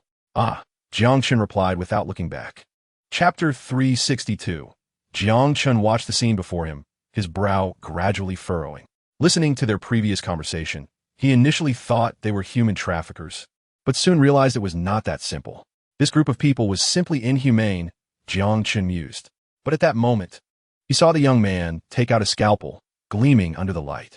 He put on white gloves and walked towards a bed where a little girl lay covered with a white cloth. Only her eyes were left exposed, forced open, filled with tears, clearly in distress. Seeing the bright scalpel made her even more terrified. However, she was completely anesthetized and unable to resist. One could only imagine the despair and terror in the girl as hard at that moment. "Don't worry, I'll be quick. It'll be over soon." The young man smiled slightly. "Hey, don't cry. It'll affect my surgery." At that moment, a tear slid down the girl's cheek. She wanted to scream, but due to the effects of the anesthetic, she couldn't make a sound, only crying silently. The sharp point of the scalpel loomed larger in her eyes. Outside, Yu Chanqing was already seething with rage at the sight. Chapter 363. The red spider suddenly stood up, her brows tightening. "Quickly pack up. We must leave immediately." "What?" The young man looked surprised. "Why do we have to leave all of a sudden?" "Fool! You can't possibly escape from Jiang Chun. So he must have done this on purpose. Our position is likely exposed," the red spider said, hastily organizing important documents on the table. The young man seemed skeptical. "Red Spider, you really overestimate Jiang Chun, don't you?" "I think he is just a name. I observed when I came in and guaranteed no one was following me." But as soon as he finished speaking, the door was pushed open. Two tall figures walked in. The young man instinctively turned around, and when he saw that face, he looked as if he had seen a ghost. "Jiang Chun, why was it so hard to find you?" Jiang Chun said, examining the two. The red spider stood frozen. Realizing she wasn't mistaken, he really had come. Behind Jiang Chun stood Yu Chanqing, the leader of the Battle Dragon team, someone the red spider had heard of, also a person with outstanding combat ability. Chapter 364. However, the red spider was quite clever. Through a phone call and the surrounding sounds, she could determine the location of the phantom assassin at that time. But she couldn't be sure the phantom assassin was still there. What if he just happened to pass by the Kyoto Royal Academy? Or had he already left after such a long time? Yet this was the only lead Jiang Chun had on the phantom assassin, so it should be checked out. It wouldn't hurt to see if there were any gains. By the way, the Royal Academy is a closed school. Outsiders are not allowed in, Yu Chanqing said. Jiang Chun didn't care, saying with your identity, "You can't get me either? But what if we investigate openly, and the phantom assassin gets wind of it and runs away?" Yu Chanqing pondered, stroking his chin. Jiang Chun asked, "Do you have a good plan?" "I think we should investigate secretly. How about you attend that school for a few days? Yu Qianqing suggested. Huh? Attend school? Jiang Chun raised an eyebrow. He had graduated for more than 2 years and found the idea of going back to school a bit boring. Why don't you go to school? Look at me, all brawn. I don't look like a student at all, Yu Qianqing said self-deprecatingly. He is strong and sturdy, with well-defined muscles and bronze skin. Due to years of fighting on a battlefield, his face has been scarred by shrapnel, leaving behind a long, thin scar. Chapter 365. After reviewing the information on the red spider, he gained quite a bit. Unfortunately, they are all small fry, which Jiang Chun is not interested in. He now wants to find the phantom sting. I'll go handle your enrollment procedures later. You can get ready to go to the Jinghai Royal Academy tomorrow, suggested Yu Qianqing. Okay, no problem, Jiang Chun nodded, but he couldn't help but wonder if the phantom sting was really there. Soon after, the two left the underground black market. The destruction of this place was indeed a great achievement, and various media outlets rushed to report it, causing a stir in Kyoto, especially among the ordinary citizens, who had only heard about such things on television or the internet. They were surprised to find out that it actually existed in reality and not far from them. In the evening, Jiang Chun returned to the magnificent manor, basking in the sunset. Su Yuqing and Ling Yutong were taking a walk, looking somewhat worried. Why hasn't Jiang Chun come back yet? What if something happened to him? Su Yuqing fretted. Ling Yutong shook her head. No way, master is so strong. How can anything happen? Though she said that, Su Yuqing couldn't help but worry. Hey, why don't you think of something good for me? Chapter 366. Jiang Chun drove his Bugatti to the entrance of Jinghai Academy. The 5-meter-high gate was resplendent and imposing, with 6 large characters written in a flamboyant style, Jinghai Royal Academy. Under the sunlight, it shone brightly. The school leaders were already respectfully waiting at the gate. After all, Yu Qianqing had a special identity, and the principal didn't dare offend him. Moreover, seeing Jiang Chun driving a luxury car worth over 100 million, they speculated he must be a super rich second generation from some prominent family. Their attitudes were very respectful. Hello, you must be Jiang Chun, right? Welcome to our Jinghai Royal Academy. I am the principal, Qian Dewei, the principal quickly said. Jiang Chun looked at the middle-aged man before him, who was round and plump, with a somewhat balding head. He felt a bit corrupt, but still shook his hand. Hello. Please come in. The principal personally welcomed him and led him through the school gate. Jiang Chun glanced around, feeling a sense of awe. This hardly looked like a school, but rather a luxurious manor. The paths were paved with marble, surrounded by lush green grass and blooming flowers. The buildings inside were all luxurious villas, no less impressive than the manor Jiang Chun had lived in before. Not far away stood an ancient clock tower, exuding an air of history, a famous building in Kyoto. Chapter 367. Are you crazy? Who's peeping at you? Jiang Chun said, confused. The girl frowned tightly. Then why are you standing in front of my door? You were caught and still won't admit it? I live here, Jiang Chun suddenly said. Huh? The girl looked surprised. You live here? Jiang Chun nodded and took out a document showing his assigned villa number, which happened to be the one in front of them. The girl was immediately taken aback, thinking to herself, it's been over a month since school started. How could there still be new students? Jiang Chun was equally surprised to find out that his roommate was a girl. Jinghai Royal Academy was originally more populated by girls than boys, so mixed-gender dorms were not unusual. Moreover, Jiang Chun had chosen the villa himself. The principal had hesitated a bit at the time, but ultimately said nothing. Forget it. It's all the same for both genders, Jiang Chun muttered and walked past the girl into the villa. The girl stood there, confused. What does he mean by it's all the same for both genders? Since Jiang Chun lived here, she couldn't say much. Although she felt a bit unhappy about the new roommate, at least he was quite handsome. As the saying goes, good looks are justice. As long as he looks good every day, it's fine. Chapter 368. Tang Xian was somewhat speechless. She thought the teacher would criticize Jiang Chun and was looking forward to seeing him make a fool of himself. But unexpectedly, the teacher asked him to look at a book with her. All right then. The two moved closer together. Jiang Chun could even smell the faint fragrance from her hair. Teacher Yangbing nodded and began the lesson. The classmates listened attentively. But about 5 minutes later, a subtle snoring sound suddenly came from the classroom. Everyone looked over in surprise and found Jiang Chun asleep on the piano. The classmates were stunned, thinking this guy is too bold. Coming to class without a book and just sleeping is simply a model for our generation.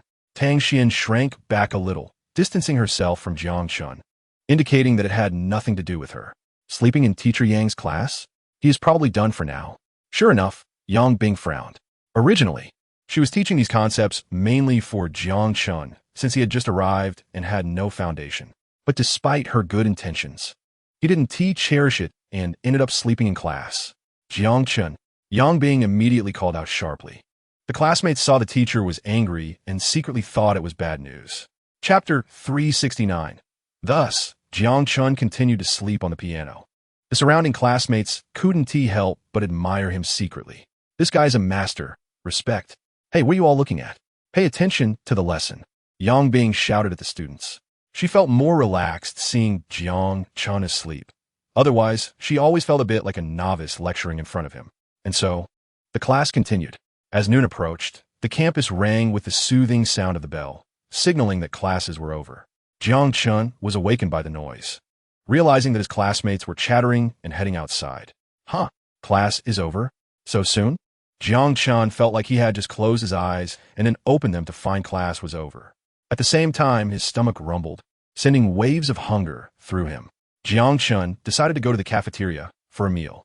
After sleeping all morning, he felt refreshed and got up to walk to the cafeteria. The cafeteria at the Royal Academy was, of course, very high-end, definitely on par with a five-star restaurant. Moreover, considering the regional differences among students, they had hired chefs from various countries to cater to everyone's tastes. Jiang Chun walked into the luxuriously decorated cafeteria, where dozens of windows were labeled with different cuisines from around the world, offering everything imaginable. Chapter 370. Jiang Chun was muttering to himself, while feeling quite surprised that Chen Nuo was also studying at this school and seemed to be quite popular. At that moment, the boys who had been rejected by her left, looking dejected. Huang Ran peeked at Chen Nuo with her small eyes, her face filled with infatuation as she murmured to herself. No matter where she went, she was like a firefly in the dark, so bright and outstanding. Jiang Chun felt a chill down his spine, thinking, what a simp. This is confirmed. Just then, Chen Nuo turned her head and happened to see Jiang Chun eating. Her beautiful eyes filled with confusion as she walked over. Oh no, she's actually coming over. Huang Ran felt nervous as Chen Nuo approached. Her little heart raced, and she straightened her chest, automatically switching to handsome mode. At the same time, she secretly thought to herself that her chance had finally come. Thank the heavens. Sure enough, Chen Nuo got closer and actually stopped beside her. Cough. Huang Ran cleared her throat, thinking about how to greet her goddess in the most gentlemanly way. But Chen Nuo looked at him and suddenly spoke. Excuse me, could you please let me have a seat? Chapter 371. Opening the refrigerator. There were many fresh and high-end ingredients inside. Jiang Chun took a look and saw M12 Wagyu beef, which was priced at 1,000 yuan per pound in the market.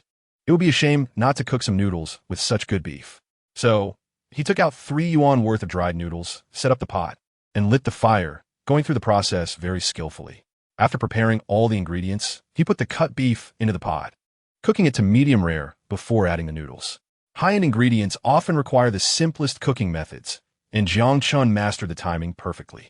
Before long, the kitchen was filled with the delicious aroma of beef noodles. In the living room, Tang Xian's nostrils twitched as she suddenly felt that the potato chips in her hand no longer tasted good. What does that smell? It smells so good. Tang Xian was instantly attracted by the aroma and walked towards the kitchen, peeking in at the door. She saw Jiang Chun wearing an apron, seriously cooking noodles with very skilled techniques. Did he really make this? Tang Xian was surprised. During music class earlier, Jiang Chun showcased his master-level piano skills and elegance. While now in the kitchen, he appeared simple and unpretentious but with excellent cooking skills. Chapter 372. Many classmates turned their attention to Chen Nuo. Not only was she beautiful, but she was also talented, making her the dream girl of many boys in the academy. Chen Nuo saw Jiang Chun and smiled, nodding in acknowledgement before sitting down at an empty seat. Huang Ran saw this and thought it was his chance, so he cheerfully picked up a small cake and ran over. Miss Chun, have you had breakfast? This is the cake I prepared for you. Huh? Chen Nuo glanced at it and thought, why does it look like cow dung? She quickly shook her head. I've already eaten. You can take it back. Huh? Huang Ran's smile froze, and his face showed slight disappointment, but he didn't linger and walked back to his seat dejectedly. Sigh, you were right. Maybe my cooking skills are too poor. I need to improve. Huang Ran sighed. Yeah, keep it up, Jiang Chun said, flipping through a book without turning his head. But at that moment, Huang Ran suddenly pushed the small cake in front of Jiang Chun. Brother Jiang, how about you have it? Jiang Chun glanced at the cake, feeling somewhat speechless, and turned to look at him. Get lost. The history teacher was an old scholar wearing glasses, and his lectures were slow-paced. Chapter 373. The originally calm campus suddenly became lively. A convoy of luxury cars rushed into the school, and a middle-aged man got out, looking anxious as if he was about to go crazy. Principal Qian, where's my daughter? Where's my daughter? Mr. Han, please don't worry. We're looking for her, and we will give you an explanation, Principal Qian said, also sweating profusely. The middle-aged man in front of him was none other than Han Zhao, the famous president of Huasher Bank. The student who went missing in the afternoon was Han Xiaowen, who had lunch with Jiang Chun. Seeing Han Zhao's anxious face, Principal Qian continued to reassure him. Rest assured, we have checked the surveillance. Your daughter hasn't left the campus. She is still here, so we will definitely find her. The Royal Academy, as a closed school, was surrounded by high walls and topped with electric fences, similar to a prison, not because they were afraid students would run away, but as a form of protection for the wealthy students. But where's my daughter? Han Zhao still looked anxious. Principal Qian was at a loss for words. Indeed, this was the most bizarre part. Chapter 374. After the two finished their meal and got ready, each took a flashlight and walked out of the villa. Outside, the moon was bright and the stars sparse. The night wind was cool, and the beams of the flashlights swayed. Tang Xian wrapped herself in her clothes. Where are we going? To the small forest, Jiang Chun replied succinctly. Tang Xian felt somewhat speechless, feeling it was strange, but they had already been to the small forest during the day. There was nothing there except trees.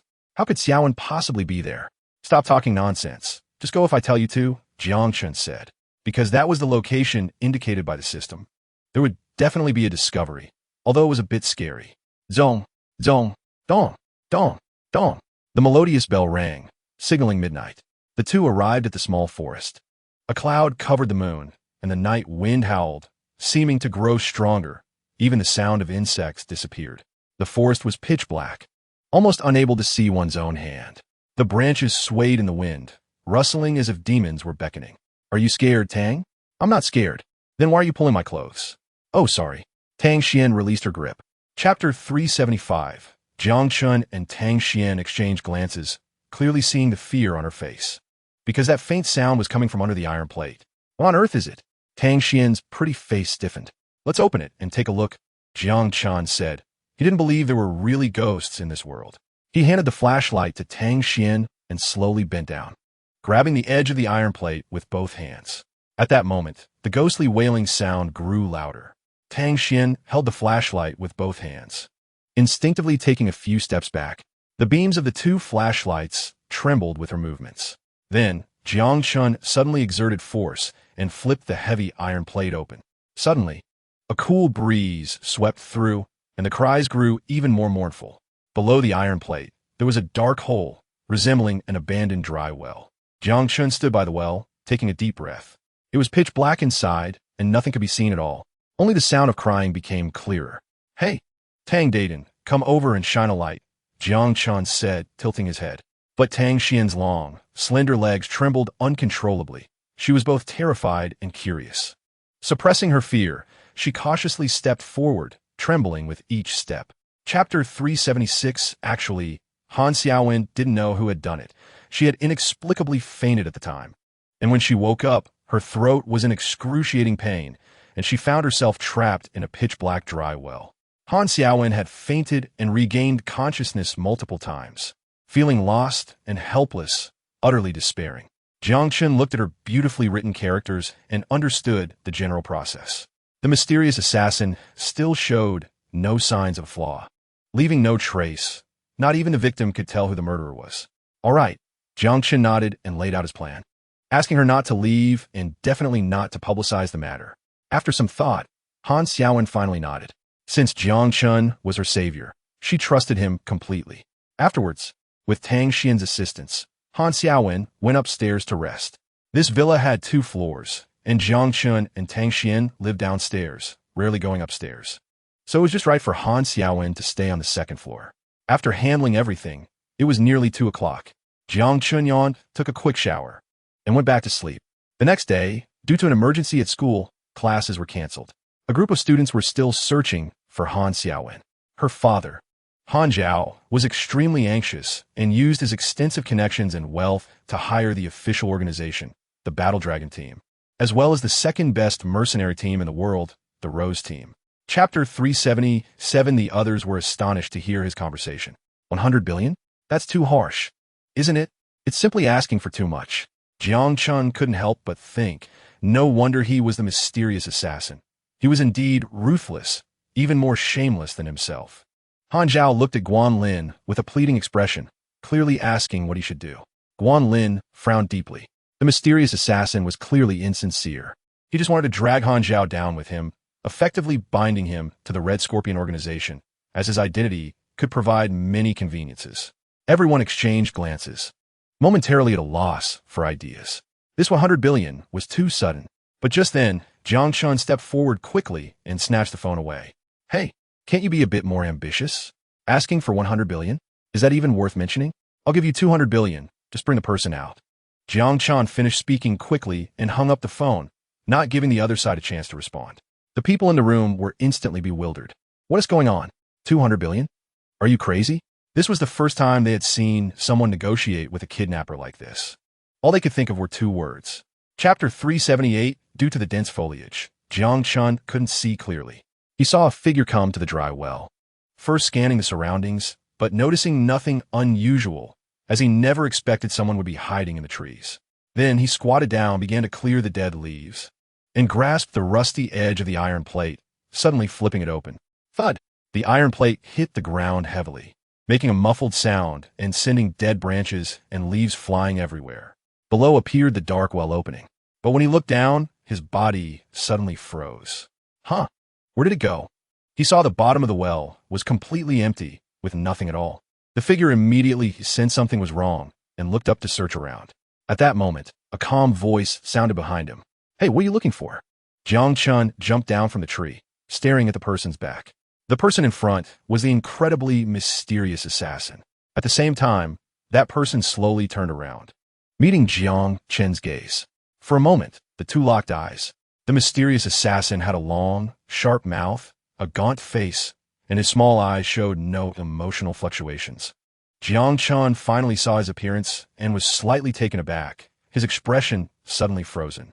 Chapter 379. The mysterious assassin felt his eyelids growing heavier. A wave of dizziness hitting his brain. His body was severely exhausted, and he felt too tired, so he closed his eyes and fainted. The man in front of him was calmly making a phone call. Hello, the assassin has been caught. Okay, I'll be there right away. Yu Qianqing's tone was excited, curious about this top assassin. After Jiang Chun hung up the phone, he walked over to the mysterious assassin, bent down, and began to search him. Of course, he was checking to see if he had anything on him. Don't think too much about it. As a result, he pulled out a red scorpion card from the inside pocket of his clothing. It indicated the code name, Mysterious Assassin. Level, A-Class. So he was an A-Class assassin. Jiang Chun thought to himself. This shows that the Red Scorpion organization has clear levels. The strength of an A-Class assassin is not to be underestimated, and it is worlds apart from the D-Class he encountered earlier. I wonder how powerful the S-Class would be. Jiang Chun flipped the card over, and on the back, there was still the iconic red scorpion symbol. Aside from this card, the mysterious assassin had nothing else on him. A person of his level would definitely know where the Red Scorpion branch was located. Chapter 380. Everyone was incredulous, thinking that Jiang Chun was too strong. In just one afternoon, he had rescued Han Xiaowen. But Guan Lin furrowed her brows in thought, clearly a bit skeptical. She knew the strength of those top assassins. Jiang Chun's speed was too fast, even to the point of feeling abnormal. Earlier, she suspected Jiang Chun was an undercover agent, so she couldn't help but ponder whether he had orchestrated the whole thing, capturing and then releasing the person to gain the trust of her and the others. Jiang Chun, you wouldn't be the murderer, would you? Guan Lin asked, frowning and carefully observing his expression. As soon as she said this, everyone in the room was taken aback. Huh? Jiang Chun looked at Guan Lin, feeling she was overly suspicious and thinking too much. With you like this, you could be the captain of the second-ranked team? I feel sorry for the wolf team. I stared at Guan Lin with wide eyes, wondering what was wrong with myself. Why couldn't I be second?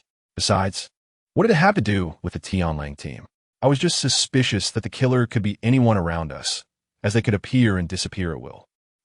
Jiang Chun nodded, agreeing with this point.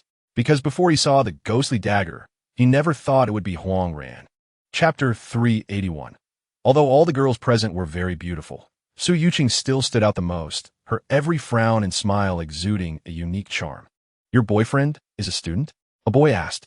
Su Yuqing thought for a moment and replied, yes, he's been studying recently. Hey, Lu Xiaotian. I advise you not to have any ideas about Yuqing. Her boyfriend is really handsome. A girl next to him laughed. She was a local from Kyoto and had seen Jiang Chun at a previous gathering. Handsome? Lu Xiaotian felt somewhat displeased, thinking to himself that he wasn't bad looking either. Moreover, some things couldn't be achieved just by being handsome. Miss Su, how's your boyfriend's family background? Is he a rich second generation from Kyoto? Another man asked curiously. Su Yuqing was slightly taken aback. Rich second generation? He's not, and he's not from Kyoto either. Oh, Lu Xiaotian's eyes flickered, his thoughts becoming active. Not a rich second generation. Not from Kyoto. So he must be a student from outside studying in Kyoto. Me Su, I think a beauty like you should marry into a wealthy family, Lu Xiaotian said with a smile. Su Yuqing replied, whether it's a wealthy family or not doesn't matter, as long as the person is good. Chapter 382. Seeing this, Lu Xiaotian picked up his phone and made a call. He thought to himself, just wait. You'll see what happens later. I won't hesitate to use the influence of Kyoto to stir up a storm. Moments later, Shun Xingyu's call was connected. Although Lu Xiaotian was very displeased, he remained very polite. Hey, brother Xingyu, it's Xiaotian. Which Xiaotian? Shun Xingyu replied, taken aback. He quickly explained, it's me, Lu Xiaotian, the one who had dinner with you last time. Oh, Shun Xingyu finally remembered, saying, you're the partner for that small business deal. Let's talk about business later. I have something to do, and I'm busy today. No, brother Xingyu, I'm not calling about business. I'm at the Wudong Hotel, and just want to invite you for some tea. Wudong Hotel? Shun Xingyu was slightly surprised, wondering how he knew he was going there. So he didn't think much of it. Okay, just wait for me. All right, great. Lu Xiaotian eagerly replied. After hanging up, he let out a long sigh of relief. He wasn't sure if Shun Xingyu would come, but now that he agreed, he felt very happy. He thought to himself that brother Xingyu was really generous. Chapter 383. Yes. Lu Xiaotian nodded like a chick pecking at rice, realizing that this was basically a public execution. He now understood that the things he was proud of seemed like a joke in front of Jiang Chun. Shun Xingyu stepped forward and patted his shoulder. Sigh, you brought this on yourself. I can't help you. Go back to Yinhai City, and don't let me see you in Kyoto again. What? Lu Xiaotian's face turned bitter. He came to Kyoto to do business and invest, and Shun Xingyu's words felt like cutting off all his avenues. It's over. Everything is over. Lu Xiaotian regretted deeply, realizing that he had ruined his career just to show off. It was really not worth it. After dealing with this matter, the gathering of everyone began. Since there were quite a few of them, 5 or 6 tables were set up in a hall. Come, everyone, thanks to Brother Jiang Chun, we can eliminate the danger. So I propose a toast to Brother Jiang Chun. Shun Xingyu stood up and shouted. Everyone agreed enthusiastically and raised their glasses. Right, let's toast to Brother Jiang Chun. If there's anything we can do in the future, just say it. We'll go through fire and water for you, Brother Chun. Chapter 384. These companies were all out in the open. In fact, many of them Jiang Chun had passed by before. He didn't expect to find such a complex web of relationships behind them. Jiang Chun folded the list and put it in his jacket pocket. It seemed it was time to expand the business.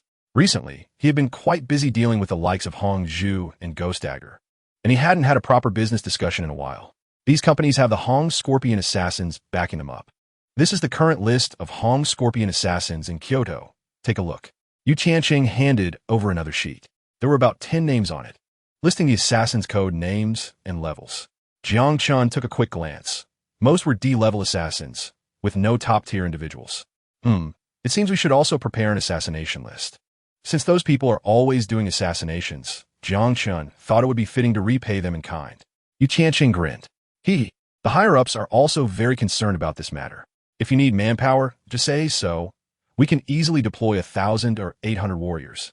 Jiang Chun nodded, thinking that there was no need for assassination. They could just kill openly. Yu Tianqing squinted his eyes. These companies and assassins are not the main topic. We have discovered something more important. Chapter 385. Hello, I'm busy today. I can't hang out with you. Jiang Chun answered the phone, remembering that Tang Xian had said she would call him a hangout, but he really didn't have time today. However, Tang Xian sounded a bit anxious. No, I came out with my classmates, and someone is trying to assault me. Ah, Jiang Chun was taken aback. Then call the police. Why are you calling me? I did, but it didn't work. Tang Xian's tone grew more urgent. At the same time, Jiang Chun heard some commotion on the other end of the line, and a male voice arrogantly said, "Humph, you can call whoever you want, but it won't matter. You have to accompany me today." After a moment's thought, Jiang Chen asked, "Where are you?" "At Jinshan KTV, what should I do?" Tang Xian was in a panic. Having no one else to turn to since she wasn't from Kyoto and only knew Jiang Chun, so she thought of calling him as her last hope. Jinshan KTV. Jiang Chun thought for a moment. It wasn't on his way and was quite far. If you're going to be assaulted, then just let it happen. It's not like you'll lose a piece of meat. Just close your eyes and endure it for a while. Let's leave it at that. I have other matters to attend to. Bye. Chapter 386. Chaos erupted in the private room. A group of thugs rushed forward, some grabbing bottles, others seizing microphones, using whatever they could find. The noise was deafening, filled with curses and accompanied by the screams of several girls. However, just 3 seconds later, suddenly, it fell silent. Yu Qiansheng and Guan Lin acted together, their movements clean and swift, without any hesitation, quickly taking down more than 10 thugs. They targeted vital areas, incapacitating them with a single blow. All the thugs fell unconscious, not a single one remaining awake. Jiang Chun stood still, not moving at all from beginning to end. The room was engulfed in silence. Tang Xian and the others were dumbfounded, secretly wondering, what kind of people did Jiang Chun find? Tang Xian had no idea about Jiang Chun's influence in Kyoto and thought of him out of desperation, not really expecting much. But unexpectedly, he really showed up and was so fierce. Zhao Hui's eyes widened as he took a few steps back, staring at the thugs lying unconscious on the ground and the few people standing tall. Chapter 387. Zhao Sudong knew that once Jiang Chun took out the red scorpion card, there would be no turning back. Although his son Zhao Hui understood nothing, he still agreed. Right, Dad? Let's go all out against him. Let's teach him a good lesson today. Do you think you are worthy?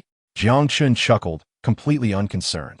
Zhao Sudong focused, thinking that the bodyguards he brought today were all carefully trained, and there were even red scorpion assassins among them. On the other side, Jiang Chun had only a few people, so there was still a chance. However, Zhao Sudong knew that after taking out Jiang Chun today, it would be hard for him to mix in Kyoto afterward, but there was no other way. They could only take it one step at a time. Attack! He waved at the bodyguards. In an instant, a group of them charged forward like fierce tigers, some even pulling out daggers.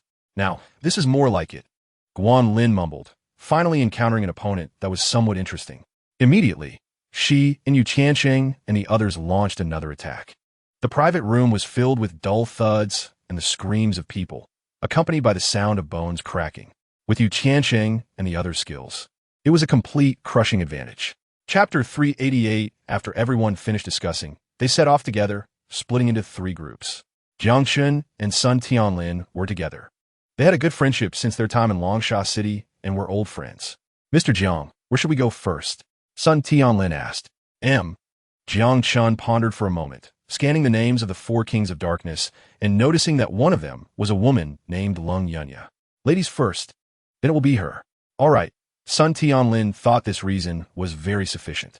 The two got into an off-road vehicle and headed straight for the outskirts of Kyoto, as the area where Lung Yunya mingled was the most chaotic, relatively close to the location of the underground black market last time. Jiang Chun sat in the passenger seat, thought for a while, and then called Li Yukai, instructing him to keep an eye on things. After resolving the people on the list, directly suppress or acquire their companies, swallowing their industries. The matters of the business battlefield would be handled by Li Yukai, and with the resources of the 5 great families assisting, there would be no problem at all. Moreover, the companies on the list were all developing well. After taking them down, Jiang Chun would surely become the top dog in Kyoto. Sun Tianlin glanced at him. Looks like you're going to gain quite a bit this time. Chapter 389. Qin Dong's eyes sparkled, showing clear admiration for the dragon team. I think I've seen them before. Sun Tianlin was slightly taken aback, not expecting to gain a little fanboy, but since this was a secret operation, it was better not to reveal identities. Wow, Qin Dong exclaimed, expressing his admiration. You really have seen them. That means you're pretty amazing too. Haha, I guess it's all right. Sun Tianlin scratched his head. Hey kid, have you heard of Lin Yunya? Jiang Chun interrupted their conversation. We're not here for a fan meeting. Qin Dong thought for a moment. I know everyone living nearby, but it seems there's no one with the surname Long. I see. Jiang Chen nodded, feeling that this person was indeed hard to find. She probably had hidden her identity. However, Qin Dong thought for a moment and said, "We can go back and ask my sister. Maybe she will know." "Okay, that works," Jiang Chen agreed, as there wasn't much else he could do for now. Then, Qin Dong walked ahead, leading the two towards his home. Along the way, he chattered nonstop, asking Sun Tianlin about the dragon team, and saying that he also wanted to join the army and become a king like them. Chapter 390. After all, it was the first time the two met, and starting with such questions was indeed very strange. But fortunately, Qin Shui was quite straightforward and really thought about it. "I wish we could get some redevelopment here." Redevelopment? Sun Tianlin's eyes lit up. Although he wasn't short on money, he lacked industries in Kyoto, and redevelopment required manpower. So it was indeed not easy to handle. So, he turned to Jiang Chun. Suddenly, there was a knock on the door. King Kui looked puzzled. "Sorry, I'll go answer the door." After she left, Sun Tianlin leaned toward Jiang Chun and started discussing. "Hey, did you hear that? She said she wanted redevelopment. You should have a Yukai take care of this. I'll cover the costs." "Sure, we're all brothers. Why talk about money?" With Jiang Chen's strength in Kyoto, redevelopment was just a matter of a few words, but he then asked, "How much can you offer?" Sun Tianlin was embarrassed. "Whatever you say, I can afford it." "Haha, I'm just joking. This will be taken care of shortly." Jiang Chun patted him on the shoulder. Helping a brother find a partner also counts as a serious matter. Chapter 391. Sun Yongji had a bitter expression, thinking he was here to show off but ended up losing his job. He turned around and awkwardly said, "Does your company need any help? I could do some odd jobs." "Get lost."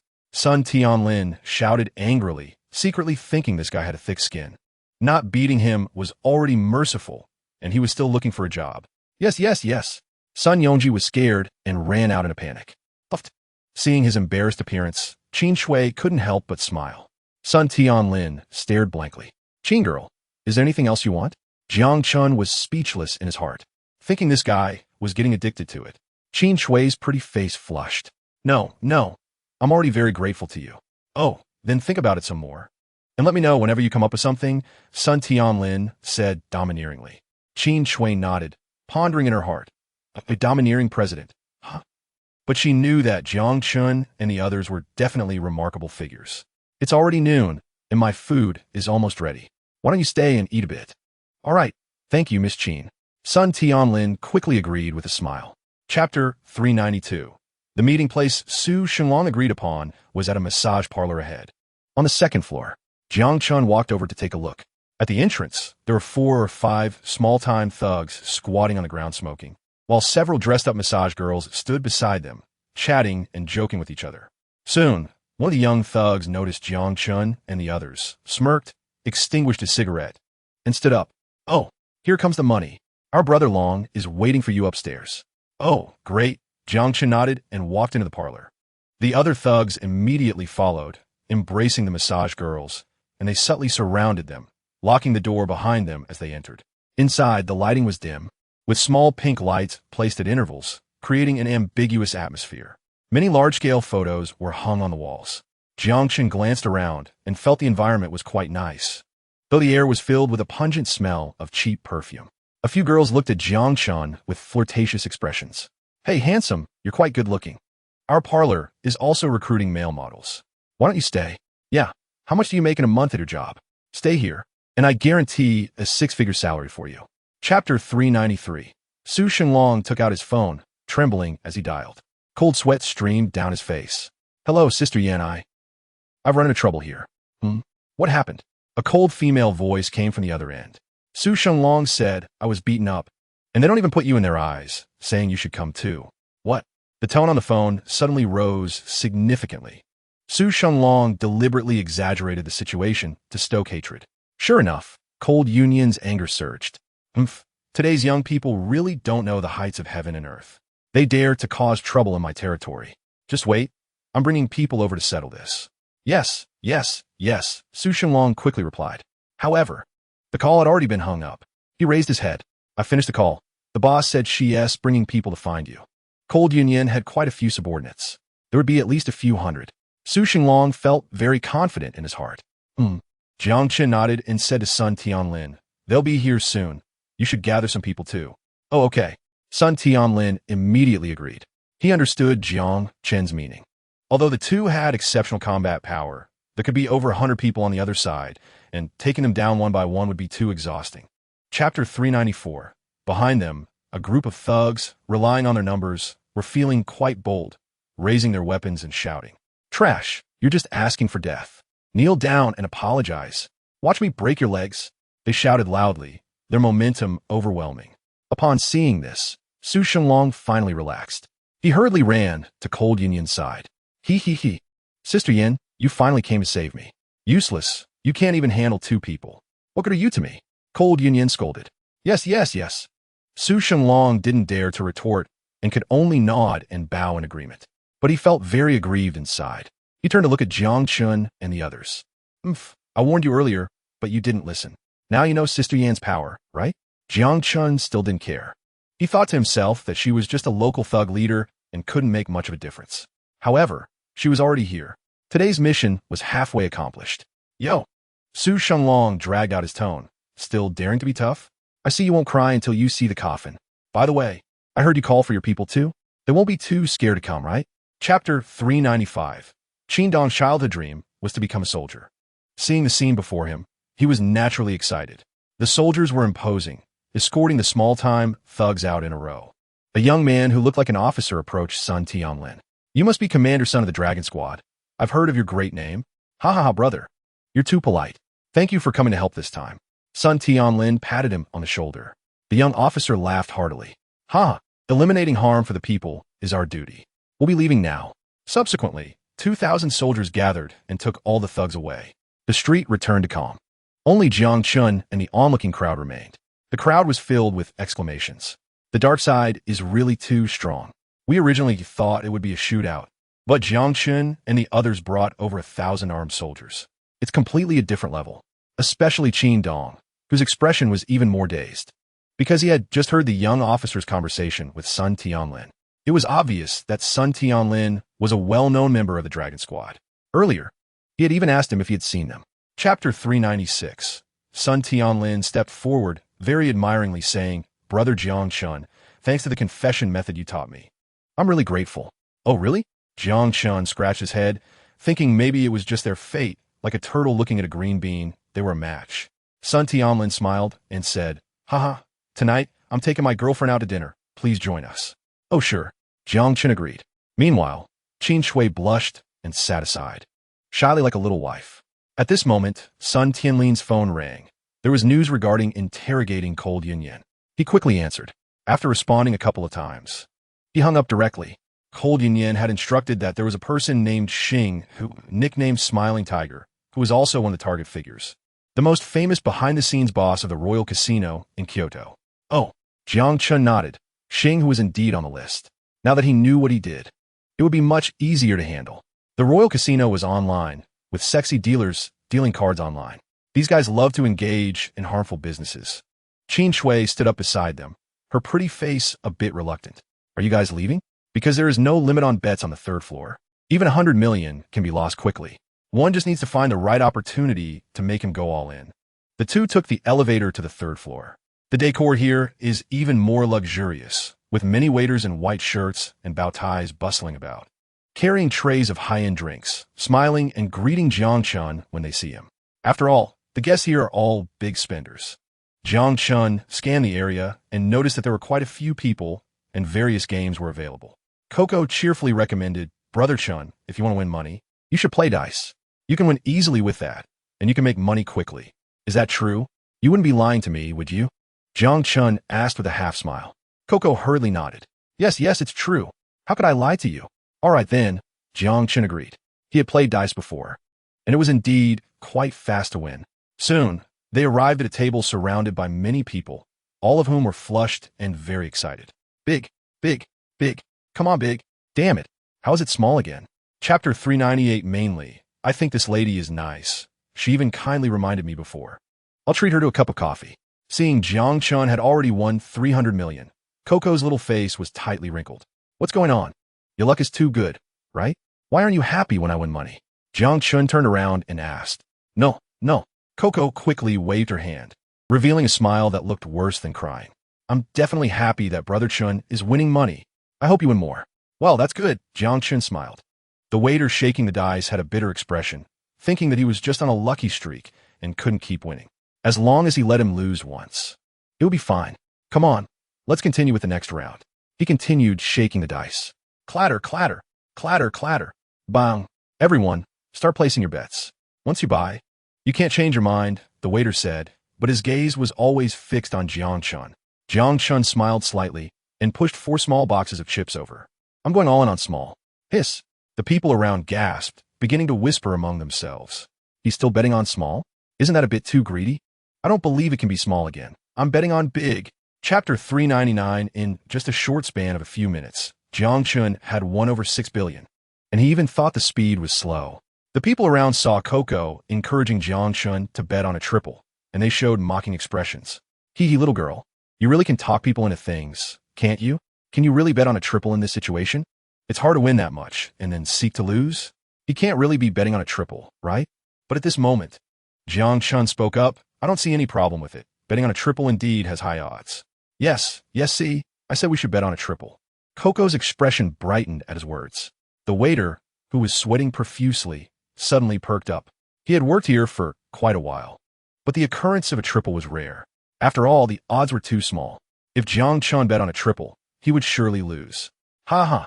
Let's take a gamble. A bicycle turns into a motorcycle. Are you going to bet on a triple? The waiter added fuel to the fire. Everyone was a bit hesitant. Can betting on a triple win? But Jiang Chun had already moved. He pushed 2 large stacks of chips directly into the triple area. I'm all in. Hiss. Chapter 400. Soon, Xingbin led a group of thugs into the hall, all dressed in black suits, looking aggressive. The crowd that was originally clamoring for money instantly fell silent. Who won money just now? Xingbin squinted and asked. One young man, who had some acquaintance with him, replied, Manager Xing, business needs to follow rules. We won money here. You would just deny us, right? Rules? Xingbin snorted coldly. Humph, here, I am the rule. The money you won today doesn't count. The crowd was furious, their eyes wide with disbelief. This is outright cheating. Yeah, how can you do business like this? You should at least give us something, right? I lost several tens of millions before. The young man frowned. Xingbin, if you're not trustworthy, how can we do business in the future? Bang! Xingbin didn't waste any more words and punched the young man in the nose. The young man fell to the ground, blood pouring from his nose and mouth. Beat him. Several thugs immediately rushed forward, kicking and punching him. The young man curled up like a shrimp, covering his head with his hands, his face bruised and battered, screaming continuously. That's too tragic. Chapter 401. Hearing this, Xingbin felt a glimmer of hope and quickly took out his phone to call his brother, thinking he needed to find a savior quickly.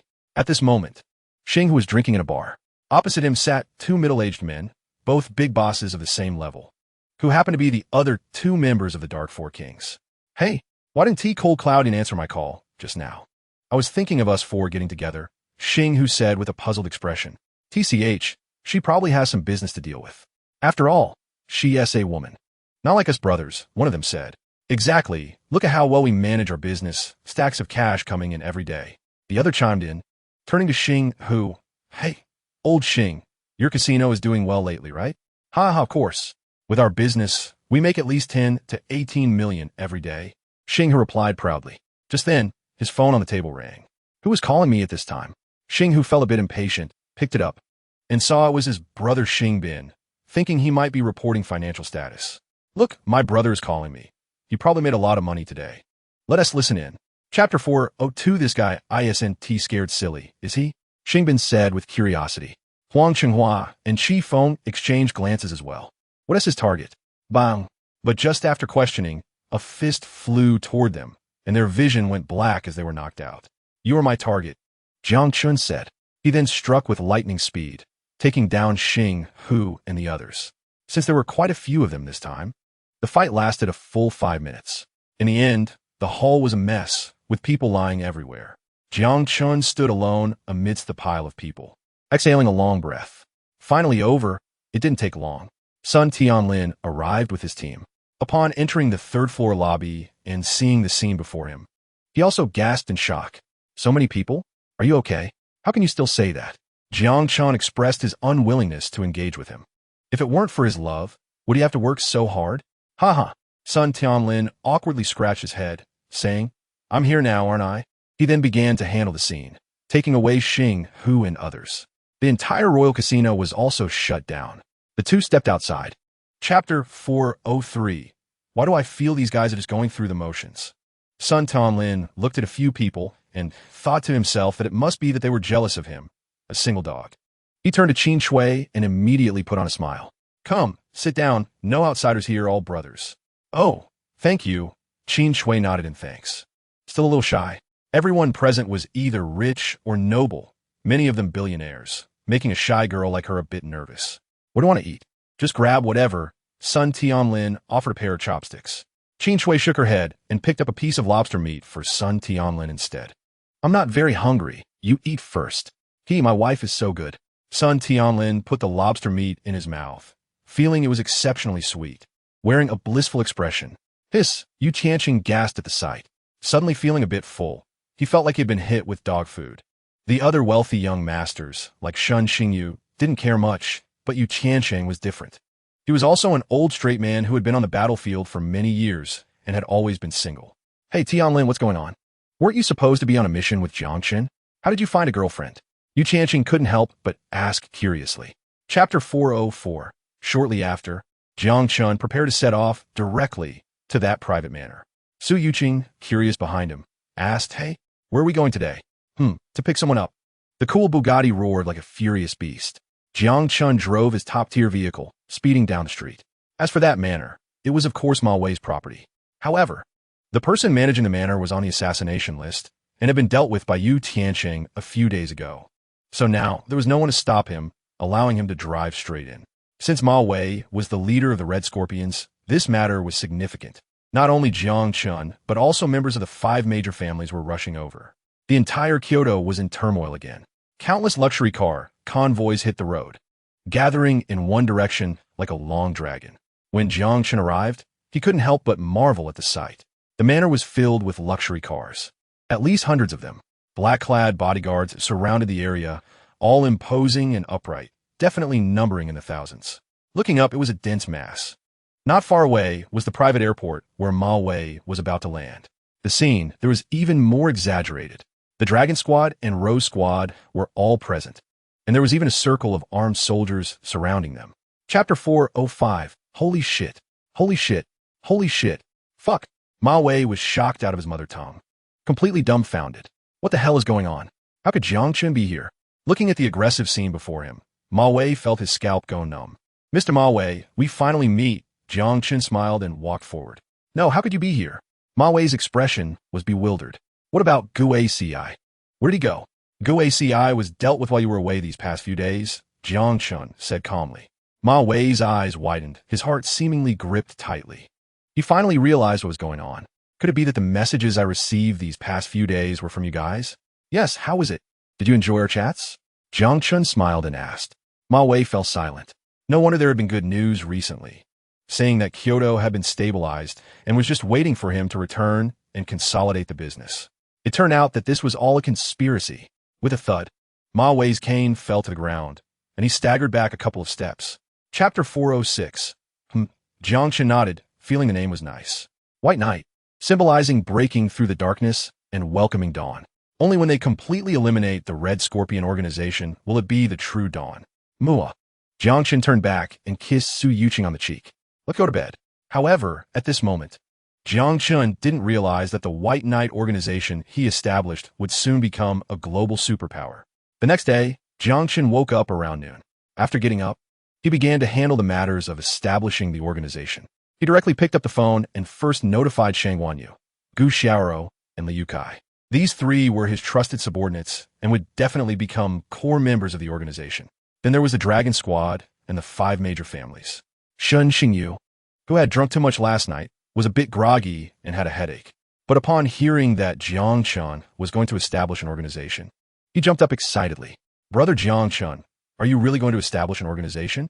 I've been waiting for this day for so long. Following Jiangchen, Shun Xingyu's status rose, and he was now even more untouchable, becoming more and more prominent. Jiangchen's initial plan. Chapter 407. Jiangchen remembered that a few days ago, Su Yuqing had mentioned wanting to go to a place called Fengyang Island, where the sea was white, the sky was blue, and the greenery was lush, a beautiful sight. But at that time, he didn't have time, so he had postponed it. Now that Ma Wei had been dealt with, and the organization was established, they could take a spontaneous trip. Su Yuqing was very pleasantly surprised to hear this. She hadn't expected Jiang Chun to remember what she had said before, filling her heart with sweetness. They then linked arms and walked out of the manor. The two didn't prepare anything and took no luggage, heading straight out to travel. This is how the wealthy act. Since Fengyang Island was far away, they needed to take a plane. At this moment, Jiang Chun suddenly realized that he seemed to be missing something. That's right, he was short a private plane. Think about it. Ma Wei's travel is all private jets and private airports. Yet, as the leader of the White Knight organization, he doesn't even have a plane. It's really too poor. Jiang Chun thought, I need to find an opportunity to acquire everything in the future. However, they booked the most expensive first-class seats. With only 12 seats on the entire plane, the environment isn't much different from a private jet. Chapter 408. The cabin was very quiet. Everyone was silent, their eyes fixed on the girl. They probably wanted to see off this young life on her last journey. Su Yuqing was also affected by the atmosphere. A trace of sadness appeared on her face. She nudged Jiang Chun, who was sleeping beside her. Honey, wake up for a bit. Yawn. The first-class seat was very comfortable, and Jiang Chun was sleeping particularly soundly. At this moment, he opened his mouth to yawn lazily and stretched. Are we almost there? No, look, someone has fainted. Oh. Jiang Chun squinted his sleepy eyes and noticed something was wrong. There were so many people standing around, and they weren't getting off the plane. In front of him, the girl was lying on the seat, her face covered in blood, and she was already unconscious. What happened? Why is she bleeding from her nose? Did she take too much kidney supplement? Jiang Chun muttered. Su Yuqing looked a bit nervous. Don't talk nonsense. She seems to be in real trouble. Huh? Jiang Chun was slightly stunned. Can taking too much kidney supplement really be that serious? Su Yuqing was speechless, thinking he must have dreamed about kidney supplements just now. Sudden death has a very short time frame. Internationally, if someone dies within 6 hours, it's called sudden death. Chapter 409. Really? Lu Zhirong certainly took Jiang Chun's words seriously and decided to eat more kidney supplements when she got back. At this moment, Xiao Hui sighed. Could traditional Chinese medicine really be that miraculous? Can eating kidney supplements cure coronary heart disease? Hey, how did you just do that? Can you explain the principle to me? Xiao Hui was very curious. Jiang Chun waved his hand and began to make things up. Traditional Chinese medicine in Longhua is profound and extensive. The most important thing is to focus on dietary supplements, claiming that you can supplement what you eat. Huh? Xiao Hui was slightly stunned, thinking that dietary supplements indeed made sense. But eating kidney supplements seems completely unrelated to heart disease, right? He suddenly felt that medicine was indeed extremely mysterious. As the saying goes, there is always someone better, and he needed to study harder in the future. The other passengers around were also very impressed and came up to chat with Jiang Chun. After all, everyone eats grains and is bound to get sick. They all wanted to be friends with this divine Dr. Jiang Chun. Some even consulted him about diseases and how to prevent them. And Jiang Chun's every answer seemed to overturn their understanding, as if opening up a new world, which amazed everyone. Chapter 410. Hiss. Wang Sherwin gasped. By a few? Are villas sold individually? Why not weigh them like vegetables in a market? She thought the boss must be joking. The boss is really humorous, she muttered to herself. But at that moment, Su Yuqing's beautiful eyes turned. Let's buy a few more. Anyway, house prices are rising, and Fengyang Island has only been developed halfway. Maybe after it's fully developed, the price will go up again. Haha, that's great. My wife understands investment. Jiang Chun laughed, and then gave her a hard kiss on the cheek. But at that moment, Wang Sherwin was even more confused. They didn't seem to be joking. Boss, are you really going to buy a villa? Yes, go contact the sales manager. Jiang Chun nodded. Wang Sherwin's eyes widened, feeling her heart twitch. This is a big deal. She quickly took out her phone to dial a number while shouting to the driver, Hurry, turn to the sales hall. The luxurious sales hall usually had very few people and was relatively quiet. But at this moment, it was bustling and very lively. Chapter 411. When Lu Zhinan took out the White Knight card, Manager Su was naturally more inclined to sell the house to him. Having a member of the White Knight organization living on the island might lead to future opportunities. Perhaps they could discuss projects and gain some investment. Young man, how's my business acumen? Lu Zhinan smiled and looked at Jiang Chun. It feels very average, Jiang Chen muttered nonchalantly. Oh, Lu Jianan's brows furrowed. Come on, let's see what you're capable of. It's just a broken card, as if no one else has one. Jiang Chen's hand reached towards his pocket. Broken card? Lu Jianan was slightly taken aback. This was the legendary White Knight card, a symbol of status. How could he call it broken? Lu Jianan looked at Jiang Chen suspiciously, wondering if he had never heard of the White Knight organization. Manager Su and the others were equally puzzled, thinking that if Jiang Chen was a wealthy person, he shouldn't be unfamiliar with the White Knight organization. Just as he was about to say a few words to flatter Lu Jianan, at that moment, Jiang Chen also took out a card. However, this card was made entirely of platinum. Chapter 412. After Su Yuqing signed the contract, she shook her delicate wrist. Signing the real estate contract made her hand sore. She turned her beautiful eyes towards Jiang Chen, playfully saying, Hey, I found that your White Knight card is quite useful. When will you get one for me? I can be considered a member of the organization too, right? Of course you count. What position do you want? The wife of the stronghold? Jiang Chen joked. Ha ha ha. Su Yuqing laughed. That sounds good. I think it's quite nice. Wang Shiwen beside her felt very envious. She actually wanted one too, thinking to herself when she could be so impressive. But for now, she should just work hard. Maybe Jiang Chen would be in a good mood and give her a little tip. Manager Su was all smiles, looking radiant. After selling over 10 villas, he felt as if he had become several years younger. Mr. Jiang, all the procedures have been completed. Do you need me to take someone to show you the house? No need. You go ahead and be busy. I'll just stroll around the island. Jiang Chen thought there was nothing much to see. It was just a place to stay. He mainly came out to relax. Buying a house was just going with the flow. Manager Su thought to himself how generous it was. Buying a villa for hundreds of billions. He clearly didn't care. Chapter 413. Jiang Chen thought for a moment. He felt that chopping off his hand was too bloody. Better to let him lose money instead. How much do you plan to lose? Jiang Chen asked. I lose money? The young man glared. Can't you understand human language? Why should I pay you? Your girlfriend knocked me over with a ball, almost hitting my face. Shouldn't she pay something? Jiang Chen said naturally. The young man was speechless. What kind of logic is this? Beside him, Su Yuqing agreed, feeling that he should indeed pay. After all, the girl had bumped into her husband with her chest. Wasn't that being shameless? The commotion attracted the attention of many tourists. A few companions of the young man, dressed in beach shorts, approached. Wu Xiao, what's going on? Who offended you? One of them asked. Wu Ping looked at them and said, You guys came just in time. This guy touched my girlfriend and shamelessly asked me for money. What do you think we should do? What? The group widened their eyes. Is he that arrogant? Kid, are you looking for death? Do you know who Wu Xiao is? Chapter 414. Who dares to mess with the island master's daughter? Wu Ping felt more confident and glanced at Jiang Chen. See, you got to make a big deal out of this. Now that our young lady is here, it's no longer something a million can settle. Just wait to die. Is that so? Jiang Chen still didn't care much. At that moment, the doors of a luxury car opened, and a tall girl stepped out, with manager Wu Ziyuan beside her. Behind them were more than 10 bodyguards in black. This group had a formidable presence as they walked toward the beach, causing nearby tourists to dodge away, afraid of getting involved. Wow, that's the young lady Lu Jirong. Why is she here? It seems the Wu family really values her. That guy is finished. Wu Ziyuan, seeing his son injured and a few others lying on the ground, with his daughter-in-law wrapped in a towel, standing beside him looking aggrieved, was instantly filled with rage. He stepped forward a few paces. Damn it, how dare you cause trouble on Fengyang Island? You must want to die.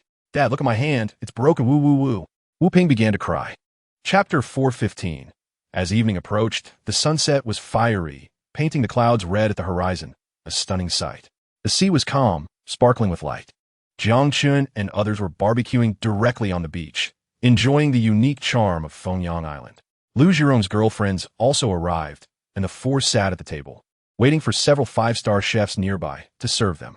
The ingredients were very high-end, with king crab, lobster, sea cucumber, abalone, and more. However, today's main dish was the large kidney that Lu Jirong had specially prepared. Since it was not ready yet, the four chatted while drinking juice. Jiang Chen, I heard you bought a house on the island. Do you plan to stay here often? Lu Jirong asked expectantly. It depends on the situation. Jiang Chen thought for a moment and smiled, but the housing prices on your island are really high. I spent several hundred billion. Hi. Lu Jirong was taken aback. The sales office manager had already reported to her that the villa buyer was Jiang Chen, the SS-level leader of the Bay organization. You still think it's expensive? Lu Jirong doubted he was trying to play poor, but unfortunately had no evidence. Jiang Chun decisively nodded. Yeah, I'm almost out of money. Miss Liu, how about refunding some? Chapter 416. A melodious piano piece began to play, further enhancing the elegance of the environment.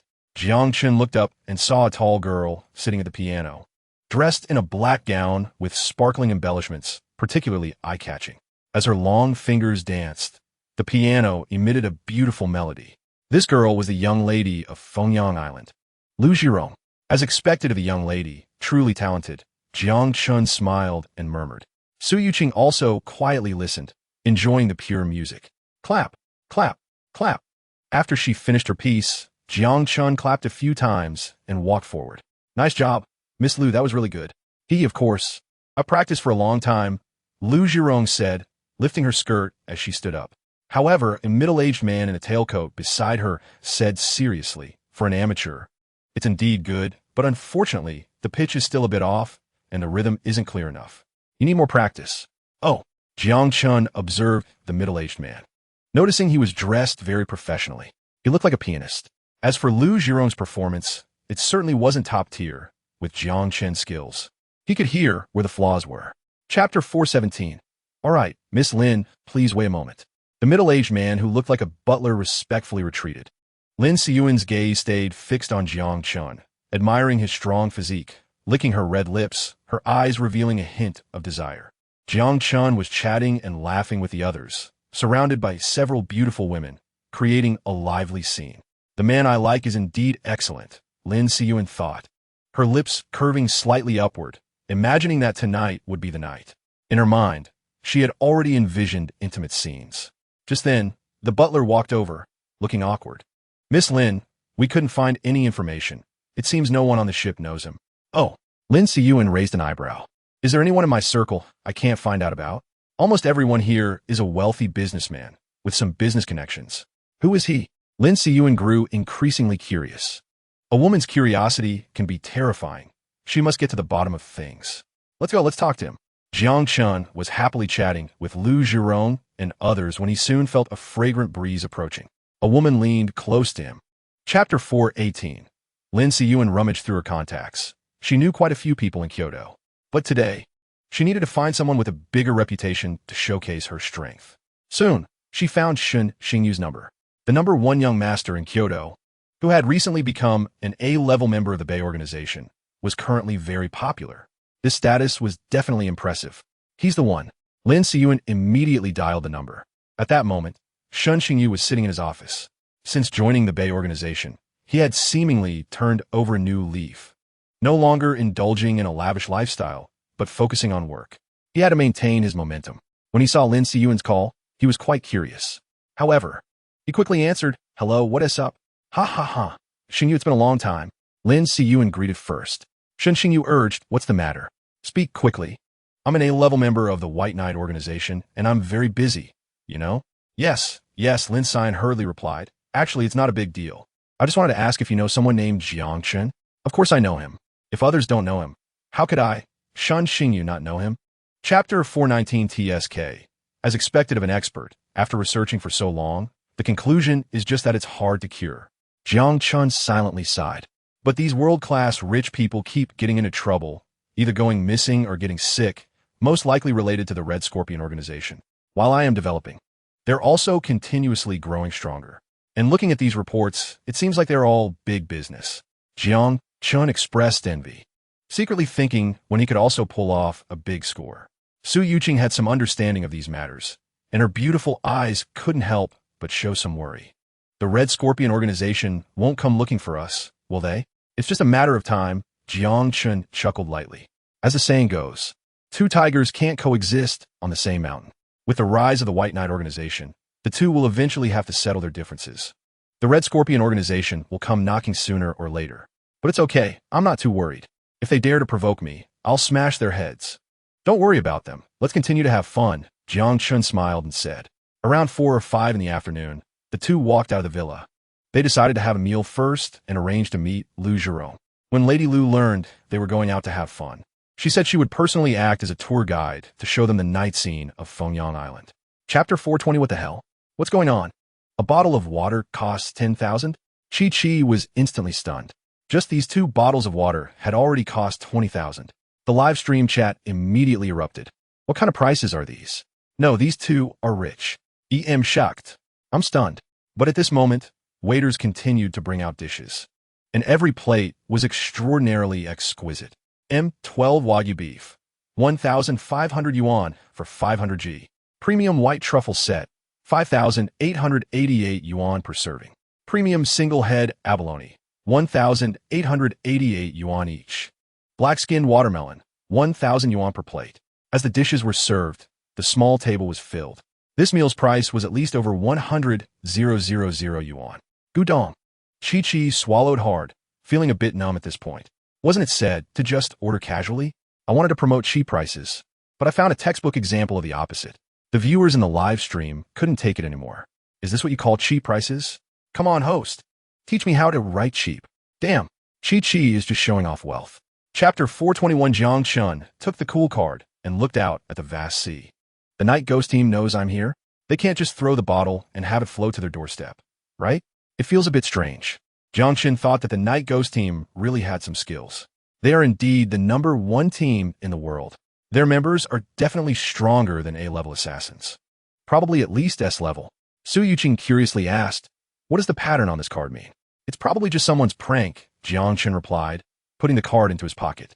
He couldn't tell his girlfriend that the world's #1 mercenary team was coming to kill him, right? Now Jiang Chun had a total of 4 cards, 2 red scorpion killer cards, 1 white knight leader card, and the ghost face card he just received. Each of these cards was shocking. If others saw them, they would definitely be stunned. Let's go back to Kyoto tomorrow, Jiang Chun suddenly said. Huh? Su Yuqing was momentarily taken aback, sensing something. Are you going back to work? Yes, there are some small matters I need to handle. Chapter 422.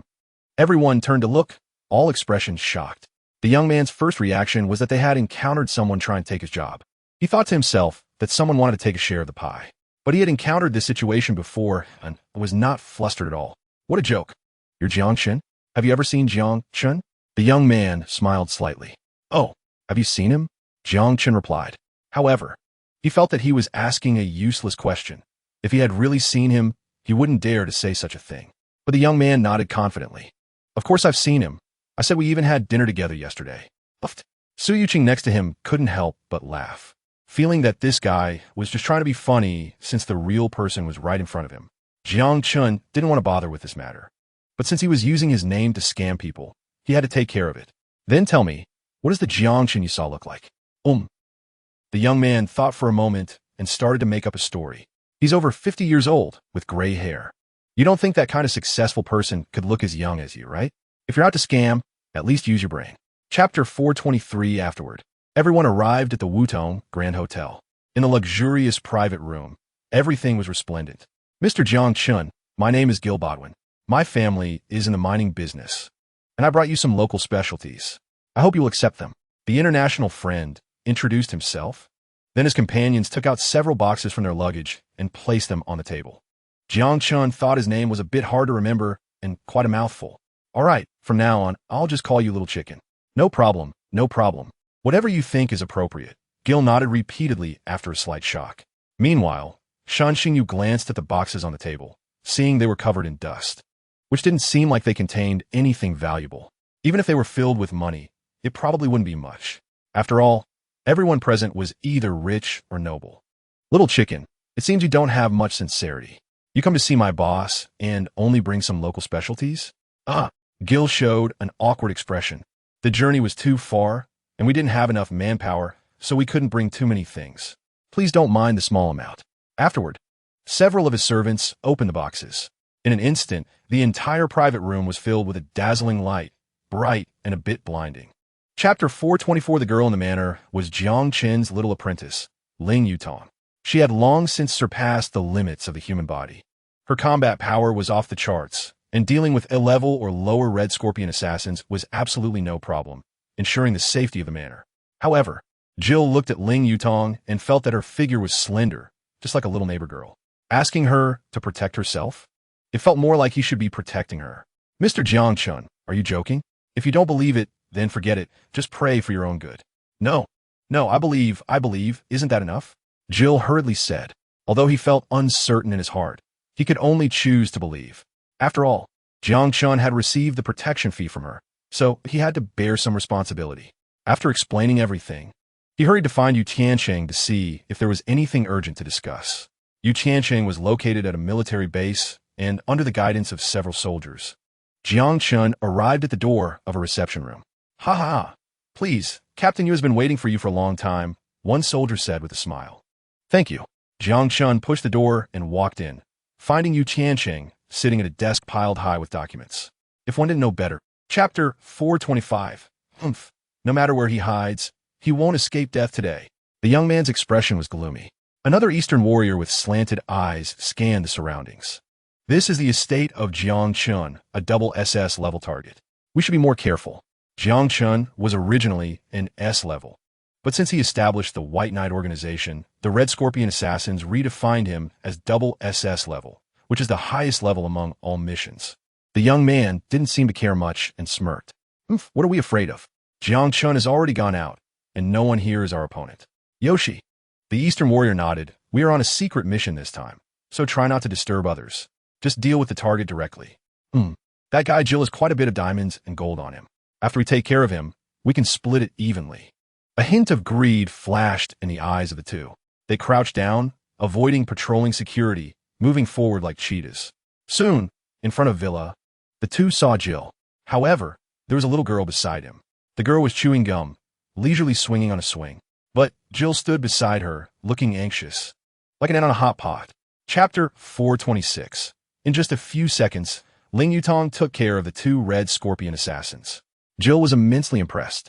"Miss Yutong, does everyone in Long Country know martial arts?" "Yes, that's right. We fly with swords when we go out, and we never make phone calls. Everyone can transmit messages over long distances." Ling Yutong nodded. Jill believed it. "Wow, that's amazing. Can you teach me?" "Sure, but you have to pay some tuition first."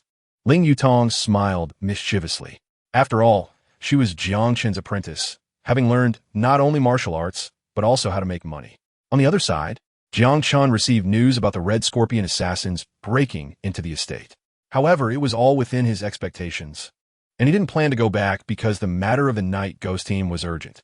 Just a moment ago, Guanlin's teammate called to inform her that the body of her murdered companion had been found in the next waterway.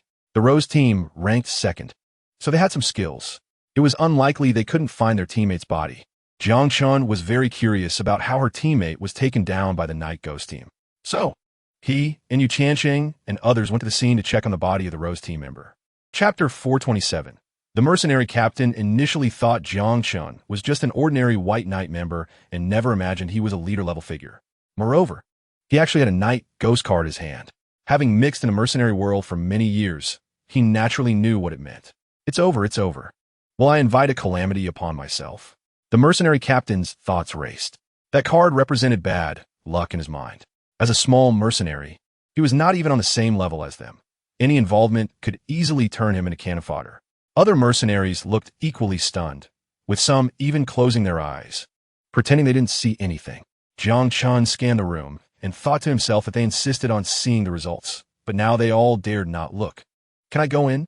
"Yes, yes, please put the card away," the mercenary captain repeatedly said. If he had known earlier that he was the leader of White Knight, he definitely wouldn't have asked anything. Wouldn't it be better to live honestly? Why get mixed up with these dangerous figures? Immediately, the mercenary captain took out his walkie-talkie again and cautiously reported that the leader of White Knight was personally on the scene. This time, within a few tens of seconds, the entire estate was in turmoil. Chapter 428. Soon after, a few of them walked into the hospital room, where the air was filled with a pungent smell of medicine, and the surrounding equipment was ticking, creating a heavy atmosphere. On the white hospital bed lay a little girl. She looked about 15 or 16 years old. Her eyes tightly closed, and her delicate features suggested that she would definitely be a great beauty when she grew up. However, at this moment, the girl's skin was a purplish-brown color, her pretty face dull, resembling a purple eggplant. If it weren't for knowing her royal lineage from the Eagle Nation and her Caucasian descent, Jiang Chun would have thought she came from a non-mainland country, as her skin color was too dark at this moment. Or perhaps it could also be that Little Lee had an affair, Jiang Chun pondered while stroking his chin. He felt that the girl was indeed in serious condition, her breath unstable, and she was in imminent danger of death. seeing her daughter like this. Little Lee felt extremely distressed, her voice starting to choke. Mr. Jiang, do you think my daughter still has hope? It's not a big problem, Jiang Chun said casually. Huh? Little Lee and Dr. Saya were taken aback. Not a big problem? Is that true? They had consulted famous doctors from various countries and even mobilized the entire nation. But they had no solutions for the illness. Yet Jiang Chun spoke so lightly about it. Chapter 429. Perhaps the poison of the Eagle Nation's crown prince was indeed administered by him. As a top medical expert in the world, he knows how to save lives while also knowing how to kill. So this Dr. Saya is the deadly poison expert in the Night Ghost team. He followed Little Lee and others into Kyoto, secretly carrying out tasks. No wonder the crown prince of the Eagle Nation never received a Night Ghost card, but still fell victim to such a deadly poison.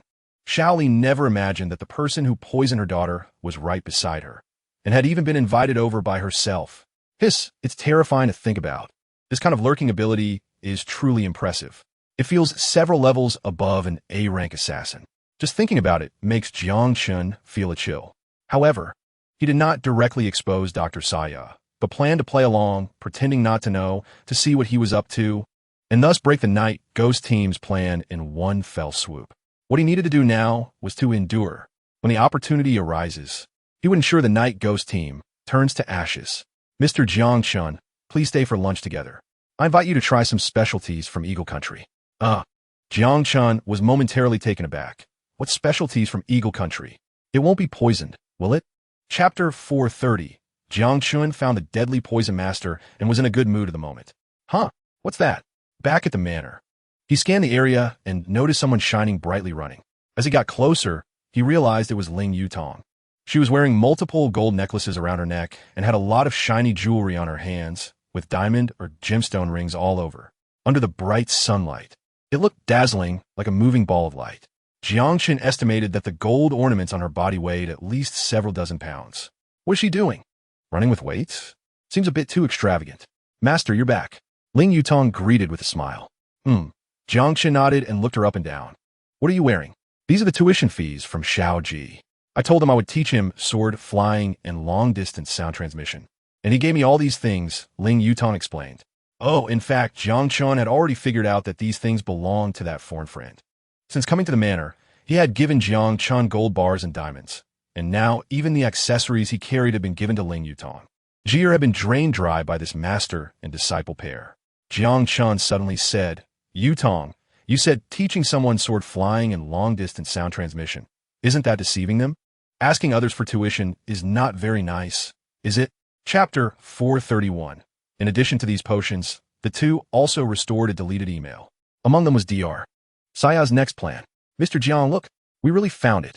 Tao Shui was very excited. Jiang Chun nodded. Getting this information was very important. From the email, it could be seen that the deadly poison master's next target was still the Rose team. The action time was set for tomorrow, and the method of killing would still be poisoning. Tomorrow? Jiang Chun thought for a moment. Due to her teammate being melted down to bone dust, Guan Lin was extremely furious now and was gathering all the forces in the mercenary world to deal with the Night Ghost team together. After all, Guan Lin ranked second and had some prestige in the mercenary world. With a heavy reward, there would surely be brave men. Many mercenaries were heading to Kyoto, and tomorrow was the day they would gather for a mercenary meeting. It was easy to imagine that the deadly poison master would strike at the mercenary meeting. Jiang Chun did not expect the Night Ghost team to be so bold. With so many mercenaries present, they were not a small force. Yet, the Night Ghost team did not take them seriously at all, sending the deadly poison master to try to kill them all at once, effectively declaring war against the entire mercenary world with just their own strength. Chapter 432. White Knight Leader, Jiang Chun. He directly took out a card that shone brightly, almost blinding. The surrounding mercenaries were stunned. What's going on? Isn't the White Knight organization a commercial alliance? Why is the White Knight Leader here? Isn't that a bit cross-industry? It's nothing. I'm just here to make some extra money. Jiang Chun smiled slightly and walked directly into the hotel. With their identities, these mercenaries naturally did not dare to stop him. Jiang Chun sat down in a hall where there were about a dozen people, all important figures like mercenary team leaders. Due to years of being tempered by war, they exuded a murderous aura. Jiang Chun felt that there should be an opportunity to consolidate the forces of the mercenary world. It wouldn't be bad to freeload off them a few times. Among these people, many recognized Yu Tiancheng. After all, he was the king of soldiers in the Battle Dragon team and had a prominent reputation internationally.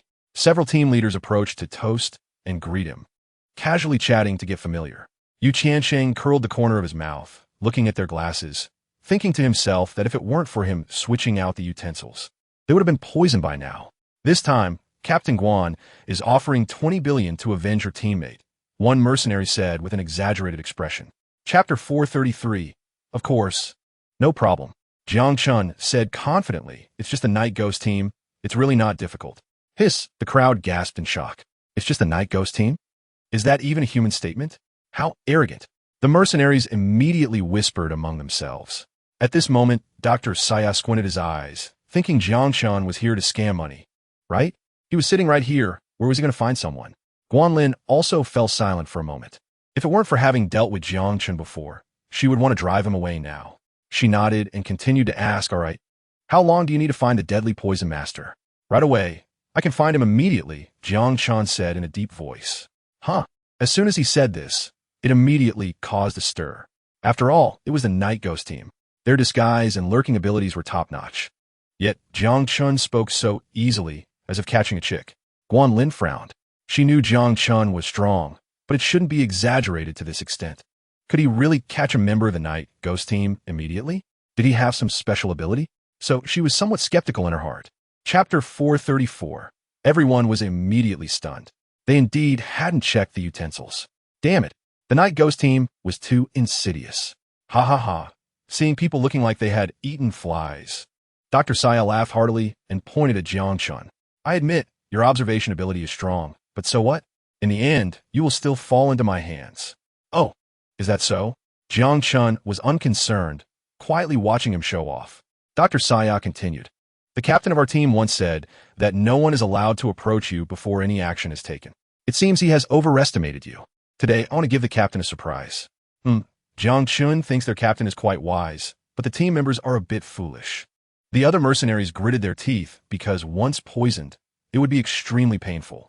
In the end, they might end up like the members of the Rose team, turned into bone dust, not even leaving a complete corpse. Don't try to struggle. I will count down from 5, and the poison will take effect. You just need to wait quietly for death, Dr. Shea said cruelly while looking at his watch. The mercenaries' hair stood on end, and they were terrified. Even if they wanted to resist, a few seconds wouldn't be enough for them to do anything. Chapter 435. The man turned his head and scanned the boarding crowd, clearly noticing Jiang Chun among them. He picked up the phone on the table and instructed, confirm that the target has boarded the plane, prepare to act, stay sharp, and don't fall asleep. A lazy yawn came from the phone, followed by a drowsy response. On the other side, Jiang Chun entered the plane. The crowd was bustling with laughter and chatter as everyone found their seats. Jiang Chun scanned the area, knowing from the intel that the night ghost team was on this flight. But where exactly were they? Since boarding the plane, an uneasy feeling had emerged in his heart. As the passengers settled in, Jiang Chun found his seat, but didn't he sit down immediately. His gaze continued to search.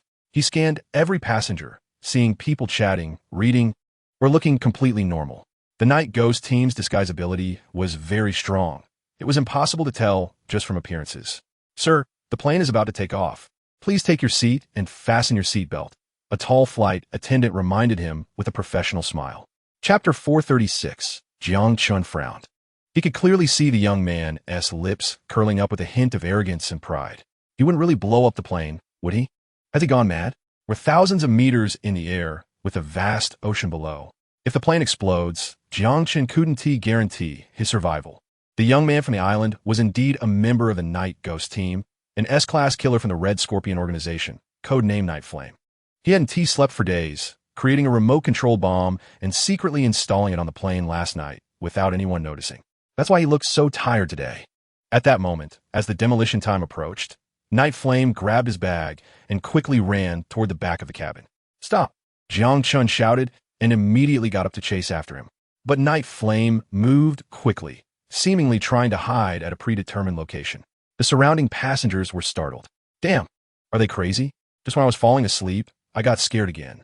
How old are these two to be making such a scene? Jiang Chun was fast, quickly closing the distance, but Night Flame suddenly stopped, turned to look at Jiang Chun, and smiled slightly before raising the remote control in his hand and pressing it gently. Chapter 437. Su Yuqing sat in her room, her beautiful eyes swollen from crying. She had cried, all her tears dry. On the walls around her hung photos of her and Jiang Chun from every trip they took together, their laughter and smiles echoing in her heart. But now, that man might never come back. The incident happened too suddenly. Su Yuqing sat dazed at the head of the bed, her eyes losing their usual sparkle, her expression vacant. To her, Jiang Chun was an omnipotent existence who could miraculously turn danger into safety and navigate through tough times. So, he would definitely come back this time too. Master, you haven't eaten for a day. You should eat something, Ling Yutong said with red eyes, concerned. Su Yuqing shook her head. No, I'm not hungry. Let's wait for your master to come back and eat together. Ling Yutong bit her lip, feeling even more worried, sensing that Su Yuqing was severely traumatized and not quite in her right mind. At that moment, Yu Qiansheng and others knocked on the door and entered with a stiff expression. Seeing Su Yuqing's sorrowful demeanor, they felt equally pained. Xiaoqing, don't be too sad.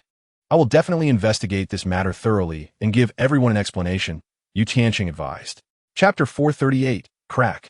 A muffled sound was heard as two huge rocks rubbed against each other, sending countless sparks flying down. A series of sparks fell on the dry grass, instantly rising into smoke and igniting a warm fire. A miracle has happened, Jiang Chen nodded in satisfaction. The flight attendant's pretty face lit up with joy. This flame seemed to ignite hope in her heart. The two quickly huddled together to warm themselves by the fire.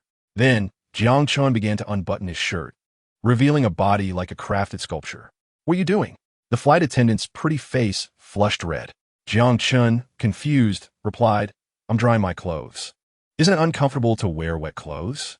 Oh, the flight attendant nodded, realizing there was a misunderstanding. In fact, she wanted to take off her clothes too, but with a big man in front of her, it felt inappropriate. Internally struggling, she thought that given the current situation, she couldn't care less. So, she extended her long, straight leg and began to remove the damaged stockings, revealing her fair and smooth skin in the glow of the firelight. Jiang Chun immediately looked over, feeling an overwhelming temptation. Chapter 439. Li Shasha was equally delighted to see the instant noodle bucket. Could it be that this isn't a deserted island, and there are other people living here? It's hard to say. Jiang Chun looked at the instant noodle bucket, which seemed relatively new, obviously just consumed not long ago. If someone lived nearby, then the phone shouldn't have no signal. Let's go take a look, he said. Ukai, Li Shasha nudda khabili. This little instant noodle bucket at least ignited a glimmer of hope in her, giving her the feeling that after traversing through the mountains and rivers, there might be a village ahead. The two couldn't help but quicken their pace. Before long, they saw smoke rising from a nearby beach. Look, there really are people, Li Shasha exclaimed excitedly. But Jiang Chun glanced over and noticed a vague outline of a plane wreck in the distance on the beach. Clearly, they are not the island's residents, but other survivors of the crash. However, Jiang Chun felt that encountering other survivors in this desolate wilderness might not be a good thing. Without the constraints of moral and legal boundaries, who knows what kind of nature they might reveal? Be careful, Jiang Chun reminded, then stepped forward. Li Shasha was a bit puzzled. Chapter 440. Crack. A crisp sound of bone breaking came, and Brother Dong's fingers twisted. He immediately cried out in agony. Jiang Chun frowned, noticing he had bad breath, likely from not brushing his teeth for days. Bang! Then he kicked Brother Dong in the stomach. Brother Dong flew away like a broken sack. Hiss! The two flight attendants beside them widened their eyes, feeling it was too violent. Tiger was also dumbfounded, looking around quickly before rushing to help Brother Dong up. Brother Dong, are you okay? Cough, cough. Brother Dong spat out a mouthful of blood foam. Jiang Chen's kick was too fierce, making him feel like his internal organs had shifted. At the same time, the pain in his broken fingers was excruciating. His eyes turned red. With his other hand, he reached for his waist and swiftly drew out a dagger. It looked like a dinner knife from the airplane. Under the sunlight, it gleamed, appearing particularly dazzling. Damn it, I'm gonna kill you. Brother Dong raged like a mad dog. Li Shasha was terrified. How'd he still have a knife? This was too dangerous. Li Shasha had no doubt that in this place, without moral and legal constraints, Brother Dong would actually kill someone. Chapter 441. In the days without Jiang Chun, the White Knight organization was leaderless, and various problems surfaced. The Red Scorpion assassins continuously infiltrated Kyoto, kidnapping and assassinating organization members, leading to widespread panic. Under pressure, many members chose to withdraw or even run off with the money. The major leaders were overwhelmed. But as soon as one issue was suppressed, another arose. The outside world was abuzz with discussions, saying that the White Knight organization was ultimately ineffective and could not compete with the Red Scorpion organization. Others said that the Red Scorpion organization had no bottom line and would do anything, which led to the continuous collapse of the White Knight organization. Watching their power shrink, Shun Xingyu and others felt dejected.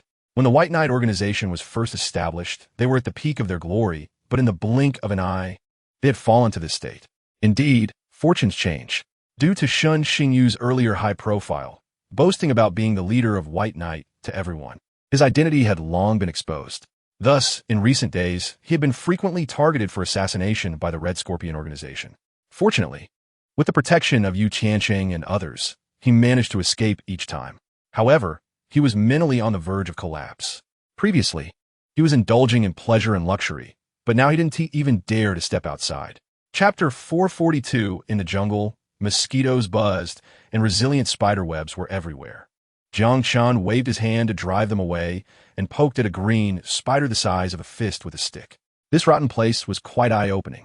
If it weren't for his phone being out of battery, Jiang Shan would have definitely taken a picture with that big spider. The jungle had not only various insects, but also bottomless swamps, posing the greatest threat to Jiang Shan. He used a stick to probe the path, walking cautiously, with his shoes covered in mud and dead leaves, each lift becoming heavier. Luckily, Jiang Shan was physically strong, so he wasn't worried about exhaustion. Hiss! The grass beside him rustled, and he heard a hissing sound. Without even looking, Jiang Shan lifted the stick and smashed it down. With a bang, mud splattered, grass flew, and a snake died under his stick. This was already the 8th snake Jiang Shan had killed. He felt that, after walking out, his combat skills had definitely improved because he had mastered the stick technique for hitting snakes, akin to the top secret manual of the Beggar's Sect. As a small day passed, the sun gradually set. Through the gaps in the branches, he could see the bright North Star slowly rising on the horizon. By following these stars, Jiang Shan could discern directions and avoid getting lost in the dangerous jungle.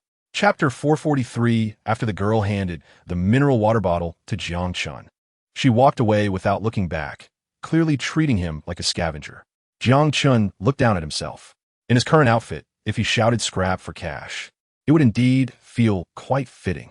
Hey, beautiful, wait a minute. The girl turned her head, puzzled, and said, I don't have any bottles left for you. No. Can you lend me your phone? Jiang Shan needed to make a call, but the girl looked him up and down, her eyes showing a hint of wariness. After all, Jiang Shan looked too shabby. What do you need the phone for? To make a call, Jiang Shan replied, thinking, what else would I do with a phone? Am I going to crack walnuts? This. The girl hesitated, but she was still quite kind. Caution aside, she took out her phone and handed it to Jiang Shan.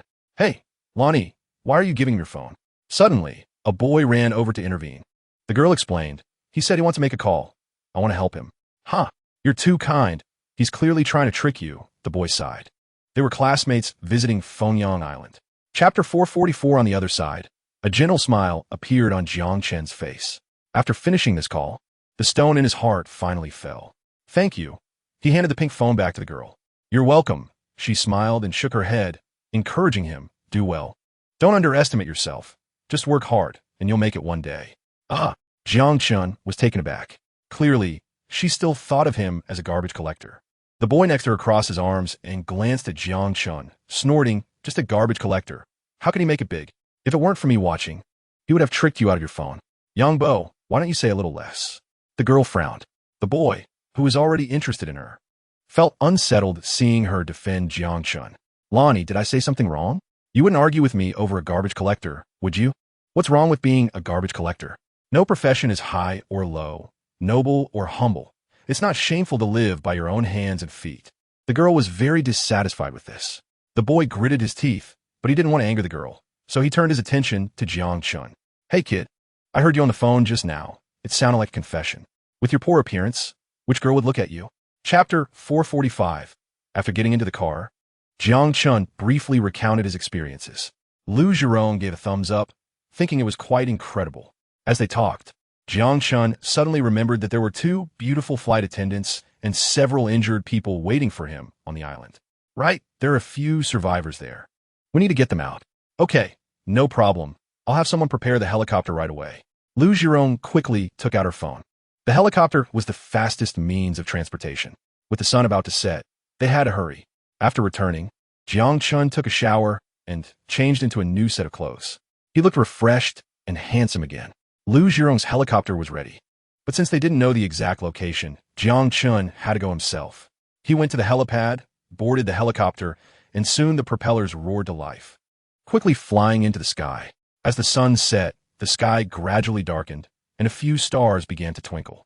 Li Shasha was kneeling on the beach, clumsily trying to light a bonfire. Her originally fair hands were now blistered, and if she touched the seawater again, it would bring sharp pain. Chapter 446. The two girls arrived at a luxury hotel, took a shower together, and changed into new clothes, guided by a well-trained waiter. They entered the most luxurious private room. Upon opening the door, they were greeted by a scene of splendor. The floor was covered with soft carpets, and famous paintings adorned the walls. A large aquarium filled one wall, resembling a blue underwater world. The room was filled with a dreamy atmosphere. Wow! The two girls were dumbfounded. They had never been to such a high-end place before. In the center was a large table filled with sumptuous food, fried lobster, premium abalone, sea cucumber and bird's nest porridge, etc. The tempting aroma made their mouths water. This is too high-end, Li Shasha exclaimed in her heart. Meanwhile, Jiang Chun and Lu Zhirong were already seated at the table. During the previous time, they had a brief chat about the changes in Kyoto. As expected, it was similar to what Jiang Chun had imagined. The White Knight organization's power had shrunk, and the Red Scorpion assassins were continuously conducting kidnappings or assassinations, leading to members withdrawing or fleeing. Furthermore, wealthy businessmen from outside were moving in, taking the opportunity to acquire and invest, dividing up the business empire Jiang Chun had built. However, Jiang Chun was not worried at all, because he was back now. The two flight attendants approached hesitantly, and Jiang Chun waved his hand. Chapter 447. Jiang Chun had always been the one asking others for money. No one had ever dared to take his money. This should be his first business deal since his return. He pushed open the door and walked directly into the private room. Inside, there was a man and a woman. The man was in a suit with gold-rimmed glasses, looking to be in his 30s or 40s, while the woman was very young, wearing a red slit dress, only in her early 20s. At that moment, the man's restless hands were exploring the girl's thigh. The two were in a passionate, intimate atmosphere and were about to take the next step. Using my money to chase young girls? Jiang Chun frowned and muttered. The two noticed someone had entered and immediately stopped their actions, looking stunned. The man's good time was interrupted, and he instantly became furious. Who the hell are you? Who allowed you to come in? Jiang Chun ignored him, facing the man's angry gaze, and walked straight over, pulling out a chair to sit at the dining table. Seeing the lavish feast and a bottle of top-tier red wine, he commented to himself, "Oh, looks like a nice meal, huh? Who are you? What does it matter to you? Get the hell out of here, or I'll call security."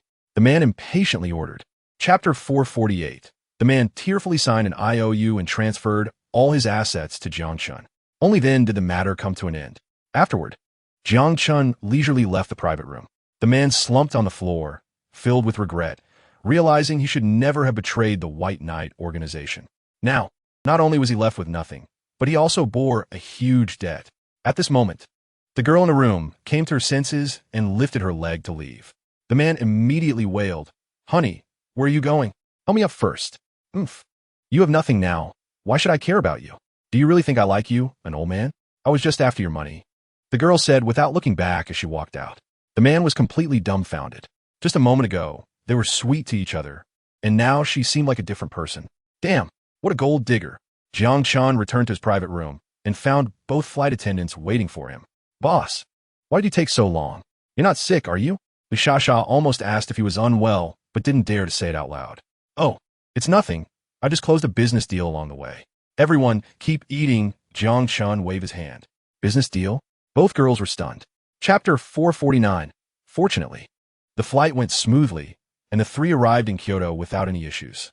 Li Shasha and the other girl couldn't wait to reunite with their families. So they bid farewell to Jiang Chun, planning to return to work another day. Jiang Chun, however, returned secretly. Except for Su Yuqing, he didn't inform anyone. so no one came to pick him up. After leaving the airport, he took a taxi alone and quietly returned to the manor. At this time, Su Yuqing was happily waiting at home, having put on beautiful makeup and dressed in a lovely outfit. Ling Yutong and the others were nearby, staring at each other in confusion, clearly not understanding why. Usually, Su Yuqing wouldn't even eat and would lock herself in her room every day, in a state of extreme isolation. What was going on today? I don't know. Why don't you go ask her? The three girls discussed, and they finally decided to let Yi Shui go and communicate with her. Ahem. Yi Shui steeled herself and gently asked, Yuqing, you look beautiful today. What are you preparing for? Huh? Didn't I say? Jiang Chen is coming back today, so I'm getting ready, Su Yuqing replied matter-of-factly. Chapter 450. Jiang Chen really did not mean it. It's just that he is too formidable, giving people a false impression. It's like a person who is usually always joking and laughing. Everyone thinks he will never be sad. All right, let us talk about the current situation, Jiang Chen said. The current situation is not optimistic, Yu Tianqing said with a worried expression. A large number of Red Scorpion assassins have infiltrated Kyoto and are attacking our organization members.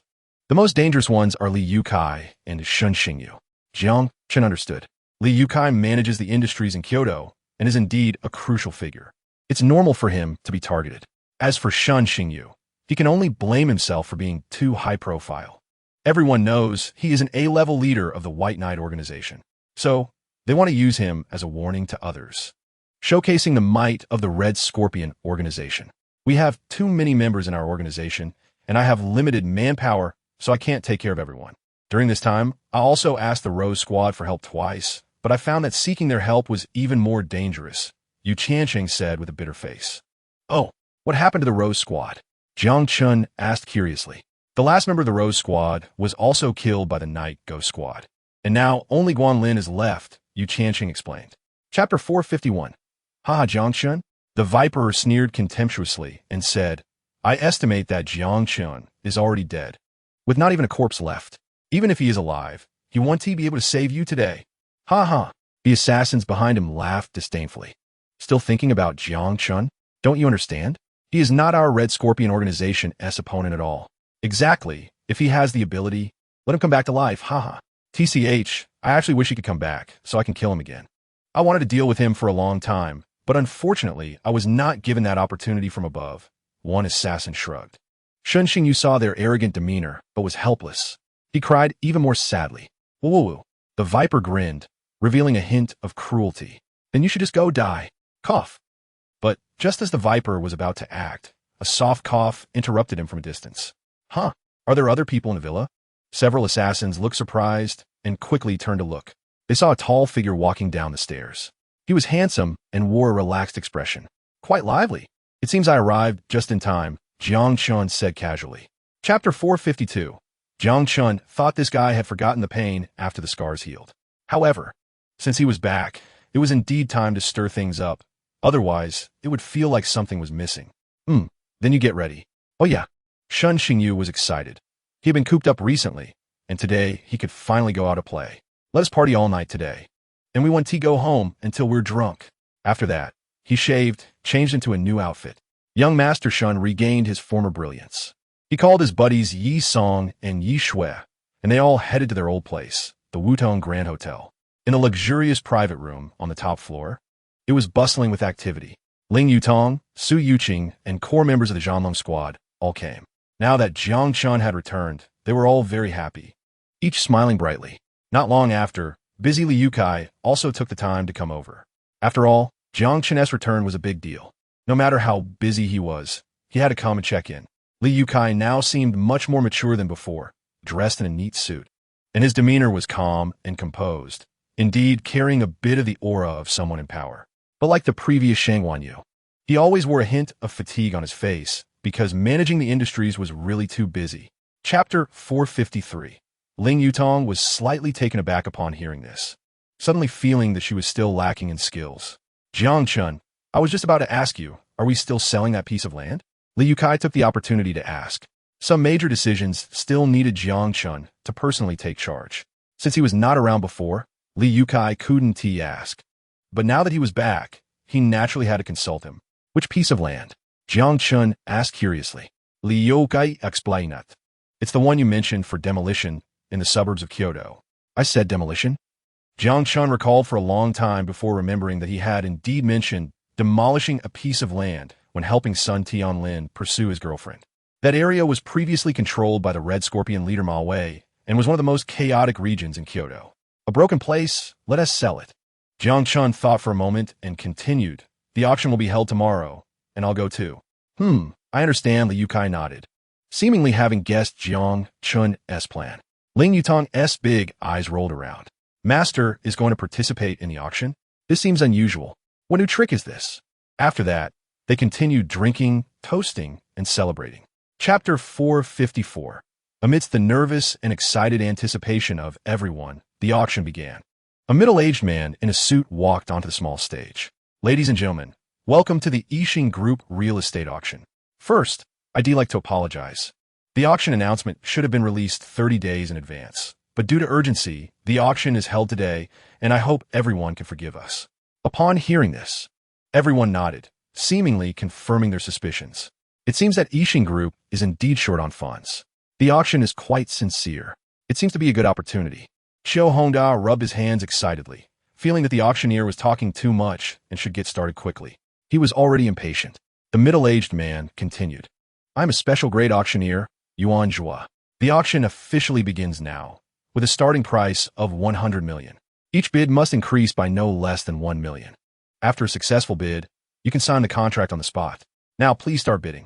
Everyone was excited to hear this. The land in Kyoto has a starting price of only 100 million. It seems very easy to obtain. Moreover, they can sign the contract on the spot. Yixing Group is indeed very sincere. I bid 110 million. Someone immediately raised a sign to place a bid. Chapter 455. Every time Jiang Chun felt he was about to win, he would always come in and intervene. Xiao Hongda felt extremely uncomfortable inside. The others exchanged glances and whispered, Isn't the price too high? Yeah, I didn't expect this piece of land to go for 5 billion. I was thinking it could be snagged for 300 million. Haha, 300 million? Look at the Yanhai four sons. They're almost done for. Exactly. It seems they're not doing too well either. Xiao Hongda overheard their conversation, and immediately his face turned red, breathing heavily, his expression becoming increasingly fierce. Jiang Yinsheng, beside him, advised, Brother, why don't we just give up? Damn it, give up. Xiao Hongda roared, then raised his paddle. I'm bidding 28 billion. Hiss. Everyone was taken aback. They didn't expect him to raise the bid again. 28 billion. It seems he's quite strong. No wonder he's one of the four sons of Yanhai. I was careless just now. This time, he should win it, right? The other side probably won't bid anymore. Xiao Hongda let out a long breath and felt relieved. You want to compete with me? I said I would take it, and this time it won't be possible, right? Chapter 456. Xiao Hongda suddenly had a face full of question marks. What is going on? General Jiang? Yuan Zhua continued to smile at Jiang Chun and asked, General Jiang, should the 30 billion be transferred to your personal account or to the company account? To the company account, Jiang Chun replied. Liu Kai needs funds to consolidate his power, so he won't have to inject more capital himself. Seeing this scene, Xiao Hongda's eyes widened completely. It seemed like he understood something. Who are you really? This is our General Jiang, the major shareholder of Yixing Group. The land you bought was originally demolished by him. Yuan Zhua explained with a smile before Jiang Chun could speak. What the hell? Xiao Hongda felt like he had eaten a fly. At this moment, he finally understood. The land he bought was Jiang Chen's. 30 billion, he was tricked. No way. Xiao Hongda still refused to believe it. Didn't you say you came to Kyoto for investment? Yes, I plan to invest in myself. Jiang Chen shrugged and said. Damn it. Xiao Hongda opened his mouth, speechless. Investing in oneself? Chapter 457. The waitress covered her swollen face, tears welling in her eyes, feeling extremely wronged. The others saw this scene and gritted their teeth, looking very indignant. Xiao Hongda was relentless. Get your manager over here. There was a fly in the food, and I must be compensated for my mental distress. At this moment, the hotel manager was standing in front of Jiang Chen's private room. The big boss was personally present, so he had to perform well. He thought that if he made a good impression, he might get a promotion later. A waitress hurriedly ran up. Manager, it's bad. Something happened downstairs. Shoo. The manager quickly made a shushing gesture. Keep your voice down. General Jiang is eating inside. What could be more important than General Jiang eating? A customer found a fly in their food and even hit someone, asking us for mental distress compensation. The waitress explained anxiously. What? The manager's eyes widened. Is there such a thing? At this moment, Shun Xingyu drunkenly pushed the door open. Hee. Manager Zhao, bring me 2 bottles of Lafite, 1982. Manager Zhao's eyes darted. Young Master Shun, someone is causing a scene in the lobby downstairs. I need to check it out. I'll have someone bring you the wine. Chapter 458. So ruthless. It was really too ruthless. The waitresses were dumbfounded. They didn't expect Ling Yutong's slender body to unleash such great strength. They often saw her with Jiang Chun, but didn't know exactly what they were doing. It seems the big boss has hidden talents around him. Everyone is a master. At this moment, Qiu Hongda was already scared silly. His arrogance froze, and his legs were trembling. Not far away, Jiang Chun nodded secretly. Not bad. But the next part was the main event. Ling Yutong crossed her arms. Now let us talk about how to handle this. Qiu Hongda opened his mouth. I apologize to you all. I was wrong just now. I'm sorry. Saying this, he nodded to the waitress he hit and apologized as well. Everyone saw his demeanor and couldn't help but feel secretly pleased. Let us see you be arrogant again. But Ling Yutong glared. What? Just an apology is enough? What else do you want? Qiu Hongda asked, trembling. Ling Yutong's eyes darted. You just slapped our waitress twice. I have to return the favor for her. That is fair. Chapter 459. Qiu Hongda was tormented severely. In just one day, he lost everything, and his mindset had collapsed. He took the train back to Yunhai City overnight. Kyoto was really too dangerous. He would never come back again. After Jiang Chun finished the business deal, he returned to the private room to continue drinking with Shun Xingyu. The banquet lasted until 9:30 in the evening. According to convention, Shun Xingyu and the other young masters had continued to the next event. Jiang Chun, however, took Su Yuqing and his little apprentice home. In the villa, Su Yuqing helped Jiang Chun change clothes. They took a shower together, also preparing for the next event. But just as they were about to begin, Jiang Chen's phone suddenly rang. He picked it up to see it was Yu Qianqing calling. Sigh, disturbing me during the event, Jiang Chun sighed.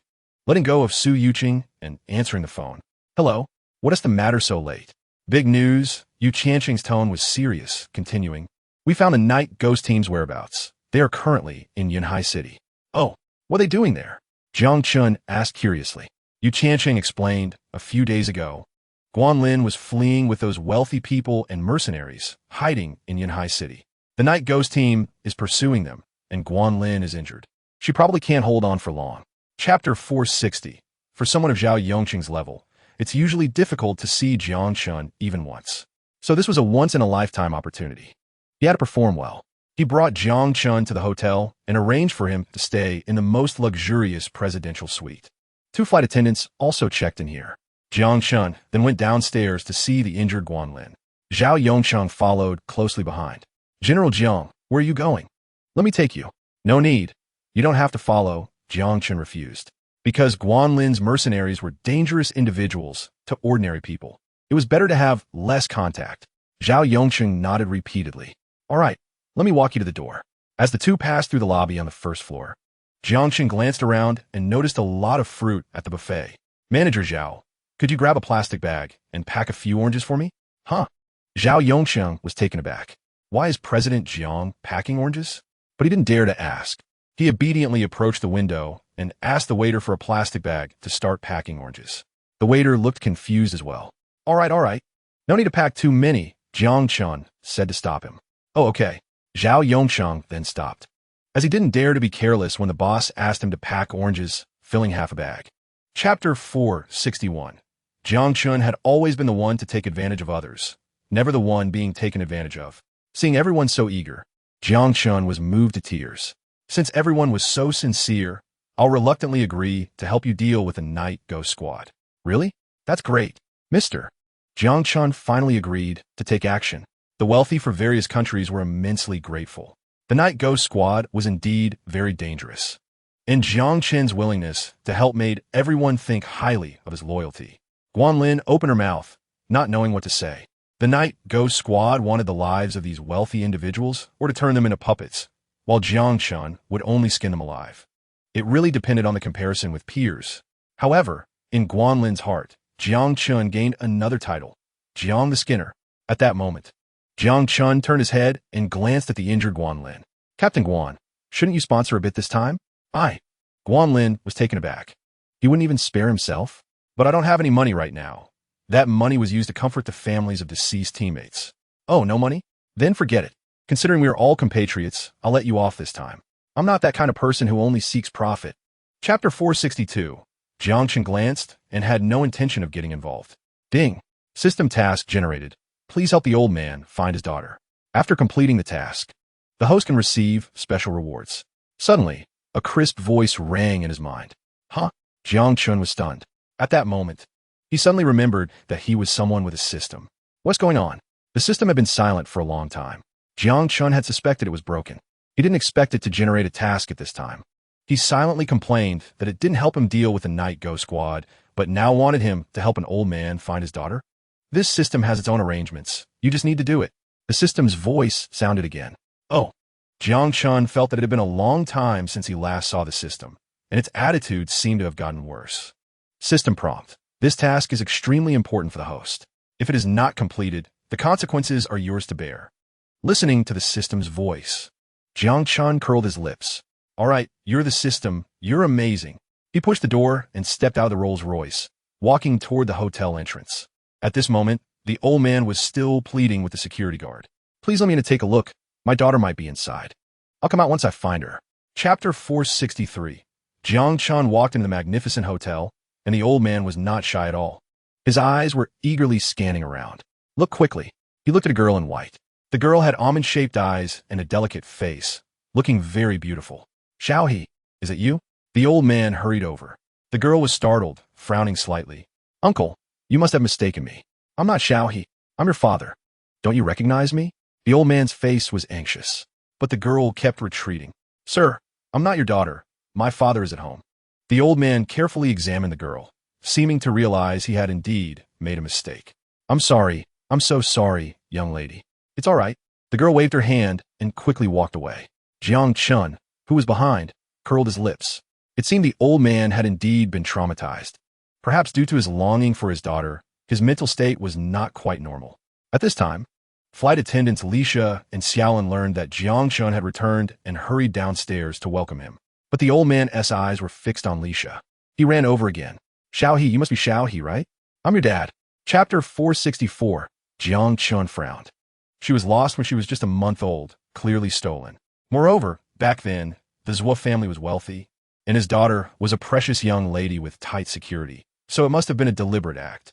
A top tycoon was persecuted, and in one night, the family fell from grace. This resembled the methods of the Red Scorpion organization. But 20 years ago, the Red Scorpion organization did not have the power it has today.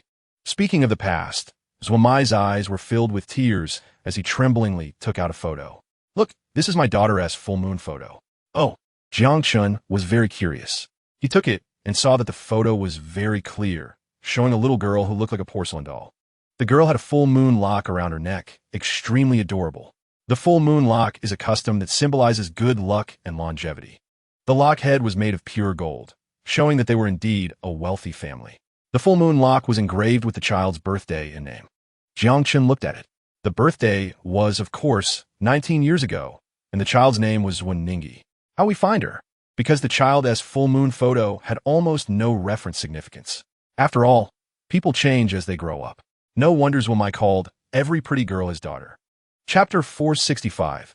Qiu Hongda's heart trembled when he saw that face. He rubbed his eyes vigorously, thinking he was hallucinating, but he ultimately realized that the person in front of him was indeed Jiang Chun. How did he appear in Yanhai City? Why won't he leave me alone? Qiu Hongda immediately reacted by wanting to flee, keeping his distance from this dangerous person. But then he thought, this is his territory now. Should I still be afraid of him? Let us go. We should go see him, Qiu Hongda said. Jiang Yinsheng beside him advised to go. I think maybe we should just forget it? Forget what? Qiu Hongda replied unhappily. Didn't I just say that I'm not afraid of him at all? Just watch me. Oh, fine. The two walked forward together. Jiang Chun looked at them, feeling that fate was truly wonderful. Isn't this young Master Qiu? I didn't expect to see him again so soon. Don't act all innocent with me. Do you know whose hotel this is? Qiu Hongda snorted coldly. Jiang Chun's lips curled slightly. Could it be that this is young Master Qiu's property? As long as you know. A trace of pride appeared in Xiao Hongda's eyes. Chapter 466, at this moment. In a room, the three core members of the Night Ghost team gathered together. Night Ghost, Night Flame, and a short-haired girl codenamed Night Kite. In front of the three was a computer. On the screen was a middle-aged man with a gloomy expression. I want you to explain to me. Why haven't those wealthy individuals been dealt with yet? Sorry, leader, it's my fault. I messed up that day. Night Flame stood straight, but deeply bowed his head, his face full of regret. The middle-aged man snorted coldly. What about the White Knight organization? Didn't you say they would quickly collapse? Why are they still doing fine now? And where is the A-class Viper? These matters are a bit strange. We need to investigate slowly. We can't act rashly for now. Night Ghost's narrow eyes remained indifferent. The middle-aged man was displeased. Investigate slowly? How long do you expect me to wait? This is the most disappointing moment I've had with you. Then you can handle it yourself, Night Ghost said in a deep voice. The middle-aged man was taken aback, his expression slowly softening. You are my most satisfactory children. Once all resources are gathered, I should retire. The entire Red Scorpion organization will be yours. So you need to hurry. Chapter 467. Below the iron chains outside was a balcony. At this moment, the balcony window was opened. Obviously, Night Flame had entered. If Jiang Chun remembered correctly, that was Chiu Comping's room. This guy has really bad luck, because Night Flame didn't know the specific layout of the room and could only randomly select a lucky target. But this had no effect on his plan. After all, he wanted to kill everyone. Jiang Chun climbed out the window and leaped down. His figure was as agile as a cat, landing steadily on the balcony. Then, he also entered the room. Chiu Comping couldn't sleep all night. With all the lights in the room on, it was brightly lit. Jiang Chun turned around and saw that the two bodyguards watching the balcony had already fallen to the ground. Their eyes were tightly closed, but they had no wounds on them. They probably just fainted. This was not because Night Flame was merciful. He was just afraid of emitting a bloody smell that would disturb the people inside, so he didn't slice their throats. This showed how cautious he was. Flawless. This is a master. At this moment, Chiu Comping was lying in bed, holding a magazine, but his eyelids were starting to fight each other, and he could barely keep his eyes open. He was dozing off repeatedly. After all, he was getting older and couldn't stand it anymore. Chapter 468. A crowd started banging on the door. But because Chiu Comping was afraid of being assassinated, he locked 3 layers inside and 3 layers outside. For a moment, they couldn't break in. Useless, let me do it, Guanlin exclaimed sweetly. Although she was injured, opening the door was still not a problem for her. She took a few steps back, planning to run and kick the door open. But at that moment, inside the room, Jiang Chun punched Night Flame in the abdomen, and he was sent flying backward as if hit by a huge force. Crack! He crashed through the door panel and flew out of the room. The people outside, including Guanlin, were instantly startled and stepped back, their eyes fixed in fear on the person who flew out. Cough, cough. Night Flame coughed lightly a couple of times, feeling as if his internal organs had shifted. His originally styled hair had now come loose, making him look somewhat disheveled. Hiss, but everyone still gasped in shock. Even though Night Flame was injured, they didn't dare to approach easily. Jiang Chen's figure stepped out from the door, looking down at him. Surrender. Tell me about the Night Ghost team, and maybe I can spare your life. Night Flame sneered, wiping the blood from the corner of his mouth. He stood up from the ground. Impossible. But when he turned to look, he found the corridor already filled with people. Chapter 469. Many of those present were mercenaries, some of whom had participated in wars and seen plenty of bloody scenes. But this time was completely different, because the person before them was a member of the Night Ghost team, the world's top assassin, Night Flame. Looking at his nearly lifeless appearance, it was truly pitiful. Jiang Chen's pale cheeks were smeared with drops of fresh blood. He slowly turned his head. Okay, it's done. Hiss. Everyone looked at him, feeling inexplicably afraid. He was truly terrifying. At this moment, people made a decision in their hearts. They would never be enemies with Jiang Chun in this lifetime. Even Night Flame from the Night Ghost team had been beaten to this state by him. Jiang Chun looked at the stunned, wealthy individuals. Isn't it time for you to fulfill your promises? Yes, we will fulfill it. The wealthy individuals nodded like chicks pecking at rice. They had previously promised that as long as Jiang Chun took down Night Flame, they would give him cash, oil fields, mines, and so on. Now they all began to fulfill their promises because they wouldn't dare to go back on their word even if they had 1,000 guts. After dealing with Night Flame, the sky was already getting bright. Everyone had been tossing and turning all night and began to catch up on sleep at the hotel. Due to the intense battle just now, the entire floor's glass had been shattered by the explosion. Chapter 470, this was not a wealthy area. Rather, it was a renovated old building area, relocated from a demolition, making it relatively poor. Jiang Chen's Rolls-Royce was rather eye-catching, drawing attention frequently. To be more low-key, he first parked the car in the parking lot. The two walked into the community. Surrounding them were bustling crowds, with workers just getting off work, students returning from school, and children aged 5 or 6 playing and chasing each other in the community. In this noisy environment, Guanlin felt a bit nervous, cautiously scanning her surroundings, ready to respond to any sudden situations. After a moment, she suddenly stopped. After we pass this building, we should quietly observe first, okay? Oh, all right. Jiang Chun raised his eyes to observe. In front of him was a 6-story residential building. According to Guanlin's interrogation information, the night ghost team lived on the 3rd floor. From where Jiang Chun and his companion were standing, they could see the balcony and a small window of a bedroom. Both curtains were wide open, with no cover at all. Through the 2 windows, they could see part of the scene inside. But after a while, there was no movement at all. It seemed like no one was home, Guanlin muttered. This seemed to be within Jiang Chen's expectations. It turned out they had been observing for so long, only to find it was all in vain. Guanlin looked at the stinking garbage bin, feeling at a loss, and hesitated to say, I'm the 2nd-ranked mercenary leader, and you want me to dig through garbage bins? Yes, as the 2nd-ranked mercenary leader. You can't even dig through a garbage bin, right? Jiang Chun replied from the side. Guanlin opened her mouth, feeling it made sense, and found herself speechless. She was just complaining. Soon, she took action. First, she held her breath, waved her hand to shoo away the flies, and then started picking up the garbage piece by piece. There were smelly socks, empty bottles, rotten fruit, and even a bloody sanitary napkin. Damn, so disgusting. Jiang Chun stood beside her, watching closely. He found many takeout packaging boxes, most of which were just household waste. It seemed there were no clues. Guanlin turned her head, took a few deep breaths, then held her breath again, gritting her teeth to continue searching. It was clear she was very uncomfortable. Sigh, she thought. Her situation was too miserable. She had once received VIP treatment while on missions all over the world, and this was her first time digging through garbage bins. She picked up a takeout box, and since there were leftovers inside, it had already spawned white fly larvae. She thought Jiang Chen's statement had a hint of a thief calling out to catch a thief. Why meddle in other people's business? Is it useful? Guanlin just wanted to go back and take a shower, but out of necessity, she could only follow Jiang Chen's lead. The delivery guy lay on the ground, one hand clutching his arm, showing a pained expression. A crowd gathered around, murmuring. Jiang Chen stepped forward and helped lift the electric bike. Are you okay? Are you hurt? I'm fine. Thank you. Thank you. The delivery guy struggled to stand up. It was clear that he wasn't seriously injured, just a scraped arm, nothing major. After getting up, the thing he was most concerned about was his delivery. He hurriedly opened the back compartment of the electric bike and found that the soup had spilled. It's all over. Looks like I'll have to redo an order. It's going to be late. The delivery guy frowned and muttered. If he received a complaint from the customer, he might not be able to take orders for the next few days. He had an elderly person at home and young children waiting for him to earn a living. The guy checked the electric bike and found only some paint had chipped off. Fortunately, it wasn't seriously damaged. He could continue working, so he hurriedly got on and prepared to leave.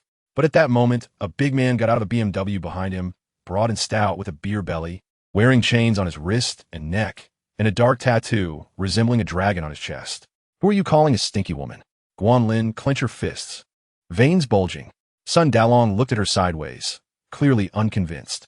I'm just asking what is wrong with you? Stinky woman, stinky woman. Do you want to hit me, or what? Jiang Chun couldn't help but smirk, thinking this guy was brave. He was truly asking for trouble, and no one could stop him. Bang! Guanlin, furious, punched Sun Dalong right in the face. His muscular body flew back 3 or 4 meters, landing in a big squat on the ground. It was evident that the punch was not light. Sun Dalong's front teeth flew out, and 2 streams of blood gushed from his nose as his expression twisted in pain, his face trembling. What the hell? How dare you hit me? As he caught his breath and prepared to stand up, he suddenly heard a whoosh of air. Guanlin's long legs swept across his neck like a steel whip. Clang! Sun Dalong fell to the ground, rolling 7 or 8 times before finally stopping. Guanlin rolled up her sleeves and walked straight over, delivering a series of punches to Sun Dalong. Bang! Bang! Bang! The rhythmic sounds of strikes echoed, accompanied by curses. Who are you calling a stinky woman? Who's the stinky woman? Say it again, if you dare. Guanlin was utterly impressed by Jiang Chun. His insight was truly extraordinary, almost inhuman. No wonder he could find a night ghost team. It seemed she still had a long way to go. However, at this moment, Guanlin felt much better. At least rummaging through the garbage bin wasn't in vain, and after beating up Sun Dalong, all her anger had dissipated. The Rolls-Royce drove down the street, and soon they could see the towering Phylong building. Jiang Chun didn't approach directly but hit the brakes, pulling over to the side of the street. This time, they had to be serious and not act recklessly. Let us go, get out. The two of them got out and first surveyed the terrain. According to the address given by the delivery guy, the night ghost team should be on the 3rd floor. Across from the Phylong commercial building, there was a photography studio. On the 5th floor of the studio, they could still see the entrance of the night ghost team through the window. This way, it was both discreet and safe. Let us go. We'll find a vantage point in the photography studio. Guanlin nodded repeatedly, already guessing Jiang Chen's thoughts. She couldn't help but admire the details. The two entered the photography studio through the side door. There were staff in the lobby to greet them. Welcome.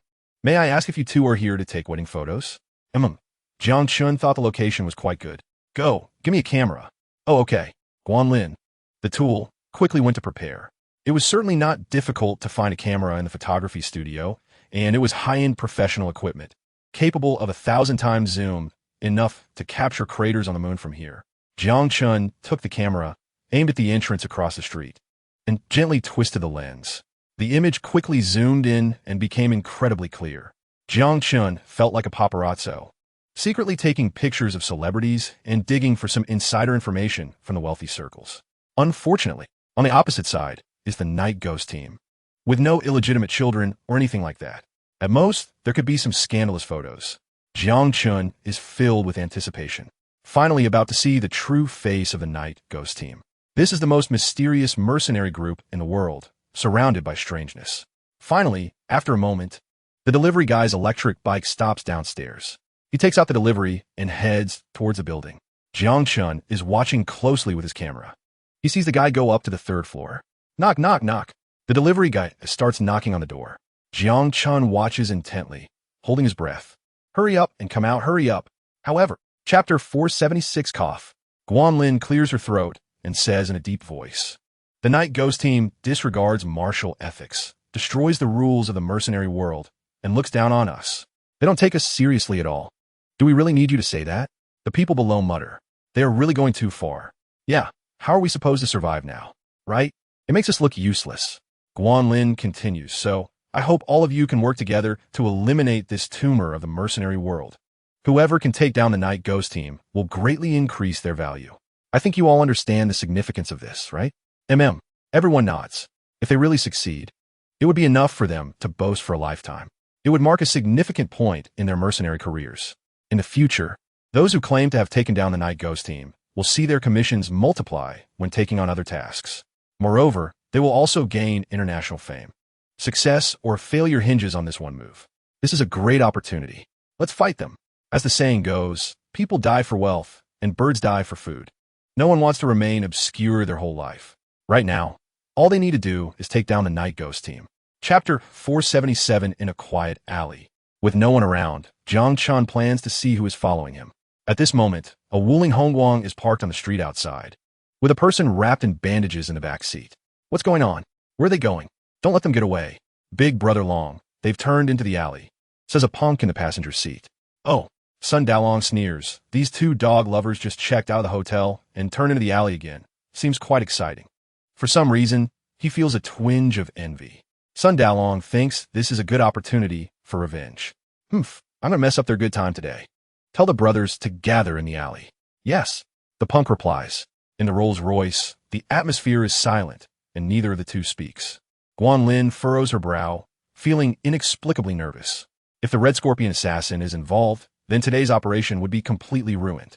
The night ghost team would also notice their movements. What to do? They're coming. Jiang Chun looks in the rearview mirror and sees the Wuling Hongguang charging into the alley, screeching to a halt. Chapter 478 Sun Dalong reveals a smile that looks worse than crying. Still want to return to the hospital? Jiang Chun thinks he might as well send him to the crematorium. I just heard you have a leader from the Qinglong Hall. Seems pretty impressive. No, no.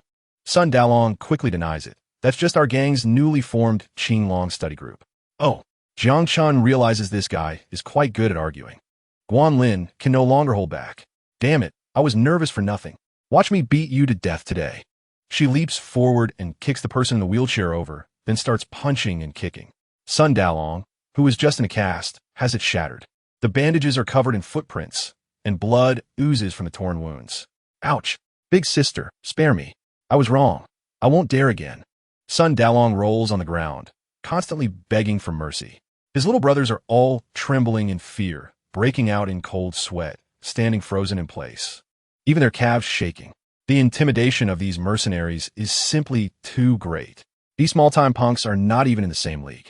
Jiang Chun realizes this is a misunderstanding and finds it both amusing and frustrating. He then waves to the mercenaries, signaling them to continue hiding.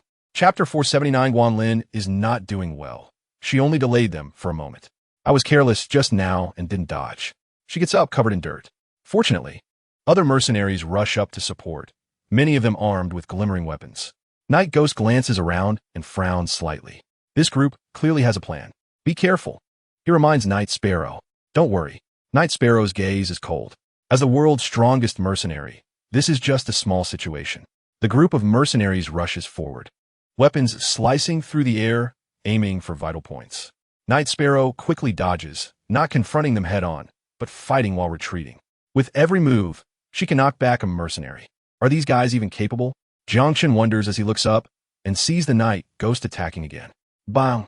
Jiang Chun raises his fist to meet the attack. Hey, are you anxious? Stop talking nonsense. Night Ghost sweeps his leg, striking like a steel whip. After all, there are too many of them. The longer it drags on, the more dangerous Night Sparrow becomes. He just wants to quickly resolve Jiang Chun and then go support Night Sparrow. Jiang Chun dodges the attack. I see you're anxious. Seriously, I really found your girlfriend's father. Chapter 480. Jiang Chun slightly lowers his head and steps through the hole in the wall.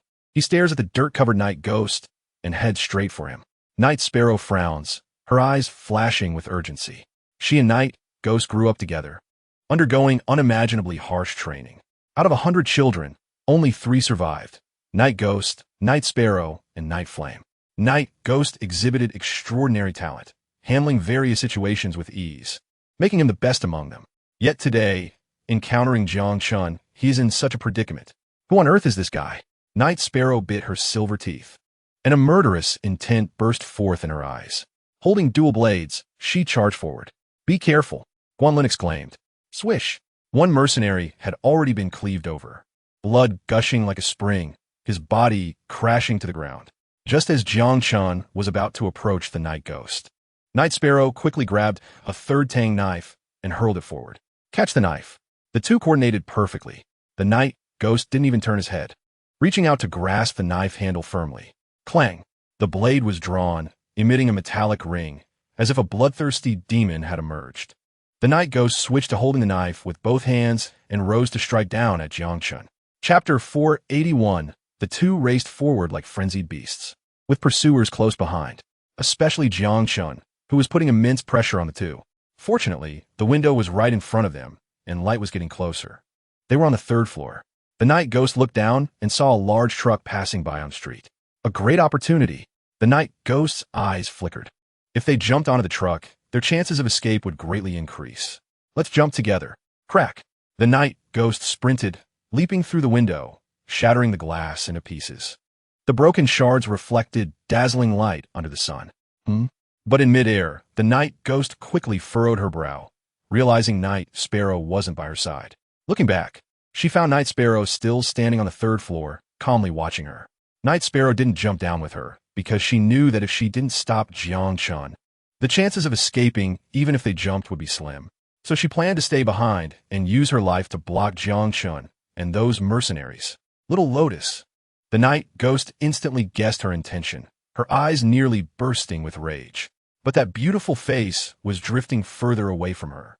Night Sparrow's expression was gentle, carrying a hint of tranquility, her eyes filled with deep affection. Chapter 482. Night Sparrow's eyes finally became moist. For the first time, she felt the warmth of familial love. The ice-cold heart began to melt at this moment. "Dad!" She softly whispered a word, as if expressing all her emotions. Zhuomai's tears surged even more, his feelings overwhelmed. After searching for 19 years, there was finally a result today, fulfilling a father's obsession. Just now, she had said that no matter the situation, they must continue the mission. It seemed that the Night Ghost team couldn't escape the law of true fragrance either. Jiang Chun silently sighed, feeling somewhat moved. After Night Sparrow uttered that word, her body softly fell into Zhuomai's arms. Due to her previous injuries and severe exhaustion, combined with the emotional impact at this moment, she could no longer hold on. Ding! Congratulations to the host for completing the task and receiving a special reward.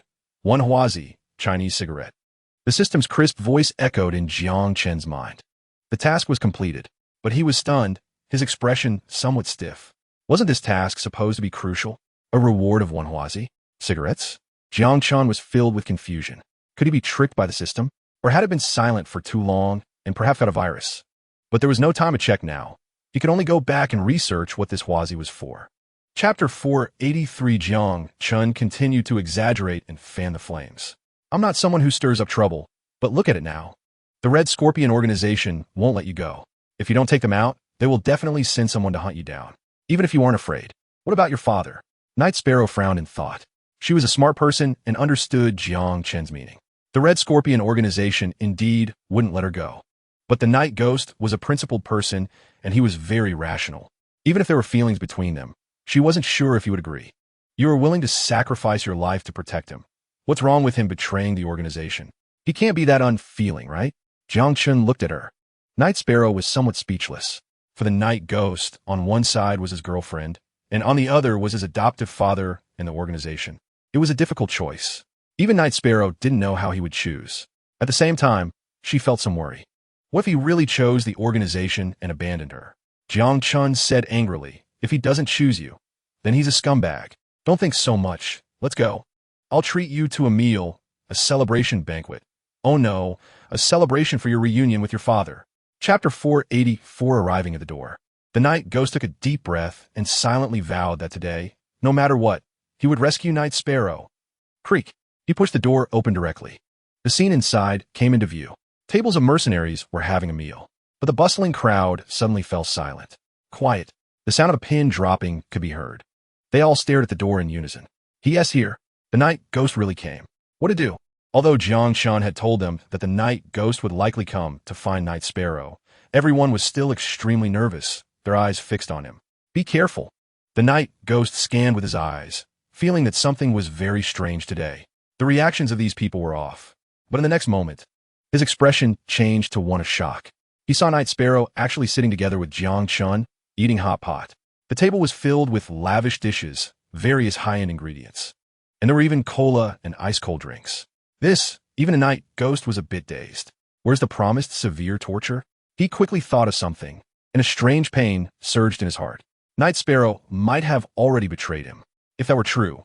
Chapter 485. Ding. An ultimate mission has been generated. Hunt down the highest leader of the Red Scorpion, Rossini. After the Night Ghost spoke, the system's crisp voice echoed in Jiang Chen's mind. He frowned slightly. Ultimate mission? What does that mean? Is it the last one? Jiang Chun suddenly felt an indescribable emotion. Moreover, the system didn't say what the task reward was. But there was no doubt that this task was extremely critical. He had to complete it. In fact, even without the task, Jiang Chun planned to take out that Rossini. Beside them, Guanlin heard that Rossini was living on a pile of explosives. Her bright eyes sparkled, as if she had come up with an idea. She slapped the table and said, since that's the case, why don't we just blow up the island?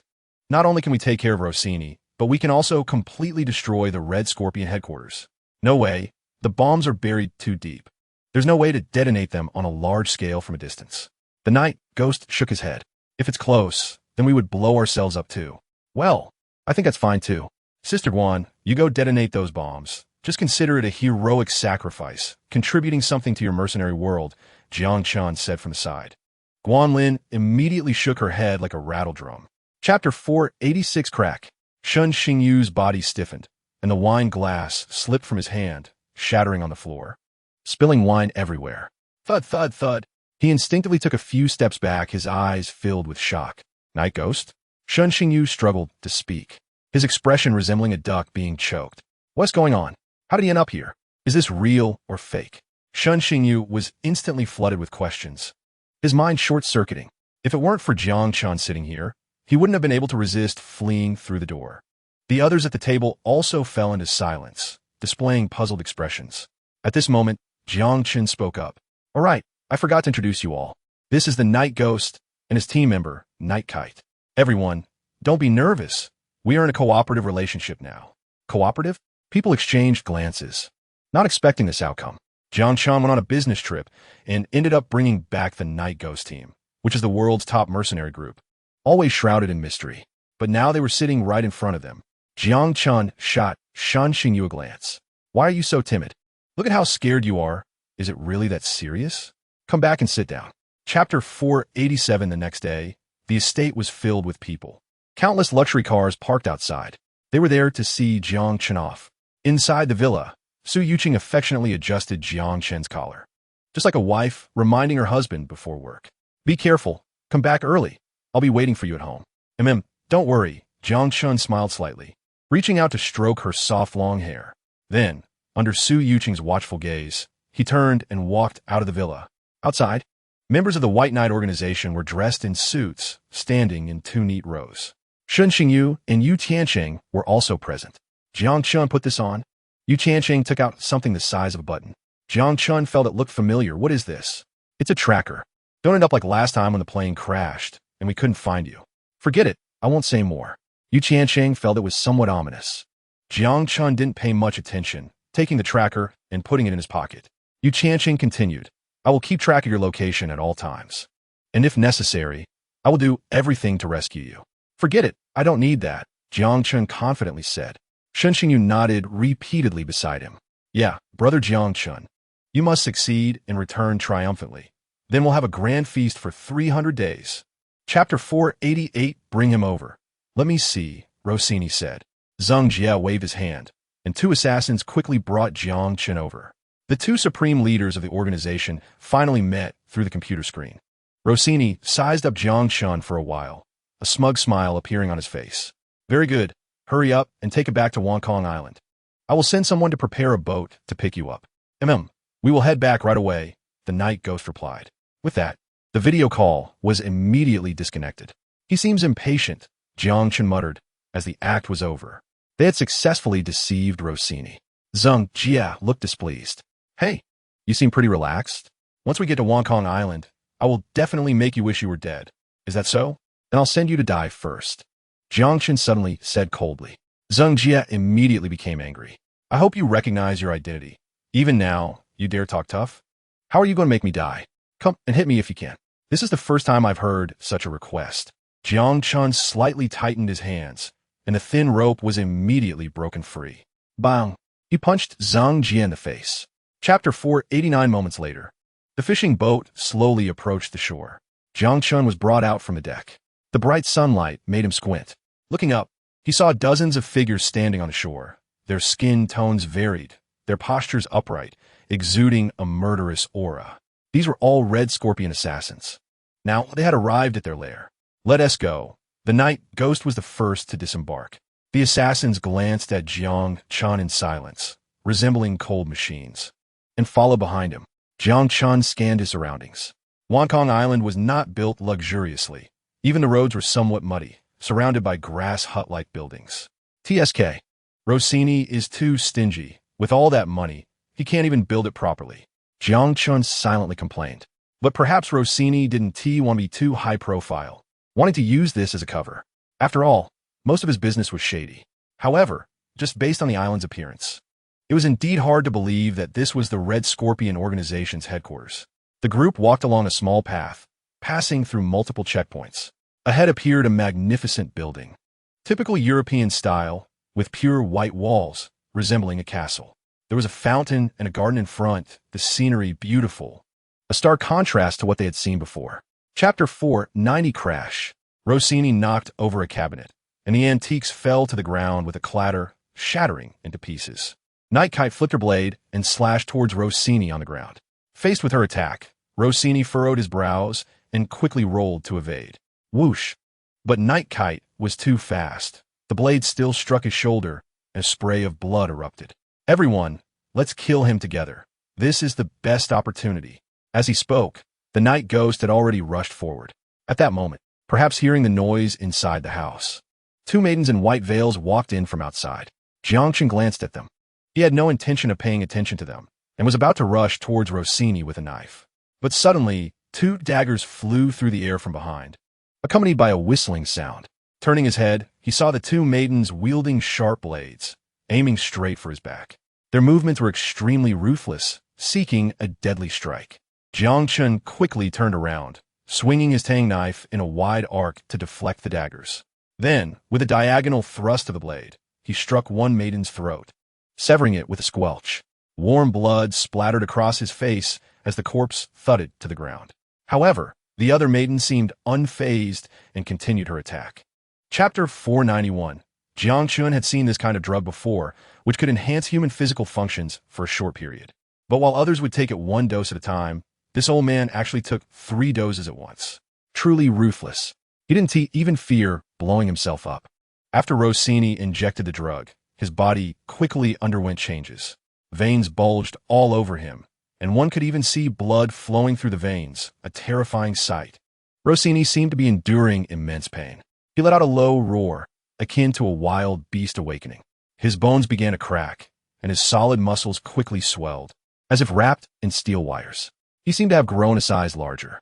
Watching his transformation, Jiangchen sensed a dangerous aura. He gripped the steel knife tightly, his brow furrowing slightly, and charged forward like an arrow released from its bow. The long blade sliced through the air. Rossini looked up, his ghastly old face showing a hint of disdain. He actually reached out and grabbed the sharp steel knife directly. Squelch! Jiangchen's knife instantly halted in midair, as if clamped by iron pincers, unable to advance even a fraction. Jiangchen's expression grew serious, because although Rossini's hand was bleeding, he seemed to feel no pain at all. Chapter 492. Jiangchen's right hand formed a fist.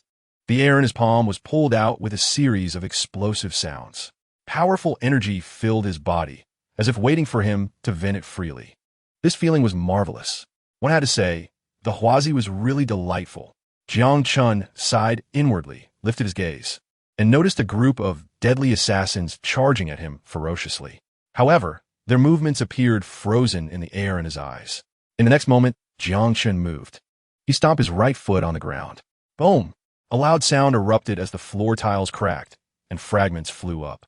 A wave of force swept out, and those assassins were thrown back before they could get close, knocked away by this immense power. Jiangchen's figure darted out from the chaotic crowd. His speed was incredibly fast, like a storm. Where he passed, chaos ensued, as if a natural disaster had struck. Before Rossini could react, he felt a violent aura closing in. He instinctively swung his fist. But at that moment, Jiangchen also threw a punch, the air howling along with his fist like an angry dragon emerging from the sea. Bang! His fist crushed everything in its path, utterly unstoppable. In the collision, Rossini's entire arm was shattered, hanging down like a rag. Chapter 493. Oh no! The positioning signal on Jiangchen was interrupted. In a manner, Yu Qiansheng looked at the computer screen, his expression instantly turning grave. Before leaving, he had given Jiangchen a locator, but now the signal had disappeared. Shen Xingyu and the others had not left either. They were observing the tracking device. What should we do? Could it be that their operation failed? Yu Qiansheng furrowed his brows in thought, but the next moment he immediately stood up. No, we need to find him right away. Hurry and organize a team. All right, I'll call for people now. Shen Xingyu and the others didn't dare to delay. They all called their families to mobilize all available manpower. The entire White Knight organization was instantly in an uproar. After receiving the news, Su Yuqing suddenly stood up from her chair. Jiangchen has gone missing again? No, I have to go find him, she said anxiously. Yu Qiansheng quickly stopped her. Don't worry, it's just the positioning signal that has disappeared. We don't know the specifics yet. I've already started mobilizing people and will prepare to investigate soon. A few hours later, all members of the Dragon War team gathered at the manor. Their expressions were cold and extremely serious. The 5 major families also sent reinforcements from their families.